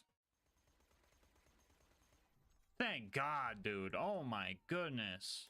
Finally at the bunker, we started taking out the turrets. These guys aren't glitched like their tinier counterparts, so Cloudkill actually put some work in on these. After that, the bunker showed up and we started our fight. The game plan was to phase lock a loader, lane to the bunker, and have chain reaction help us out for this fight. Chain reaction, combined with bunker's overlapping hitboxes, lets our bullet hit multiple times, which gave us some extra DPS for this fight. We almost had this first try, but this loader decided to die like 1 frame after I bled out, so that sucked. After another 20 minutes, we managed to take the bunker down and bask in its blood. Angel Core was up next, and let me tell you, that place was just paradise. Everything was purple, there was giant slag feeding tubes, I befriended some ion loaders to protect me. Everything was great.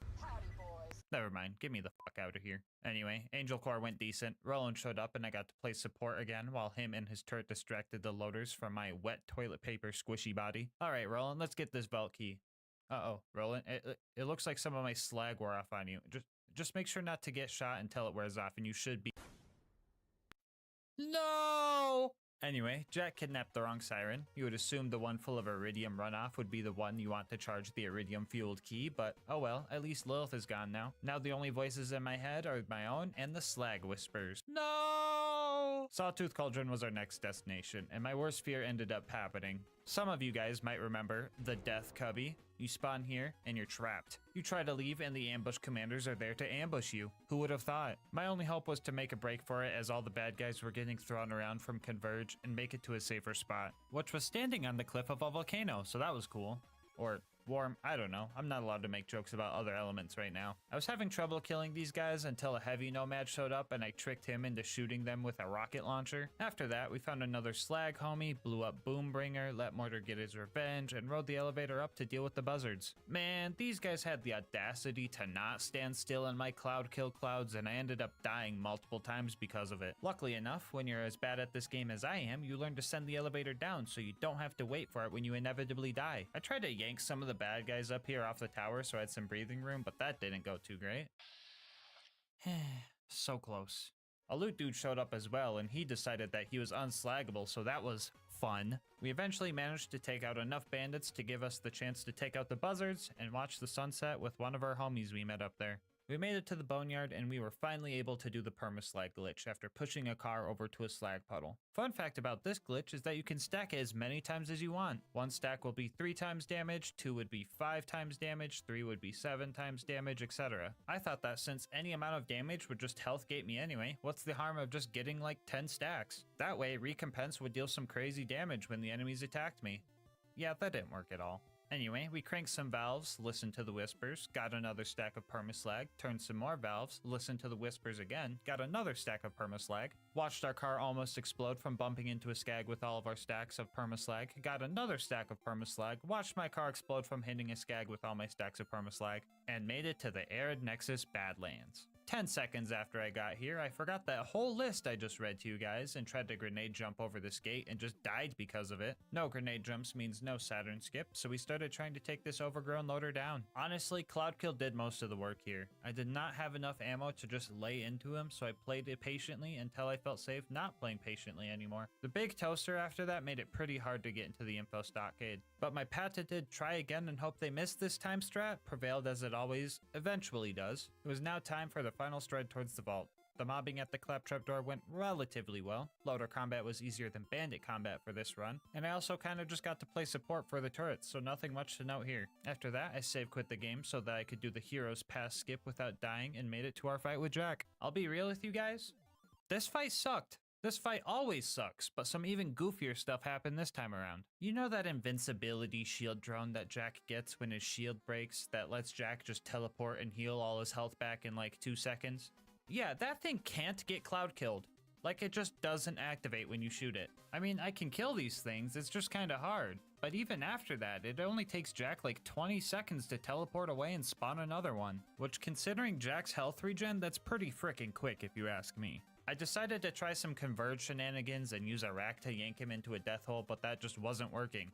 So we had 2 options. Keep trying an impossible fight until Jack glitches out and stands still, or just use the good old block him at the terminal strat and skip all the pointless stuff. They both have the same result, but the latter gets the video out sooner. So here's my PowerPoint presentation on how to kill Jack.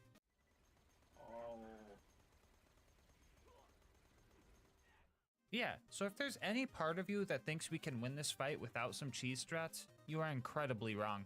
Even doing this strat, I almost lost because Jack is super hard to slag, and if he's not slagged, his health regen matches my DPS pretty much exactly. With less than 200 bullets left to my name, the slag kicked back in and we were able to kill Jack just barely. Now all that's left is the warrior. My first attempt here ended real quick because the warrior just used fire breath 4 seconds after the cutscene ended, but the attempt after that, we managed to get to some safer spots and just ran between ammo stations. It took a while, but the rest of this fight played out pretty normally. The warrior usually health gates you in one hit at OP10, so this fight was pretty basic. Heck, most things at OP10 will just one-shot you. Wait, did being slagged even affect the challenge at all? Is OP10 really that unbalanced? Have I become so used to its abuse that I didn't even realize I've been subjecting myself to this the whole time? Oh no, I gotta end the video before you guys see how low the death counter— You can beat Borderlands 2 while permaslag. Bonus content time, woo! So usually during these runs, I like to see if the gear I'm using can obtain itself. Yeah, that was a bad idea for this run. You get the chalupa from Mick Zafford at the end of the Clan Wars quest line, which was probably 80 times harder than you think? 81 maybe? We start off by blowing up the Hodunk's big tire because we hate them, and then we blew up the Zafford's distillery because they have an alcohol problem and we want them to get better. After that, Mick hired me to go blow up some of the Hodunk's race cars. The race car fighting was actually pretty easy. Dealing with the slag hallucinations was a bit weirder. After that, we went back to the Zaffords and had to kill their bagman. We're supposed to side with the Zaffords, so I tried befriending the bagman and chilling near the waterfall, but that didn't work, so I launched him off of it. Only problem with that is I can't reach the key if he falls down there. No biggie, I'll just kill him with a gun. Oh darn, where did I put that footage of me killing him with a gun? Okay guys, I triple checked and I don't think I could kill this guy with a gun. He just moves and teleports around so much that he doesn't even stay in the cloud kill long enough for me to even think about doing this. I'm pretty sure he's corrosive resistant too, but I wouldn't know since I can't hit him with cloud kill. So it looks like we can't continue. It'd be pretty cool if I spent like 3 hours of my life trying to do some extremely convoluted setup where I put the stinky on the bagman and tried to grab the key as he died. Wait, where did all this footage come from? What is this? Oh! Get some food in your system. This is my last one. Drink of water. You've been saying that. I know I have. On gas mask, this is my last one for the day. Come on. Just grab the fucking key. Just grab the fucking key. Yes! Yes! Yes! Yes! Yes! Yes! Yes! Fucking A! High five! That's odd. I don't remember any of that. Guess I must have blacked out or something. Anyway, that has to be the hardest part of this quest line, right? Oh, what the f— So yeah, we tried using Immolate's fire damage and that didn't work, so it looks like we can't continue. It would be pretty cool if I spent like 2 hours of my life trying to do some extremely convoluted setup where I farm the enemies at this house until I find a bandit with a fire weapon, and then go to the boneyard to permaslag myself so I'm allowed to drive cars and slowly ram that bandit to the Hodunk camp and have him shoot at me while I use the fire tanks as cover. Wait, what the fuck is this footage? Did I black out again? Bro, I need to lay off the slag. This stuff messes you up like lean. Wait a minute. Anyway, that made the Hodunks mad, so they told me to crash the Zafford's wake. So I got drunk at Moxie's to get in. Yay, more visual clutter. I got them Ice King wizard eyes, man. Anyway, we went to the wake, paid our respects, and left. This is not a lie for a comedic bit. The objective will check off even if you don't murder everyone inside. After that, it was finally time for the final fight. I started blasting the hodunks and throwing my slag orb out, and played support one last time for my Zafford homies. Before you go, I just wanted to say thank you so much for making it this far into the video. If you want to support the channel, make sure to like, comment, and subscribe. Doing all that helps with the algorithm a lot, and I love reading all your guys' comments. If you want to support the channel more directly, consider becoming a channel member to get videos a day early, saving money over at Instant Gaming using my link, or go to gasmaskgang.com to snag some merch. I will leave my Discord and Twitch channel where I stream these runs live in the description. And last but not least, shout out to Mango Soda, who made this video's thumbnail art. They do commissions and will also be linked below. But until next time, breathe easy, homies.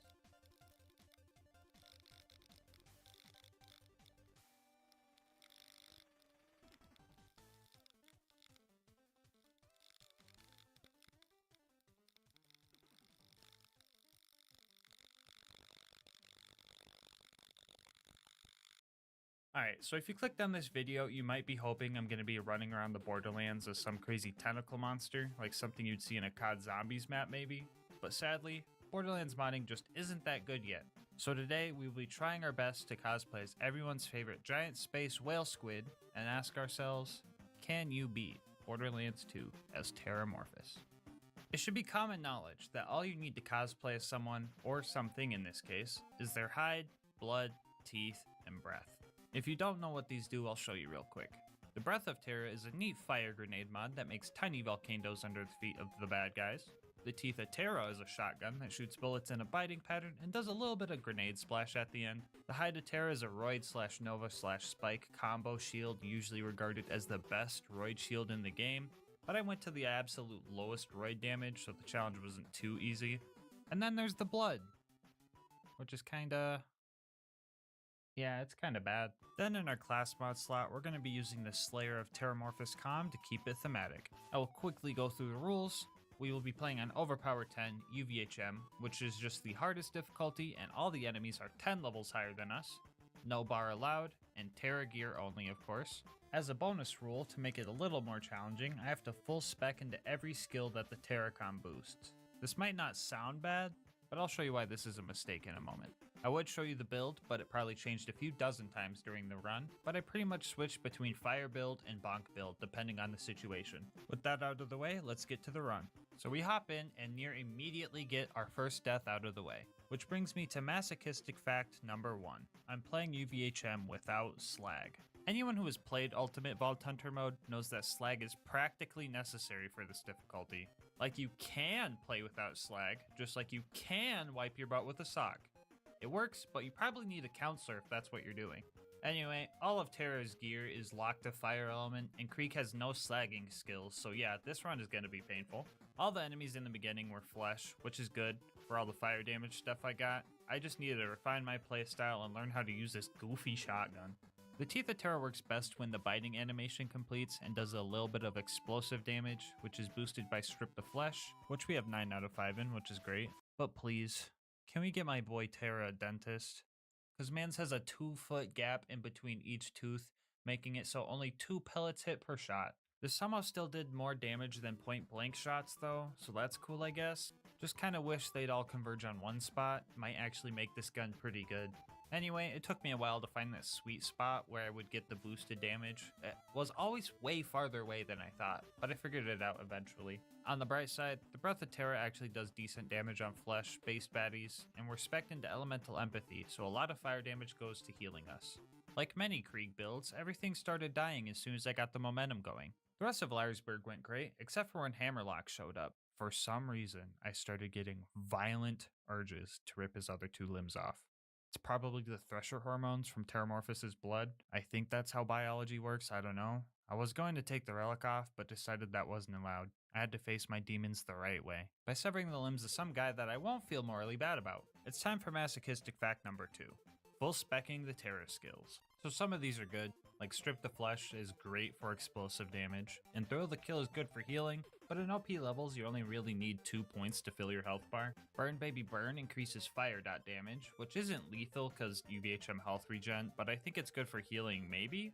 Flame Flare pretty much just makes me stay on fire longer, which can be absolutely deadly if an enemy decides to put a fire dot on me. And then we have Blood Trance, which makes Buzzax Rampage last longer based on how many Bloodlust stacks you have, which might sound good at face value.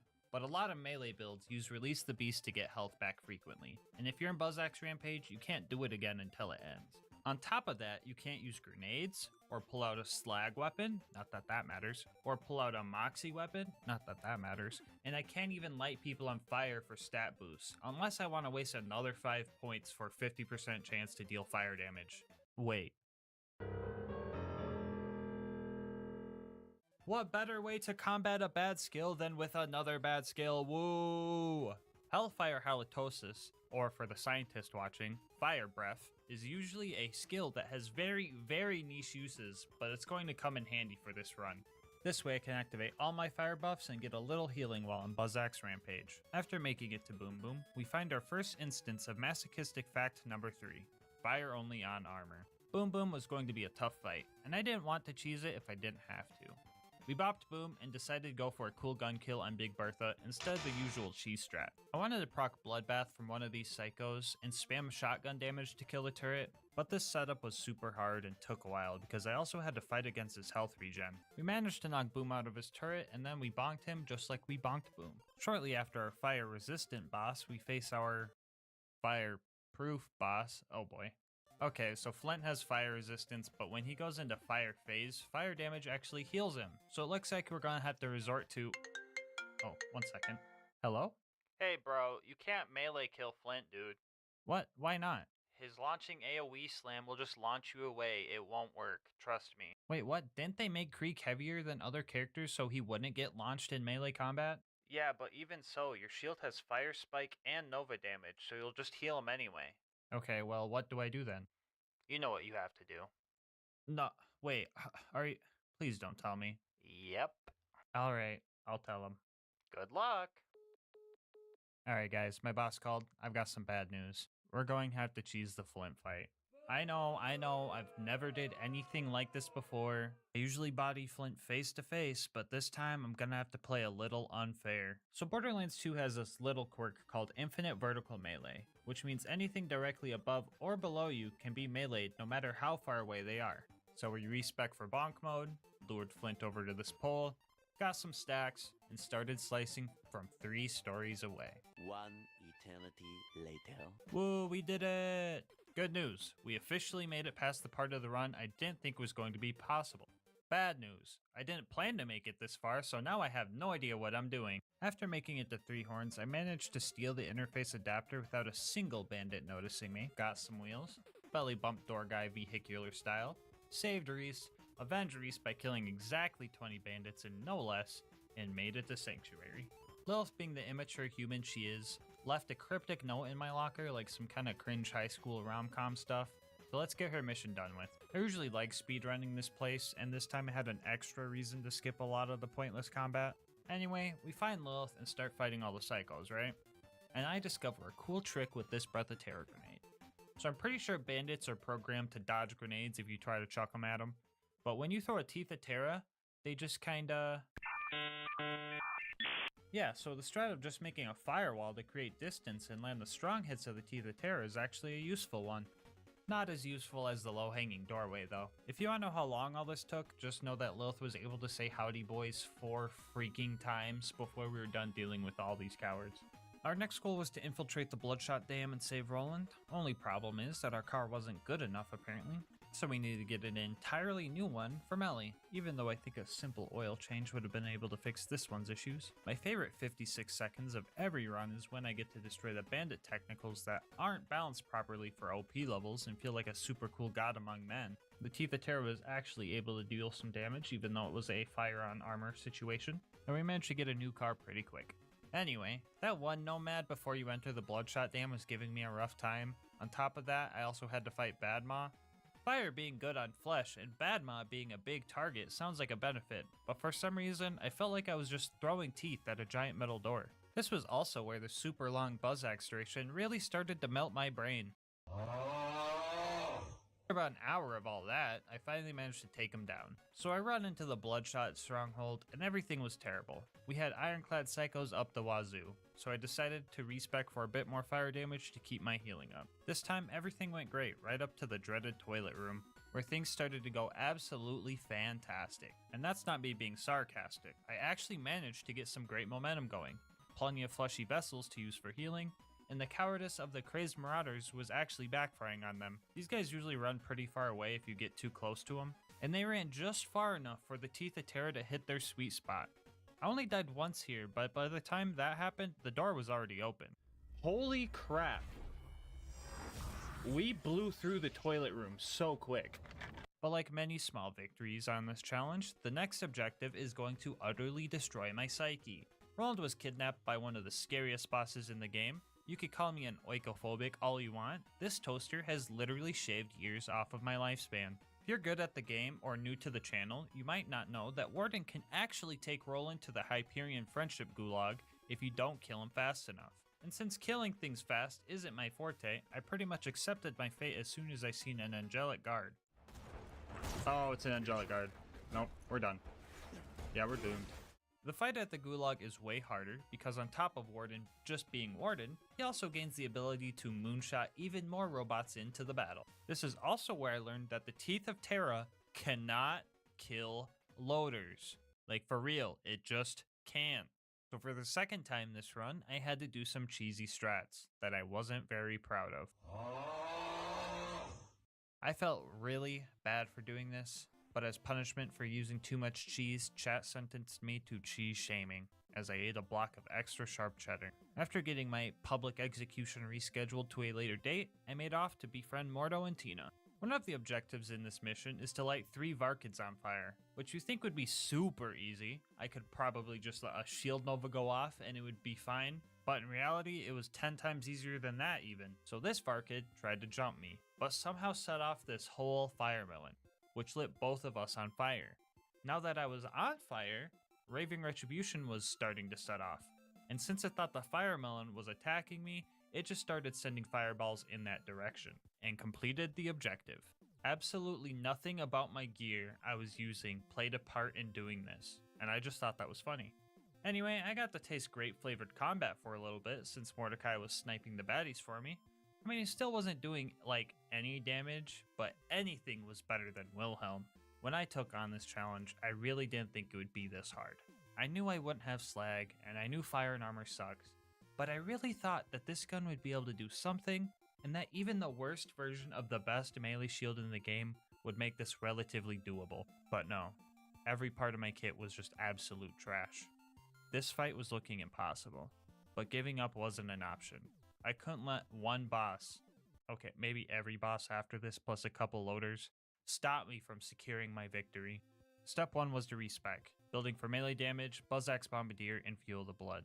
Step 2 was to fuel up, and step 3 was to mask up. In order to kill Wilhelm, we cannot rely on our gear. We need to rely on Krieg and his skills. The plan was to do what damage we could while waiting for surveyors to spawn, aka Fuel the Blood fodder. After we get a melee kill, Fuel the Blood boosts our explosive damage and makes the effectiveness of Buzzax Bombardier a lot stronger. The only thing about this strat is how risky it was. We had to get down to low health constantly in order for Release the Beast to activate and have our action skill ready. If we went down, it was likely a death sentence, unless we were already within sweet spot distance of a surveyor, so I had to focus. I had to make sure I killed him quick as well. Otherwise, the loaders he spawns from under the trains respawn, and it pretty much means I'm dead. After 2 hours and 43 more deaths added to the counter, we finally survived long enough to take Wilhelm down.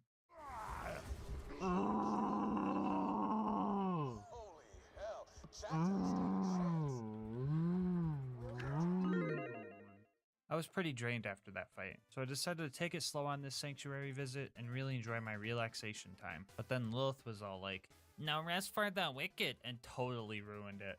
So back to work for us. Our next goal was to fight the Gluttonous Thresher, and since I'm Terramorphous, the strongest Thresher known to man, I obviously won the fight. And by I mean the loaders that spawned in while I found a corner to hide in. If you're mad that I didn't do most of the work, first off, that's fair. Second off, leave me alone. I'd like to see you do this. And third, you're going to hate how I handled Overlook.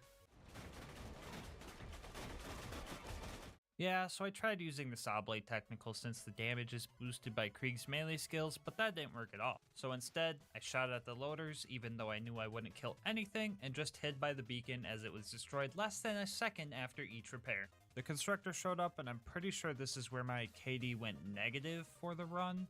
I didn't even want to try to run towards the fast travel and quickly travel away, so I straight up just left and used a different one to go back home. Which I know doesn't make any canonical sense, but that was the least of my issues. On top of being truly defeated by the last 4 missions, now we had to go to the preserve.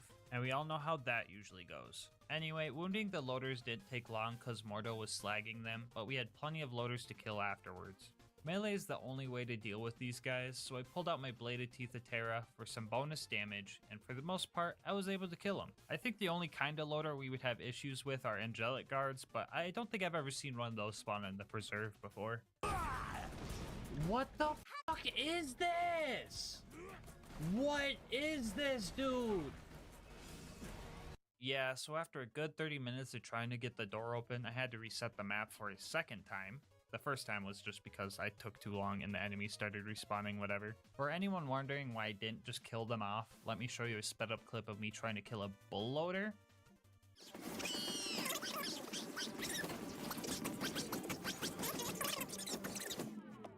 This leads me to masochistic fact number 4. This is now just a glorified melee run. The second half of this game has very little amounts of combat with non-armored enemies, and since my shotgun heals them, I'm pretty much going to be in bonk mode for the rest of this run. It wasn't until our 3rd attempt that we made it past the loader who skips leg day, and at this point we were probably in the preserve for a little over 2 hours. Up next, I hired the loot homies to take out the skags for me, while also hiring the skags to take out the loot homies for me so I could snag their loot, but they didn't drop anything because they're lame. Usually the significant mobbing is all done by now, and we could go straight to Bloodwing, but the game is cursed and decided to give me 3 rabid skags to deal with. I tried some bullfighting strats, but those didn't work well. Jump at me? I tried this for way too long before I just decided to commit to going for a melee kill. The funniest part is after I killed the first one, a bunch of pup skags spawned, and I just had to kill several of those to get the door open. Anyway, you know what time it is.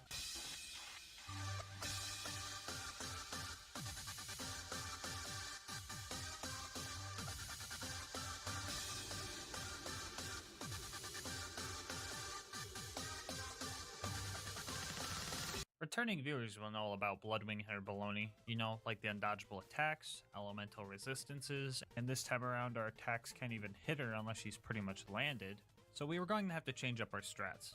And by change up our strat, I mean do the same thing we did for Wilhelm. Skags periodically spawn during this fight, and Mordecai knows how UVHM works, so he was being a homie and slagging them to set up for melee kills. Again, with Fuel the Blood, my explosive damage was boosted. I don't know if I just don't hear people talking about this skill combo often, but it's stupid good, even without class mods that boost this skill. It's stupid good enough that using the strat, I took down Bloodwing first freaking try. Take that, Bloodwing. I'm back in the frickin' lead. Even Mordecai wants to party. Vault Hunter, get down. So glad Mordecai is changing his mind about the whole, oh, you guys seen it? Okay, maybe not. Anyway, our next homie to recruit was Brick. The initiation was fine because of fleshy enemies and Godliaths doing most of the work. We even killed Sarcastic Slab in the most metal way possible. The loader combat afterwards went pretty decent too, since Brick was helping. Even looked like Brick watched my last video and learned some new combat techniques, so you know I had to hype him up. Brick. I put the stinky on him. Speaking of other videos, if you're new here and made it this far into the video, odds are you're enjoying it, so you might as well sub and hit the bell to know when new vids get uploaded. Because masochistic fact number 5 is that I go through all this suffering and a majority of you guys still aren't subbed. Joining the Gasmask gang is 1 click away. Anyway, Brick and I destroyed the rest of the loaders and we were off to our next objective, dealing with this coward. This fight is so friggin' buggy. It's a 50-50 chance between him booking a flight to Europe or just standing still and still managing to give me a hard time. Like, bro, why he standing like that? I'm glad he didn't fight back, but like, geez, this happens all the time, bro. Who coded you? Terra's dentist? Okay, now that that's done, it's time for the bunker raid. And I'll be the first to say that I was dreading this. I decided to unspec out a Buzzax Bombardier because these guys resist grenade splash, so I was better off without it. Fighting this thing was weird because I had to purposefully eat some rockets for better axe throw damage until it died. The baby turrets ahead were no match for Krieg, which is nice because I hate these little buggers and their crazy health regen. And finally, the big constructor. Had to put a lot more forks in this toaster before it decided to blow up. Luckily, it's easy to cheese because I could just stand behind it this time. And our final obstacle, Face McShooty. Alright, here we go, guys. Uh-oh. Bet you weren't expecting that, huh? Yeah, so it looks like if you want to do Face McShooty with the Teeth of Terra, you have to be within biting distance. Anyway, on to the bunker. To be straight up with you guys, the rest of this run is pretty much what made me deem this the worst gas mask challenge run yet. First off, the big turrets are pretty annoying because, well, you know, the whole yellow health bar situation and whatnot. The ones within melee range were pretty okay just because of the blatant big red power button on the back, but the ones out of range took a while. And then he spawned. Bunker was absolutely will-shattering. He had so much freaking health, and in order to deal damage I had to play risky and get to low health. And if your playstyle is lighting yourself on fire and praying that you have a crippled loader nearby if you go down, you're not gonna have a consistent winning strategy. Like 20 times. 20 freaking times! Some hot loader would just sneak up on me, put an OP10 fire dot on me, and since I have 9 out of 5 in flame flare, it would just melt me. That's a skill issue, whatever. You know what really got my sanity dangling off the edge? So enemies in UVHM have this stupid health regen, and if you put any type of damage over time on them, they just kinda keep healing through it, right? Y'all remember that Blood of Terra relic that already seemed pretty useless? Well, I go and find out it doesn't even work if you're taking damage. Why? Why? This is all super rare gear that you get from killing a super hard boss. Why? Why isn't it good? Why does it make an edgy poem with all 4 pieces if it's not good? His teeth made them flee in shame. His breath was of fire. His hide turned the mightiest tame. His blood could inspire. It's all bullcrap. What even is this? Terramorphous? More like Terra Bull. Okay, with Bunker's super huge health bar, I would have to take too many risks in order to get a melee kill. And I tried and tried with no prevail. So you know what I had to do? I had to kill Bunker, the flying, armored, tanky boss, with the Teeth of Terra. I had to be patient and only use my action skill in emergency situations, otherwise I'd just die. I was trying to kill this glorified frisbee for over 3 friggin' hours.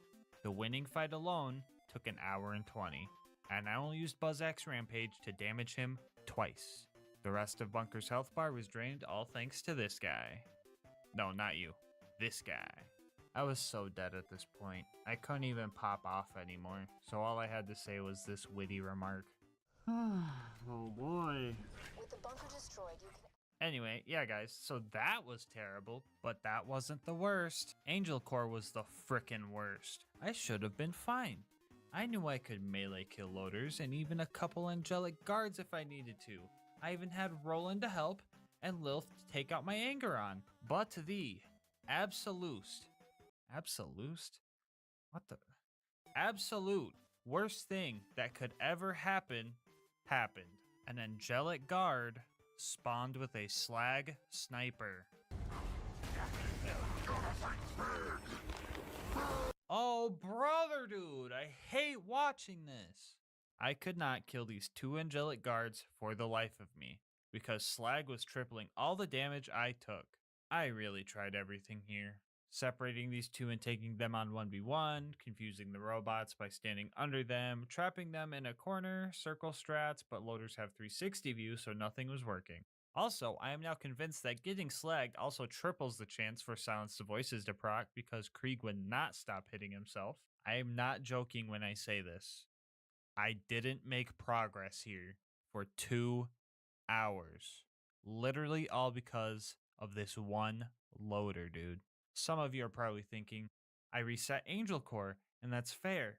But this time around, I played with the hand I was dealt, because I knew if I gave the game a chance, they would spawn this guy again with an even stronger, faster slag sniper. So after 60 something losses to this guy, I finally found a strategy. So usually you can't circle strat these guys like you can with bandits because they rotate 360 degrees, but we can sprint around them in circles, which is fast enough to dodge their attacks.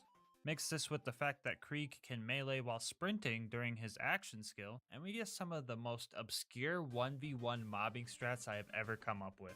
After the first kill, I managed to get the slag sniper guard, who I just realized was maximum possible level, so that's neat.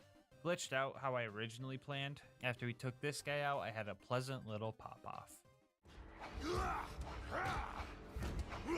Fuck you! Okay, we're good. This one loader brought me more pain than any other fight in any challenge I've done so far. Even you, Bloodwing. This was by far the worst fight I've had to deal with, but it's over now. Now I get to suffer elsewhere! Ironically enough, when I got to Sawtooth Cauldron, I was relieved, because the enemies here were all fleshy and I could get multiple kills before dying. Yeah, the fire damage is working. It's working. The gear's working as intended. Everything's great. I could use my grenades and just burn everything and melt everything. And it's so good and fun. Look at my health bar. It's staying pretty much full. You guys hear that optimism in my voice? Yeah? Okay, well watch this. Take out those buzzards. I don't need these buzzards, man. These freaking buzzards. It'd be one thing if they didn't have health regen. But every time I land a couple of shots, they just come back good as new. It wasn't until 4 hours of attempts that I managed to destroy one buzzard. And here's how I did it. First off, we need to rig some fights. Each attempt would consist of me spawning in, running to the buzzard nest, and checking the buzzard's level. If it was higher than level 89, I wouldn't even bother. After we found our level 89 buzzard, we would farm up stacks with our fire grenade and find a psycho or weaker mob.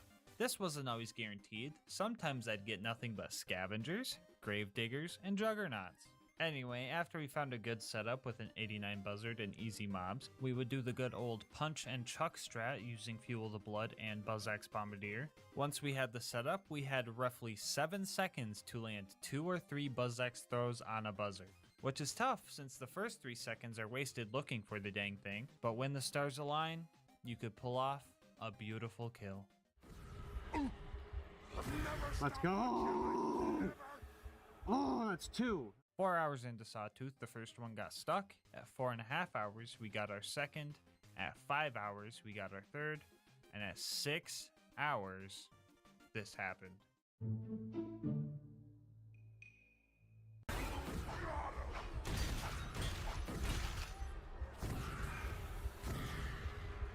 Come on. Let's go. Let's 4. Let's go. Oh, subcast. What was that you were saying, subcast? What was that you were f***ing saying?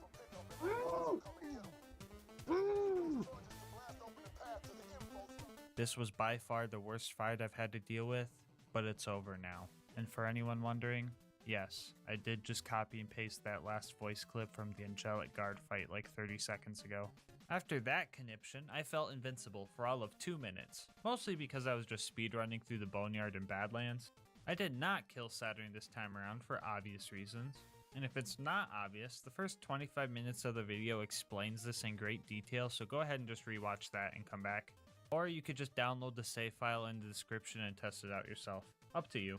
Anyway, I was like 2 seconds away from getting the info first try, and it took 7 tries after that before he made it to the final stretch. The claptrap door was our last hard bit of mobbing, and everything was going relatively good. I even managed to kill the super surveyor that spawns. Whoops, I mean 2 super surveyors. 3, okay, that's a bit odd. 4, there's definitely something. Okay, what the 5? How is that even? Okay, there's absolutely no way a 6th one just spawned. 7. 7 of them. 7 of them spawn. Sorry about that. I kind of blacked out for a bit. Anyway, at this point, I was so shattered internally that taking a break wouldn't help, because it would be all that I thought about. So I kept going.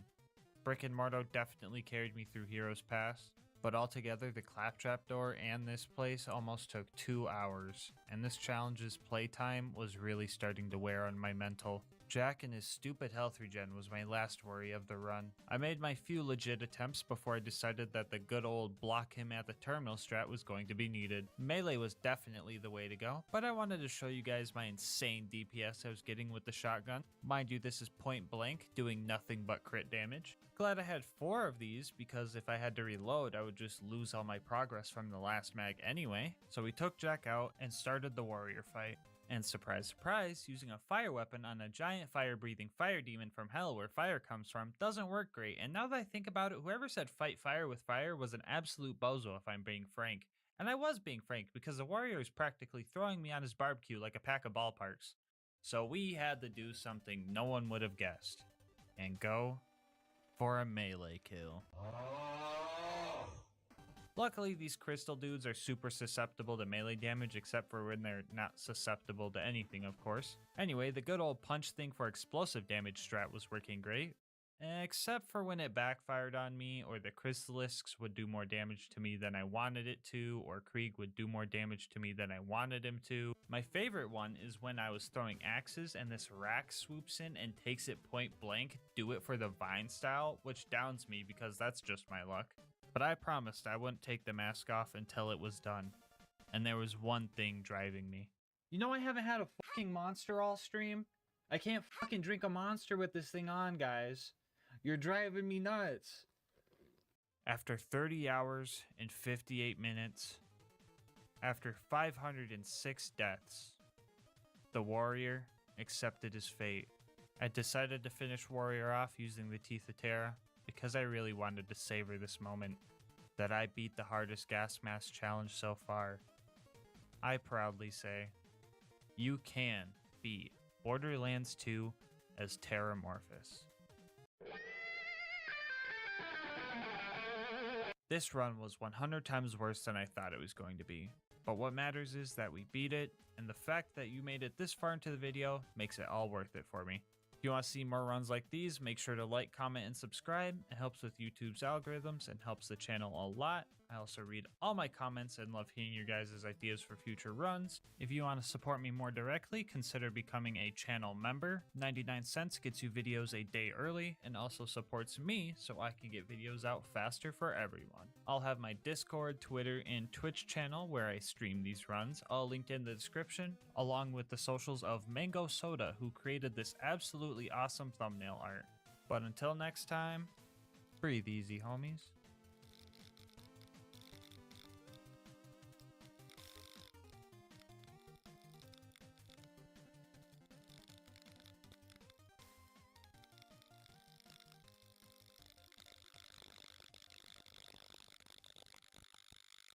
Pandora's always been a lawless place, but what if we wanted to bring some order to this wasteland of a planet?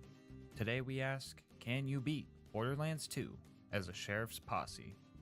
To start, let me tell you what exactly this challenge is. First off, the basic rules. We will attempt to beat the game at Overpower 10 Ultimate Vault Hunter mode. To the new Borderlands recruits, that pretty much just means the hardest difficulty and everything is 10 levels higher than us. Also, bar will not be allowed during this run. On to the fun stuff. I will play as the sheriff and the others will be my deputies. The challenge is mostly centered around these badges, therefore I will be running Jacob's pistols while the deputies run Jacob's shotguns. The badges also provide us with a little extra fight for your lifetime based on how many deputy badges are equipped on the team. So I get an extra 60% while everyone else got an extra 30. And for the real kicker, if at any point the sheriff dies, that's me, I must save quit and reset the map. This means my survival is of the utmost importance. Last thing before we get started, I'll show you all the rest of the gear and builds. We all have a basic shield and low level grenade mod just for slagging purposes, and in the comm slot I will be running the legendary Titan for tankiness, and the deputies will be running the legendary Gunzerker comms for some DPS and longer Gunzerk duration. Here are the builds so that all the Salmains can go make me cry in the comment section. For the deputies, I pretty much gave them an AI generated deputy Sal build. They all have 2 shotguns out instead of the usual Grog and Lady Fist in the main hand, so I had to change some stuff to compensate for that. As for the sheriff build, I decided to suffer a bit and not give myself too much DPS, but on the other hand, I have the most deadly seal combo in the game. That's right baby, we're bringing the stinky back. I put the stinky on him. Okay, now with all that out of the way, let's introduce the posse.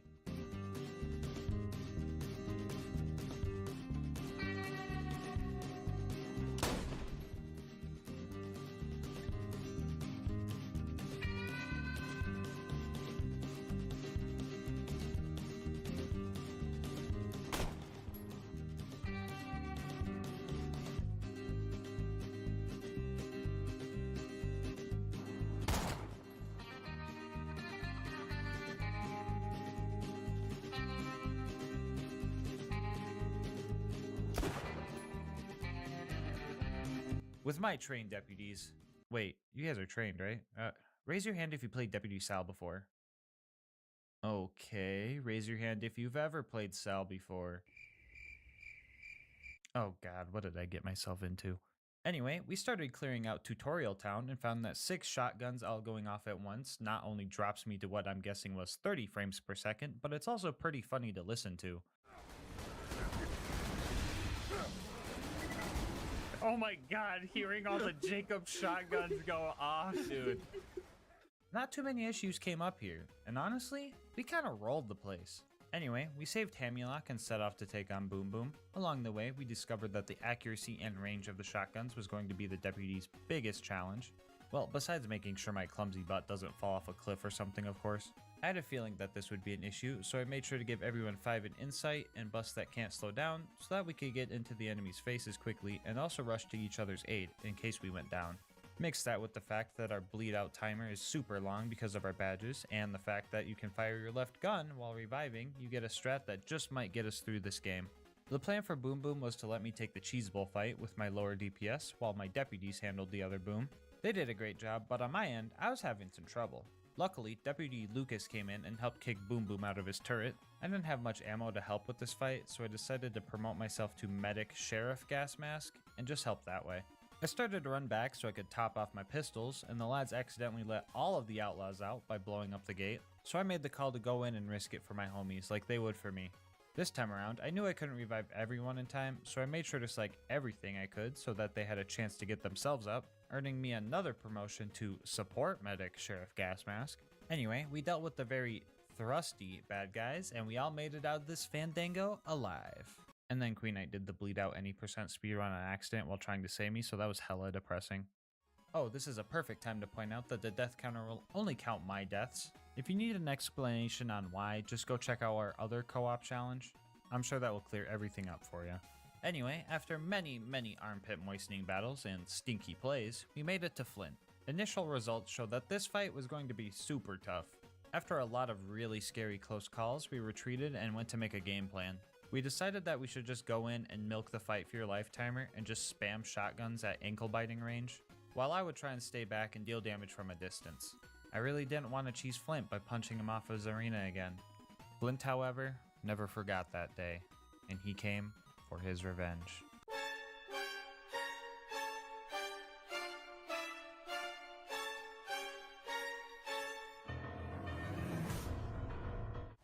Oh my god!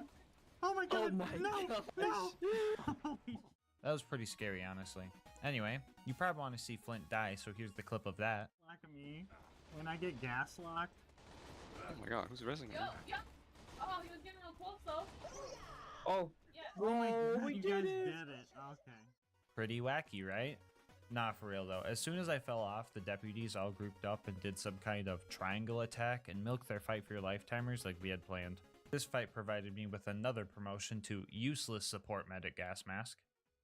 Whoa, wait, what? Wait, that doesn't sound... Anyway, we hopped on a boat and found ourselves in Three Horns, where I got my real promotion of Support Medic Sheriff Gas Mask, the Bullymong Whisperer. Oh, sorry. Darn it. A man You named make a Steven run for it controls in a these moment? casualties. Ow. He may be short a few chromosomes, but he's a savant when it comes to vehicles. He's locked the station to prevent the bandits from... Lucas confiscated the keys to a car, and I decided to doll it up with some Jacobs logos. In order to get into Sanctuary, we had to help Corporal Reese and get a new power core for the shield generator. I have like almost no knowledge on the ranking system, so I don't know if him being a corporal means he was higher or lower rank than a sheriff, but all I knew was that the rules only cared if I died. Superior or not, I still made sure to tell the deputies to kill the 20 bandits to avenge him like we always do. Anyway, after not being able to afford the best gun in the game and forgetting everything that happened at Sanctuary, we went to Frostburn Canyon. I usually speedrun to the end of this place, but this time I got to do it with the homies. I decided not to play it safe and go for the spike jump skip since my deputies have been really good at not letting me die so far. Let's see if they can save me from a cliff, am I right? Anyway, fun fact, still never missed this jump, and I'm going to keep attempting it until I do. So we found Lilith and started fighting off the psychos with her. I couldn't kill a single bandit here, but then Tom recommended that I try killing 2 instead and everything started to work out. So since we're in... Oh my god, Lilith, shut the...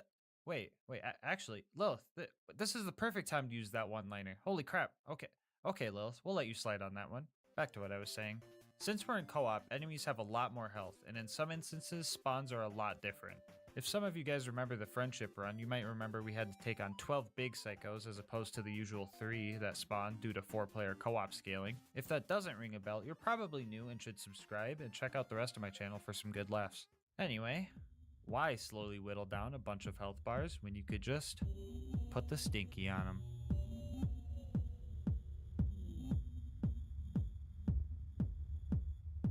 Big guys were a bit tougher, but they're definitely killable.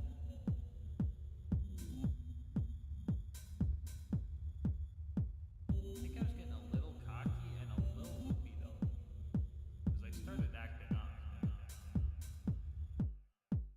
The sneaky on them. The sneaky on them. The sneaky on them. The sneaky on them. The sneaky on them. The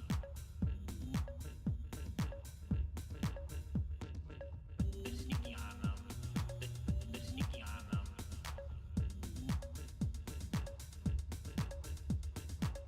The sneaky on them. The sneaky on them.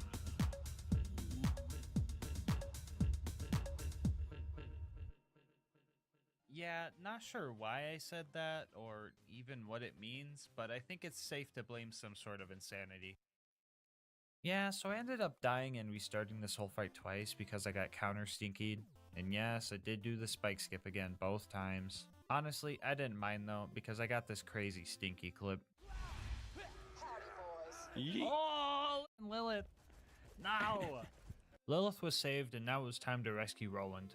We needed to get a new car to fool the Bloodshots, but then I realized that cowboys don't use cars, they use horses, and since we didn't have any of those, we had to fight the bandit technicals on foot. These darned horseless carriages ended up destroying Deputy Lucas early on, but after we got rid of the big one, we destroyed all the cars we needed, and then another car came up and ran me over. Joke's on them though, they just saved me a trip of running through the dust. Up next was the Badma fight, and we came prepared with a plan. Go? Do we go? Yes! The only problem with this strat is that Badma kinda took the key we need with him, so we had to re-enter the map to get the key to show up somewhere reachable. It was now time to fight through the Bloodshot Dam, or as I like to call it, Cowardsville. Using our finely tuned coordination skills, we were able to combat the cowardice of these guys by simply punching them closer to homies that needed revives. I feel like there are a lot more enemies in here than usual, probably because of the 4-player co-op scaling and whatnot, but we were keeping each other alive. Mad Mike and his toilet room were the last things I was worried about here, but there was nothing a little teamwork couldn't handle. He's standing by the fence, can you do Combo? something? No. Oh! Somehow we turned one of the worst mobbing sections in the game into a really fun fight by putting the Stinky on so many bandits. It's Stinky. Lucas even styled on Mad Mike in the end. He's looking at me. Oh, nice. Oh my. Oh, I got him. Oh, you got him. Let's go.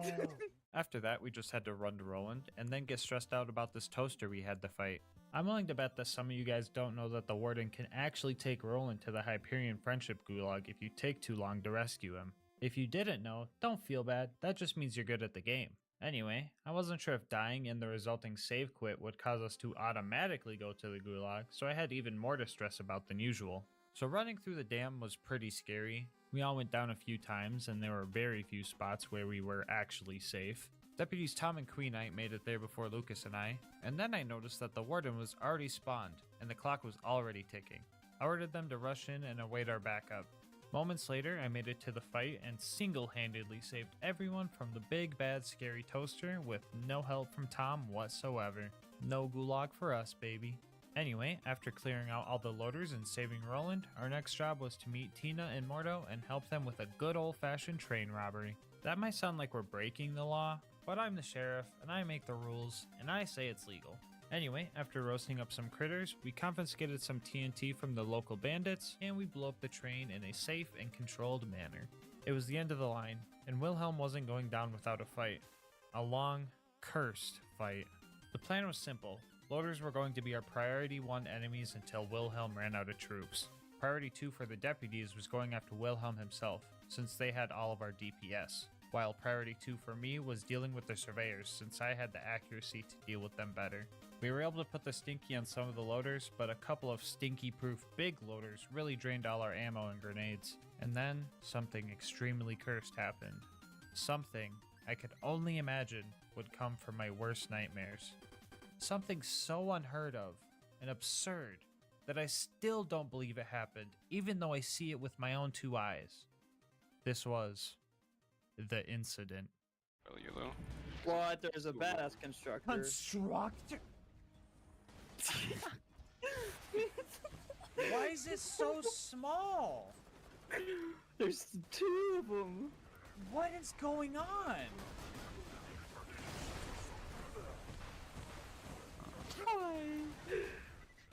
Yeah, bro, every time I think back to this fight, I genuinely feel like it's a fabricated memory. Like, even watching the footage right now, while editing, I feel like Ashton Kutcher is just gonna walk around the corner and tell me I got punked or something. Like, I still don't believe this happened. The fight was hard, and I had to really focus so that I didn't die. But, like, it only took 8 minutes to kill Wilhelm. I've had runs where I'm getting bodied by him for hours, and I have never seen these cursed baby turret toaster crossbred abominations in my life. The game really seen this and was like, oh, okay, let me help you out with that. I don't know if this is another co-op spawn thing going on or whatever, but what really has me baffled is that even with no ammo, and my mental state so shattered by what my eyes were perceiving, we actually survived the whole fight. What the fuck is even going on right now? Who am I? How am I? Baby constructors aren't real, they can't hurt you.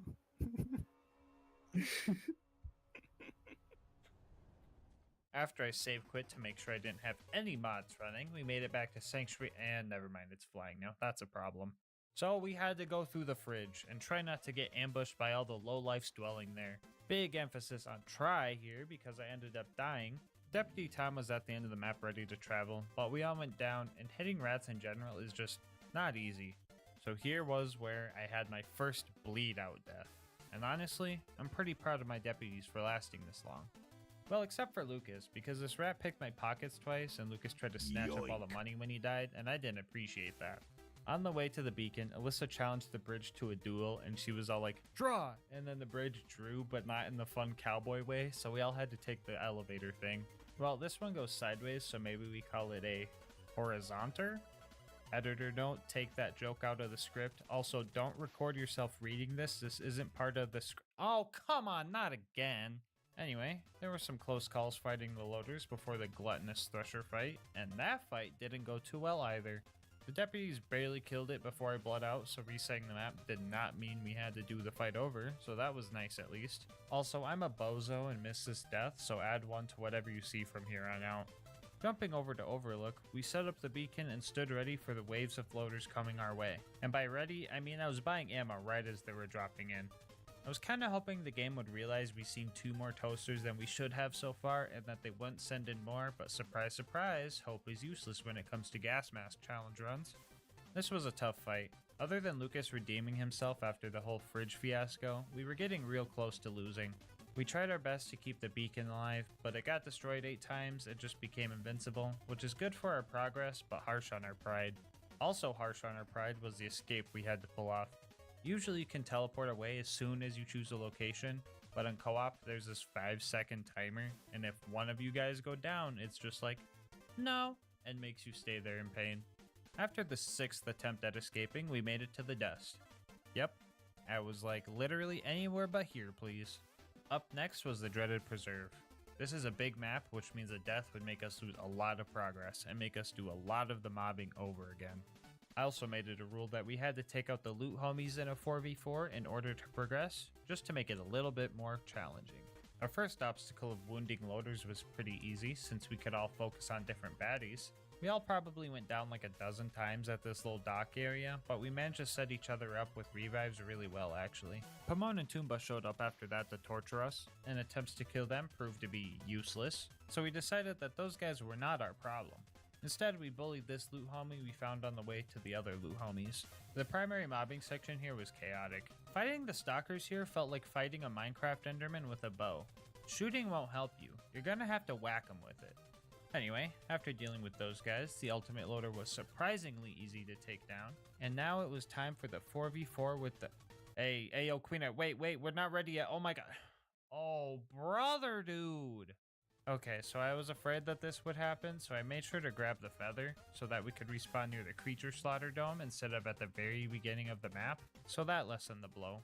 So after that, we did all the mobbing again, re-killed the loot dudes, got a stalker, participated in a stinky conga line, killed all the mobs again, killed the loot dudes again, got a storm again. Wait, no, that was the first time that happened, right? Anyway. Died again. Yeah, so this map really friggin' sucks, dude. Even with all these deaths, I'm pretty sure we're still on record pace for a preserve run. Fourth time was the charm, and we finally had a run that got to Bloodwing, and we needed to make it count. So I fueled up to maximize our chances for survival. The last time the four of us tackled Bloodwing together, she brought a homie of her own in the form of a jet loader loot homie. This time though, she had nobody to back her. Okay, now, hold up, wait a minute, let's talk about this. Besides that scary factor, Bloodwing was in for a fight. She thought the sky would be safe, but from my point of view, all the pellets in the air made it look like someone snuck in a conference call to the fight. And it didn't take long before Bloodwing made the mistake of landing, and we took her down. The Tubby dropped a legendary Gunzerker if anyone was wondering. Also, I have the save files with all the cool gear I found along the run in the description if anyone wants to try this for themselves. Everybody say cheese! After our 2.5 hours in the preserve, it was time to recruit Brick to the squad. I wanted to hire a temp deputy to help us out, but homie's helmet did not want to come off for the longest time. It eventually worked and we gave him the orders of punch the purple guys, and that plan was working for the most part. I mean, he was punching us and we weren't purple, but he was punching the purple guys too, so technically following orders. The big guy didn't take being fired too well, but he's the one who was forced into a temp job, so his fault. Anyway, after our initiation, we worked together to take the sarcastic slab over to a cliff to do exactly what you would expect us to do with the bad guy in a cliff. Everybody on 3. 1, 2, 3.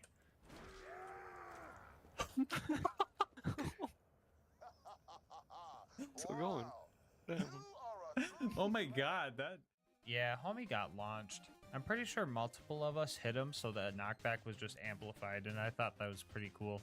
I won't go over to the combat here, I'll just show you guys the good parts. Oh, Brick. Line me up, Brick. One beacon's already gone. Oh, nice one. Nice. Thank you. Up next was taking down the Jack Double. Into this part of the run, we straight up turned to assassins. The double didn't last 10 seconds against us. We took his lunch money, and then we split up to all the kiosks and made it out of opportunity in only 3 minutes and 52 seconds. It was now time for the bunker raid. Right off the bat, I learned that Lucas and Queen Knight were both not Hyperion robots, but buzzards are for some reason because that makes sense. Anyway, Tom used the strat he learned from a very cool and handsome YouTuber to get the constructor to look at the wall, which makes us safe from his rockets. This made it super easy to abuse his crit spot as a squad. The dreaded baby turrets were up next. Luckily, bouncing Betty grenades shoot bullets, which do hit these guys. For anyone new to the game or the channel, these guys are glitched and straight up don't take any splash damage at all. On top of that, they don't have a crit spot and they also have an ungodly amount of health regen, so these guys can be pretty annoying. This time around, however, we kinda lucked out. The third obstacle in our way was the big toaster. The useful strat of just standing behind the thing wasn't working as good as it usually did. The deputies were dying and having trouble making it back up the mountain. I also had to scale the mountain again due to personal reasons. He's looking at the stick. He almost he did die, though. I gotta finish the job. Sorry, guys.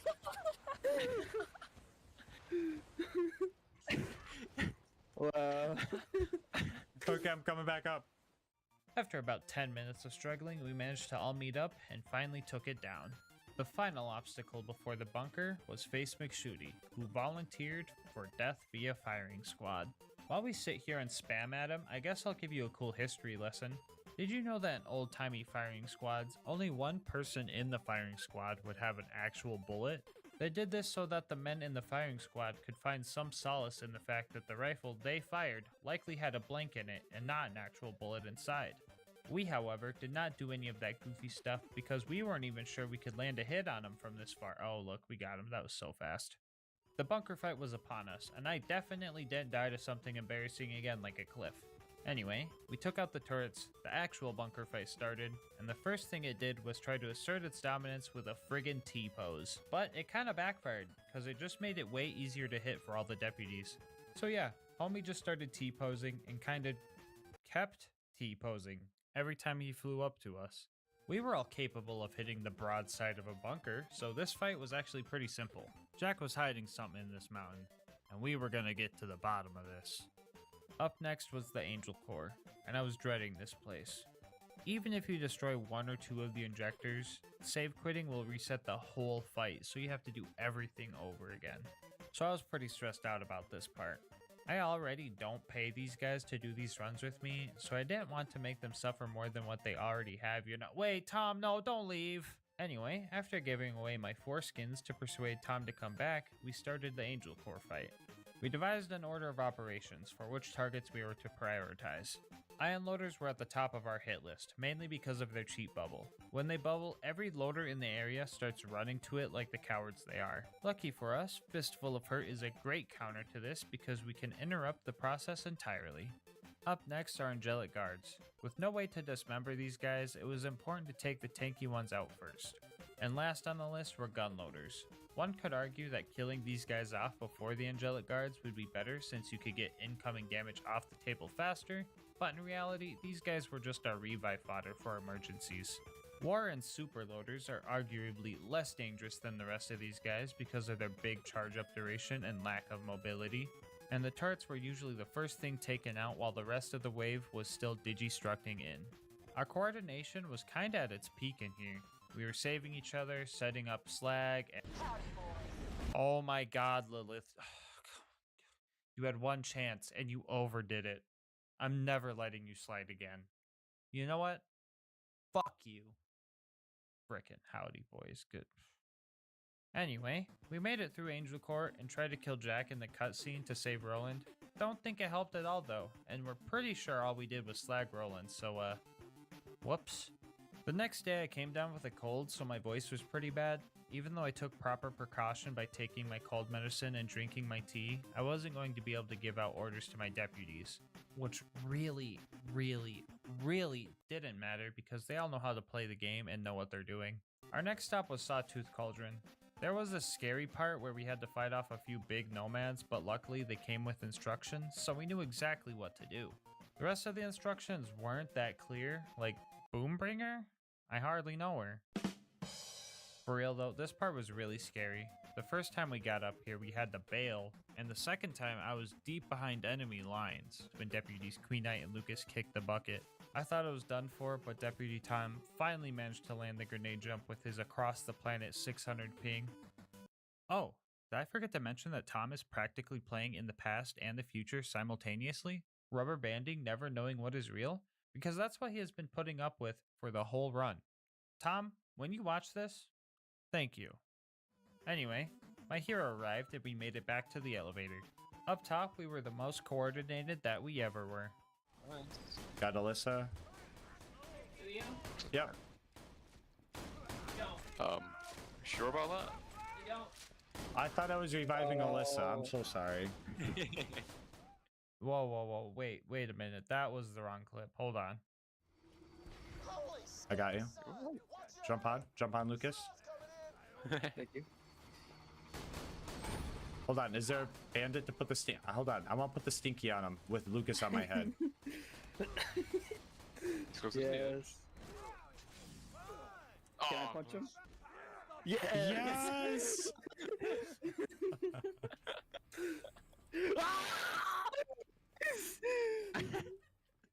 buzzards were actually pretty easy to take down because our nades stuck to them, so let's talk about the boneyard. I wanted to split up and hit all the pumping stations quick, but this one station has nothing but sergeant and ion loaders, so I wasn't about to go in alone. Glad I wasn't stubborn here because I definitely would have died instantly without my deputies. After barely escaping that with our lives, the rest of the boneyard went smoothly. We made it to the Badlands and decided that we weren't even gonna bother with Saturn. Deputies Lucas and Queenite went with me to grenade jump into the info stockade, while Tom hit the elevator checkpoint near Saturn for us. With our coordination, we were quickly in and out and finally on our way to the vault. After some quick mobbing at the claptrap door, I decided I was just going to speedrun Heroes Pass. Well, minus the speed and the running part. Finally at the vault, we said screw the elevator, we want to fight Jack now. We dropped his shield pretty quickly, but that was but a small fraction of this fight. Not only was his health tanky because of 4-player difficulty, but this time around he kept teleporting away and spawning a bunch of these shield surveyors. Now this doesn't sound like that big of an issue, but Jack's health regen is kinda busted, so if he is suddenly invincible and on the other side of the map, it gives him plenty of time to get his health back. Even though we were doing significant damage, the fight still took about 15 minutes just because the absurd amount of coward strats Jack was pulling off. For reference, here's a clip of us dealing about half of his health in roughly 10 seconds, just to show how bad his health regen is, along with the coward strats. Anyway, we eventually took him down, and the warrior fight was up next. Let me tell you our detailed plan to make sure we got through this fight. Step 1, shoot the warrior. Step 2, until it dies. The warrior can be a pretty tough fight with its massive flame attack range and massive tail slams. Luckily, with all the defense stats I've built up though, I was handling the attacks pretty well. During the fight, we also managed to screw up so badly that one of the Crystalisks became invincible. Crystalisk? More like crystal-less, am I right? Anyway, it wasn't too long before the warrior couldn't fight any longer. And with it defeated, we now know. You can beat Borderlands 2 as a sheriff's posse. Hey, hold up, don't go yet. It's bonus content time, guys. Jack and the warrior might be dead, but there's still one threat to our lawful land that needs to be handled. I'm talking about the imposter who calls herself the Sheriff of Lynchwood. That's right, this town isn't big enough for the 5 of us, so she had to go. We can make room for Deputy Winger though, he's cool. In order to get her attention, we were going to need to rob a bank and blow up a train. We managed to blow the train up pretty quickly, probably because we already had practice blowing one up earlier, and I still say blowing them up is legal. This was our first time robbing a bank though, so we were dropping the ball on this mission. Tom put the stinky on Mad Dog, which was pretty cool, not gonna lie, but the problem with that is that Mad Dog had the explosives we needed to blow open the bank door. So after reloading and killing him the boring way, we robbed the bank and set off to go hide the cash. Nisha's posse was playing totally unfair and hogging all the horses, so we were getting absolutely devastated during this part. These guys added 3 deaths to the counter with their horse strats, but the Nisha fight was up next, and she was no match for our homie strats.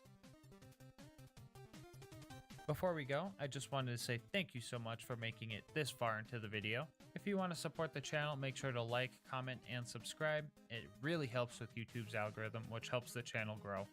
I also read all my comments and love hearing your guys' challenge ideas and kind words, so definitely let me know what you thought about this video or what your favorite part was. If you want to support the channel more directly, consider becoming a channel member. 99 cents gets you videos a day early and also supports me so I can get videos out faster for everyone. I'll have my Discord and Twitch where I stream these runs live, linked in the description, along with the socials of our homie Mango Soda, who created this video's dope thumbnail. He also does commissions, so if you like his style, definitely go check him out. But until next time, breathe easy, homies.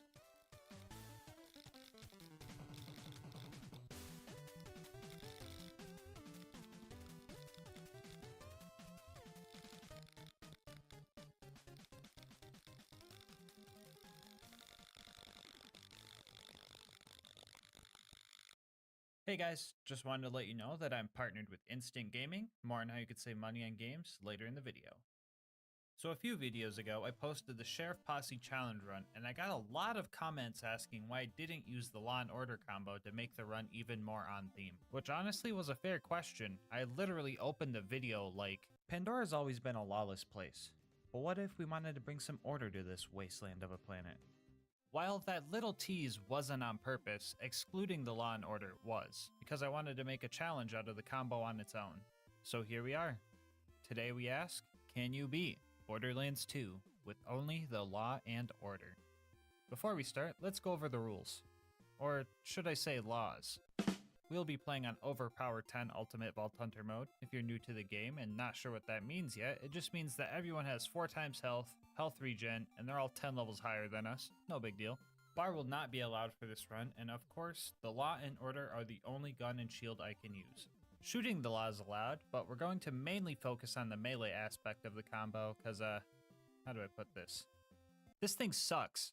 Even though it does more damage than the purple rarity non-unique version of itself, the bullets are practically useless. So I'll only be shooting to activate Be Like Water for more melee damage, to kill any enemies I cannot melee, or to get second wins if needed. Spoiler alert, I think that last one only happened twice. For the other gear slots, I'll be using the Vault Hunter Relic as a placeholder and the Legendary Ninja class mod for obvious reasons. This being a Melee Zero run, you might assume I'll be using the Lightning Bolt to strip my shield to get access to that juicy Roy damage. But come on now, when do I ever use meta strats? So instead, I'll be using a Slag Grenade. Yeah, you heard that right.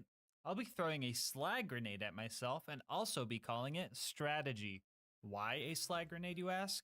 Well, 2 reasons. 1, masochism is a hell of a drug, and 2, Zero's kunai are great for applying Deathmark, but the slag chance is very inconsistent.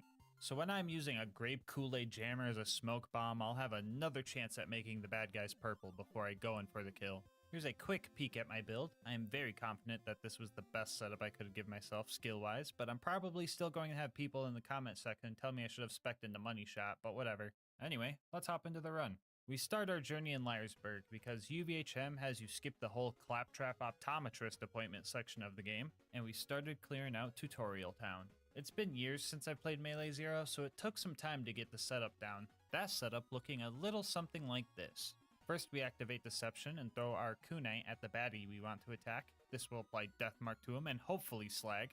Then we set up ourselves behind the target so we get the backstab damage boost. And then we wait for the last 2 seconds of Deception before throwing a grenade at ourselves and going for the kill. If we got the kill, Many Must Fall would let us possibly get an extra kill or at least get a decent chunk of damage before we ran off and hid. The timing for this might be a little bit more precise than you think. So when I set up for these runs, I usually make all my gear have matching parts to the manufacturer because, well, aesthetic reasons. But for some reason, the Order Shield cannot spawn with bandit parts, so I opted for Hyperion parts instead. Reason number 1 for this is because Hyperion parts have the second best stats for special damage, and this being OP10 and all, we kinda need that damage in order to, exist. Reason 2 is that they have the best recharge delay stat out of them all. But Gasmask shield recharge delay is bad for roid shields. Yeah? And? The extra challenge of timing my melee strike in a 1.79 second window was a fun added challenge for this run. And the third reason for this decision was because the Order actually uses the Hyperion accessory model instead of the Bandit one, so we still got those aesthetic points. Anyway, we cleared out Tutorial Town with 1 casualty and headed towards Boom Boom. Mobbing along the way was simple enough. After I got rid of all the gun guys, 1v1ing the Ironclad Psychos was a piece of cake. Them being 10 levels higher than me and all meant that 1 slap would healthgate me instantly, but the Law and Order combo heals us for all melee damage we deal. Quick math says 0 melee build plus OP10 roid boost trying to heal a level 80 Zero is just full health on every swing. Yeah, you would not want to be in a slapping contest against Zero in this build. Anyway, after we made it to Boom Boom, we decided to target Boom first and well, homie just got outplayed. After that, we jumped up on Boom's turret and started his operation. Things weren't looking too good at first, but luckily, my trusty operating assistants were there to help. Psycho, scalpel please. After a successful operation, Boom was dislodged from his turret. After our first use of Deception, he was 1 hit away from being finished off thanks to Killing Blow. But this game being made out of spaghetti, he just wasn't taking any damage from melee hits. I'm pretty sure it has something to do with his armor pieces or backpack because scavengers also have this issue, but we managed to shoot him down not too long after this mishap. Boom and Boom both dropped a bonus package, and I thought that was pretty cool because that's never happened to me before. Anyway, we mobbed our way up and made it to the Flint fight. The main issue of this fight was closing the distance and getting close to Flint. And even if we did manage to get close, the amount of enemies shooting at us would leave us very low on shields. And in order to strip our shield without blowing ourselves up entirely, we need at least 85% of our shield left. It also didn't help that Flint would run up to our hologram and spam his AoE slam move, making it practically impossible to get close. So if we wanted to deal significant damage, we had about 5 seconds after throwing out our decoy to close the gap, throw kunai, strip our shield, and land the melee within the small window where we still had roid damage.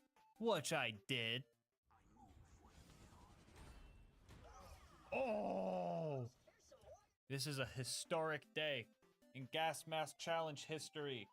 Today, we defeated Captain Flint without any cheese whatsoever. Our next goal was to make it to Sanctuary. To get there, we needed a car, so we stealthily stole one and dripped it out. Our character skin, gun skin, and car skin were all matching, and this boosted our confidence stat by a solid 100%. After that, we found Corporal Reese as he was skillfully fending off hordes of psychos without even breaking a sweat, but we decided to help him anyway. Alright, Reese sent us to go grab this power core. This should be a piece of cake. Oh, look at this clown. He actually fell for it. You stinky. Oh, wait, no, we needed that power core, didn't we? Guess we could just kill the 20 bandits for Reese while we're here. Well, in that case, now is the perfect time to talk about our partner, Instant Gaming. Instant Gaming is a website that gets you set up with deals on the games you love. I'm willing to bet a good portion of you guys have a huge wish list of games. And from my experience, that wish list can end up being a graveyard. You either have to wait an unknown amount of time to get a deal that might not even be good, cave and end up purchasing a game for full price, or just completely forgetting that game ever existed. That's where Instant Gaming comes in. No waiting for deals, no full price games, and no missing out. It's not just for PC gamers either. They got deals if you're on Xbox, PlayStation, and even Nintendo Switch, so they've got everybody covered. You could see the deals for yourself right now. Just think of a game you've been wanting to play and use the link in the description. And if you like the deal you see and end up making a purchase, just know that on top of saving yourself money, you're also helping the channel a lot. Heck, if you want to take your savings and support even further, make sure to bookmark the link so that your gaming is always instant. Anyway, let's see how the run's going. Oh, it looks like the power core just checked off. Weird. What were we doing again? I don't know, I forget. Let's get out of here. We got back to Sanctuary and did all the not dangerous at all tasks. It's pretty much impossible to die here, so I'll just skip to Frostburn Canyon. As per usual, we just ran through this place, bobbing and weaving through bullets, jumping over spikes, doing some things we aren't very proud of, and doing some things I am very proud of. Oh yeah, I should have specified this earlier, but Zero's execute skill has the stinky property, aka knockback, which if you've watched this video, you would know is my favorite way to deal with bad guys, especially these tanky psychos. The rest of the mobbing was going great. As long as Lilith didn't say her cringe one-liner, everything was gonna be... Okay, Lilith, I'm going to be extra nice one last time. I'm going to let this slide since we're kinda doing a cowboy run, but this is the last time ever, okay? You got that? Thank you. Anyway, after all that, we had to go rescue one of the cool Vault Hunters. In order to get into the Bloodshot stronghold where Roland was being held, we needed to go to Ellie's and get a new bandit car to sneak in. While fighting the cars with cars is allowed for the run, I usually like fighting them without them, because these guys aren't balanced properly for Ultimate Vault Hunter mode, and I just like the power trip. I mean, just throwing my kunai at them would likely handle the situation on its own. We decked out our new whip and headed towards the Bloodshot Dam, where Bad Ma was already waiting for us. And well, we made pretty quick work of him, honestly. While I was kinda sad that we didn't get to put the stinky on Bad Ma this time around, it was nice seeing the little homies rejoice in their freedom. The stronghold was up next, and the main problem we ran into here was the non-stop onslaught of bullets coming from every angle. Usually the Law and Order's healing can keep us alive in one-on-one fights, but against a horde of crazed marauders, you know, the bandits that run really far away after they down you for some reason, we run into some issues. Here we got our first second wind from an actual bullet. To be fair though, I'm pretty sure they forgot to balance these turrets past normal mode, so literally anything can one-shot it, so it wasn't really that impressive. After struggling through the first part of the map, we made it to the toilet room. And this place is usually the hardest part since the bad guys all have the high ground. But Zero's deception kinda turns the tables in our favor, since we could get some great strategic positioning. Oh! Angry Michael showed up, and well, he just straight up started flying. What the hell? It didn't take more than 2 seconds before my brain's prime directive kicked in and I seen my opportunity. Dub.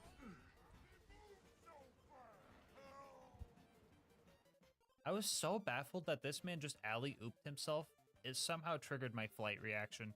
After that, Roland managed to escape his jail cell, but in probably the worst way possible. The blue toaster, known as the Warden, took Roland, and that was a big problem for us. If we don't kill Warden fast enough, he can actually take Roland to the Hyperion Friendship Gulag, where the fight can be even harder. So we needed to make sure we were focused and got this fight done here and now. We fought our way through the chaos and started our fight against Warden with a good amount of confidence, but then things started to take a turn for the worst.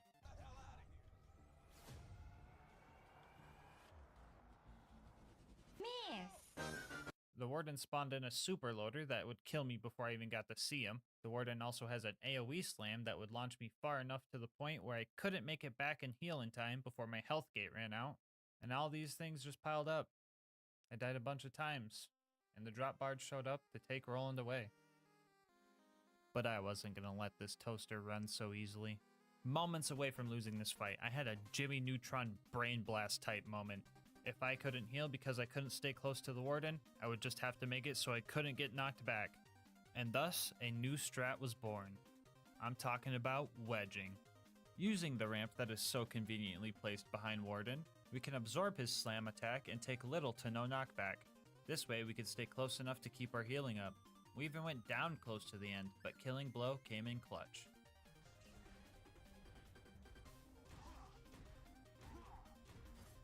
Fuck you guys. Doubters in shambles. This had chat rioting because there was a prediction going on the outcome of this fight. People seen that the fight was going bad and dropped all their points into the Gulag side and had a major upset because of it. And honestly, it serves them right for doubting me. Let's go, baby. Up next was the train robbery mission, bringing back some more cowboy vibes. We met up with Mordo and Tina, who helped us secure some bombs to blow up said train, and everything went according to plan. And then it was time to fight Wilhelm, which, didn't go according to plan. This fight was actually pretty tough. Getting close to Wilhelm was a big issue because of his knockback spin attack. Gone were the days of sneaking up on a bad guy and pulling a silly little prank on them. On top of that, hitting Wilhelm with melee attacks feels incredibly buggy, almost like it's a 50-50 chance whether or not your melee just whiffs or not. My game plan was pretty much to wait until he started making more shield surveyors and then land a hit then. This was a slower process than I could have hoped for, especially since between hits he would just build up a chunk of his shield to buffer my next hit. A few deaths in, I noticed some conveniently placed health benders following me around in the arena. Utilizing those gave me a bit more wiggle room when it came to setting up for attacks, and I eventually got him down to Killing Blow range. And yeah, that skill is really good. After that, we got back to Sanctuary, and we found out that the siren that's been talking to us was actually working for Jack the whole time. Bro, I knew we shouldn't have trusted Lilith, man. Now she kidnapped the whole city. Anyway, after running through the fridge and probably contracting some sort of disease because I had to do a little lifesteal to get through, we made it to the other side and found ourselves a spaghetti monster. I died once here, but after the loaders showed up, they distracted the Thresher so I could line up my shots. Or stabs, I guess. We made it to Overlook, and I was not expecting good things to come out of this place. Mobbing is fine with this build, but it definitely takes some patience, which the beacon definitely doesn't have. I tried my best to hold off the loaders, but the beacon got busted 8 times and became invincible, which is fine and is helpful, but it's also just kind of embarrassing, especially because all of this happened in under 2 minutes.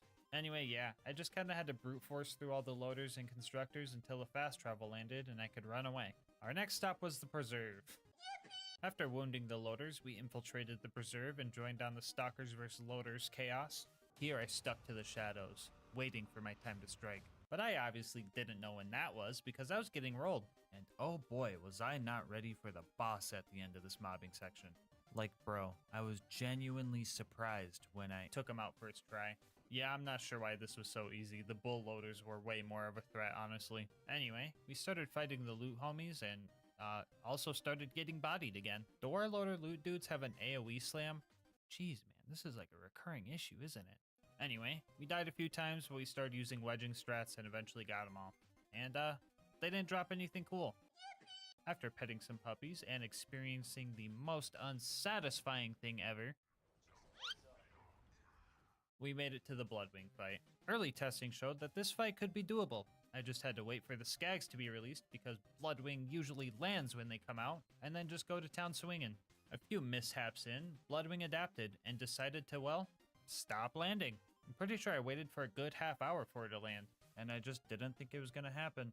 And instead of resetting the map, I just dealt with it and brought the fight to her.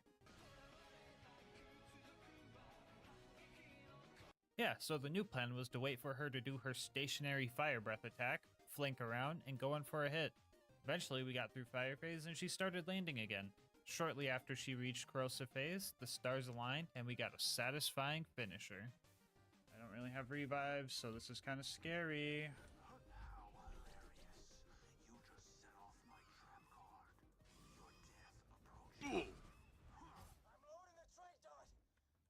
Scary? What was I even saying? This brought our rivalry score to 6-4. Let's go, we got a few buffer points, let's try and keep them. After bodying the bird, we had to go recruit our next homie, Brick. On the way there, we found Face McShooty, and sadly, we can't slice his face off and have it count for the mission, so we were gonna have to snipe him later. Anyway, we started Brick's initiation and died immediately. But that didn't stop this ninja cowboy from summoning a Goliath for some extra challenge. And that's all of them. Wait, why isn't the cutscene triggering? Oh, wait, silly me, I really forgot about this guy.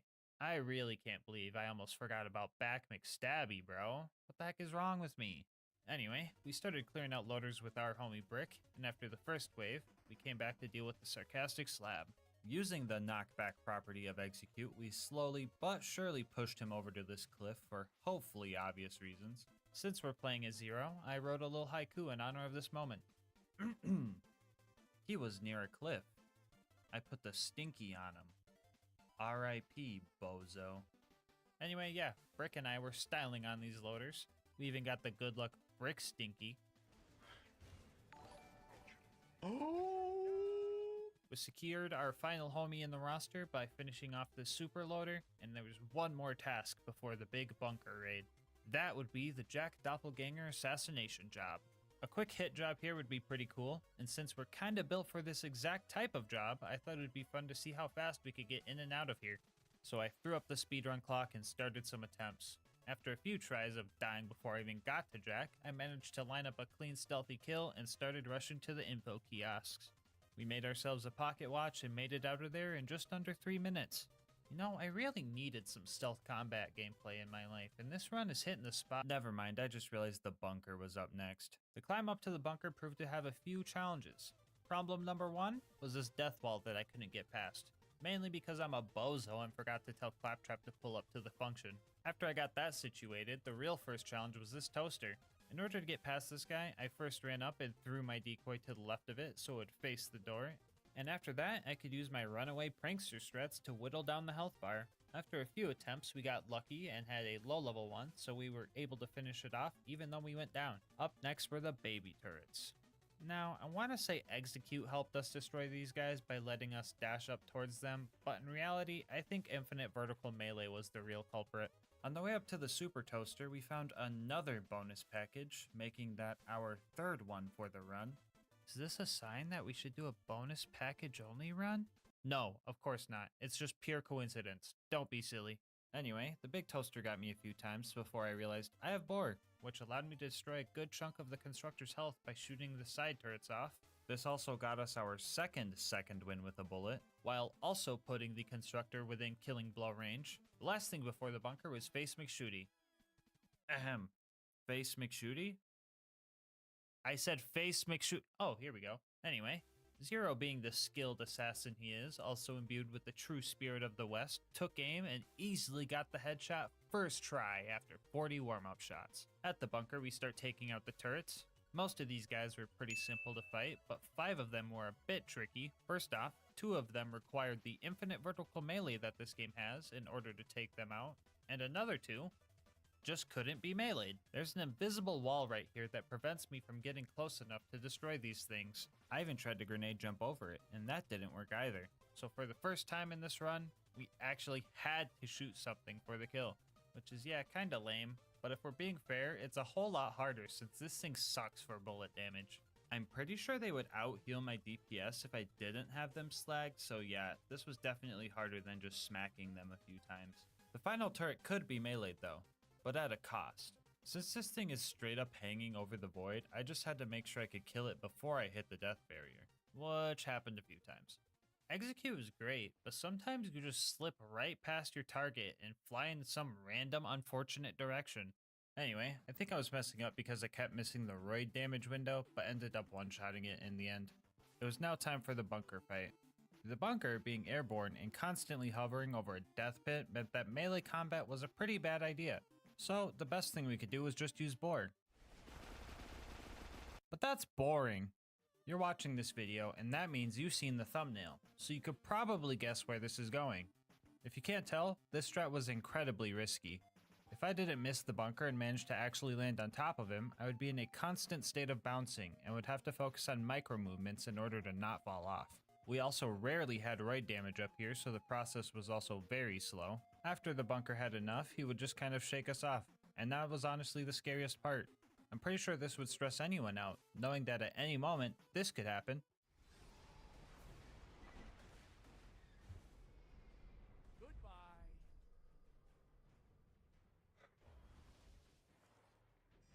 Parasite, you jinxed it, dude! Why is everybody jinxing it, dude? That was truly a heartbreaking death, but I wasn't going to let it deter me. I was determined to not take the boring way out. When a cowboy falls off the bull, do you think they just give up and forget about it? No way. They get back on the saddle and keep going, and when they inevitably fall off again, they learn how to land. Oh god, no, not this again. Someone find a loader. Okay, right there, right there.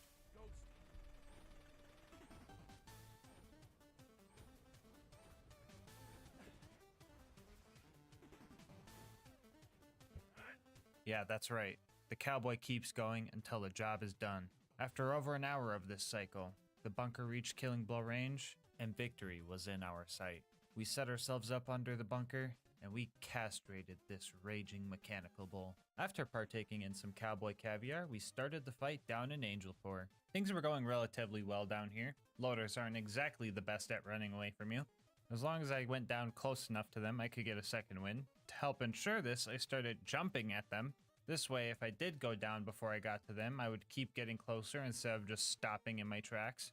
After that adaptation, the rest of Angel Core went smooth. Lilith, you fucking piece of shit. I swear to God, I hope... Hey guys, sorry about that. My lawyer said I should not include that in the video, so I just had to take that out real quick. Anyway, Roland ended up dying. I tried to give him a new shield, but homie just didn't listen. After that, Jack kidnapped the giraffe and Mordecai suspected he was taking her to the vault. I would have guessed the wildlife exploitation preserve, but we'll just go with Mordecai's plan, I guess. I'm just following orders. So we headed to Sawtooth Cauldron. The ambush commanders here reminded me a lot of Badma, which also reminded me of my regret, so I took it out on them appropriately. After that, we hit the conveyor skip using one of the Gravedigger's grenades, and that felt pretty cool. We blew up Boombringer and also murdered its pilot, and then made our way up to a tough part of the run. You see, we had to destroy some buzzards up here. If at this point you're still not sure why this is an issue, let me ask you this.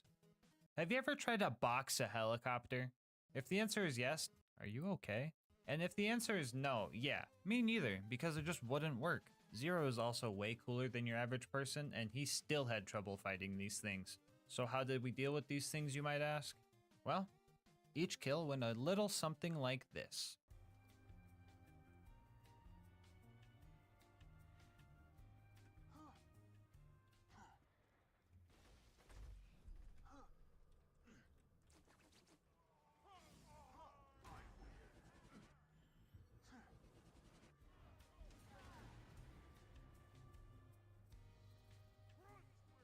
Yeah, if I wanted a chance at taking these things out, I needed to get them right as they were taking off. And descending the tower to get them to despawn and respawn was the best way of doing so. It took about an hour, but we managed to get all 5 buzzards and steal the bombs we needed to get to the boneyard. Everything here went as usual. We got away from the bad guys at the first pumping station, died to the sergeant loaders in the second one, almost had our car blown up at the third, and then rammed that same car into a pipe and end up in the Arid Nexus Badlands. Now, I could just run through this area, but I seen Saturn and I thought, yeah, I could take him. Okay, maybe not in a fist fight alone, but I had some ideas. I started shooting at his turrets and letting Boar deal some damage. I wasn't completely killing the turrets off with this, so I was able to keep boring them by letting them heal a bit in between shots. This also staggered Saturn every time, and it felt very weird being able to bully him around like this. After I got him low enough, I figured I'd go for his Achilles heel and deliver the finishing blow. The only other thing I had to worry about here was the big toaster, but I ended up killing that thing on accident by barring both turrets at once.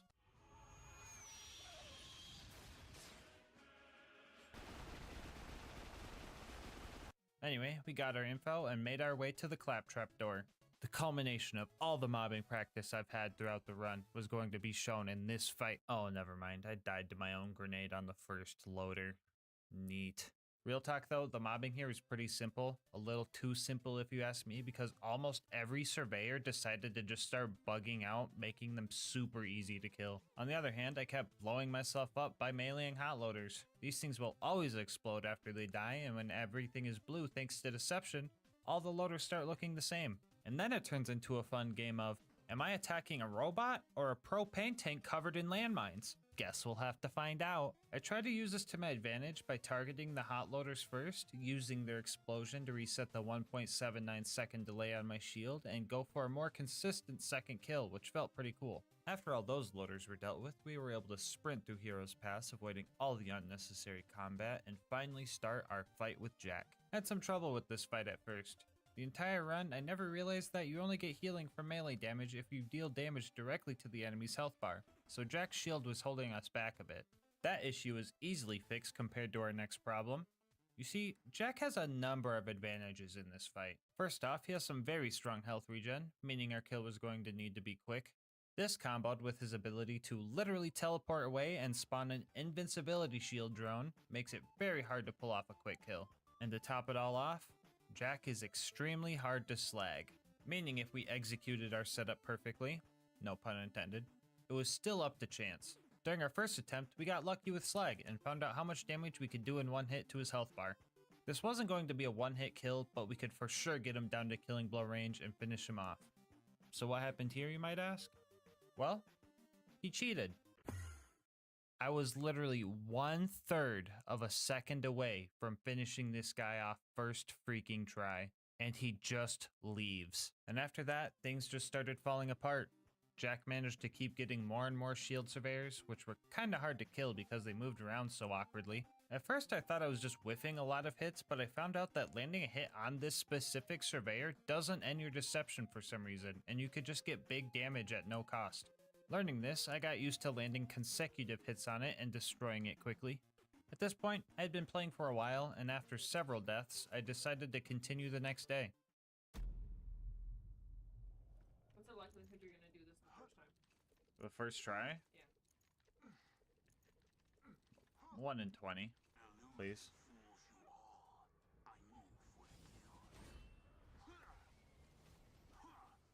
I'm gonna be surprised if this works, honestly. Alyssa, I did it first try!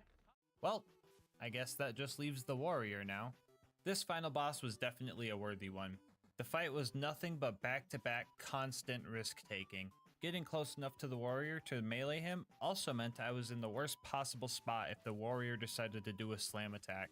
On top of this, if a Crystalisk, Rack, or the warrior somehow landed a hit on me right before I tried to strip my shield, the whole attempt would just be lost. I had some strategies to combat these issues. First off, I made sure to always know where the nearest Crystalisk was in case I needed some quick health and or a second win.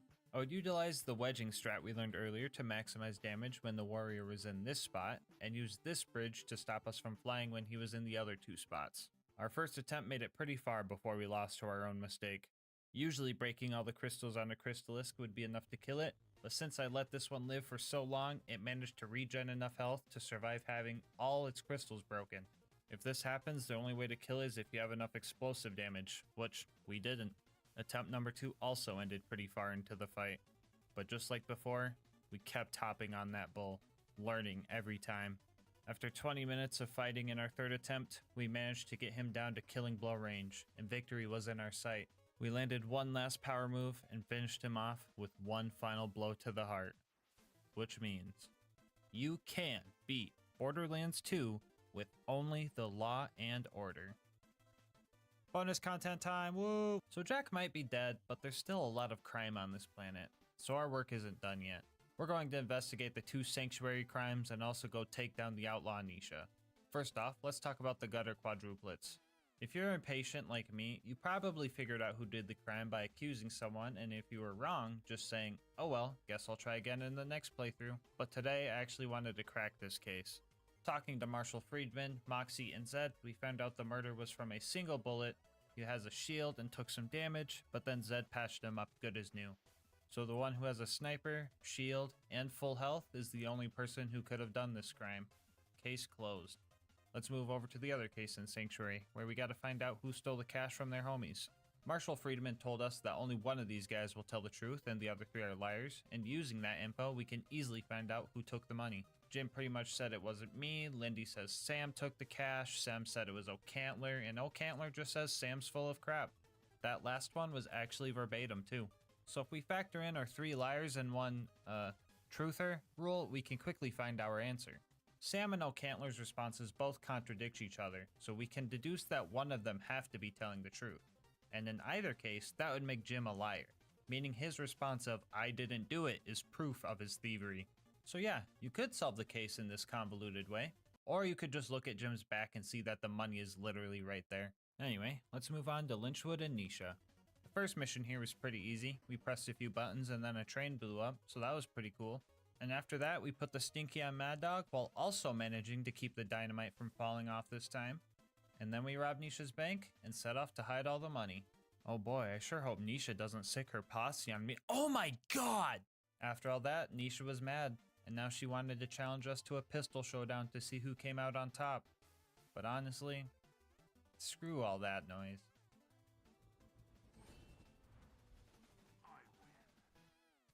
Before you go, I just wanted to say thank you so much for making it this far into the video. If you want to support the channel, make sure to like, comment, and subscribe. Doing all that helps with the YouTube algorithm and helps the channel grow. If you want to support the channel more directly, consider becoming a channel member. 99 cents gets you emotes and videos a day early, and also helps me get videos out earlier for everybody. You could also check out my link in the description to Instant Gaming. I am partnered with them, and they have some great video game deals over there, so definitely go check them out and save some money.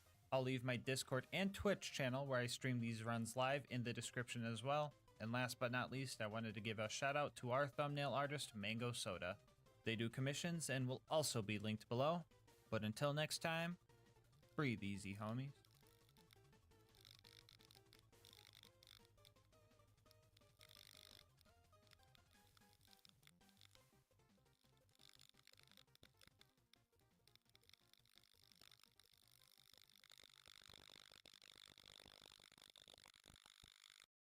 You ever play that one Borderlands 2 Space DLC and ask yourself, how could I make this any worse? Odds are, you probably aren't a masochist, so maybe it's just me. But today's challenge is going to be long, hard, and full of innuendos. Today's question is, can you beat Borderlands the pre-sequel with only the probe? The rules are simple. We're playing on UVHM to maximize the difficulty. I can use any Vault Hunter and any of their skills, with discretion of course, so I don't just avoid the challenge entirely. No bar allowed and my gear shown here. I use this stuff for the whole run, but the general rule of thumb is that we can't use unique gear except for the class mod. Alright, so we start our run, and uh-oh, we don't have a probe. That is because the probe is a mission item, and that mission isn't available until after we fight the first 2 bosses. I thought about just using Gibbs Save Editor to give us one, but I decided that wouldn't be legit, and a little bit of foreplay would be fine. At first I wasn't sure if I should choose Athena to get me through this first part with all of the melee damage she has, but I later decided being able to hold double the penetrating power would be better for me in the long run. Also, Nisha kind of has a melee build that would do the job fine. First off, we had to save Jack, and it was actually easier than I anticipated. Nisha's The Unforgiven skill makes every enemy that was shot during Showdown explode when Showdown is over. And luckily for us, smacking their cheeks also made them explode. Nisha also uses a whip, so going into Fight for Your Life wasn't a guaranteed death sentence. Without being able to probe the enemies yet, we were going to rely on two things. Whipping, of course, and also stomping. Ground slams weren't as helpful on the space station because the gravity was normal here, but it would come in handy later.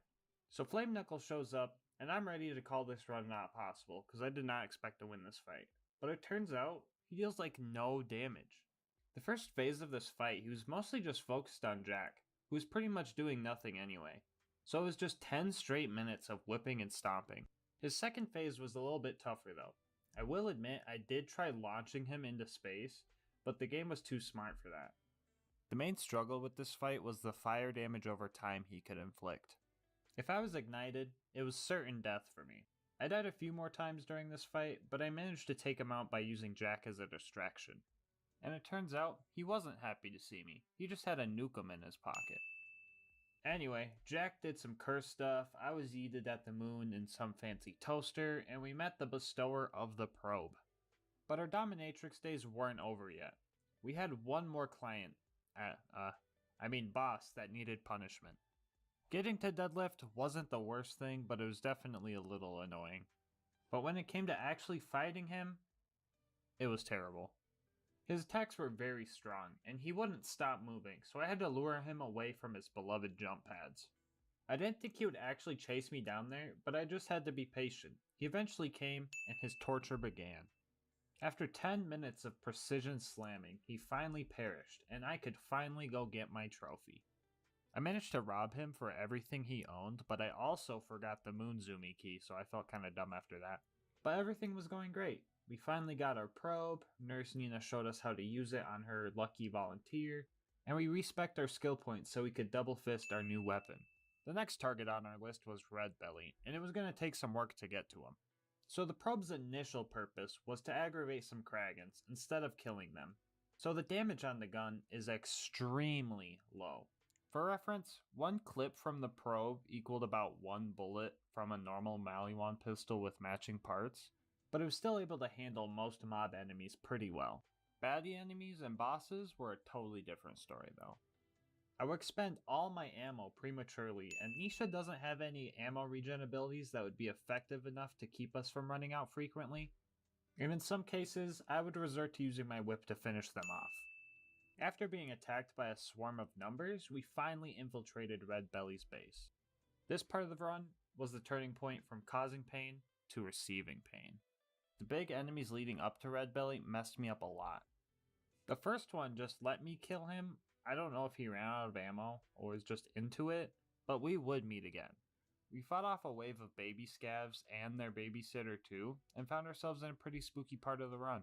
You guys probably think Pyramid Head is scary, but Cylinder Head was my worst nightmare. Those guys hit like a brick, and I was going to need a better probe to win this fight.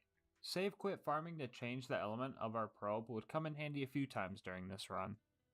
I got a corrosive one because I thought it would be great for armored opponents like them, so I fought through everyone again, and the corrosive one also sucked. I tried a few times and I realized I needed some fire damage. So I fight through everyone again just to accidentally fire a torpedo gun, reset, and fight through everyone a fourth time just to get absolutely dominated by Red Belly. Belly was the main problem. He would be able to take me down the health gate in a single hit, and if he was lucky enough to set me on fire with that hit, I would have very little chance of surviving through it. I would have to use Showdown, shoot him as much as possible because the probe actually heals you slightly based on damage you do, and pray that it was enough to survive all of the burn damage. Even with the cheese strat that I'm doing right here, it took a lot of time and patience to get through all of this. The smaller one was easier to take on, so it didn't take too long to get rid of him. Back at Concordia, the Merif decided that he did want to partake in some of our services. It was apparent upon first glance that the Merif had a slime fetish though. He got a little rowdy after we told him that wasn't our forte, so Jack had to put him down. Ew, very nasty. Ooh, spaghetti. Anyway, alright, back to the run. We changed up our look, did the funny calculator thing, stole a stingray, crashed the game, and then we met up with Pickle Rick. That was probably the cringiest joke you've ever heard, so sorry about that. But anyway, we ran around the map touching knobs and pushing buttons for a while so that we could get on the bosun's ship. All of that was easy, but it was pretty hard when we got inside. The fights in here were pretty tough, and I died a couple of times because of this mugger, and I felt true humiliation when I couldn't even get a kill on this LilScab for a second wind. This clip right here really shows how annoying it is to try and kill with this gun. I could not imagine trying to do this challenge without being able to dual wield these pistols. This challenge may have been hard, but in all honesty though, the game itself is well balanced, and just like Borderlands 2, has absolutely no glitches.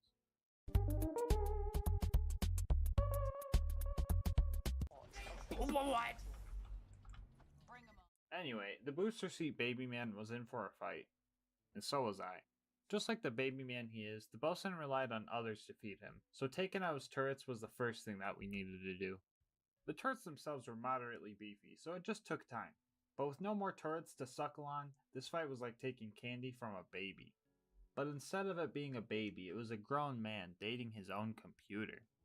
We had our AI, and now it's time to build some robots. At first I thought I met a bunch of cute little torque friends, but then they did the most sus thing I've ever seen. Like, I know this run was supposed to have a bunch of funny innuendos and stuff, but these torques took it way too far in my opinion. What kind of synchronized f***ing like nut bust was that? Gross, dude. Oh, y'all motherfuckers is nasty. I'm sorry, I'm gonna have to do it to you. Rest of this joint was kind of boring. I mean, this is the pre-sequel, so I guess here's a funny gameplay clip. Credit for that. Oh. Oh, you just vibing? You good? You gonna let me put the probe in? You gonna let me do it? Oh. You gonna let me put it in?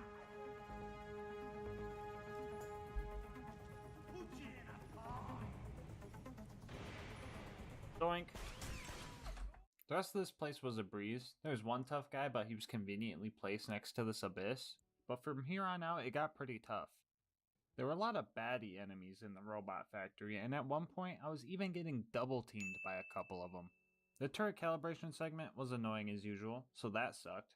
My game crashed shortly after, so that sucked. And then I had to redo the turret calibration, so you know, that sucked. Alright, that's enough pre-sequel bad jokes for now. It's time for a boss fight. Felicity was a little angry about her new job, so we had to teach her a lesson. This was probably one of the toughest fights so far. She was pretty tanky, and she was also able to create repair surveyors. The surveyors themselves weren't that much of a threat, but I was on track to run out of ammo quick. During my second attempt, I ended up opening the last of the ammo crates in the arena, and the fight was really close. Alright, we're going in after this.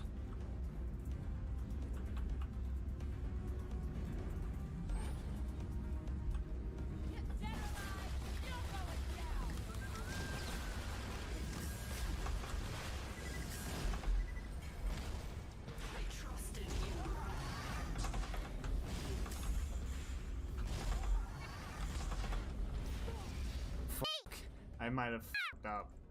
No. No. No. No. Why'd you do?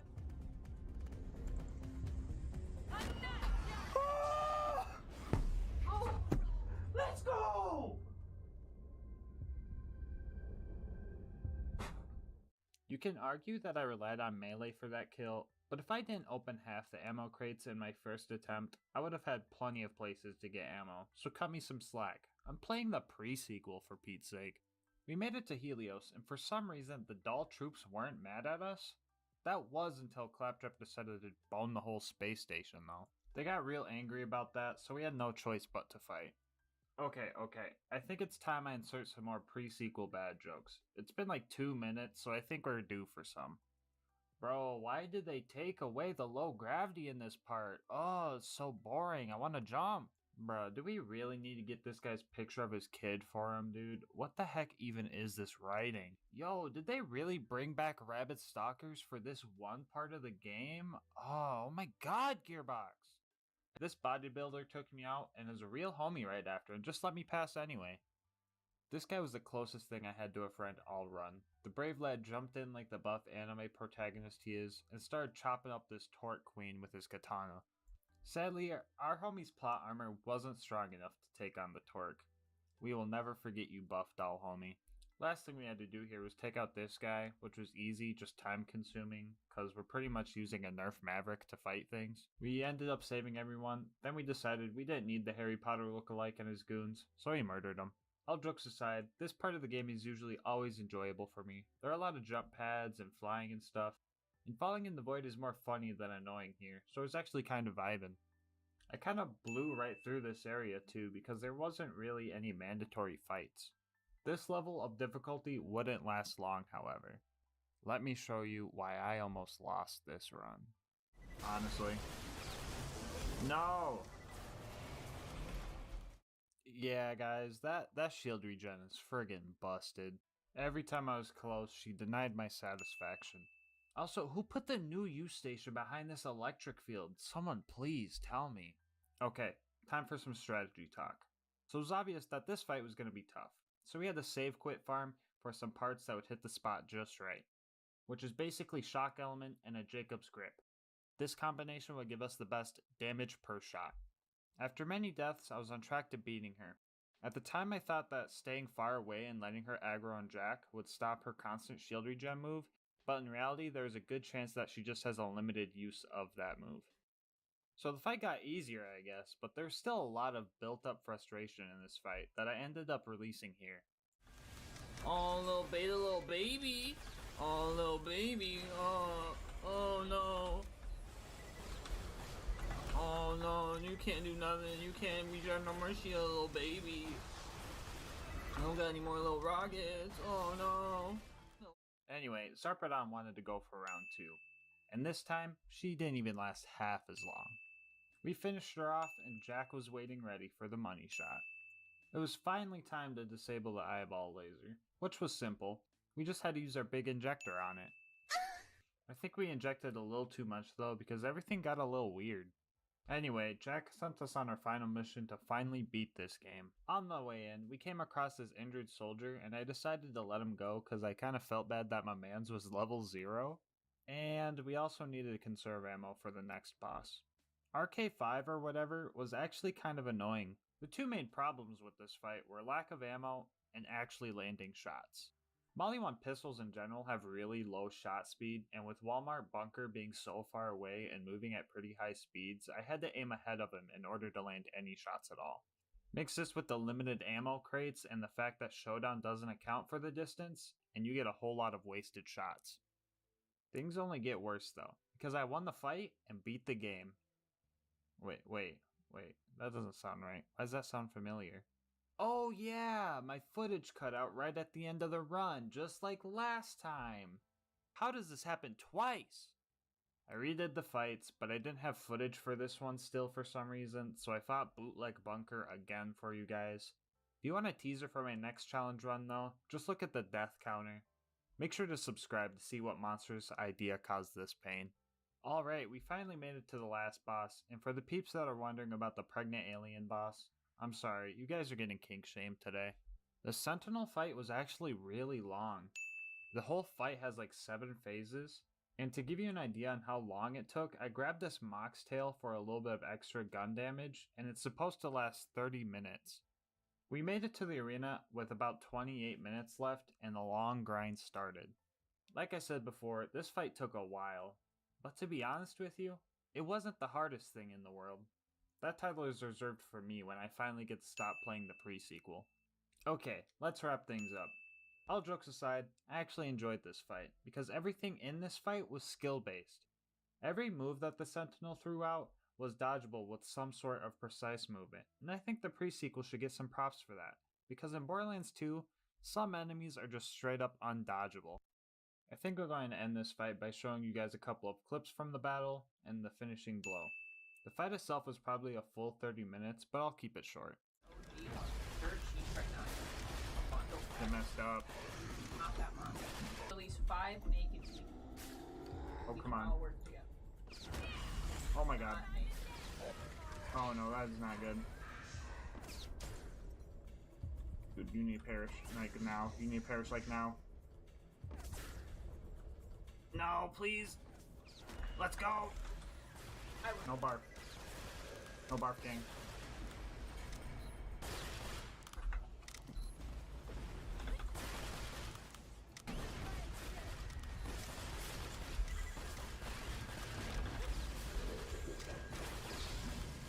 Hashtag boss Mel. I am glad to say, you can beat Borderlands as a pre-sequel with only the probe. Alright guys, that's gonna wrap it up for this run. If you guys have any feedback, I'm always open to suggestions, so please let me know what you think in the comments below. And remember, 1 like equals 1 torque sent to horny jail. I also want to thank you guys for all the support. I definitely did not expect to hit 100 subs off my first video, and as promised, I'll be doing a face reveal video soon. And if you guys have any questions, post them below and I'll answer them then. Anyway, if you haven't seen my first video, you can check it out here, and until next time, breathe easy, homies.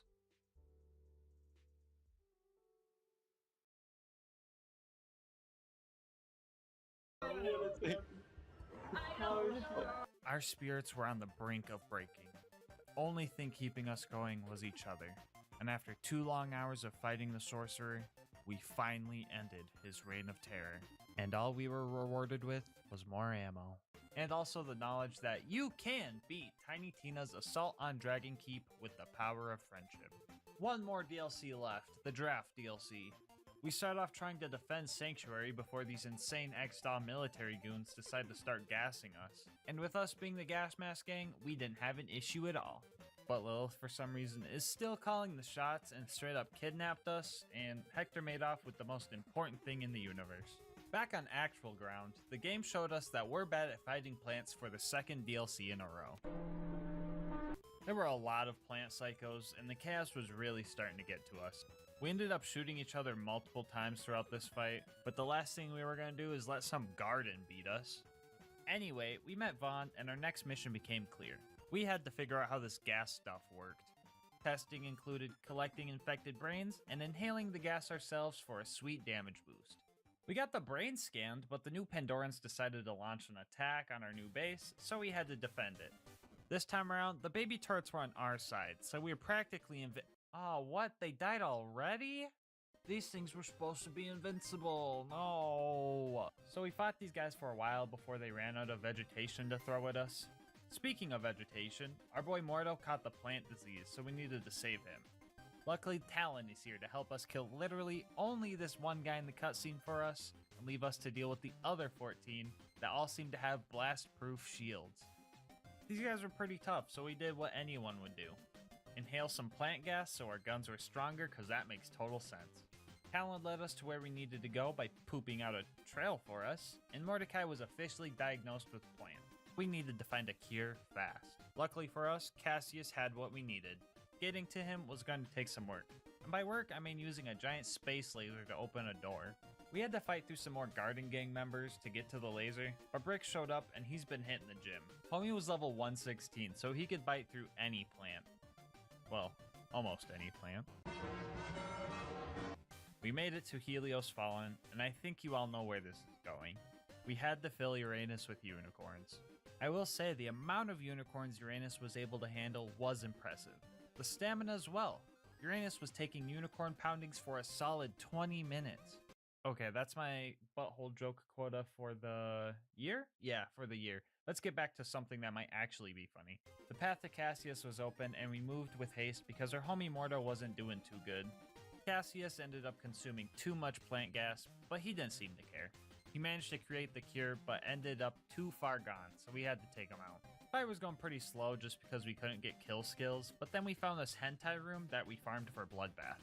Nothing too crazy here, honestly. We've had tougher 20-minute fights. A quick run-through of the gas-infested engine room, and we made it to the final boss fight. Hector.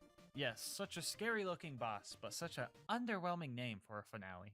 Plant Gang was going down whether they liked it or not. Lilith was also here, which wasn't too bad actually, because it seemed like her kills gave us second wins, but I don't know if that was real.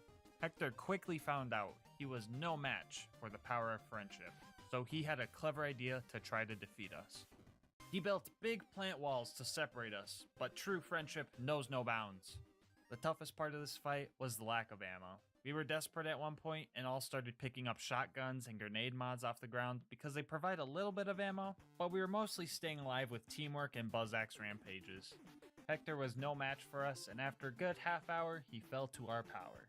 Well, kinda. He tried the good old kamikaze bad guy strat, but the DLC is over.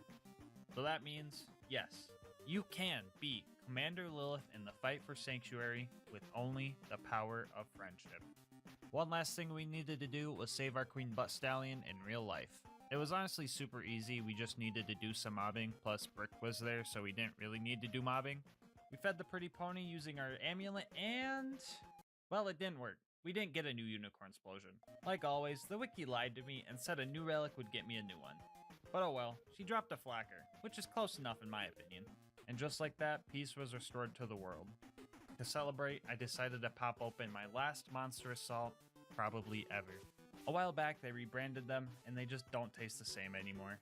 So as soon as I knew they were temporary, I bought upwards of 200 of the OGs, and on this day, I drank my last one. These things have gotten me through a lot of rough days, and they've also made plenty of good days great. And I wouldn't want to finish it off any other way than with good friends after a monumental triumph such as this challenge. Let this video be your sign to go play some BL2 with friends like the good old days. Call up some old friends and do a playthrough, or find a homie in the comment section.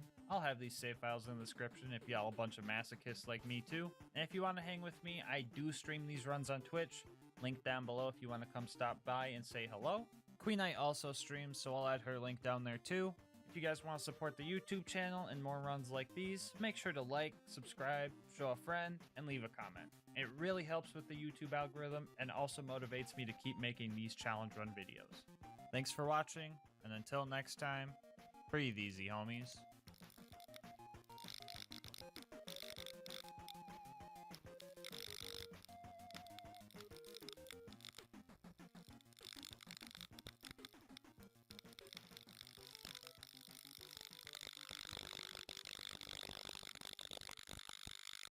Today's video is sponsored by Instant Gaming. More on how you can save money on the games you love later in the video. Borderlands and The Binding of Isaac are my two favorite games of all time. So when I found out there was an assault rifle that was a reference to The Binding of Isaac in the pre-sequel, I was pretty excited.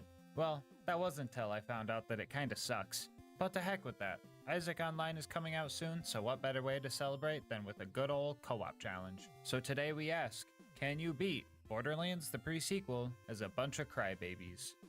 As for the rules, this is going to be a level 70 Ultimate Vault Hunter mode playthrough. Bar will not be allowed, and we will only be allowed to use the Crybaby Assault Rifle. If you don't know what this gun does, well, it kinda depends. Most unique weapons come with a special barrel that gives its unique properties, but the Crybaby can spawn with 2 different unique barrels, 2 unique elemental damage types, and 2 unique accessories, for a total of 8 unique combinations, and that's not even including all the variants when you get a normal element or accessory. Each variant shoots a different type of projectile, mimicking different types of tier effects you can get in The Binding of Isaac. To keep it simple, we will only be using the variants with the cool unique parts, minus the default shot barrel because wobbly bullets are more fun. Which leaves us 4 part combos, and each of us will use a different version. Speaking of each of us, let's meet our band of crybabies. Wait, who the heck are those guys?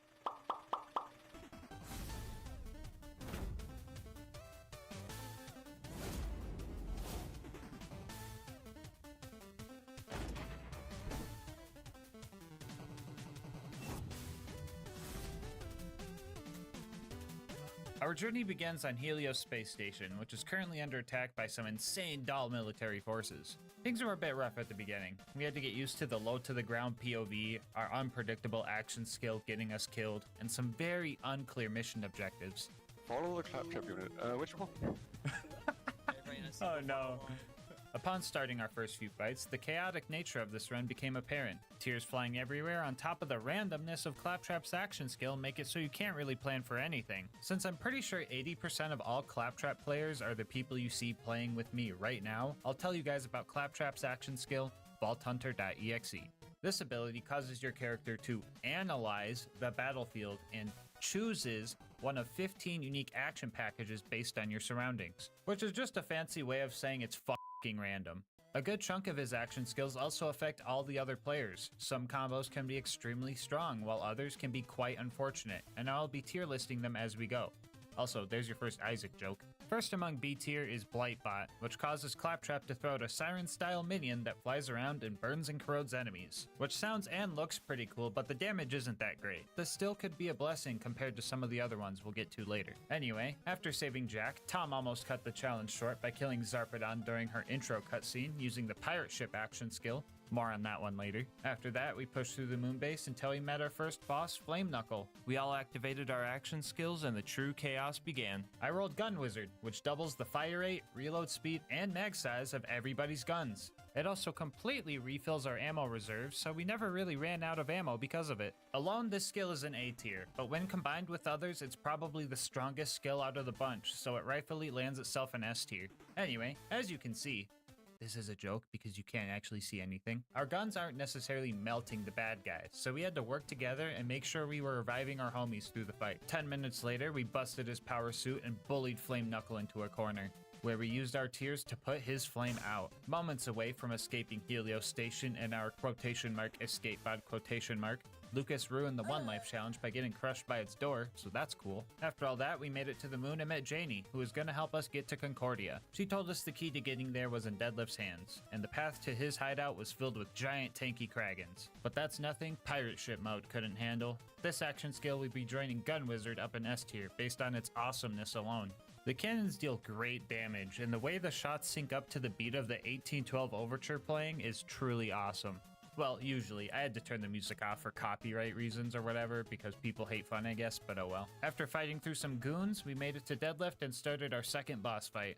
This boss fight was definitely harder than the last. Deadlift was a lot more tanky than Flame Knuckle. On top of that, he would bounce around on his beloved jump pads and electrocute the floors. We had to make sure we were reviving each other here, because second wins were tough even with our extended 5-year lifetimer from Best Buds for Life. But reviving each other also wasn't much of a hindrance, as you would think.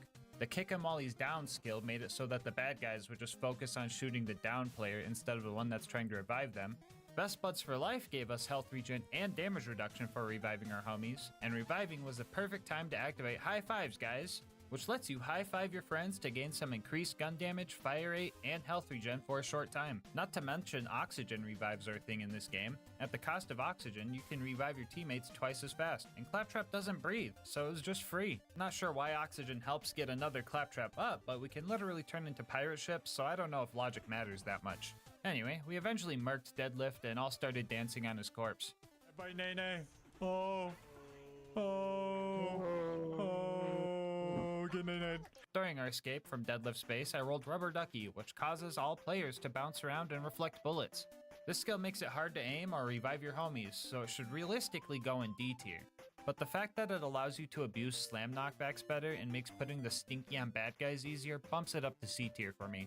We managed to get the Moonzoomy station working with Deadlift's key and had a little too much fun with our new cars. The car, not the tow. Hey, hey! Why you parked there? That jumps hard, Tom, by the way. Don't f it up. Oh, no! Okay, Rigged, give me my money. What? How are you? Wait.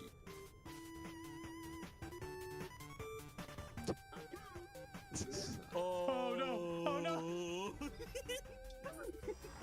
Anyway, we made it to Concordia, got arrested by a cop baby, gave him the crystal ball to bail ourselves out, met Nurse Nina, met Moxie, found another Isaac reference, had a few drinks with the boys, watched Lucas ruin the One Life again, flew around the town, and found out that Crisis Scar was our next destination. Red Belly was controlling the jamming signal blocking us from Helios, so we had to take him out. Scavtrap met us at the gate and told us we had to join Red Belly's gang if we wanted to get past, and our initiation consisted of just wiping out the entirety of their rival gang, the Darksiders. So we high-fived for the big fight, and I immediately rolled Clap in the box, our first F-tier skill. There are so many things wrong with this skill. You can't shoot while it's active, you can't revive your homies while it's active, the explosion can hurt your homies, the damage isn't worth it, and that's comparing it to the Crybaby of all things. You can sometimes melee during it, but it doesn't always work, and finally, if you don't hit an enemy, you get downed.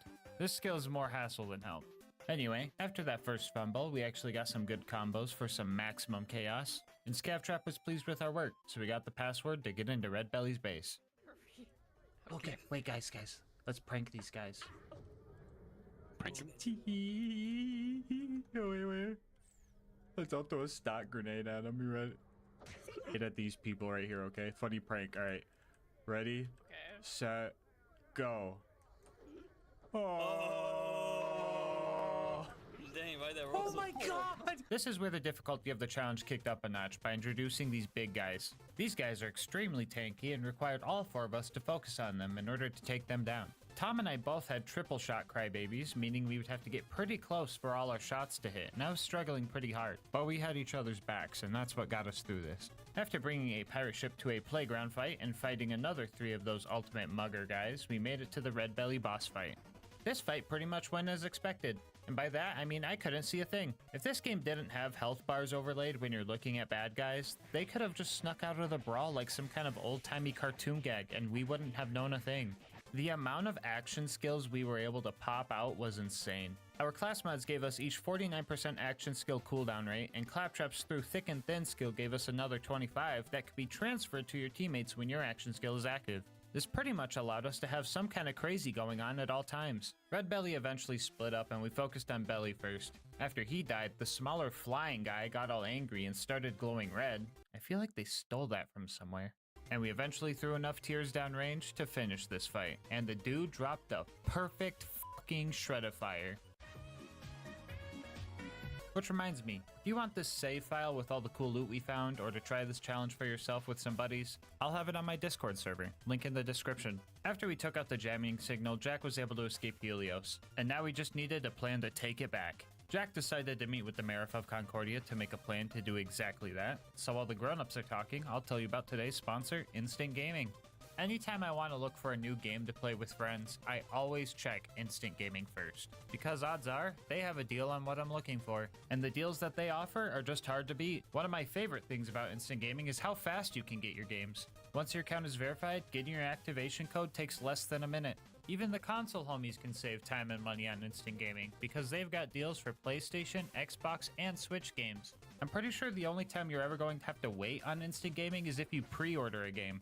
But even then, if the price ends up dropping even lower than when you made your order, they will refund the difference to you, making getting the best deal even more effortless. So stop waiting for deals. How about this? Think of a game you've been wanting to play for a while now, and just check to see what kind of deal they're offering on it. And if you like what you see and end up making a purchase, just know that on top of saving yourself money, you are also supporting the channel. Anyway, let's see if the grown-ups are all done talking. Whoa, what just happened? Anyway, Jack wanted to take back Helios Station and needed a robot army to do so, because just like in real life, we weren't enough. The first step was getting a combat AI, and Janie knew a guy that could help us out. She also gave us a password to get some new vehicles to help us get to them. The jump to get over this lava lake is like really dumb. It killed me once and killed Lucas twice. Man, it'd be cool to have individual death counters. Anyway, we met Pickle and made our way to the bosun's ship. There were a lot of big bad guys along the way, and we were reviving each other left and right to keep the fight going. But then, Funzerker threw a rock into that plan. Joining A tier, Funzerker causes the player who activated it to dual wield the gun they're holding and makes you fire your guns whether you want to or not. It also glues down the trigger of all your friends' guns too. I mean, I will say it's nice to rest our trigger fingers here and there, but when the action skill is up, we can't sprint or revive each other, making it extremely dangerous. We had some very close calls, but the big guys weren't the most deadly thing we had to deal with. After the clap, you run, okay? Okay.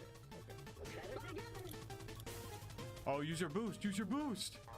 No, I can't make that. What the heck? Why not? Wait, no. It's like maybe my freshman year. What? You got your mode You know that hole in the middle? Lucas, did you fall into the hole? I was gonna tell you to run over it, but you jumped in it on your own? No, Lucas died again? I couldn't see. Oh no. Anyway, we finally made it to the bosun's ship, and a few steps, or rotations I guess, through the front door, PhysX strikes again. Just turn that off, and there we go. I wonder if that will help with the visual pollution.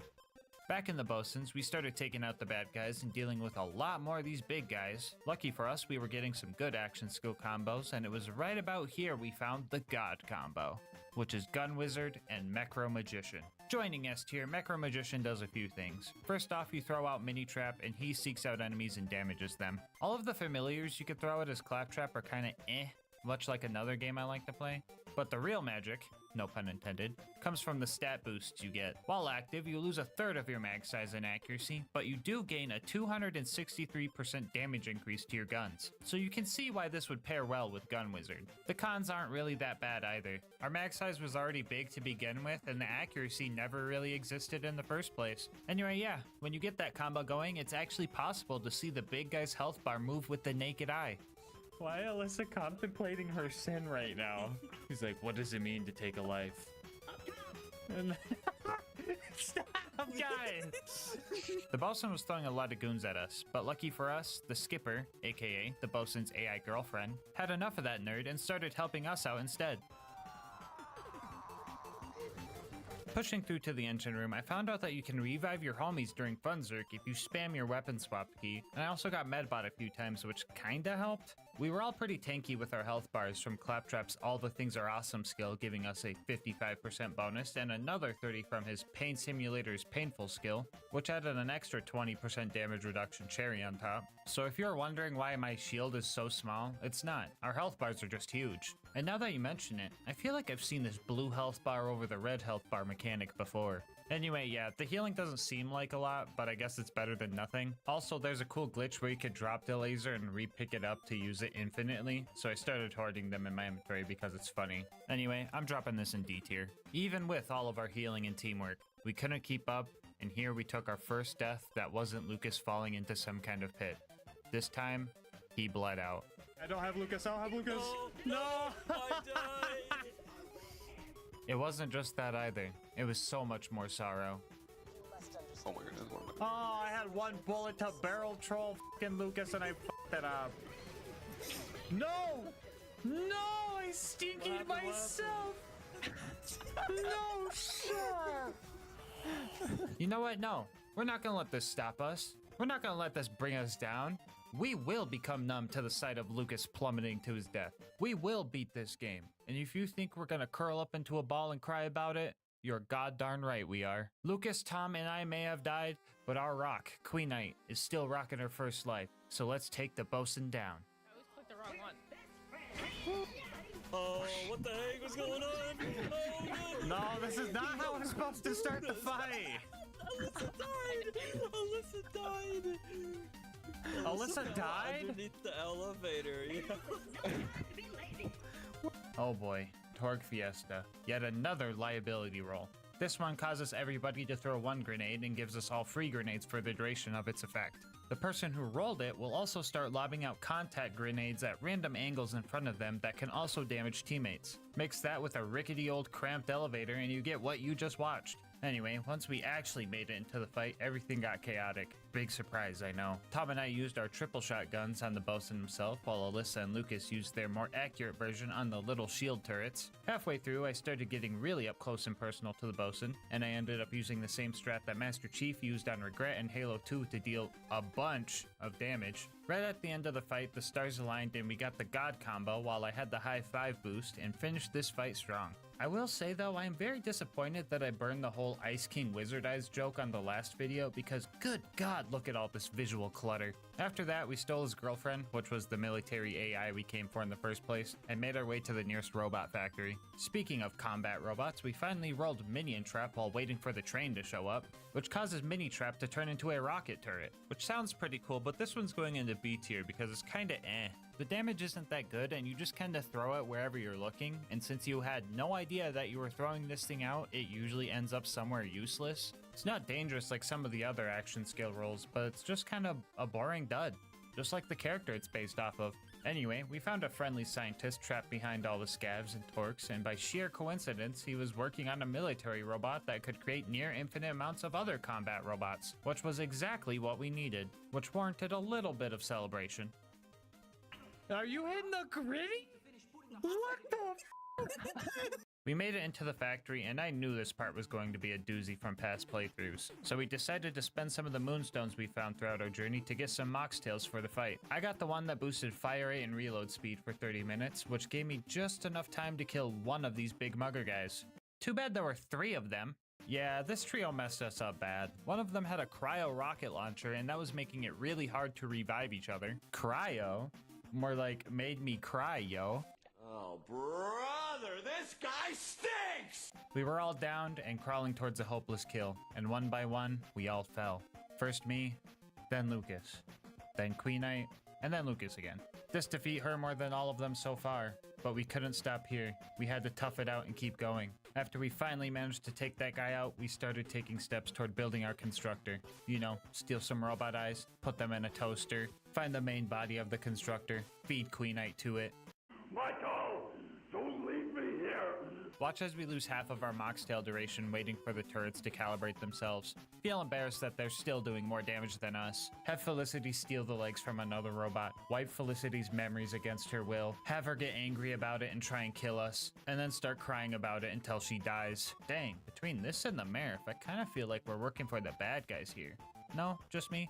Okay. Anyway, this fight was a little scarier than the rest because Felicity can spawn this repair drone that turns the whole thing into a tug of war. Usually repair drones aren't that scary, but our damage output was relatively poo-poo. Like, you know it's bad when Lucas says, "Oh, that's good damage, that's good damage." But her health bar only moved down 1 tick. She also has a shield drone that gives her bullet deflection, causing us to straight up shoot each other at times. The drones themselves are also pretty tanky, so we had to prioritize these things in order to win. You can kinda see why I wanted to do this as a co-op challenge. Imagine trying to get second wins with this gun. In between dealing with the drone waves, Alyssa and I would try to focus on any bots that Felicity spawned so that we could activate the rage element in our gun and deal a little bit more damage. Not really sure how well the rage element was working, but I'd be lying if I said I wasn't high on placebo. But just like real life, all your problems can be solved with a little teamwork, high fives, caffeine, and a whole lot of crying. We eventually took her down and did a little bit more celebrating. Everybody start hitting the gritty around her. Oh, oh, oh, oh, oh. We now had the robot army we needed to take the moon base back, and there wasn't anything that could stop us. So we all topped off our moxtails and fast traveled up to the moon base to start our assault. Oh, Lucas! Lucas, why'd you die, dude? You killed me too! I would have been fine if you didn't do that. We must fight to secure the future. By defeating all that threatens it. By winning the battles that will shape what's to come, together. We are Marines. We were made for this.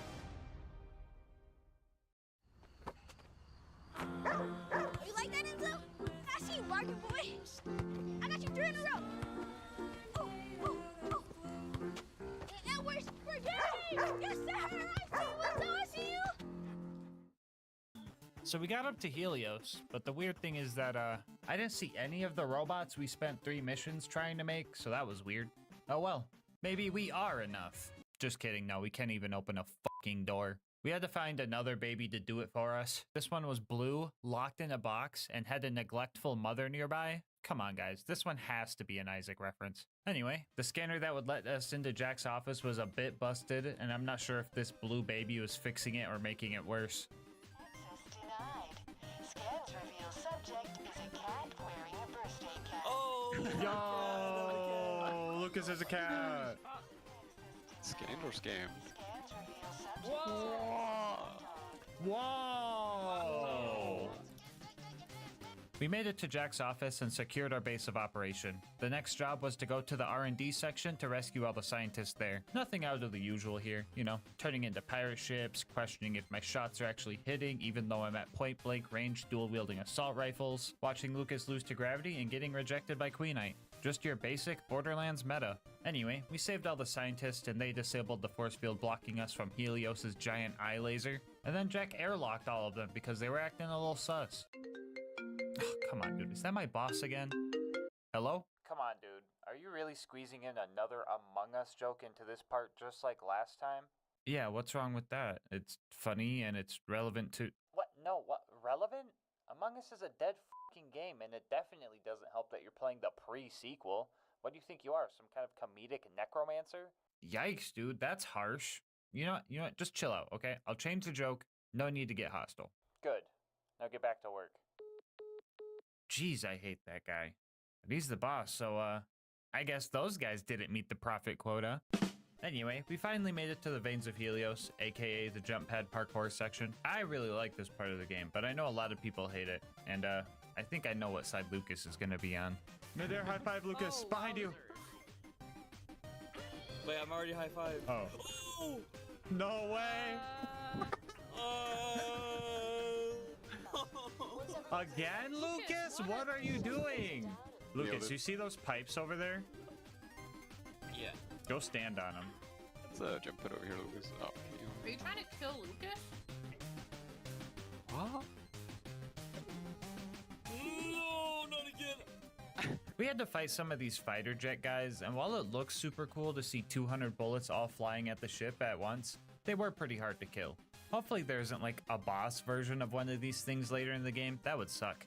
Anyway, we made it to the lunar launching station and started disabling the final force field in our way. I somehow found a Rheogenator in a locker, so that was pretty weird. But anyway, yeah, a little bit of survive until the timer runs out gameplay later. We made it to the Eye of Helios and started our super intense boss fight with Colonel Zarpedon. Honestly, this fight was cursed in so many ways, good and bad. First off, our first roll of action skills gave me pirate ship mode with a double gun wizard boost, which let us melt her shield super quick. And that would have been awesome if she didn't just get the whole thing back right away. All of our rolls after that just kept synergizing poorly. Like one time somebody rolled nonsensical sacrifice, which downs the user but revives everybody else. But none of us were down, so that was just straight up useless. I'm still gonna put it in A tier because it did come in clutch a few times during the run. Also, just watch this clip for me. Not being dead. Anyone? Yeah, I got you, Tom. I'm gonna get you. Who the f just threw a pumpkin at Tom? What'd I just watch? So, did you guys see that too? Yeah, when I said pumpkin, I didn't actually think it was legitimately a pumpkin. At first, I thought Queen Eye or Lucas just accidentally shot a jackal cannon they found, but from where they were standing and the angle of the pumpkin, that just wasn't possible. But slowing down the footage, we were able to see the real culprit. You see that orange? That is 100% the barrel of a jackal cannon that is in the hands of that basic enemy. I had no idea that these guys could spawn with the unique blue rarity drops in this game, but there he is, causing more chaos, as if this run needed more. I didn't even notice this until I started editing this video. Numerous pumpkins flew across my face and into the faces of my homies, and we didn't even know. Anyway, we eventually took down her power suit, and that's where the curse shenanigans started being good. Before this whole second phase, we all hid on this ledge to lure Zarpedon over, and I went out to get her attention to bring her closer. I went down, but Lucas's dying actually kinda came in handy. I'm gonna get a revive by my action skill. Oh, no way! I died anyway, but when I got back, Zarpedon was in the prime position. Yes, come on. Come on. Here. Put the stinky So if you're ever having trouble with this fight, just know that all you need is a few stock grenades. We finally had the Eye of Helios under control and found out it was actually powered by the Eye of the Destroyer. Or another Isaac reference, I'm not sure. Anyway, Moxie said we could disable it if we overjuiced the thing to activate the failsafes, but that was a big lie, and she turned it into a giant black hole in an attempt to kill Jack because, plot twist, he's the bad guy. But we still survived somehow, and Jack was so happy that he started throwing it back on us, so that was pretty cool. All that was left to beat the game was to find the vault and secure the alien technology inside. This place was guarded by a bunch of these creepy looking alien dudes, but those guys weren't anything compared to the Eternal Doll Soldier guys. If you don't kill these guys fast enough, they just evolve and get all of their health back, and through conventional methods, there is just no way we would be able to kill these guys fast enough. But lucky for us, this is Borderlands we're talking about. There's always something we can exploit, and in this case, it's the slam attack from our level 1 Oz kit. Using our slam would stagger the Eternal guys and prevent their evolution, and as long as we could stun lock them like this, we could take these guys out relatively easily. One of the doll guys we found ended up surrendering, and we gave Lucas the choice in killing him or letting him go.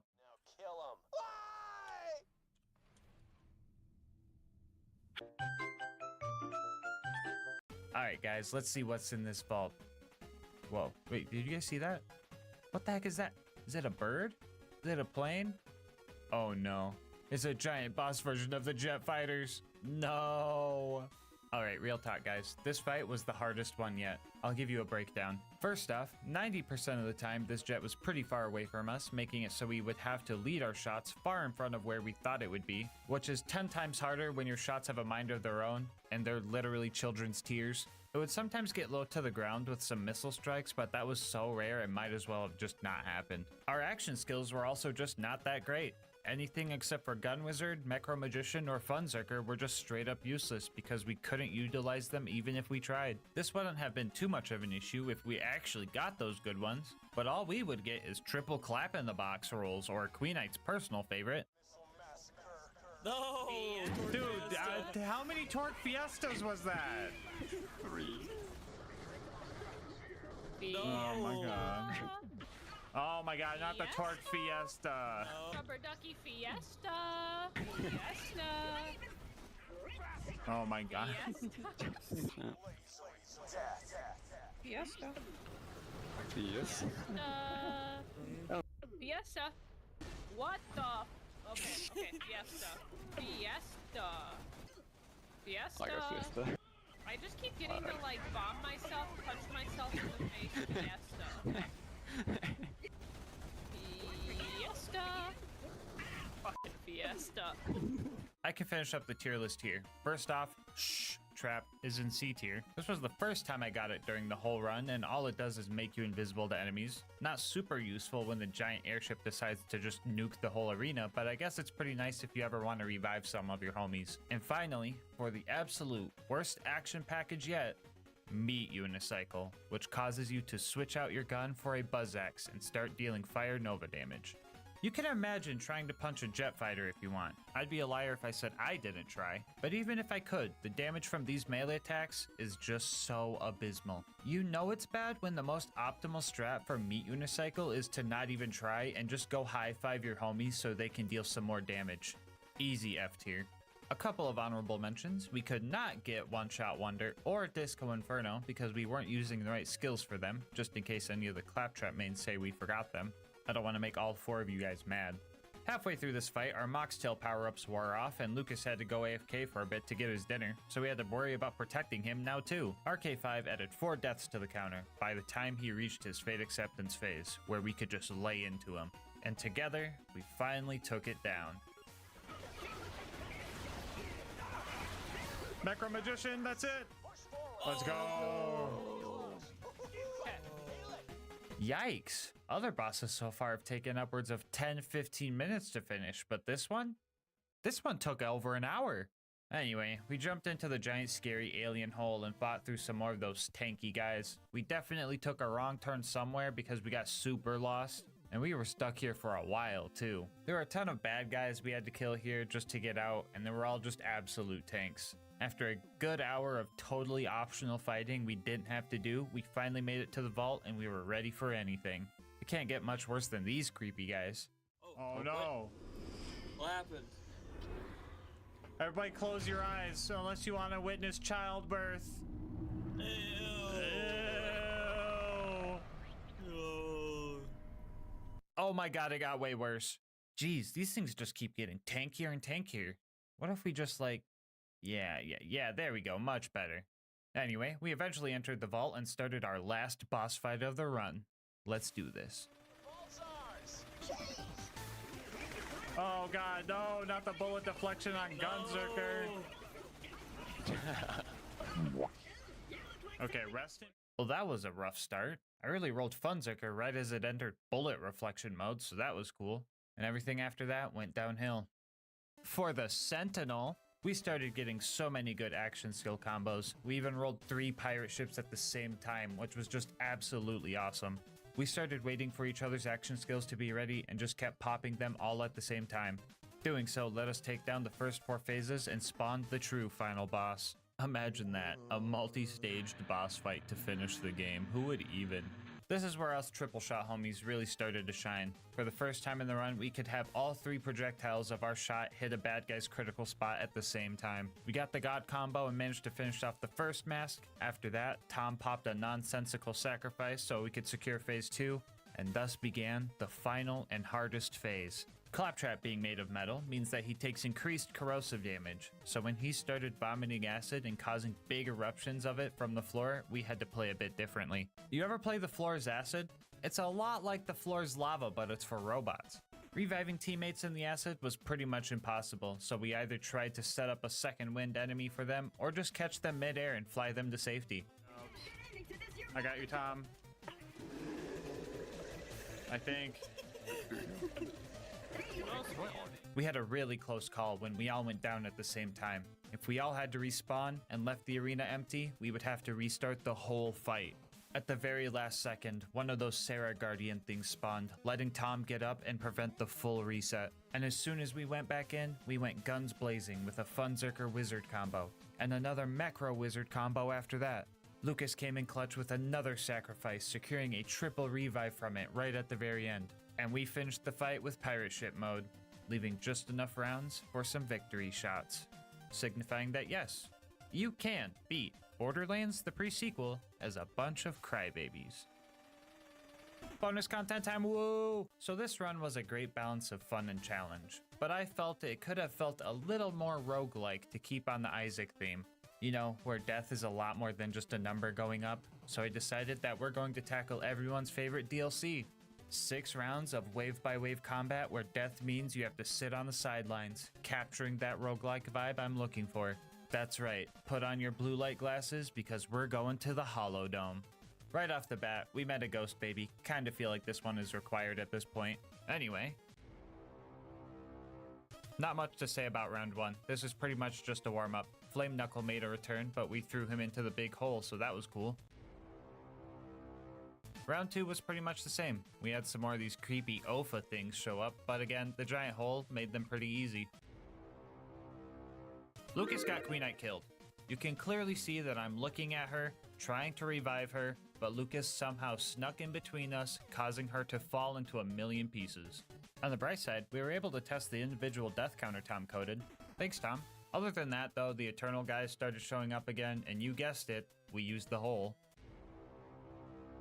This round introduced the giant spinning blades of scary death and stuff, but if you know anything about patterns, you would know that we use this to our advantage. This is where things really started to devolve. Most enemies were extremely tanky, and it would just be more optimal to put the Stinky on literally any enemy that wasn't a basic mob. Also, Lucas could not follow the bonus objective and fucking died on wave 1 of 6. Ooh! Lucas!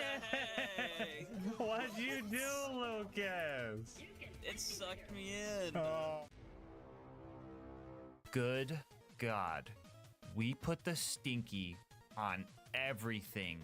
And on our first try, we got way too comfortable, and we all went down against an enemy way too tanky for even all of us to kill, and all died on wave 4. On our next attempt, things got really dicey. Queen Knight and Lucas both took a dive about halfway in, so Tom and I had to lock in and stick to each other like glue. It kind of worked out because Queen Knight and Lucas had the more accurate long-range crybaby rifles, so they could just kind of distract the enemies from afar and use their action skills to juice us up. We fought hard, and it came down to one last enemy. This alien that glitched out. So if anyone's wondering, yes, you can beat the Hollow Dome Onslaught as a bunch of crybabies. Before you go, I just wanted to say thank you so much for making it this far into the video. If you want to support the channel, make sure to like, comment, and subscribe. Doing all that helps with the YouTube algorithm, and I love reading all your guys' nice words and ideas for new runs. If you want to support the channel more directly, consider becoming a channel member to get videos a day early, saving some money with instant gaming using my link, or going to gasmaskgang.com to get some merch. I'll leave my Discord and Twitch channel where I stream these runs in the description below. And last but not least, shout out to Mango Soda, who made this video's thumbnail art. They do commissions and will also be linked below. But until next time, breathe easy, homies.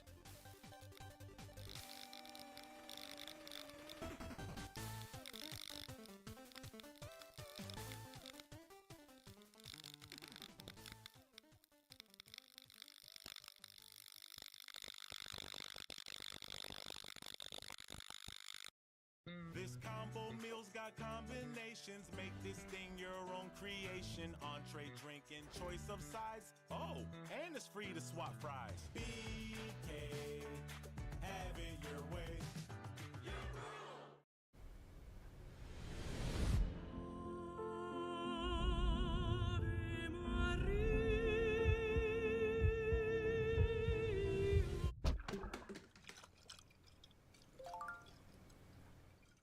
The original Borderlands was said to have taken a lot of inspiration from the Mad Max series, so it only makes sense that the car combat in Borderlands is super cool, right? Right? In any case, today we're going to try and answer a question that everyone has never thought about. Can you beat Borderlands 2 with only cars? Before we hit the road, I'll go over the rules. This is going to be an Overpower 10 Ultimate Vault Hunter mode playthrough, and all damage I deal to enemies must be from vehicles or because of vehicles. We will be playing as Krieg for this run, and I'll explain a bit more on that later. For our gear, we will be using a basic shield, legendary sickle class mod, and the Afterburner relic. Yeah, to the guy that commented saying I should try to beat the game with only the car relic, you might have been joking, but I wasn't. Here's a quick peek at the build. Most of this isn't important, but Fuel the Blood, Fuel the Rampage, and Fuel the Fire are all vital to this run. With all of that out of the way, let's strap in and kick this run into gear. Oh, wait, we might have an issue here. I'm totally forgetting something. So normally we don't have access to cars until after we fight Flint, so normally, no, you can't beat Borderlands 2 with only cars.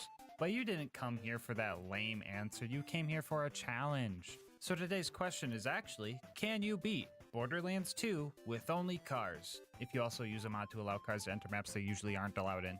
Using a couple mods, we can allow vehicles to enter maps that usually kick you out of the vehicle, and we are also able to change this door to take us to the Torg DLC, where we can grab a car and take one back to Tutorial Town. Quick little shout out to Pyrex for making that very obscure mod for me.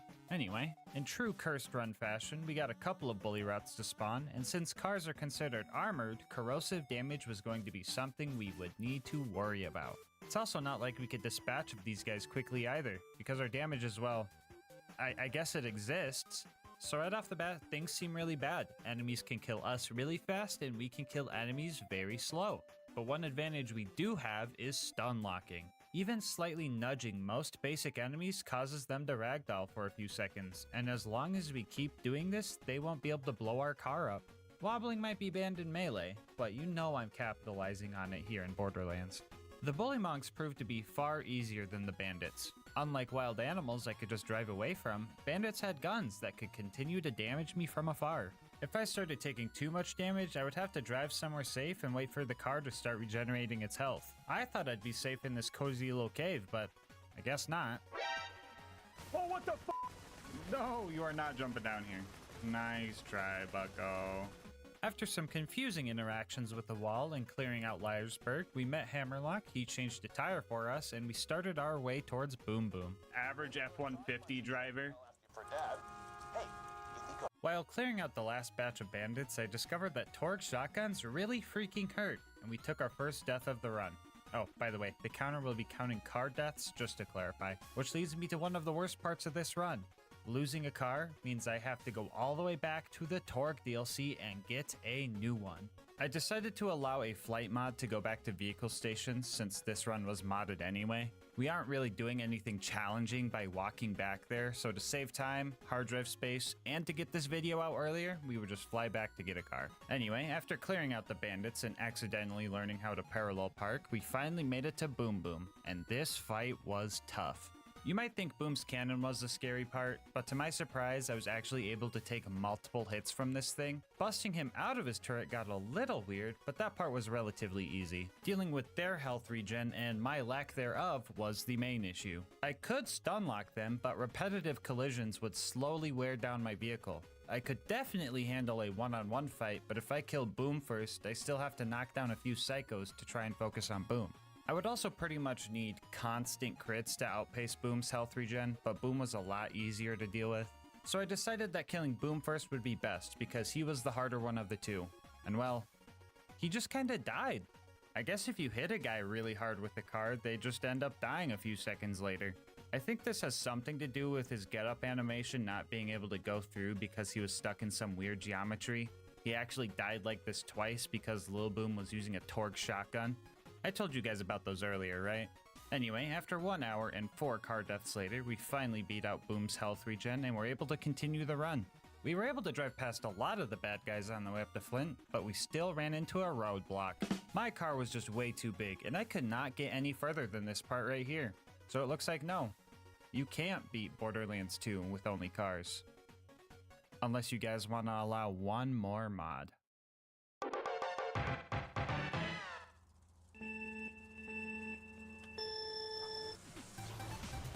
Looks like them puke boys are in a pack of trouble.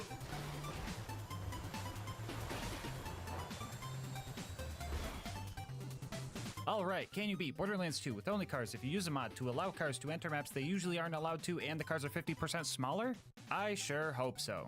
Using our new go-kart, we were able to clear out the bandits, save Claptrap, and ascend to the Flint fight. I decided to leave my car in the elevator to get it up to the top the same way I was going to get Claptrap up there, but that was a mistake leaving those two together. Why is my current objective to find Flint? Oh, I'm blocking Claptrap. Hey, yo, what the Claptrap! Bro, that is inappropriate, dude. There are kids watching my guy. Oh my bro. Dude, what the? Dude, no way Claptrap was giving back shots to my car, bro. I'm half ready for my car to just fly into the air, into the ocean even.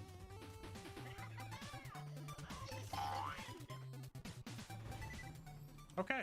Now for the Flint fight, I probably could have done this super easily. Vehicles are resistant to fire damage, and Flint just kind of rolls up like an armadillo if you hit him with a car. But for some reason, I was bent on just ramming him off the edge of his boat. And because of this, I lost many cars and had to keep driving all the way from the beginning. I also didn't have the elevator option anymore, and some of those stairs and tight turns were pretty tricky to maneuver. Okay, fire barrels hurt. Lesson learned. After way too much wasted time, I finally got Captain Roly-Poly to fall off the edge and took care of his goons from afar. After that, I just laid into Flint until he died. Cool. Rock out. Yeah, jam. Oh my god. It's Lilith. After dealing with Claptrap's sex drive, Claptrap, stop getting freaky with the car! We made it to Three Horns. Here I snuck into the DMV and stole a license so I can drive legally and warmed up my Bullymong whispering skills. Bullymong, stop!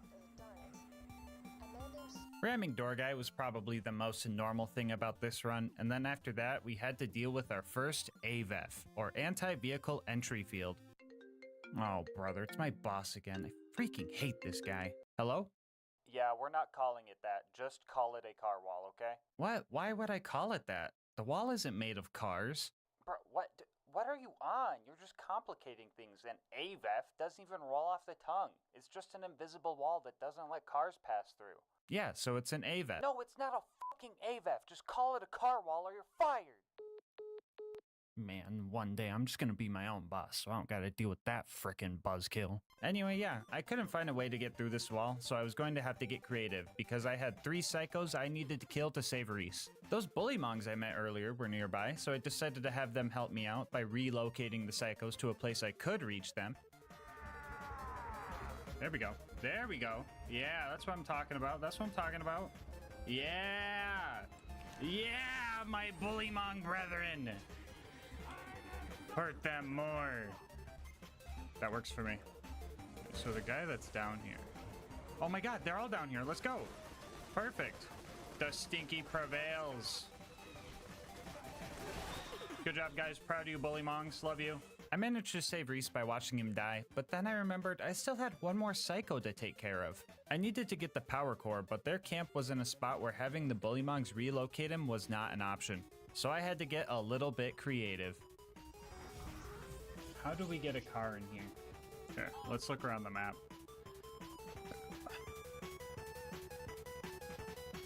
No shot this works, just saying. If this works first try, I'm gonna be amazed.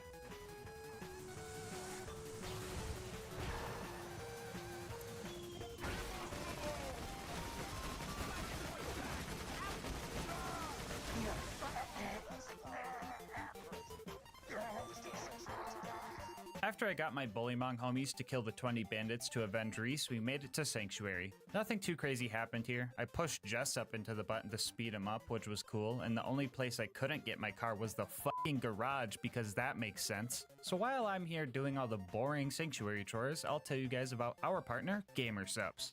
So for the past few months, I've been drinking GamerSupps and I've been loving every second of it. I used to be downing 2 monsters a day, but now with GamerSupps, I'm not drinking 400 calories in a day. I'm able to control my caffeine intake since all their flavors come in caffeine-free options, and I'm saving money since GamerSupps is only 40 cents a serving. They have tons of flavors to pick from too. One of my new favorites is Goof Juice, which is a nice strawberry kiwi flavor. They also have their signature waifu cups, comfortable merch, and dang could I go for another cup of their gamer soups right now. I mean heck, they made crickets taste good with their sus snacks. Yeah, you heard that right. There's crickets in this. But if you're worried about buying something you won't like, GamerSupps offers free samples, so you could try it before you buy it. So if you're looking to find a healthier alternative to energy and want to support the channel in the process, head on over to gamersupps.gg/LGM or use the link in the description, and make sure to use code LGM at checkout for 10% off your order. Anyway, let's see how Sanctuary's going.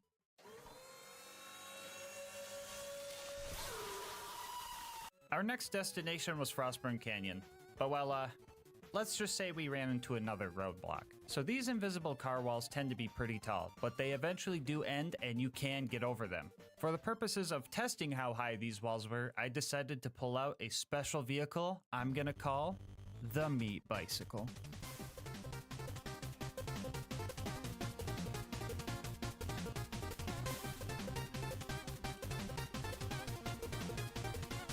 Yeah, this thing would make the challenge pretty trivial, so I will only be using the tiny sand skiff for wall testing. But who knows, maybe one day I'll try beating the pirate DLC with only boats. So if you end up liking this run and want to see that run, you should leave a comment and maybe you'll see it in your subscription feed one day. Just saying. Anyway, this wall tall.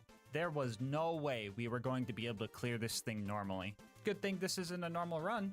And also good thing that we're playing a game from over a decade ago and there's some jank that can help us. Introducing scroll boosting. By setting our boost key to scroll wheel up or down, we can use the free scroll mouse to do this. Okay, well, my game just crashed, but that doesn't happen every time, I promise. I messed around with this for a while, trying different frame rates, different angles, etc., and I got close so many times that I knew this was possible. And after 2 hours, we finally made it over the wall.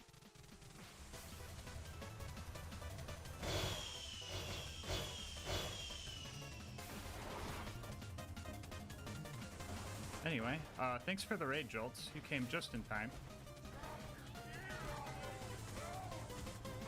2 hours later, everybody! Now that we made it to Frostburn, we could drive past all the bad guys, do the skip and... Well, alright guys, don't worry. I found another way to get into Frostburn that was pretty consistent, so I didn't have to spend another 2 hours on this wall. Second time around, I actually hit the spike jump skip and found Lilith. Surprising nobody, I immediately tried to put my bumper into her forehead. Sadly, she survived, and everything that normally happens during this part of the game happens.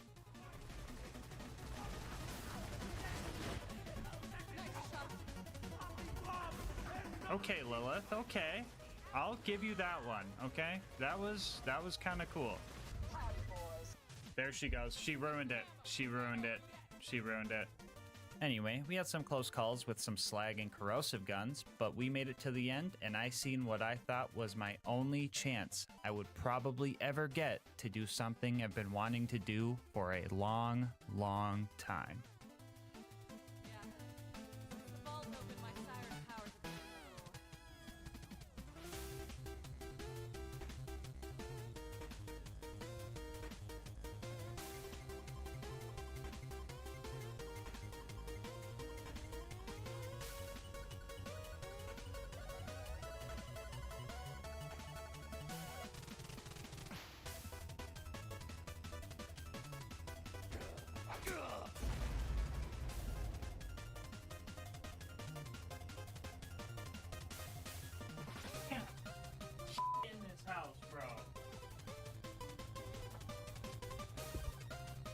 can't have shit in this fucking house.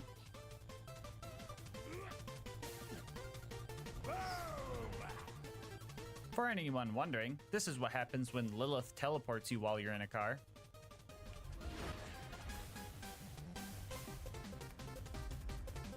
Yeah, I don't know what I was expecting either, honestly. Our next mission was to save Roland from the Bloodshots, which meant it was finally time for a car upgrade. So we met Ellie, found the second garage of the run that doesn't work properly with my cars, used my Honda Civic to destroy a few Ford F-150s, and finally got an upgrade. So, for most of the rest of the run, we'll be using the Saw Blade Technical. A lot of you guys might think the Barrel Technical is better and know that it is the fastest vehicle in the game, but do you see these saw blades I'm shooting? Yeah, those get melee damage boost, because that makes sense. Do you know who has good melee damage boosts? Krieg does. Not only is our car now tankier, we also have some significant damage to handle the rest of the game. After we got the Bloodshots to open their door, we pulled a real power move by not even using it, and then started our fight with Badma. I really wanted to ram him off the cliff, but Nomad-shaped enemies have this bad habit of just folding under pressure. So we filled him up with saw blades and made it to the Bloodshot stronghold. Cue the foreshadowing. The lucky honk sound, the Bloodshot's gonna go fine. And if we don't, Bloodshot's gonna go terrible. Yeah, so at first I decided to be patient and careful because not only did I have to get through the entire stronghold, I would also have to make it all the way through the dam without my car blowing up. Things were working right up until the part where I perma-slagged myself with this barrel. How this barrel hit me and not the Marauder that was blatantly closer to the barrel absolutely baffles me. After that, I was pretty much screwed, so I reset, patiently killed all the bad guys, and made a plan for Mad Mike. The idea was to sit right next to his door so that when he showed up, I could knock him over before he had a chance to shoot me with his rocket launcher and insta-kill me. I was checking for his spawn after every kill, but he still caught me lacking. After that, I started getting impatient, trying to drive past all the bad guys, dying because of it, getting frustrated with the amount of corrosive weapons I was dealing with, and I was here for a while. But after 2 hours and losing several cars, I snuck through Mad Mike and re-locked in. By this time, I had developed a strategy where if my car was taking too much damage and there wasn't much room for escape, I would ditch the car and lure the bullets away from my more important half. For a second, I thought they put another car wall in the middle of a map that usually can't have cars, but I managed to just smack my car through it, thankfully. After that, we found Roland and quickly drove to the dam. But not before getting torqued on by the Warden. Bro, why is this game so cursed? First we have to deal with Freak Trap, and now this?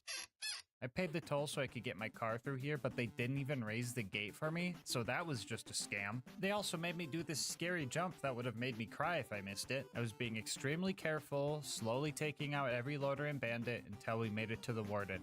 I was only going to have one chance at saving Roland, and if my car blew up, I was guaranteed to go to the gulag, and the fight there sounds atrocious. So I locked in, and oh my god, it died in like 12 seconds. Well, I definitely overstressed for that fight. Also, yeah, this meme you're seeing on the screen right now? Yeah, it's pretty much canonical.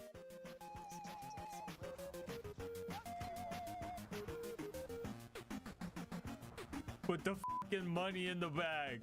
Put the fucking money in the bag!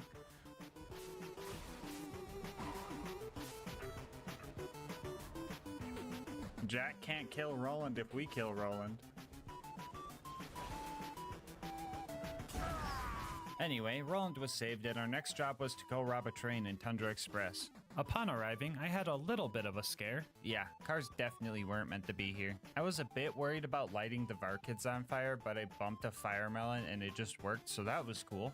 After that, I met Mordo and Tina, had a minor fender bender, got the badonkadonks, watched Tina turn them into bombs with her mind, practiced my vertical parking, had another minor fender bender, and made it to the end of the line. So the Wilhelm fight was pretty, normal, actually. Ramming into Wilhelm sometimes staggered him, which felt illegal to see, but I couldn't get him to fully ragdoll, sadly. So I just kept my distance and laid into him until he was super low on health, and then I decided to try to finish him off with my front bumper, and that's where things got a little goofy. Oh no!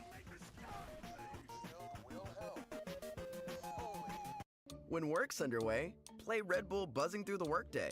Keep your eyes on the clock, and when the countdown reaches 0, hit the buzzer to get Red Bull delivered straight to your door. Tap now to buzz in. Red Bull gives you wings.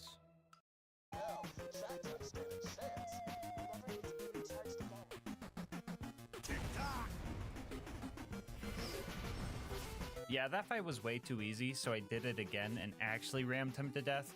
Didn't look as cool as the first one, but oh well. We made it back to Sanctuary with our catalytic converter we stole from Wilhelm, but things started getting scary. Lilith stole my car, so I rage quit. She said that if she can't have it, I'm not allowed to ride the cool flying city, so I tried to scroll boost back over this bridge, and everything just fell apart.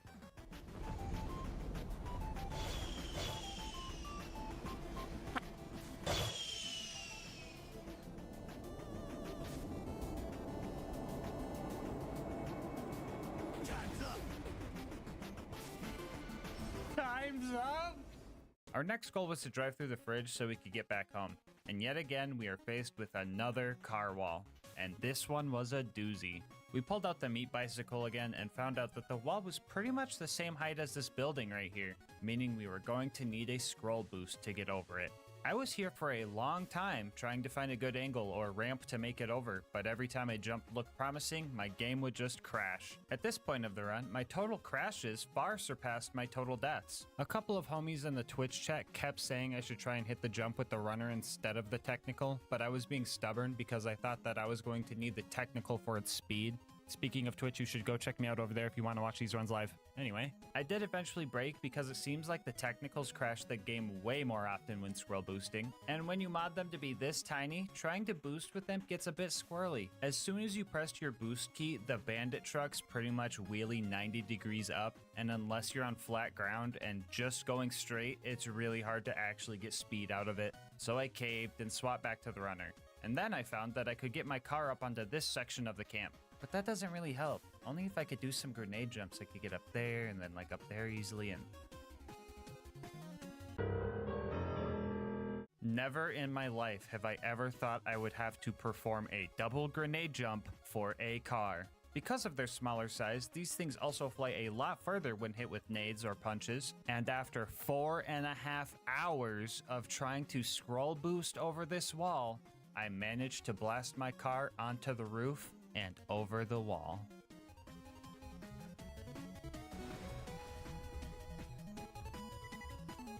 Guys, wait, everybody hold, everybody hold. Everybody hold. We might be good, we might be good. Okay. I'm gonna get out of my car real quick. So now, I believe we could just drop in right here. I think, I hope.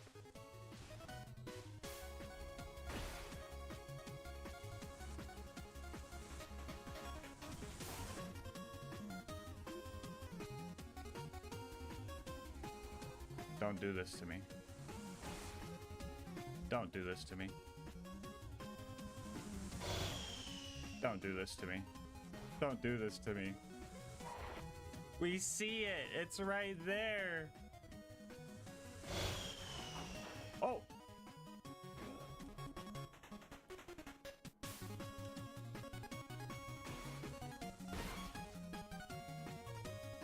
Well, that fucking sucks. So basically, I think the car was still hitting the invisible ice that Angel melts for you here or something. I'm just guessing at this point. So I was going to have to figure out a safe way through that. But I seen the option to travel, so I knew it was possible. The only issue was trying to get it back in there was really annoying, and I think I was kind of losing it.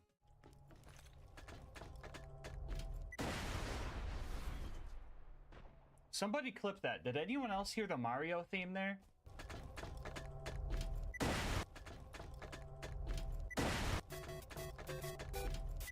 Anyway, it didn't take much longer before I managed to get my car back over the wall and through the invisible ice. Car in the fridge. So we made it to the fridge, and then we drove through the fridge, and then we made it to the outwash, where I discovered that I could have just ran through the fridge because there's no mandatory combat, use this door to travel to the Highlands, get a car here, and then go back to fight Mr. Noodle. So you're telling me that 4.5 hours was pointless? Wouldn't be the first time. Alright, real talk, I'm just messing with you guys. I knew this door was here the whole time, but I felt that it would be cool to get the car into the fridge anyway. It just felt right since I knew it was possible, even though the challenge didn't require it. Anyway, we were having some issues dealing with the constructor before Mr. Noodle. I felt really squishy and felt like my damage was starting to fall off, but my brain didn't think, maybe it's the squishy low damage car you forgot to swap out. But I did remember that I had something the constructor didn't. Tires. So I drove past it, slowly fought off the thresher that ate my new alternator, and made it to Overlook where car walls stopped us again. Geez, why do they even put these here? Are cars really that strong to prevent entry to a basic map? Oh, you could just drive around it. That's pretty cool. So I knew that the beacon defense section was not going to have very many breaks, and finding time for my car to heal was going to be tough. So I decided to sneak 2 cars into town and have one hidden way back here. That way, when one car is taking a beating, I can make a little pit stop and swap out cars so they could heal. And that strategy was honestly working super well. That is not the pit crew I was looking for. I mean, the beacon still got messed up, but I didn't lose any cars in the process, and for the first time in a while, I was actually able to kill the constructor instead of just rushing the fast travel to escape, so that felt pretty good. We made it back home and got our next job to go to the... Oh, brother, this is gonna be obnoxious, isn't it? So, even getting into the preserve is a bit annoying. Pretty much needed to climb the mountain and cross the waterfall to get in. I talked to Mordecai and started wounding the loaders. That was going fine, but I did have to deal with some saw blade technical jank.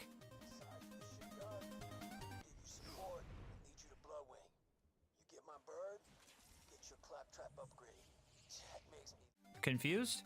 Yeah, I would be too. Long story short, the saw blade technical has some kind of huge bubble or box around it that causes some weird stuff. Some of you might know this car specifically can trigger the pipe explosion in the boneyard by simply driving near it. But in our case, the car's hurt box or whatever it's called clips through the floor and hits a death barrier. This game is truly cursed. Luckily, I was able to get around it and mow down any loaders in my way. Our next obstacle was trying to get through this small building. I was getting really frustrated trying to get through this building, but I eventually got over it. We drove ourselves up to the first mobbing section and carefully took out all the loaders before the big one showed up. His arm cannons deal fire damage, so we were pretty resistant to anything he could throw at us, but I still took my time because I did not need any setbacks here. After he died, Man, what did I just say? Yeah, so this door just wouldn't let my car through, and that was very scary. I started desperately searching around for some type of way to get out of bounds and found a possible route to sneak in. I would first have to jump up to these rocks and position my vehicle here. I would then have to time a grenade and a melee at the same time to launch my car over to this gap. Timing this was a bit annoying. On top of that, it just wouldn't work 12% of the time. Even the times I did time it well, I had to make sure that the car wasn't going too far back because there's an APEF or anti-person entry field that wouldn't let me through. Yeah, I'm not answering that. Anyway, after I pulled that off, I would have to shimmy my way up and over this rock. If this thing was 1 degree steeper, I think I would have failed the run right here. After that, I would pretty much have to Hail Mary and hope to land in the animal enclosure, where I would have to die outside of my car to go grab the feather that opens the cages, and then get back into my car and continue on. Dude, I can't believe getting through a wide open garage door took like an hour and a half to lab up and land. This game's busted. Next, I drove past the stalkers, killed off the skags, and prayed that this door wouldn't have the same issue. I swear to God.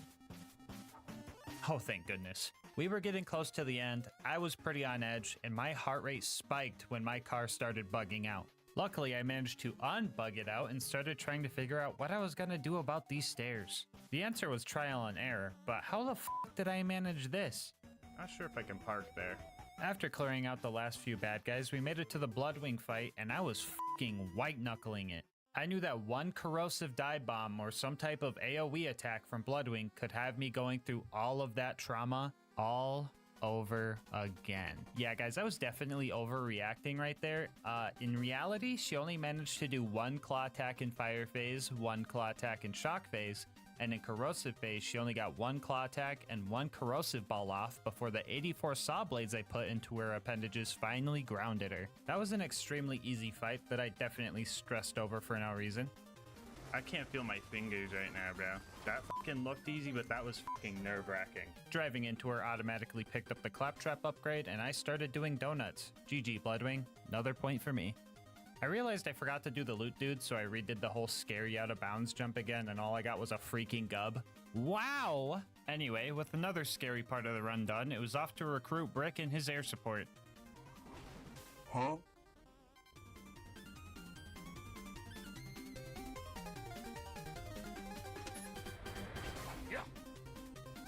Oh my fucking god, dude. Why'd that scare me so much? Why was that so terrifying? Oh my god. I thought getting to my initiation was going to be simple until I did the car equivalent of stepping on a Lego. Actually, what would that even be? A cactus? A nail? A police spike strip? Luckily, we had an alternate route that was... Help save lives. Donate plasma today.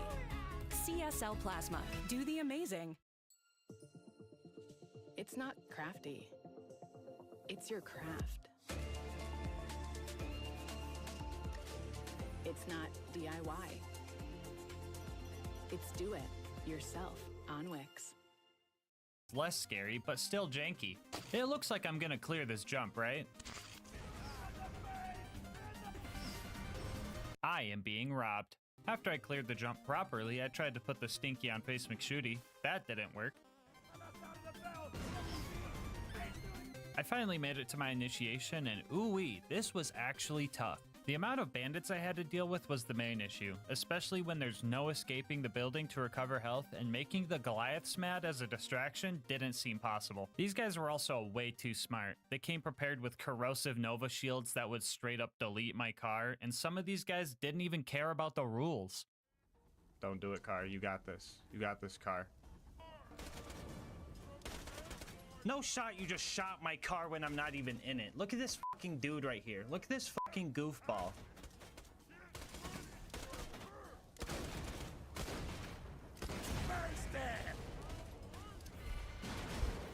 I'm suing, bro. I'm suing. After totaling way too many cars in there, I managed to get past the first wave of big guys and mowed down the little guys until we finished the initiation. Then I hugged Sarcastic Slab with my car, I gave Brick a ride, and we started taking out the loaders. And that was going well until I forgot about the previous no parking area. After grabbing car number 42, we started launching loaders. I noticed that warloaders and superloaders would actually ragdoll when I ran into them. Usually these guys aren't affected by knockback moves, which also means they are stinky proof. So this being a once in a lifetime opportunity, I took it upon myself to stinky the unstinkyable. Yes! First ever warloader stinky. Oh. Rick? Brick? Well, he said over here.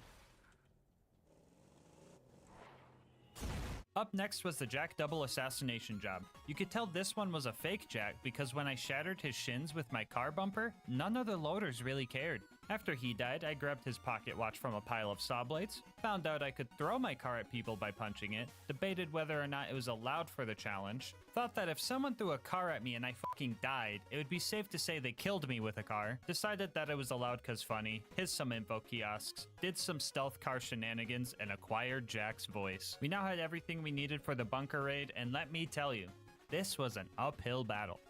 Breaking the ankles on the first constructor went fine, and the baby turrets were only mildly annoying to hit. And yeah, we actually had a pretty sizable lead on all the enemies spawning because they were just really slow.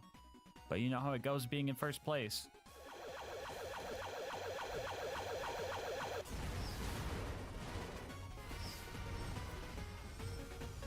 Now this was concerning, because fighting the bunker and doing the entirety of Angel Core all without losing a car already sounded pretty stressful. But having to do it with the barrel technical because the saw blade's negative aura hitting death walls made this extra scary. So I decided to try and find another way up, and I was met with even more jank.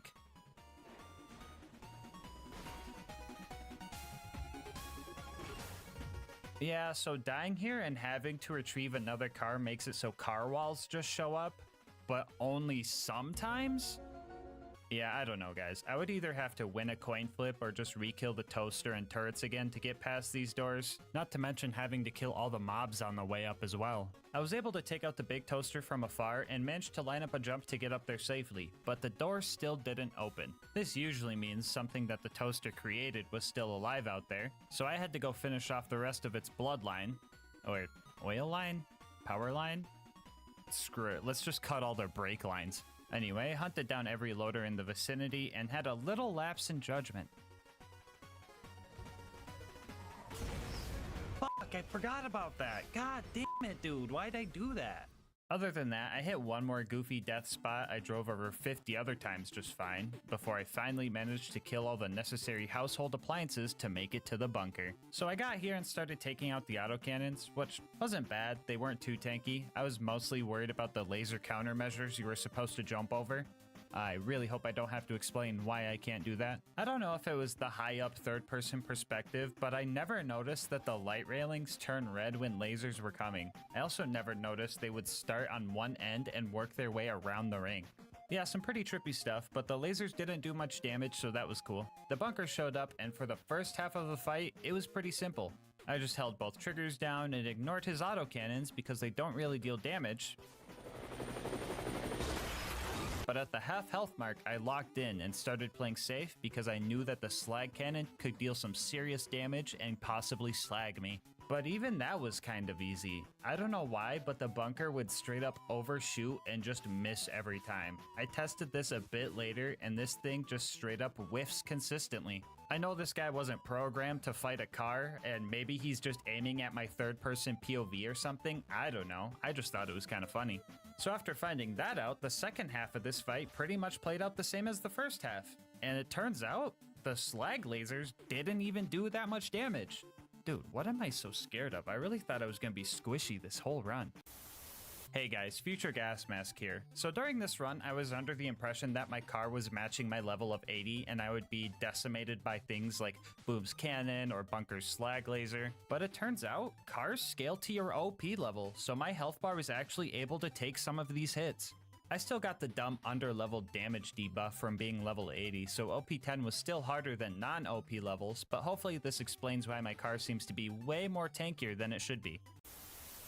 Anyway, another scary part of the run was going to be Angel Core. I needed to get through all of it without losing my car or it will restart from the beginning when I leave. And the worst part about this whole thing? I couldn't even reach the beginning because my car was still too big for this door. I was getting pretty desperate and frustrated, especially since Silence the Voices still managed to kill me in a fucking car-only run. Afraid that this might be the end of the run, I attempted to do the elevator skip speedrun strat with my car, and that went about as well as you could imagine. With no Lakitu bro able to save me from falling off the map, I resorted to my next idea, which was to see if the normal runner would fit. It would suck to lose the damage and extra health, but the runner felt like it healed faster, and that might have been important for Angel Core. But this one also didn't fit. Out of ideas, I planned on resorting to something I really didn't feel good about. The plan was to have my bro Lucas, join the game and go press the travel button while I'm still in the car. That way I could get it into Angel Core. And right as he joined in, a small glimmer of hope showed up. I somehow managed to get my car sideways and it was now halfway through the threshold. Talk about twisted metal, am I right? I was practically prairie dogging this thing, and after a few more good pushes... We're in. Oh my god. The run's alive, baby! No player 2 needed! Get the fuck out of here, Luigi! Now we just need to make sure not to lose our car in Angel Core, and we are home for... Oh my god, did it just vanish into thin air? Oh, thank God it came back after the cutscene. Ooh, that was a close one. All right, so my initial plan for Angel Core was to play it safe. I would press the button to open the door, peek out with my car to deal some damage, and then retreat before the doors closed. But my car had enough prairie dogging for one day. Well, I'm in it now. Locked in, I started fighting the loaders the best I could, making sure to knock them down and making sure not to get cornered by them. If an ion loader showed up, I would let them be. That way all the loaders would group up and I could heal on the other side of Angel's bubble. The laser turrets were a bit scary here, not because they dealt damage, but because they can stop me from healing, so these guys were priority 1. And as funny as it would be, I tried my best to not run Roland over, so I could avoid any potential soft locks. I was yet again gripping the wheel tightly, as this was a pretty stressful fight. I could have probably picked up my chair with how hard I clenched when this angelic guard slagged me and almost killed me.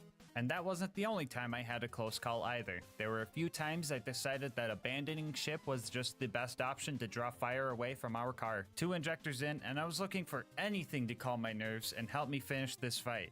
But all I got was Lilith. Howdy, boys. Ah, why every time, dude? You just got here. Alright, for real though, the last wave of war and superloaders isn't too bad. Their fire cannons are kinda useless against me, so I managed to take them out and make it through Angel Core first fucking try. Well, the bunker raid went well. Now I just need to use my car to block Jack and save roll. Oh my god, did it just disappear into thin air? No! Oh, never mind, I still have it. Wait, if I still have my car, that means it never disappeared. And Lilith just moved it? Meaning that Lilith helped Jack kill I knew she was a bad guy, I told you guys! Anyway, I couldn't get my car out of Marcus's shop, so I left it there for him. He's gonna be so confused when he finds it. He's gonna walk in there and just be like, What the? Marcus Kincaid, you are now the proud new owner of a miniature saw blade technical. Our next objective was to go to the Hyperion Info Stockade, and usually at this part of the game, the bridge gets raised, causing us to have to go to Sawtooth Cauldron to get some bombs to blow it back down. But as usual, I did not feel like doing all of that. They said I needed a bridge. I say, just fly!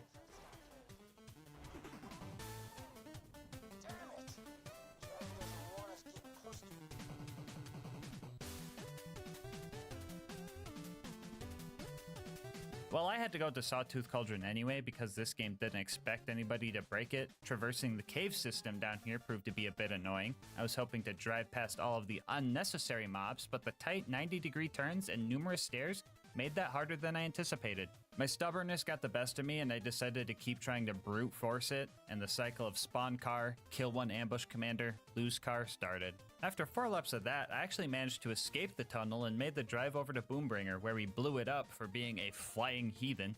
And after that, we gave Mortar the bumper special and prayed that our car would fit in the elevator.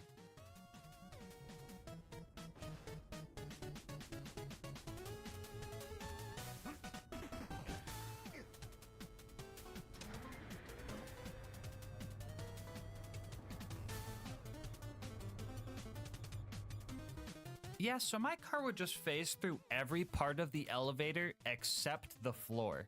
If I would have also phased through the bottom, this run would be dead. So the fact that the game was cursed just enough and in a good way to get me to the top was absolutely crazy to me. I know I always complain about this game being spaghetti coated, but tonight, I think we should all have spaghetti for dinner. What do you guys say? I was on top of the world up here, and I was taking out buzzards with no issue. I felt invincible, and there was nothing that could... Oh, hello, Goliath Blaster. Right at 4 out of 5 buzzards, too. Anyway, we rode back up, killed the last buzzard, secured the bombs, and drove off the buzzard's nest. Woohoo! Can I park my bicycle here?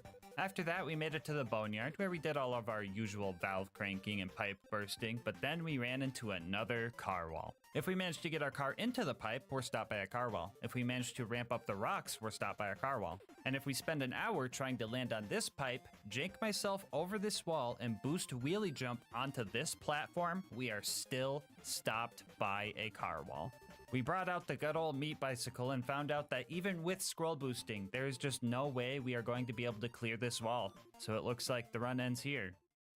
Or does it? To progress the story, we need to make it to the Hyperion Info Stockade, infiltrate it, and grab the info. And at no point is there any mandatory combat. And as per the rules, the car is not required here. Yeah, I know guys, it kinda sucks that I can't get a car into the Badlands and fight Saturn. This is a lie, I don't wanna fucking do that. But sneaking in might be tough when we don't really blend in and can't fight back at all. But for now, I'm gonna have to say goodbye, car. Until I see you again. Alright, so sneaking past all of the guards is going to be pretty tough. With enough persistence, we could grenade jump up to the front door and tank enough bullets to make it inside and grab the goods. But grenade jumping as Krieg is tough because the developers made him extra heavy so that he wouldn't get tossed around during melee combat. Which makes me realize, Krieg is canonically heavier than a car? Yeah, that makes sense. After about 30 attempts, we managed to sneak in and get the goods, and with the location of the vault now known, it was time for our final drive towards Jack and the Warrior. So, the run up to this point was going surprisingly well, considering that I could only use cars. But you guys want to see my death counter double? So first off, in order to get to the fight at the claptrap door, we need to do some super jank to get past this car wall. First, we need to boost jump off this part of the map and get enough distance to bypass the death triggers. We would then have to drive towards the claptrap door where we would just... Yeah, bro, I'm not even going to try to figure out how this one works, but anytime we lost a car from here on out, we would have to do that. The claptrap door went well, and right before I made it to Heroes Pass, I realized I forgot to snipe face McShooty, so I drove a runner up to the bunker's entrance and tried to snipe him. Emphasis on tried, because I just wasn't hitting him at all. I had Luigi come back again to see if the bullets could even reach him, and they weren't even close. But you guys remember when I said I couldn't put the stinky on face McShooty? Looks like I was wrong. I'm gonna sing a song. Shoot me at the end of it. Da da da da da da. Thank you. We made it back to the claptrap door and headed towards Heroes Pass. And fun fact, this little platform here, cars just fall right through it. I wish I knew why, and it's kind of scary to know that just at any point in the run, I could have just fallen through any floor, but it was only this one specifically? What? This wasn't a real issue since I could just get enough speed going up the stairs to jump over the gap and press the button before I fell through, so we made it to Heroes Pass. Usually I do a couple of speed run skips to bypass all of the combat in Heroes Pass, but that wasn't an option for this run, so I had to wait for Brick and Mordecai to open the way, which wasn't so bad, especially because Brick would distract the RPG loaders for me, or at least most of the time. Every run through here would also require us to do a wheelie jump over this bridge gap. But with little room to gain speed for the boost and our backboard being made out of trampoline, this jump ended up causing the most deaths out of anything during this run. I would also have to full-on save quit after every death because Brick would turn into a literal brick if I left and re-entered this map, soft locking us. So we made no progress if we lost a car and would have to restart all of the mobbing all over again. Also, the claptrap door was another one of those coin flip doors that would only stop me sometimes. Still not sure what decides this, but oh well. It only takes me 2 minutes to figure out if it's gonna take me another 2 minutes to figure out if it's gonna take me another 2 minutes. The final door I needed to wait for was pretty tough to get by. A lot of loaders were thrown at us here, and the sheer number of them could kill me quick. It wasn't always those guys getting me though. The amount of corrosive and slag guns that the Hyperion guys had was absolutely crazy. It felt like every attempt that I got past the claptrap door, I had to deal with at least one of those elements. The numerous barrels scattered in this map also messed me up a few times, and that dumb guy behind the steering wheel? Don't even get me started with him. And after nearly an hour, I finally managed to get the last door open and had a straight shot towards the vault.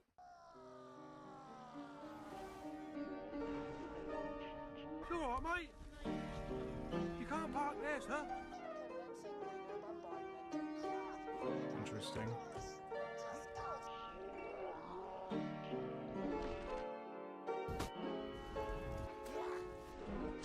Kevin, watch the light, dude.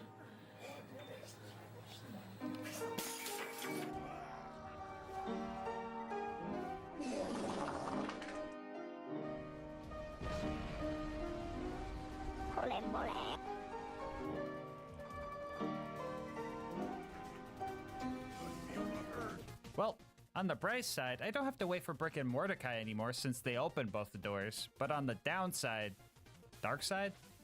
Passenger side? I don't even know. All I know is that RPG loaders suck. And with no Brick there to distract them, I was going to have to make this jump while dealing with an RPG loader every single attempt. If he spawned on the lower section, I pretty much just had to hit him directly midair, and if he spawned on the upper section, my only hope was to break his ankles as he rounded this corner. But 90% of the time, he would just shoot me with the rocket launcher, and I would turn into the little psycho from the intro cutscene of this game. After finally making it to the vault, I was ready to fight Jack, fight the warrior, and end the— oh, bro, really? Oh, brother, dude, why is there a car wall here? Cars aren't even supposed to be in this map. Why? Ah, dude, whatever. I guess what are my other options? Great. Yeah, so on top of doing the goofy jump to get into Heroes Pass and hitting this jump without getting blown up, I also have to hit this jump right here. And guess who did it first try? Yeah, not me. Second try though, we got it, and we were able to start our fight with Jack. I was a bit worried here. I couldn't make Jack ragdoll, and the Sawblade Technical's goofy hurtbox made it so I was touching lava and taking damage even when I wasn't even in it. For this reason, finding cover to heal was a bit scary, but there were some safe spots. After I broke Jack's shield and his shield drone, I ended up breaking his AI, and he just kind of let me have it.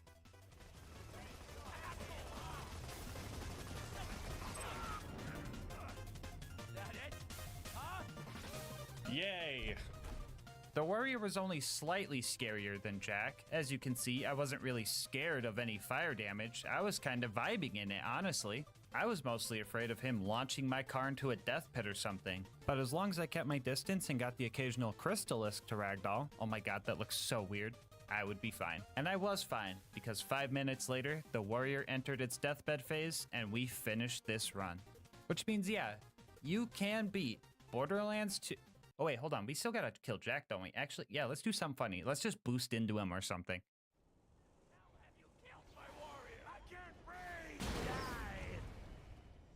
Yeah, I wasn't lying when I said I was gonna double my deaths, because for the next 2 hours, I was trying to get a car back to dying handsome Jack. Oh, but you could just let Lilith kill Jack. No, shut the fuck up. You know we're not doing that. No, no, no, no, no. So after dying to this jump, RPG loaders, and corrosive weapons 20 more times, and dying to this jump 7 more times, I finally made the jump again, and found out that Jack can't even be killed by running him over. So I decided to just kill him with the goofy alternate fire saw blades that deal like 300 damage. So for real this time, yeah, you can beat Borderlands 2 with only cars. Bonus content time, woo! The last thing I wanted to do was thank Ellie for giving us the upgrade needed to beat this run. Without her, we would have been in so much more trouble. We would have been squishy, low damage, and I don't even know if we would have been able to make some of the jumps we needed to. So to show my appreciation, I stole a bunch of Ellie statues from the local bandits and decorated Ellie's garage before doing one last victory lap. Before you go, I just wanted to say thank you so much for sticking around for the full ride. If you want to support the channel, make sure to like, comment, and subscribe. Doing all of that helps with the YouTube algorithm, and I love hearing your guys' kind words and ideas for new runs. If you want to support the channel more directly, consider becoming a channel member to get videos a day early, getting yourself something from GamerSupps using my link, or going to gasmaskgang.com to get some merch. I'll leave my Discord and Twitch channel where I stream these runs live in the description. And last but not least, shout out to Mango Soda, who made this video's thumbnail art. They do commissions and will also be linked down below. But until next time, breathe easy, homies.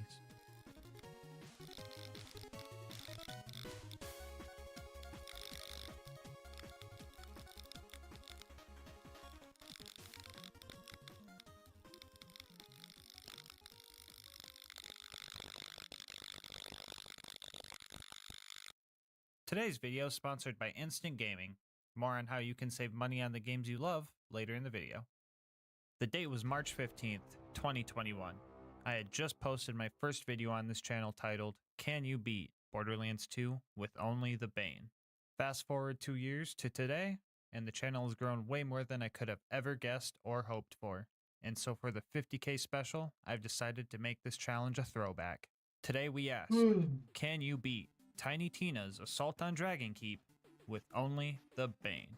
I'm going to lay down the rules for you real quick. Bane only, Bane always. I can't equip guns that aren't the Bane, and I always have to have at least one Bane equipped. This way there is no way to escape its movement penalty. I will also not be using bar during this run. Any non-unique shields are fair game, and stock grenades are allowed so I can hit some sick grenade jumps. And for the relic, I'll just throw this thing in there as a placeholder because it does literally nothing in single player. Now, I usually do these runs on UVHM OP10, but to make this run truly cursed, I've made some decisions. First off, we aren't actually playing Borderlands 2 this time around. We're playing the standalone release of this DLC. This game only has normal mode and TVHM, so I'll be trying to beat TVHM. This might sound easier than what I usually do, but worry not. The Bane can only legitimately be obtained at level 7, 8, 9, 10, and 25. So for a majority of this run, we will be using severely underleveled gear. For example, we will start at level 17, matching the level on the first mission, and our Banes are already 7 levels under us. Cursed decision number 2 was picking Salvador this time around instead of Maya. That's right, baby. Double the Bane, double the pain. To make sure we can stay gunzerking more often and really minimize our speed, I'll be using the legendary Berserker for the cooldown rate. As for the skills, I'll go over them as we go, but Insight and Bust That Can't Slow Down are both banned for this run since they make me move faster and I'm not trying to get any motion sickness. And for the third and final curse decision, I'm going to play this whole run with all the volume settings set to 0. Some of you guys might be thinking I'm just trying to dodge the annoying screaming that the Bane makes, but you couldn't be farther from the truth. Returning viewers know my video format. I put muted gameplay in the background while I talk about challenges throughout the run and make jokes, kinda like I'm doing right now. But the only difference here is that this clip in the background isn't muted at all. For real though, it's not muted. This is just the gameplay when everything is set to 0. Well, that is until... The entirety of this challenge was an audible roller coaster, going from pure silence to raw, ear-shattering pain in an instant. We start our journey at the unassuming docks, and honestly, the lack of audio felt pretty weird. I mean, Lilith was talking, so I was kind of popping off at the fact that I couldn't hear her, but still. Anyway, if you want a reference for how slow we're actually going, the time it took me to get from here to here was about 3.5 minutes. I did the math, and if my calculations are right, we're moving at a solid speed of turtle.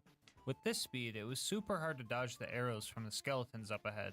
On top of that, I'm pretty sure the arrows they shoot slow you down even more. Yeah, I didn't think I was ever gonna get stun locked in a Borderlands game, but here we are. Anyway, Mr. Bony Pants guy showed up and our first boss fight started.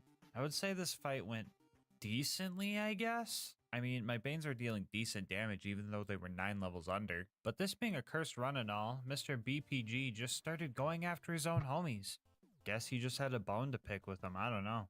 Okay, that's a little uncalled for, the joke wasn't that bad. Alright game, we've been through this before. You throw some major wins my way early on to build up my hope, and then later on you just make new rules to smack me down with some other cursed shenanigans. But joke's on you game.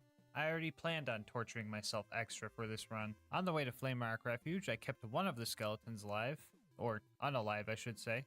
Anyway, I kept him around and had him just smack me forward to save some time. I'm going to be calling this strat baddie boosting. Wait, scratch that. Boner boosting. Anyway, we made it to Flame Rock and started doing all the town tasks, but I messed up big time when I was trying to block the bar patron so he didn't run away. I felt really smart right up until the point I realized I was blocking the wrong one. I'm not really in any shape to chase someone and honestly thought I soft blocked the run. Lucky for us though, he just does laps around town and we just had to wait for him to come back around. The next area we had to traverse was the forest. Combat here was still reasonable. The tree ants and stumpies were relatively easy to fight. I thought it was kind of funny that the subtitles from the Bane were blocking my Gunzerk duration meter. It was such a minor inconvenience compared to everything else going on, and I just thought that was funny. I also managed to catch a fairy, and she even gave me the speed boost effect. After getting a speeding ticket and fighting through some spiders, we made it to our first orc camp. This is where things really started to go bad. Like, what if you wanted some blood fruit, but God said... Yeah, I don't think I have to show you the equation for a super tanky boss that's 6 levels above us and 13 levels above our gear to show that this wasn't gonna work. It was time for a new plan. That plan being stealth. All I really needed to do was get the blood fruit and head out, so if I could just get there without being seen, I would have a chance at progressing. A few tries in, we just barely got out of his reach, and he ended up getting stuck on something, so I took this chance to get some free XP. Also, you guys can't get mad at me for cheesing him like this, because he's technically hitting me, so it's really just a skill issue on his end. Yeah, this is gonna take a while. In that case, now is the perfect time to talk about today's sponsor, Instant Gaming. If you're sick of waiting for games to go on sale, Instant Gaming is the site for you. They've got all your bases covered. I'm talking Nintendo, Xbox, PlayStation, and PC. It's also super quick and easy to get access to that game that's been on your wish list for way too long. Don't make the same mistake I did when I bought this game for full price when I could have had it half off and saved $5. In gas mask currency, that's like 2 whole monsters. Maybe you're looking for a deal on a co-op game to play with your friends. Or maybe you just got a new PC and want to fill up your game library without dropping a fortune. Instant Gaming has you covered. Sign me up. How about this? Sign me up. Think of a game that you've been wanting to play right now. And check out the link in the description and see what kind of deal Instant Gaming is offering on it. And if you like the deal and decide to make a purchase, just know that on top of saving yourself some money, you're also supporting the channel. Anyway, let's see how much progress we've made. Okay, yeah, I think I'm just gonna jump cut this one. We got our fruit and made it to the Immortal Woods. We didn't make it too far into the woods before I realized that, oh yeah, we need to farm XP for this run, so we went back to Flame Rock to grab a few side quests. We got some easy XP by watching Reginald, well, die. And then we got Ellie some armor. These two missions combined got us a total of 1 level, which doesn't sound like much, but it made the scary skulls next to the bad guys' names go away, so I felt a little bit more comfortable in the woods. Here we did 2 more side quests. We suffered through the Dark Souls quest that took like an hour and a half because I kept dying. Very reminiscent of when I tried to play Dark Souls for the first time. And we also completed the critical fail mission to unlock a...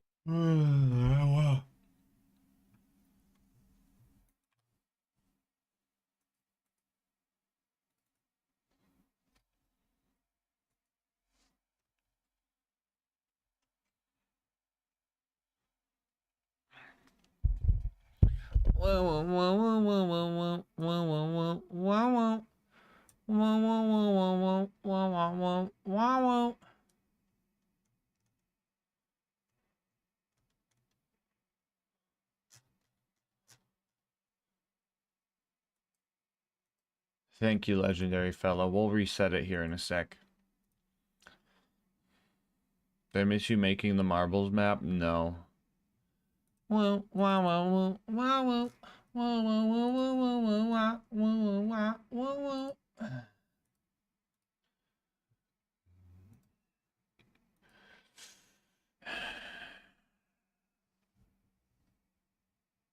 Hello, everybody. Does this button work? I don't think it does.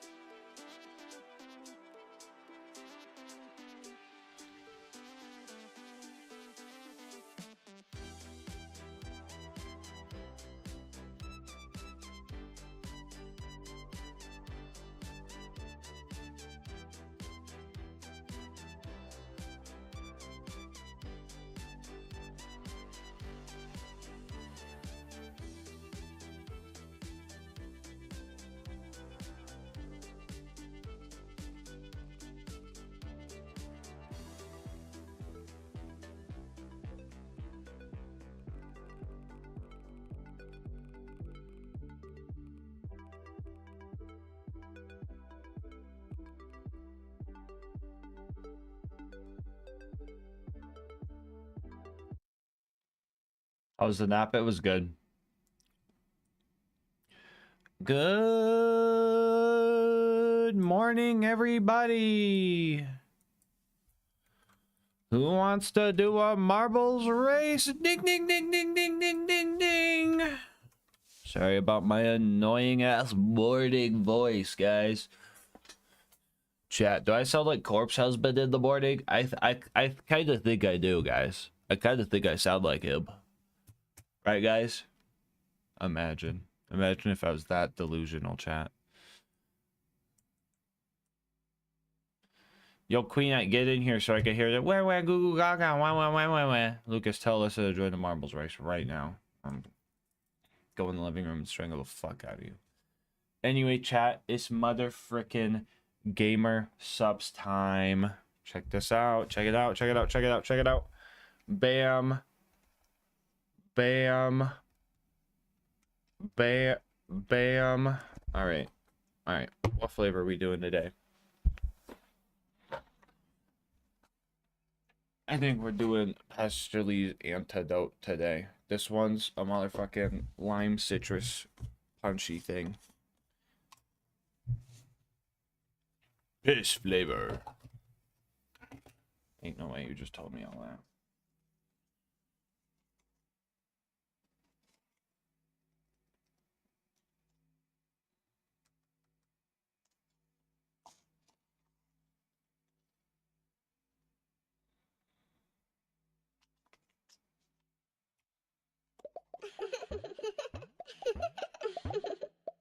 Really? Really on some goo goo gaga.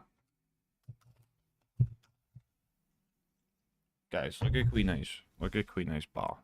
Look at this. Really? Look at this little infant. Look at this little baby.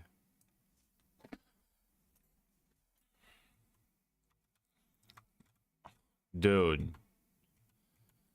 Bro, what, dude? Be there or be square, Lucas. Ain't no way, bro.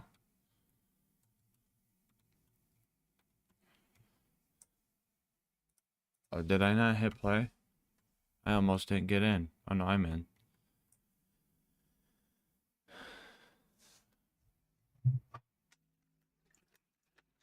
Gamer suppositories. Oh, that.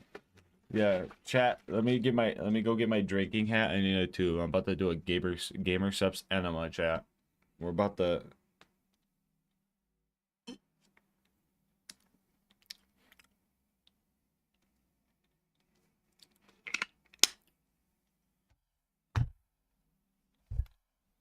Lucas's marble was an alcohol purchase. Ain't no way, bro. And they're off. Well, yellow shirt's gonna win. He's in the lead. Ain't no way. Whee! Dang, they added an extra funnel. Alright, whoever dies first has to eat the poop sock. Just saying. Just saying.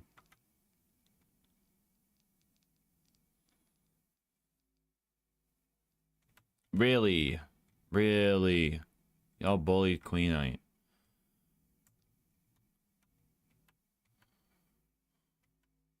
Saniac looks like they're gonna...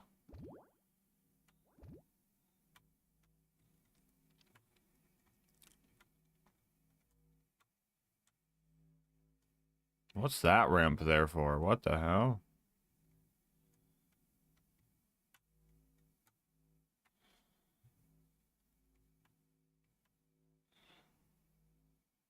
Well, rips Vlad. Enjoy your poop sock.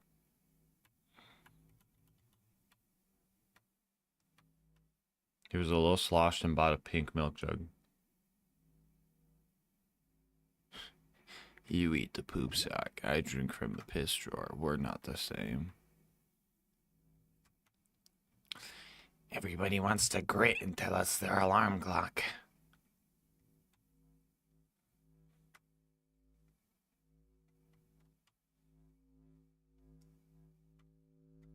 Yo, this... Oh my... You guys are getting fucking lasered.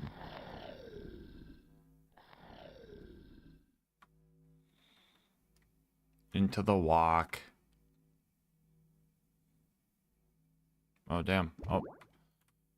Oh, no. Ain't no way, Siniac, bro.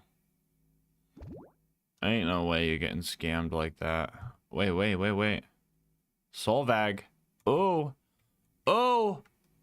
Oh, my.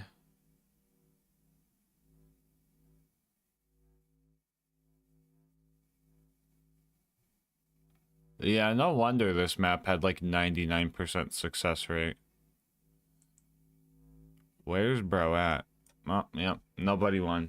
Well, in that case, I guess we'll just end the subathon. No, just kidding. We all died, yeah. Well, that was some good inspiration. Let's see what's in the shop.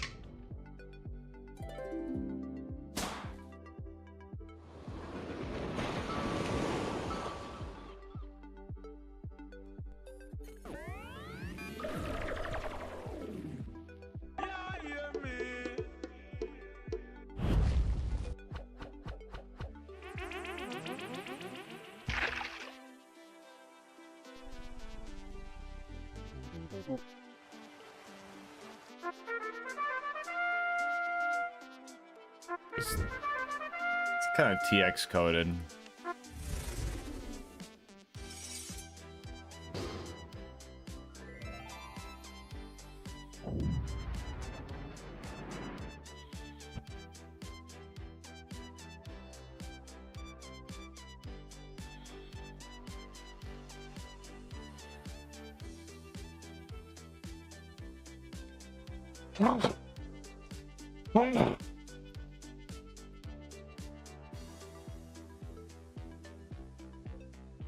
Wait, yo, Alyssa should get this one.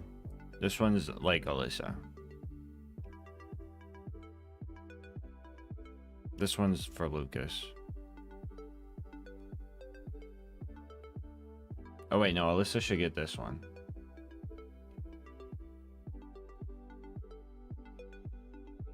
Yeah, get that one, Alyssa. What? Alright. Corn. Lion. Alyssa, get the baby sunshine. Oh, wait, Alyssa, bow.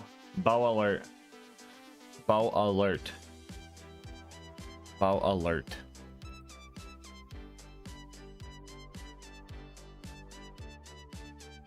Cupcakes.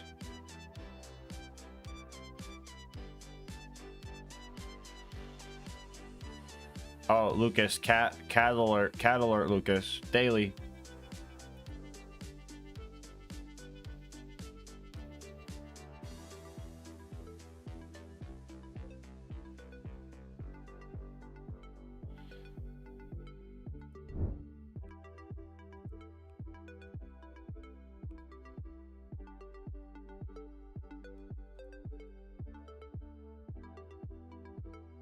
Hello, Anoinks.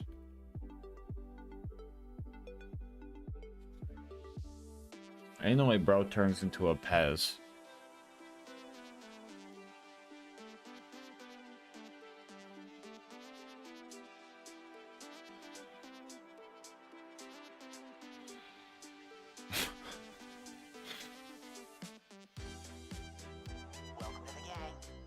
How's the suffering? How's the suffering on sub 911 is crazy. Just saying. Cancel anorexia and you know, Sora. You know what? Cancel anorexia too, bro. I'm doing good. I'm doing good. I just woke up. We're gonna make a marbles map today.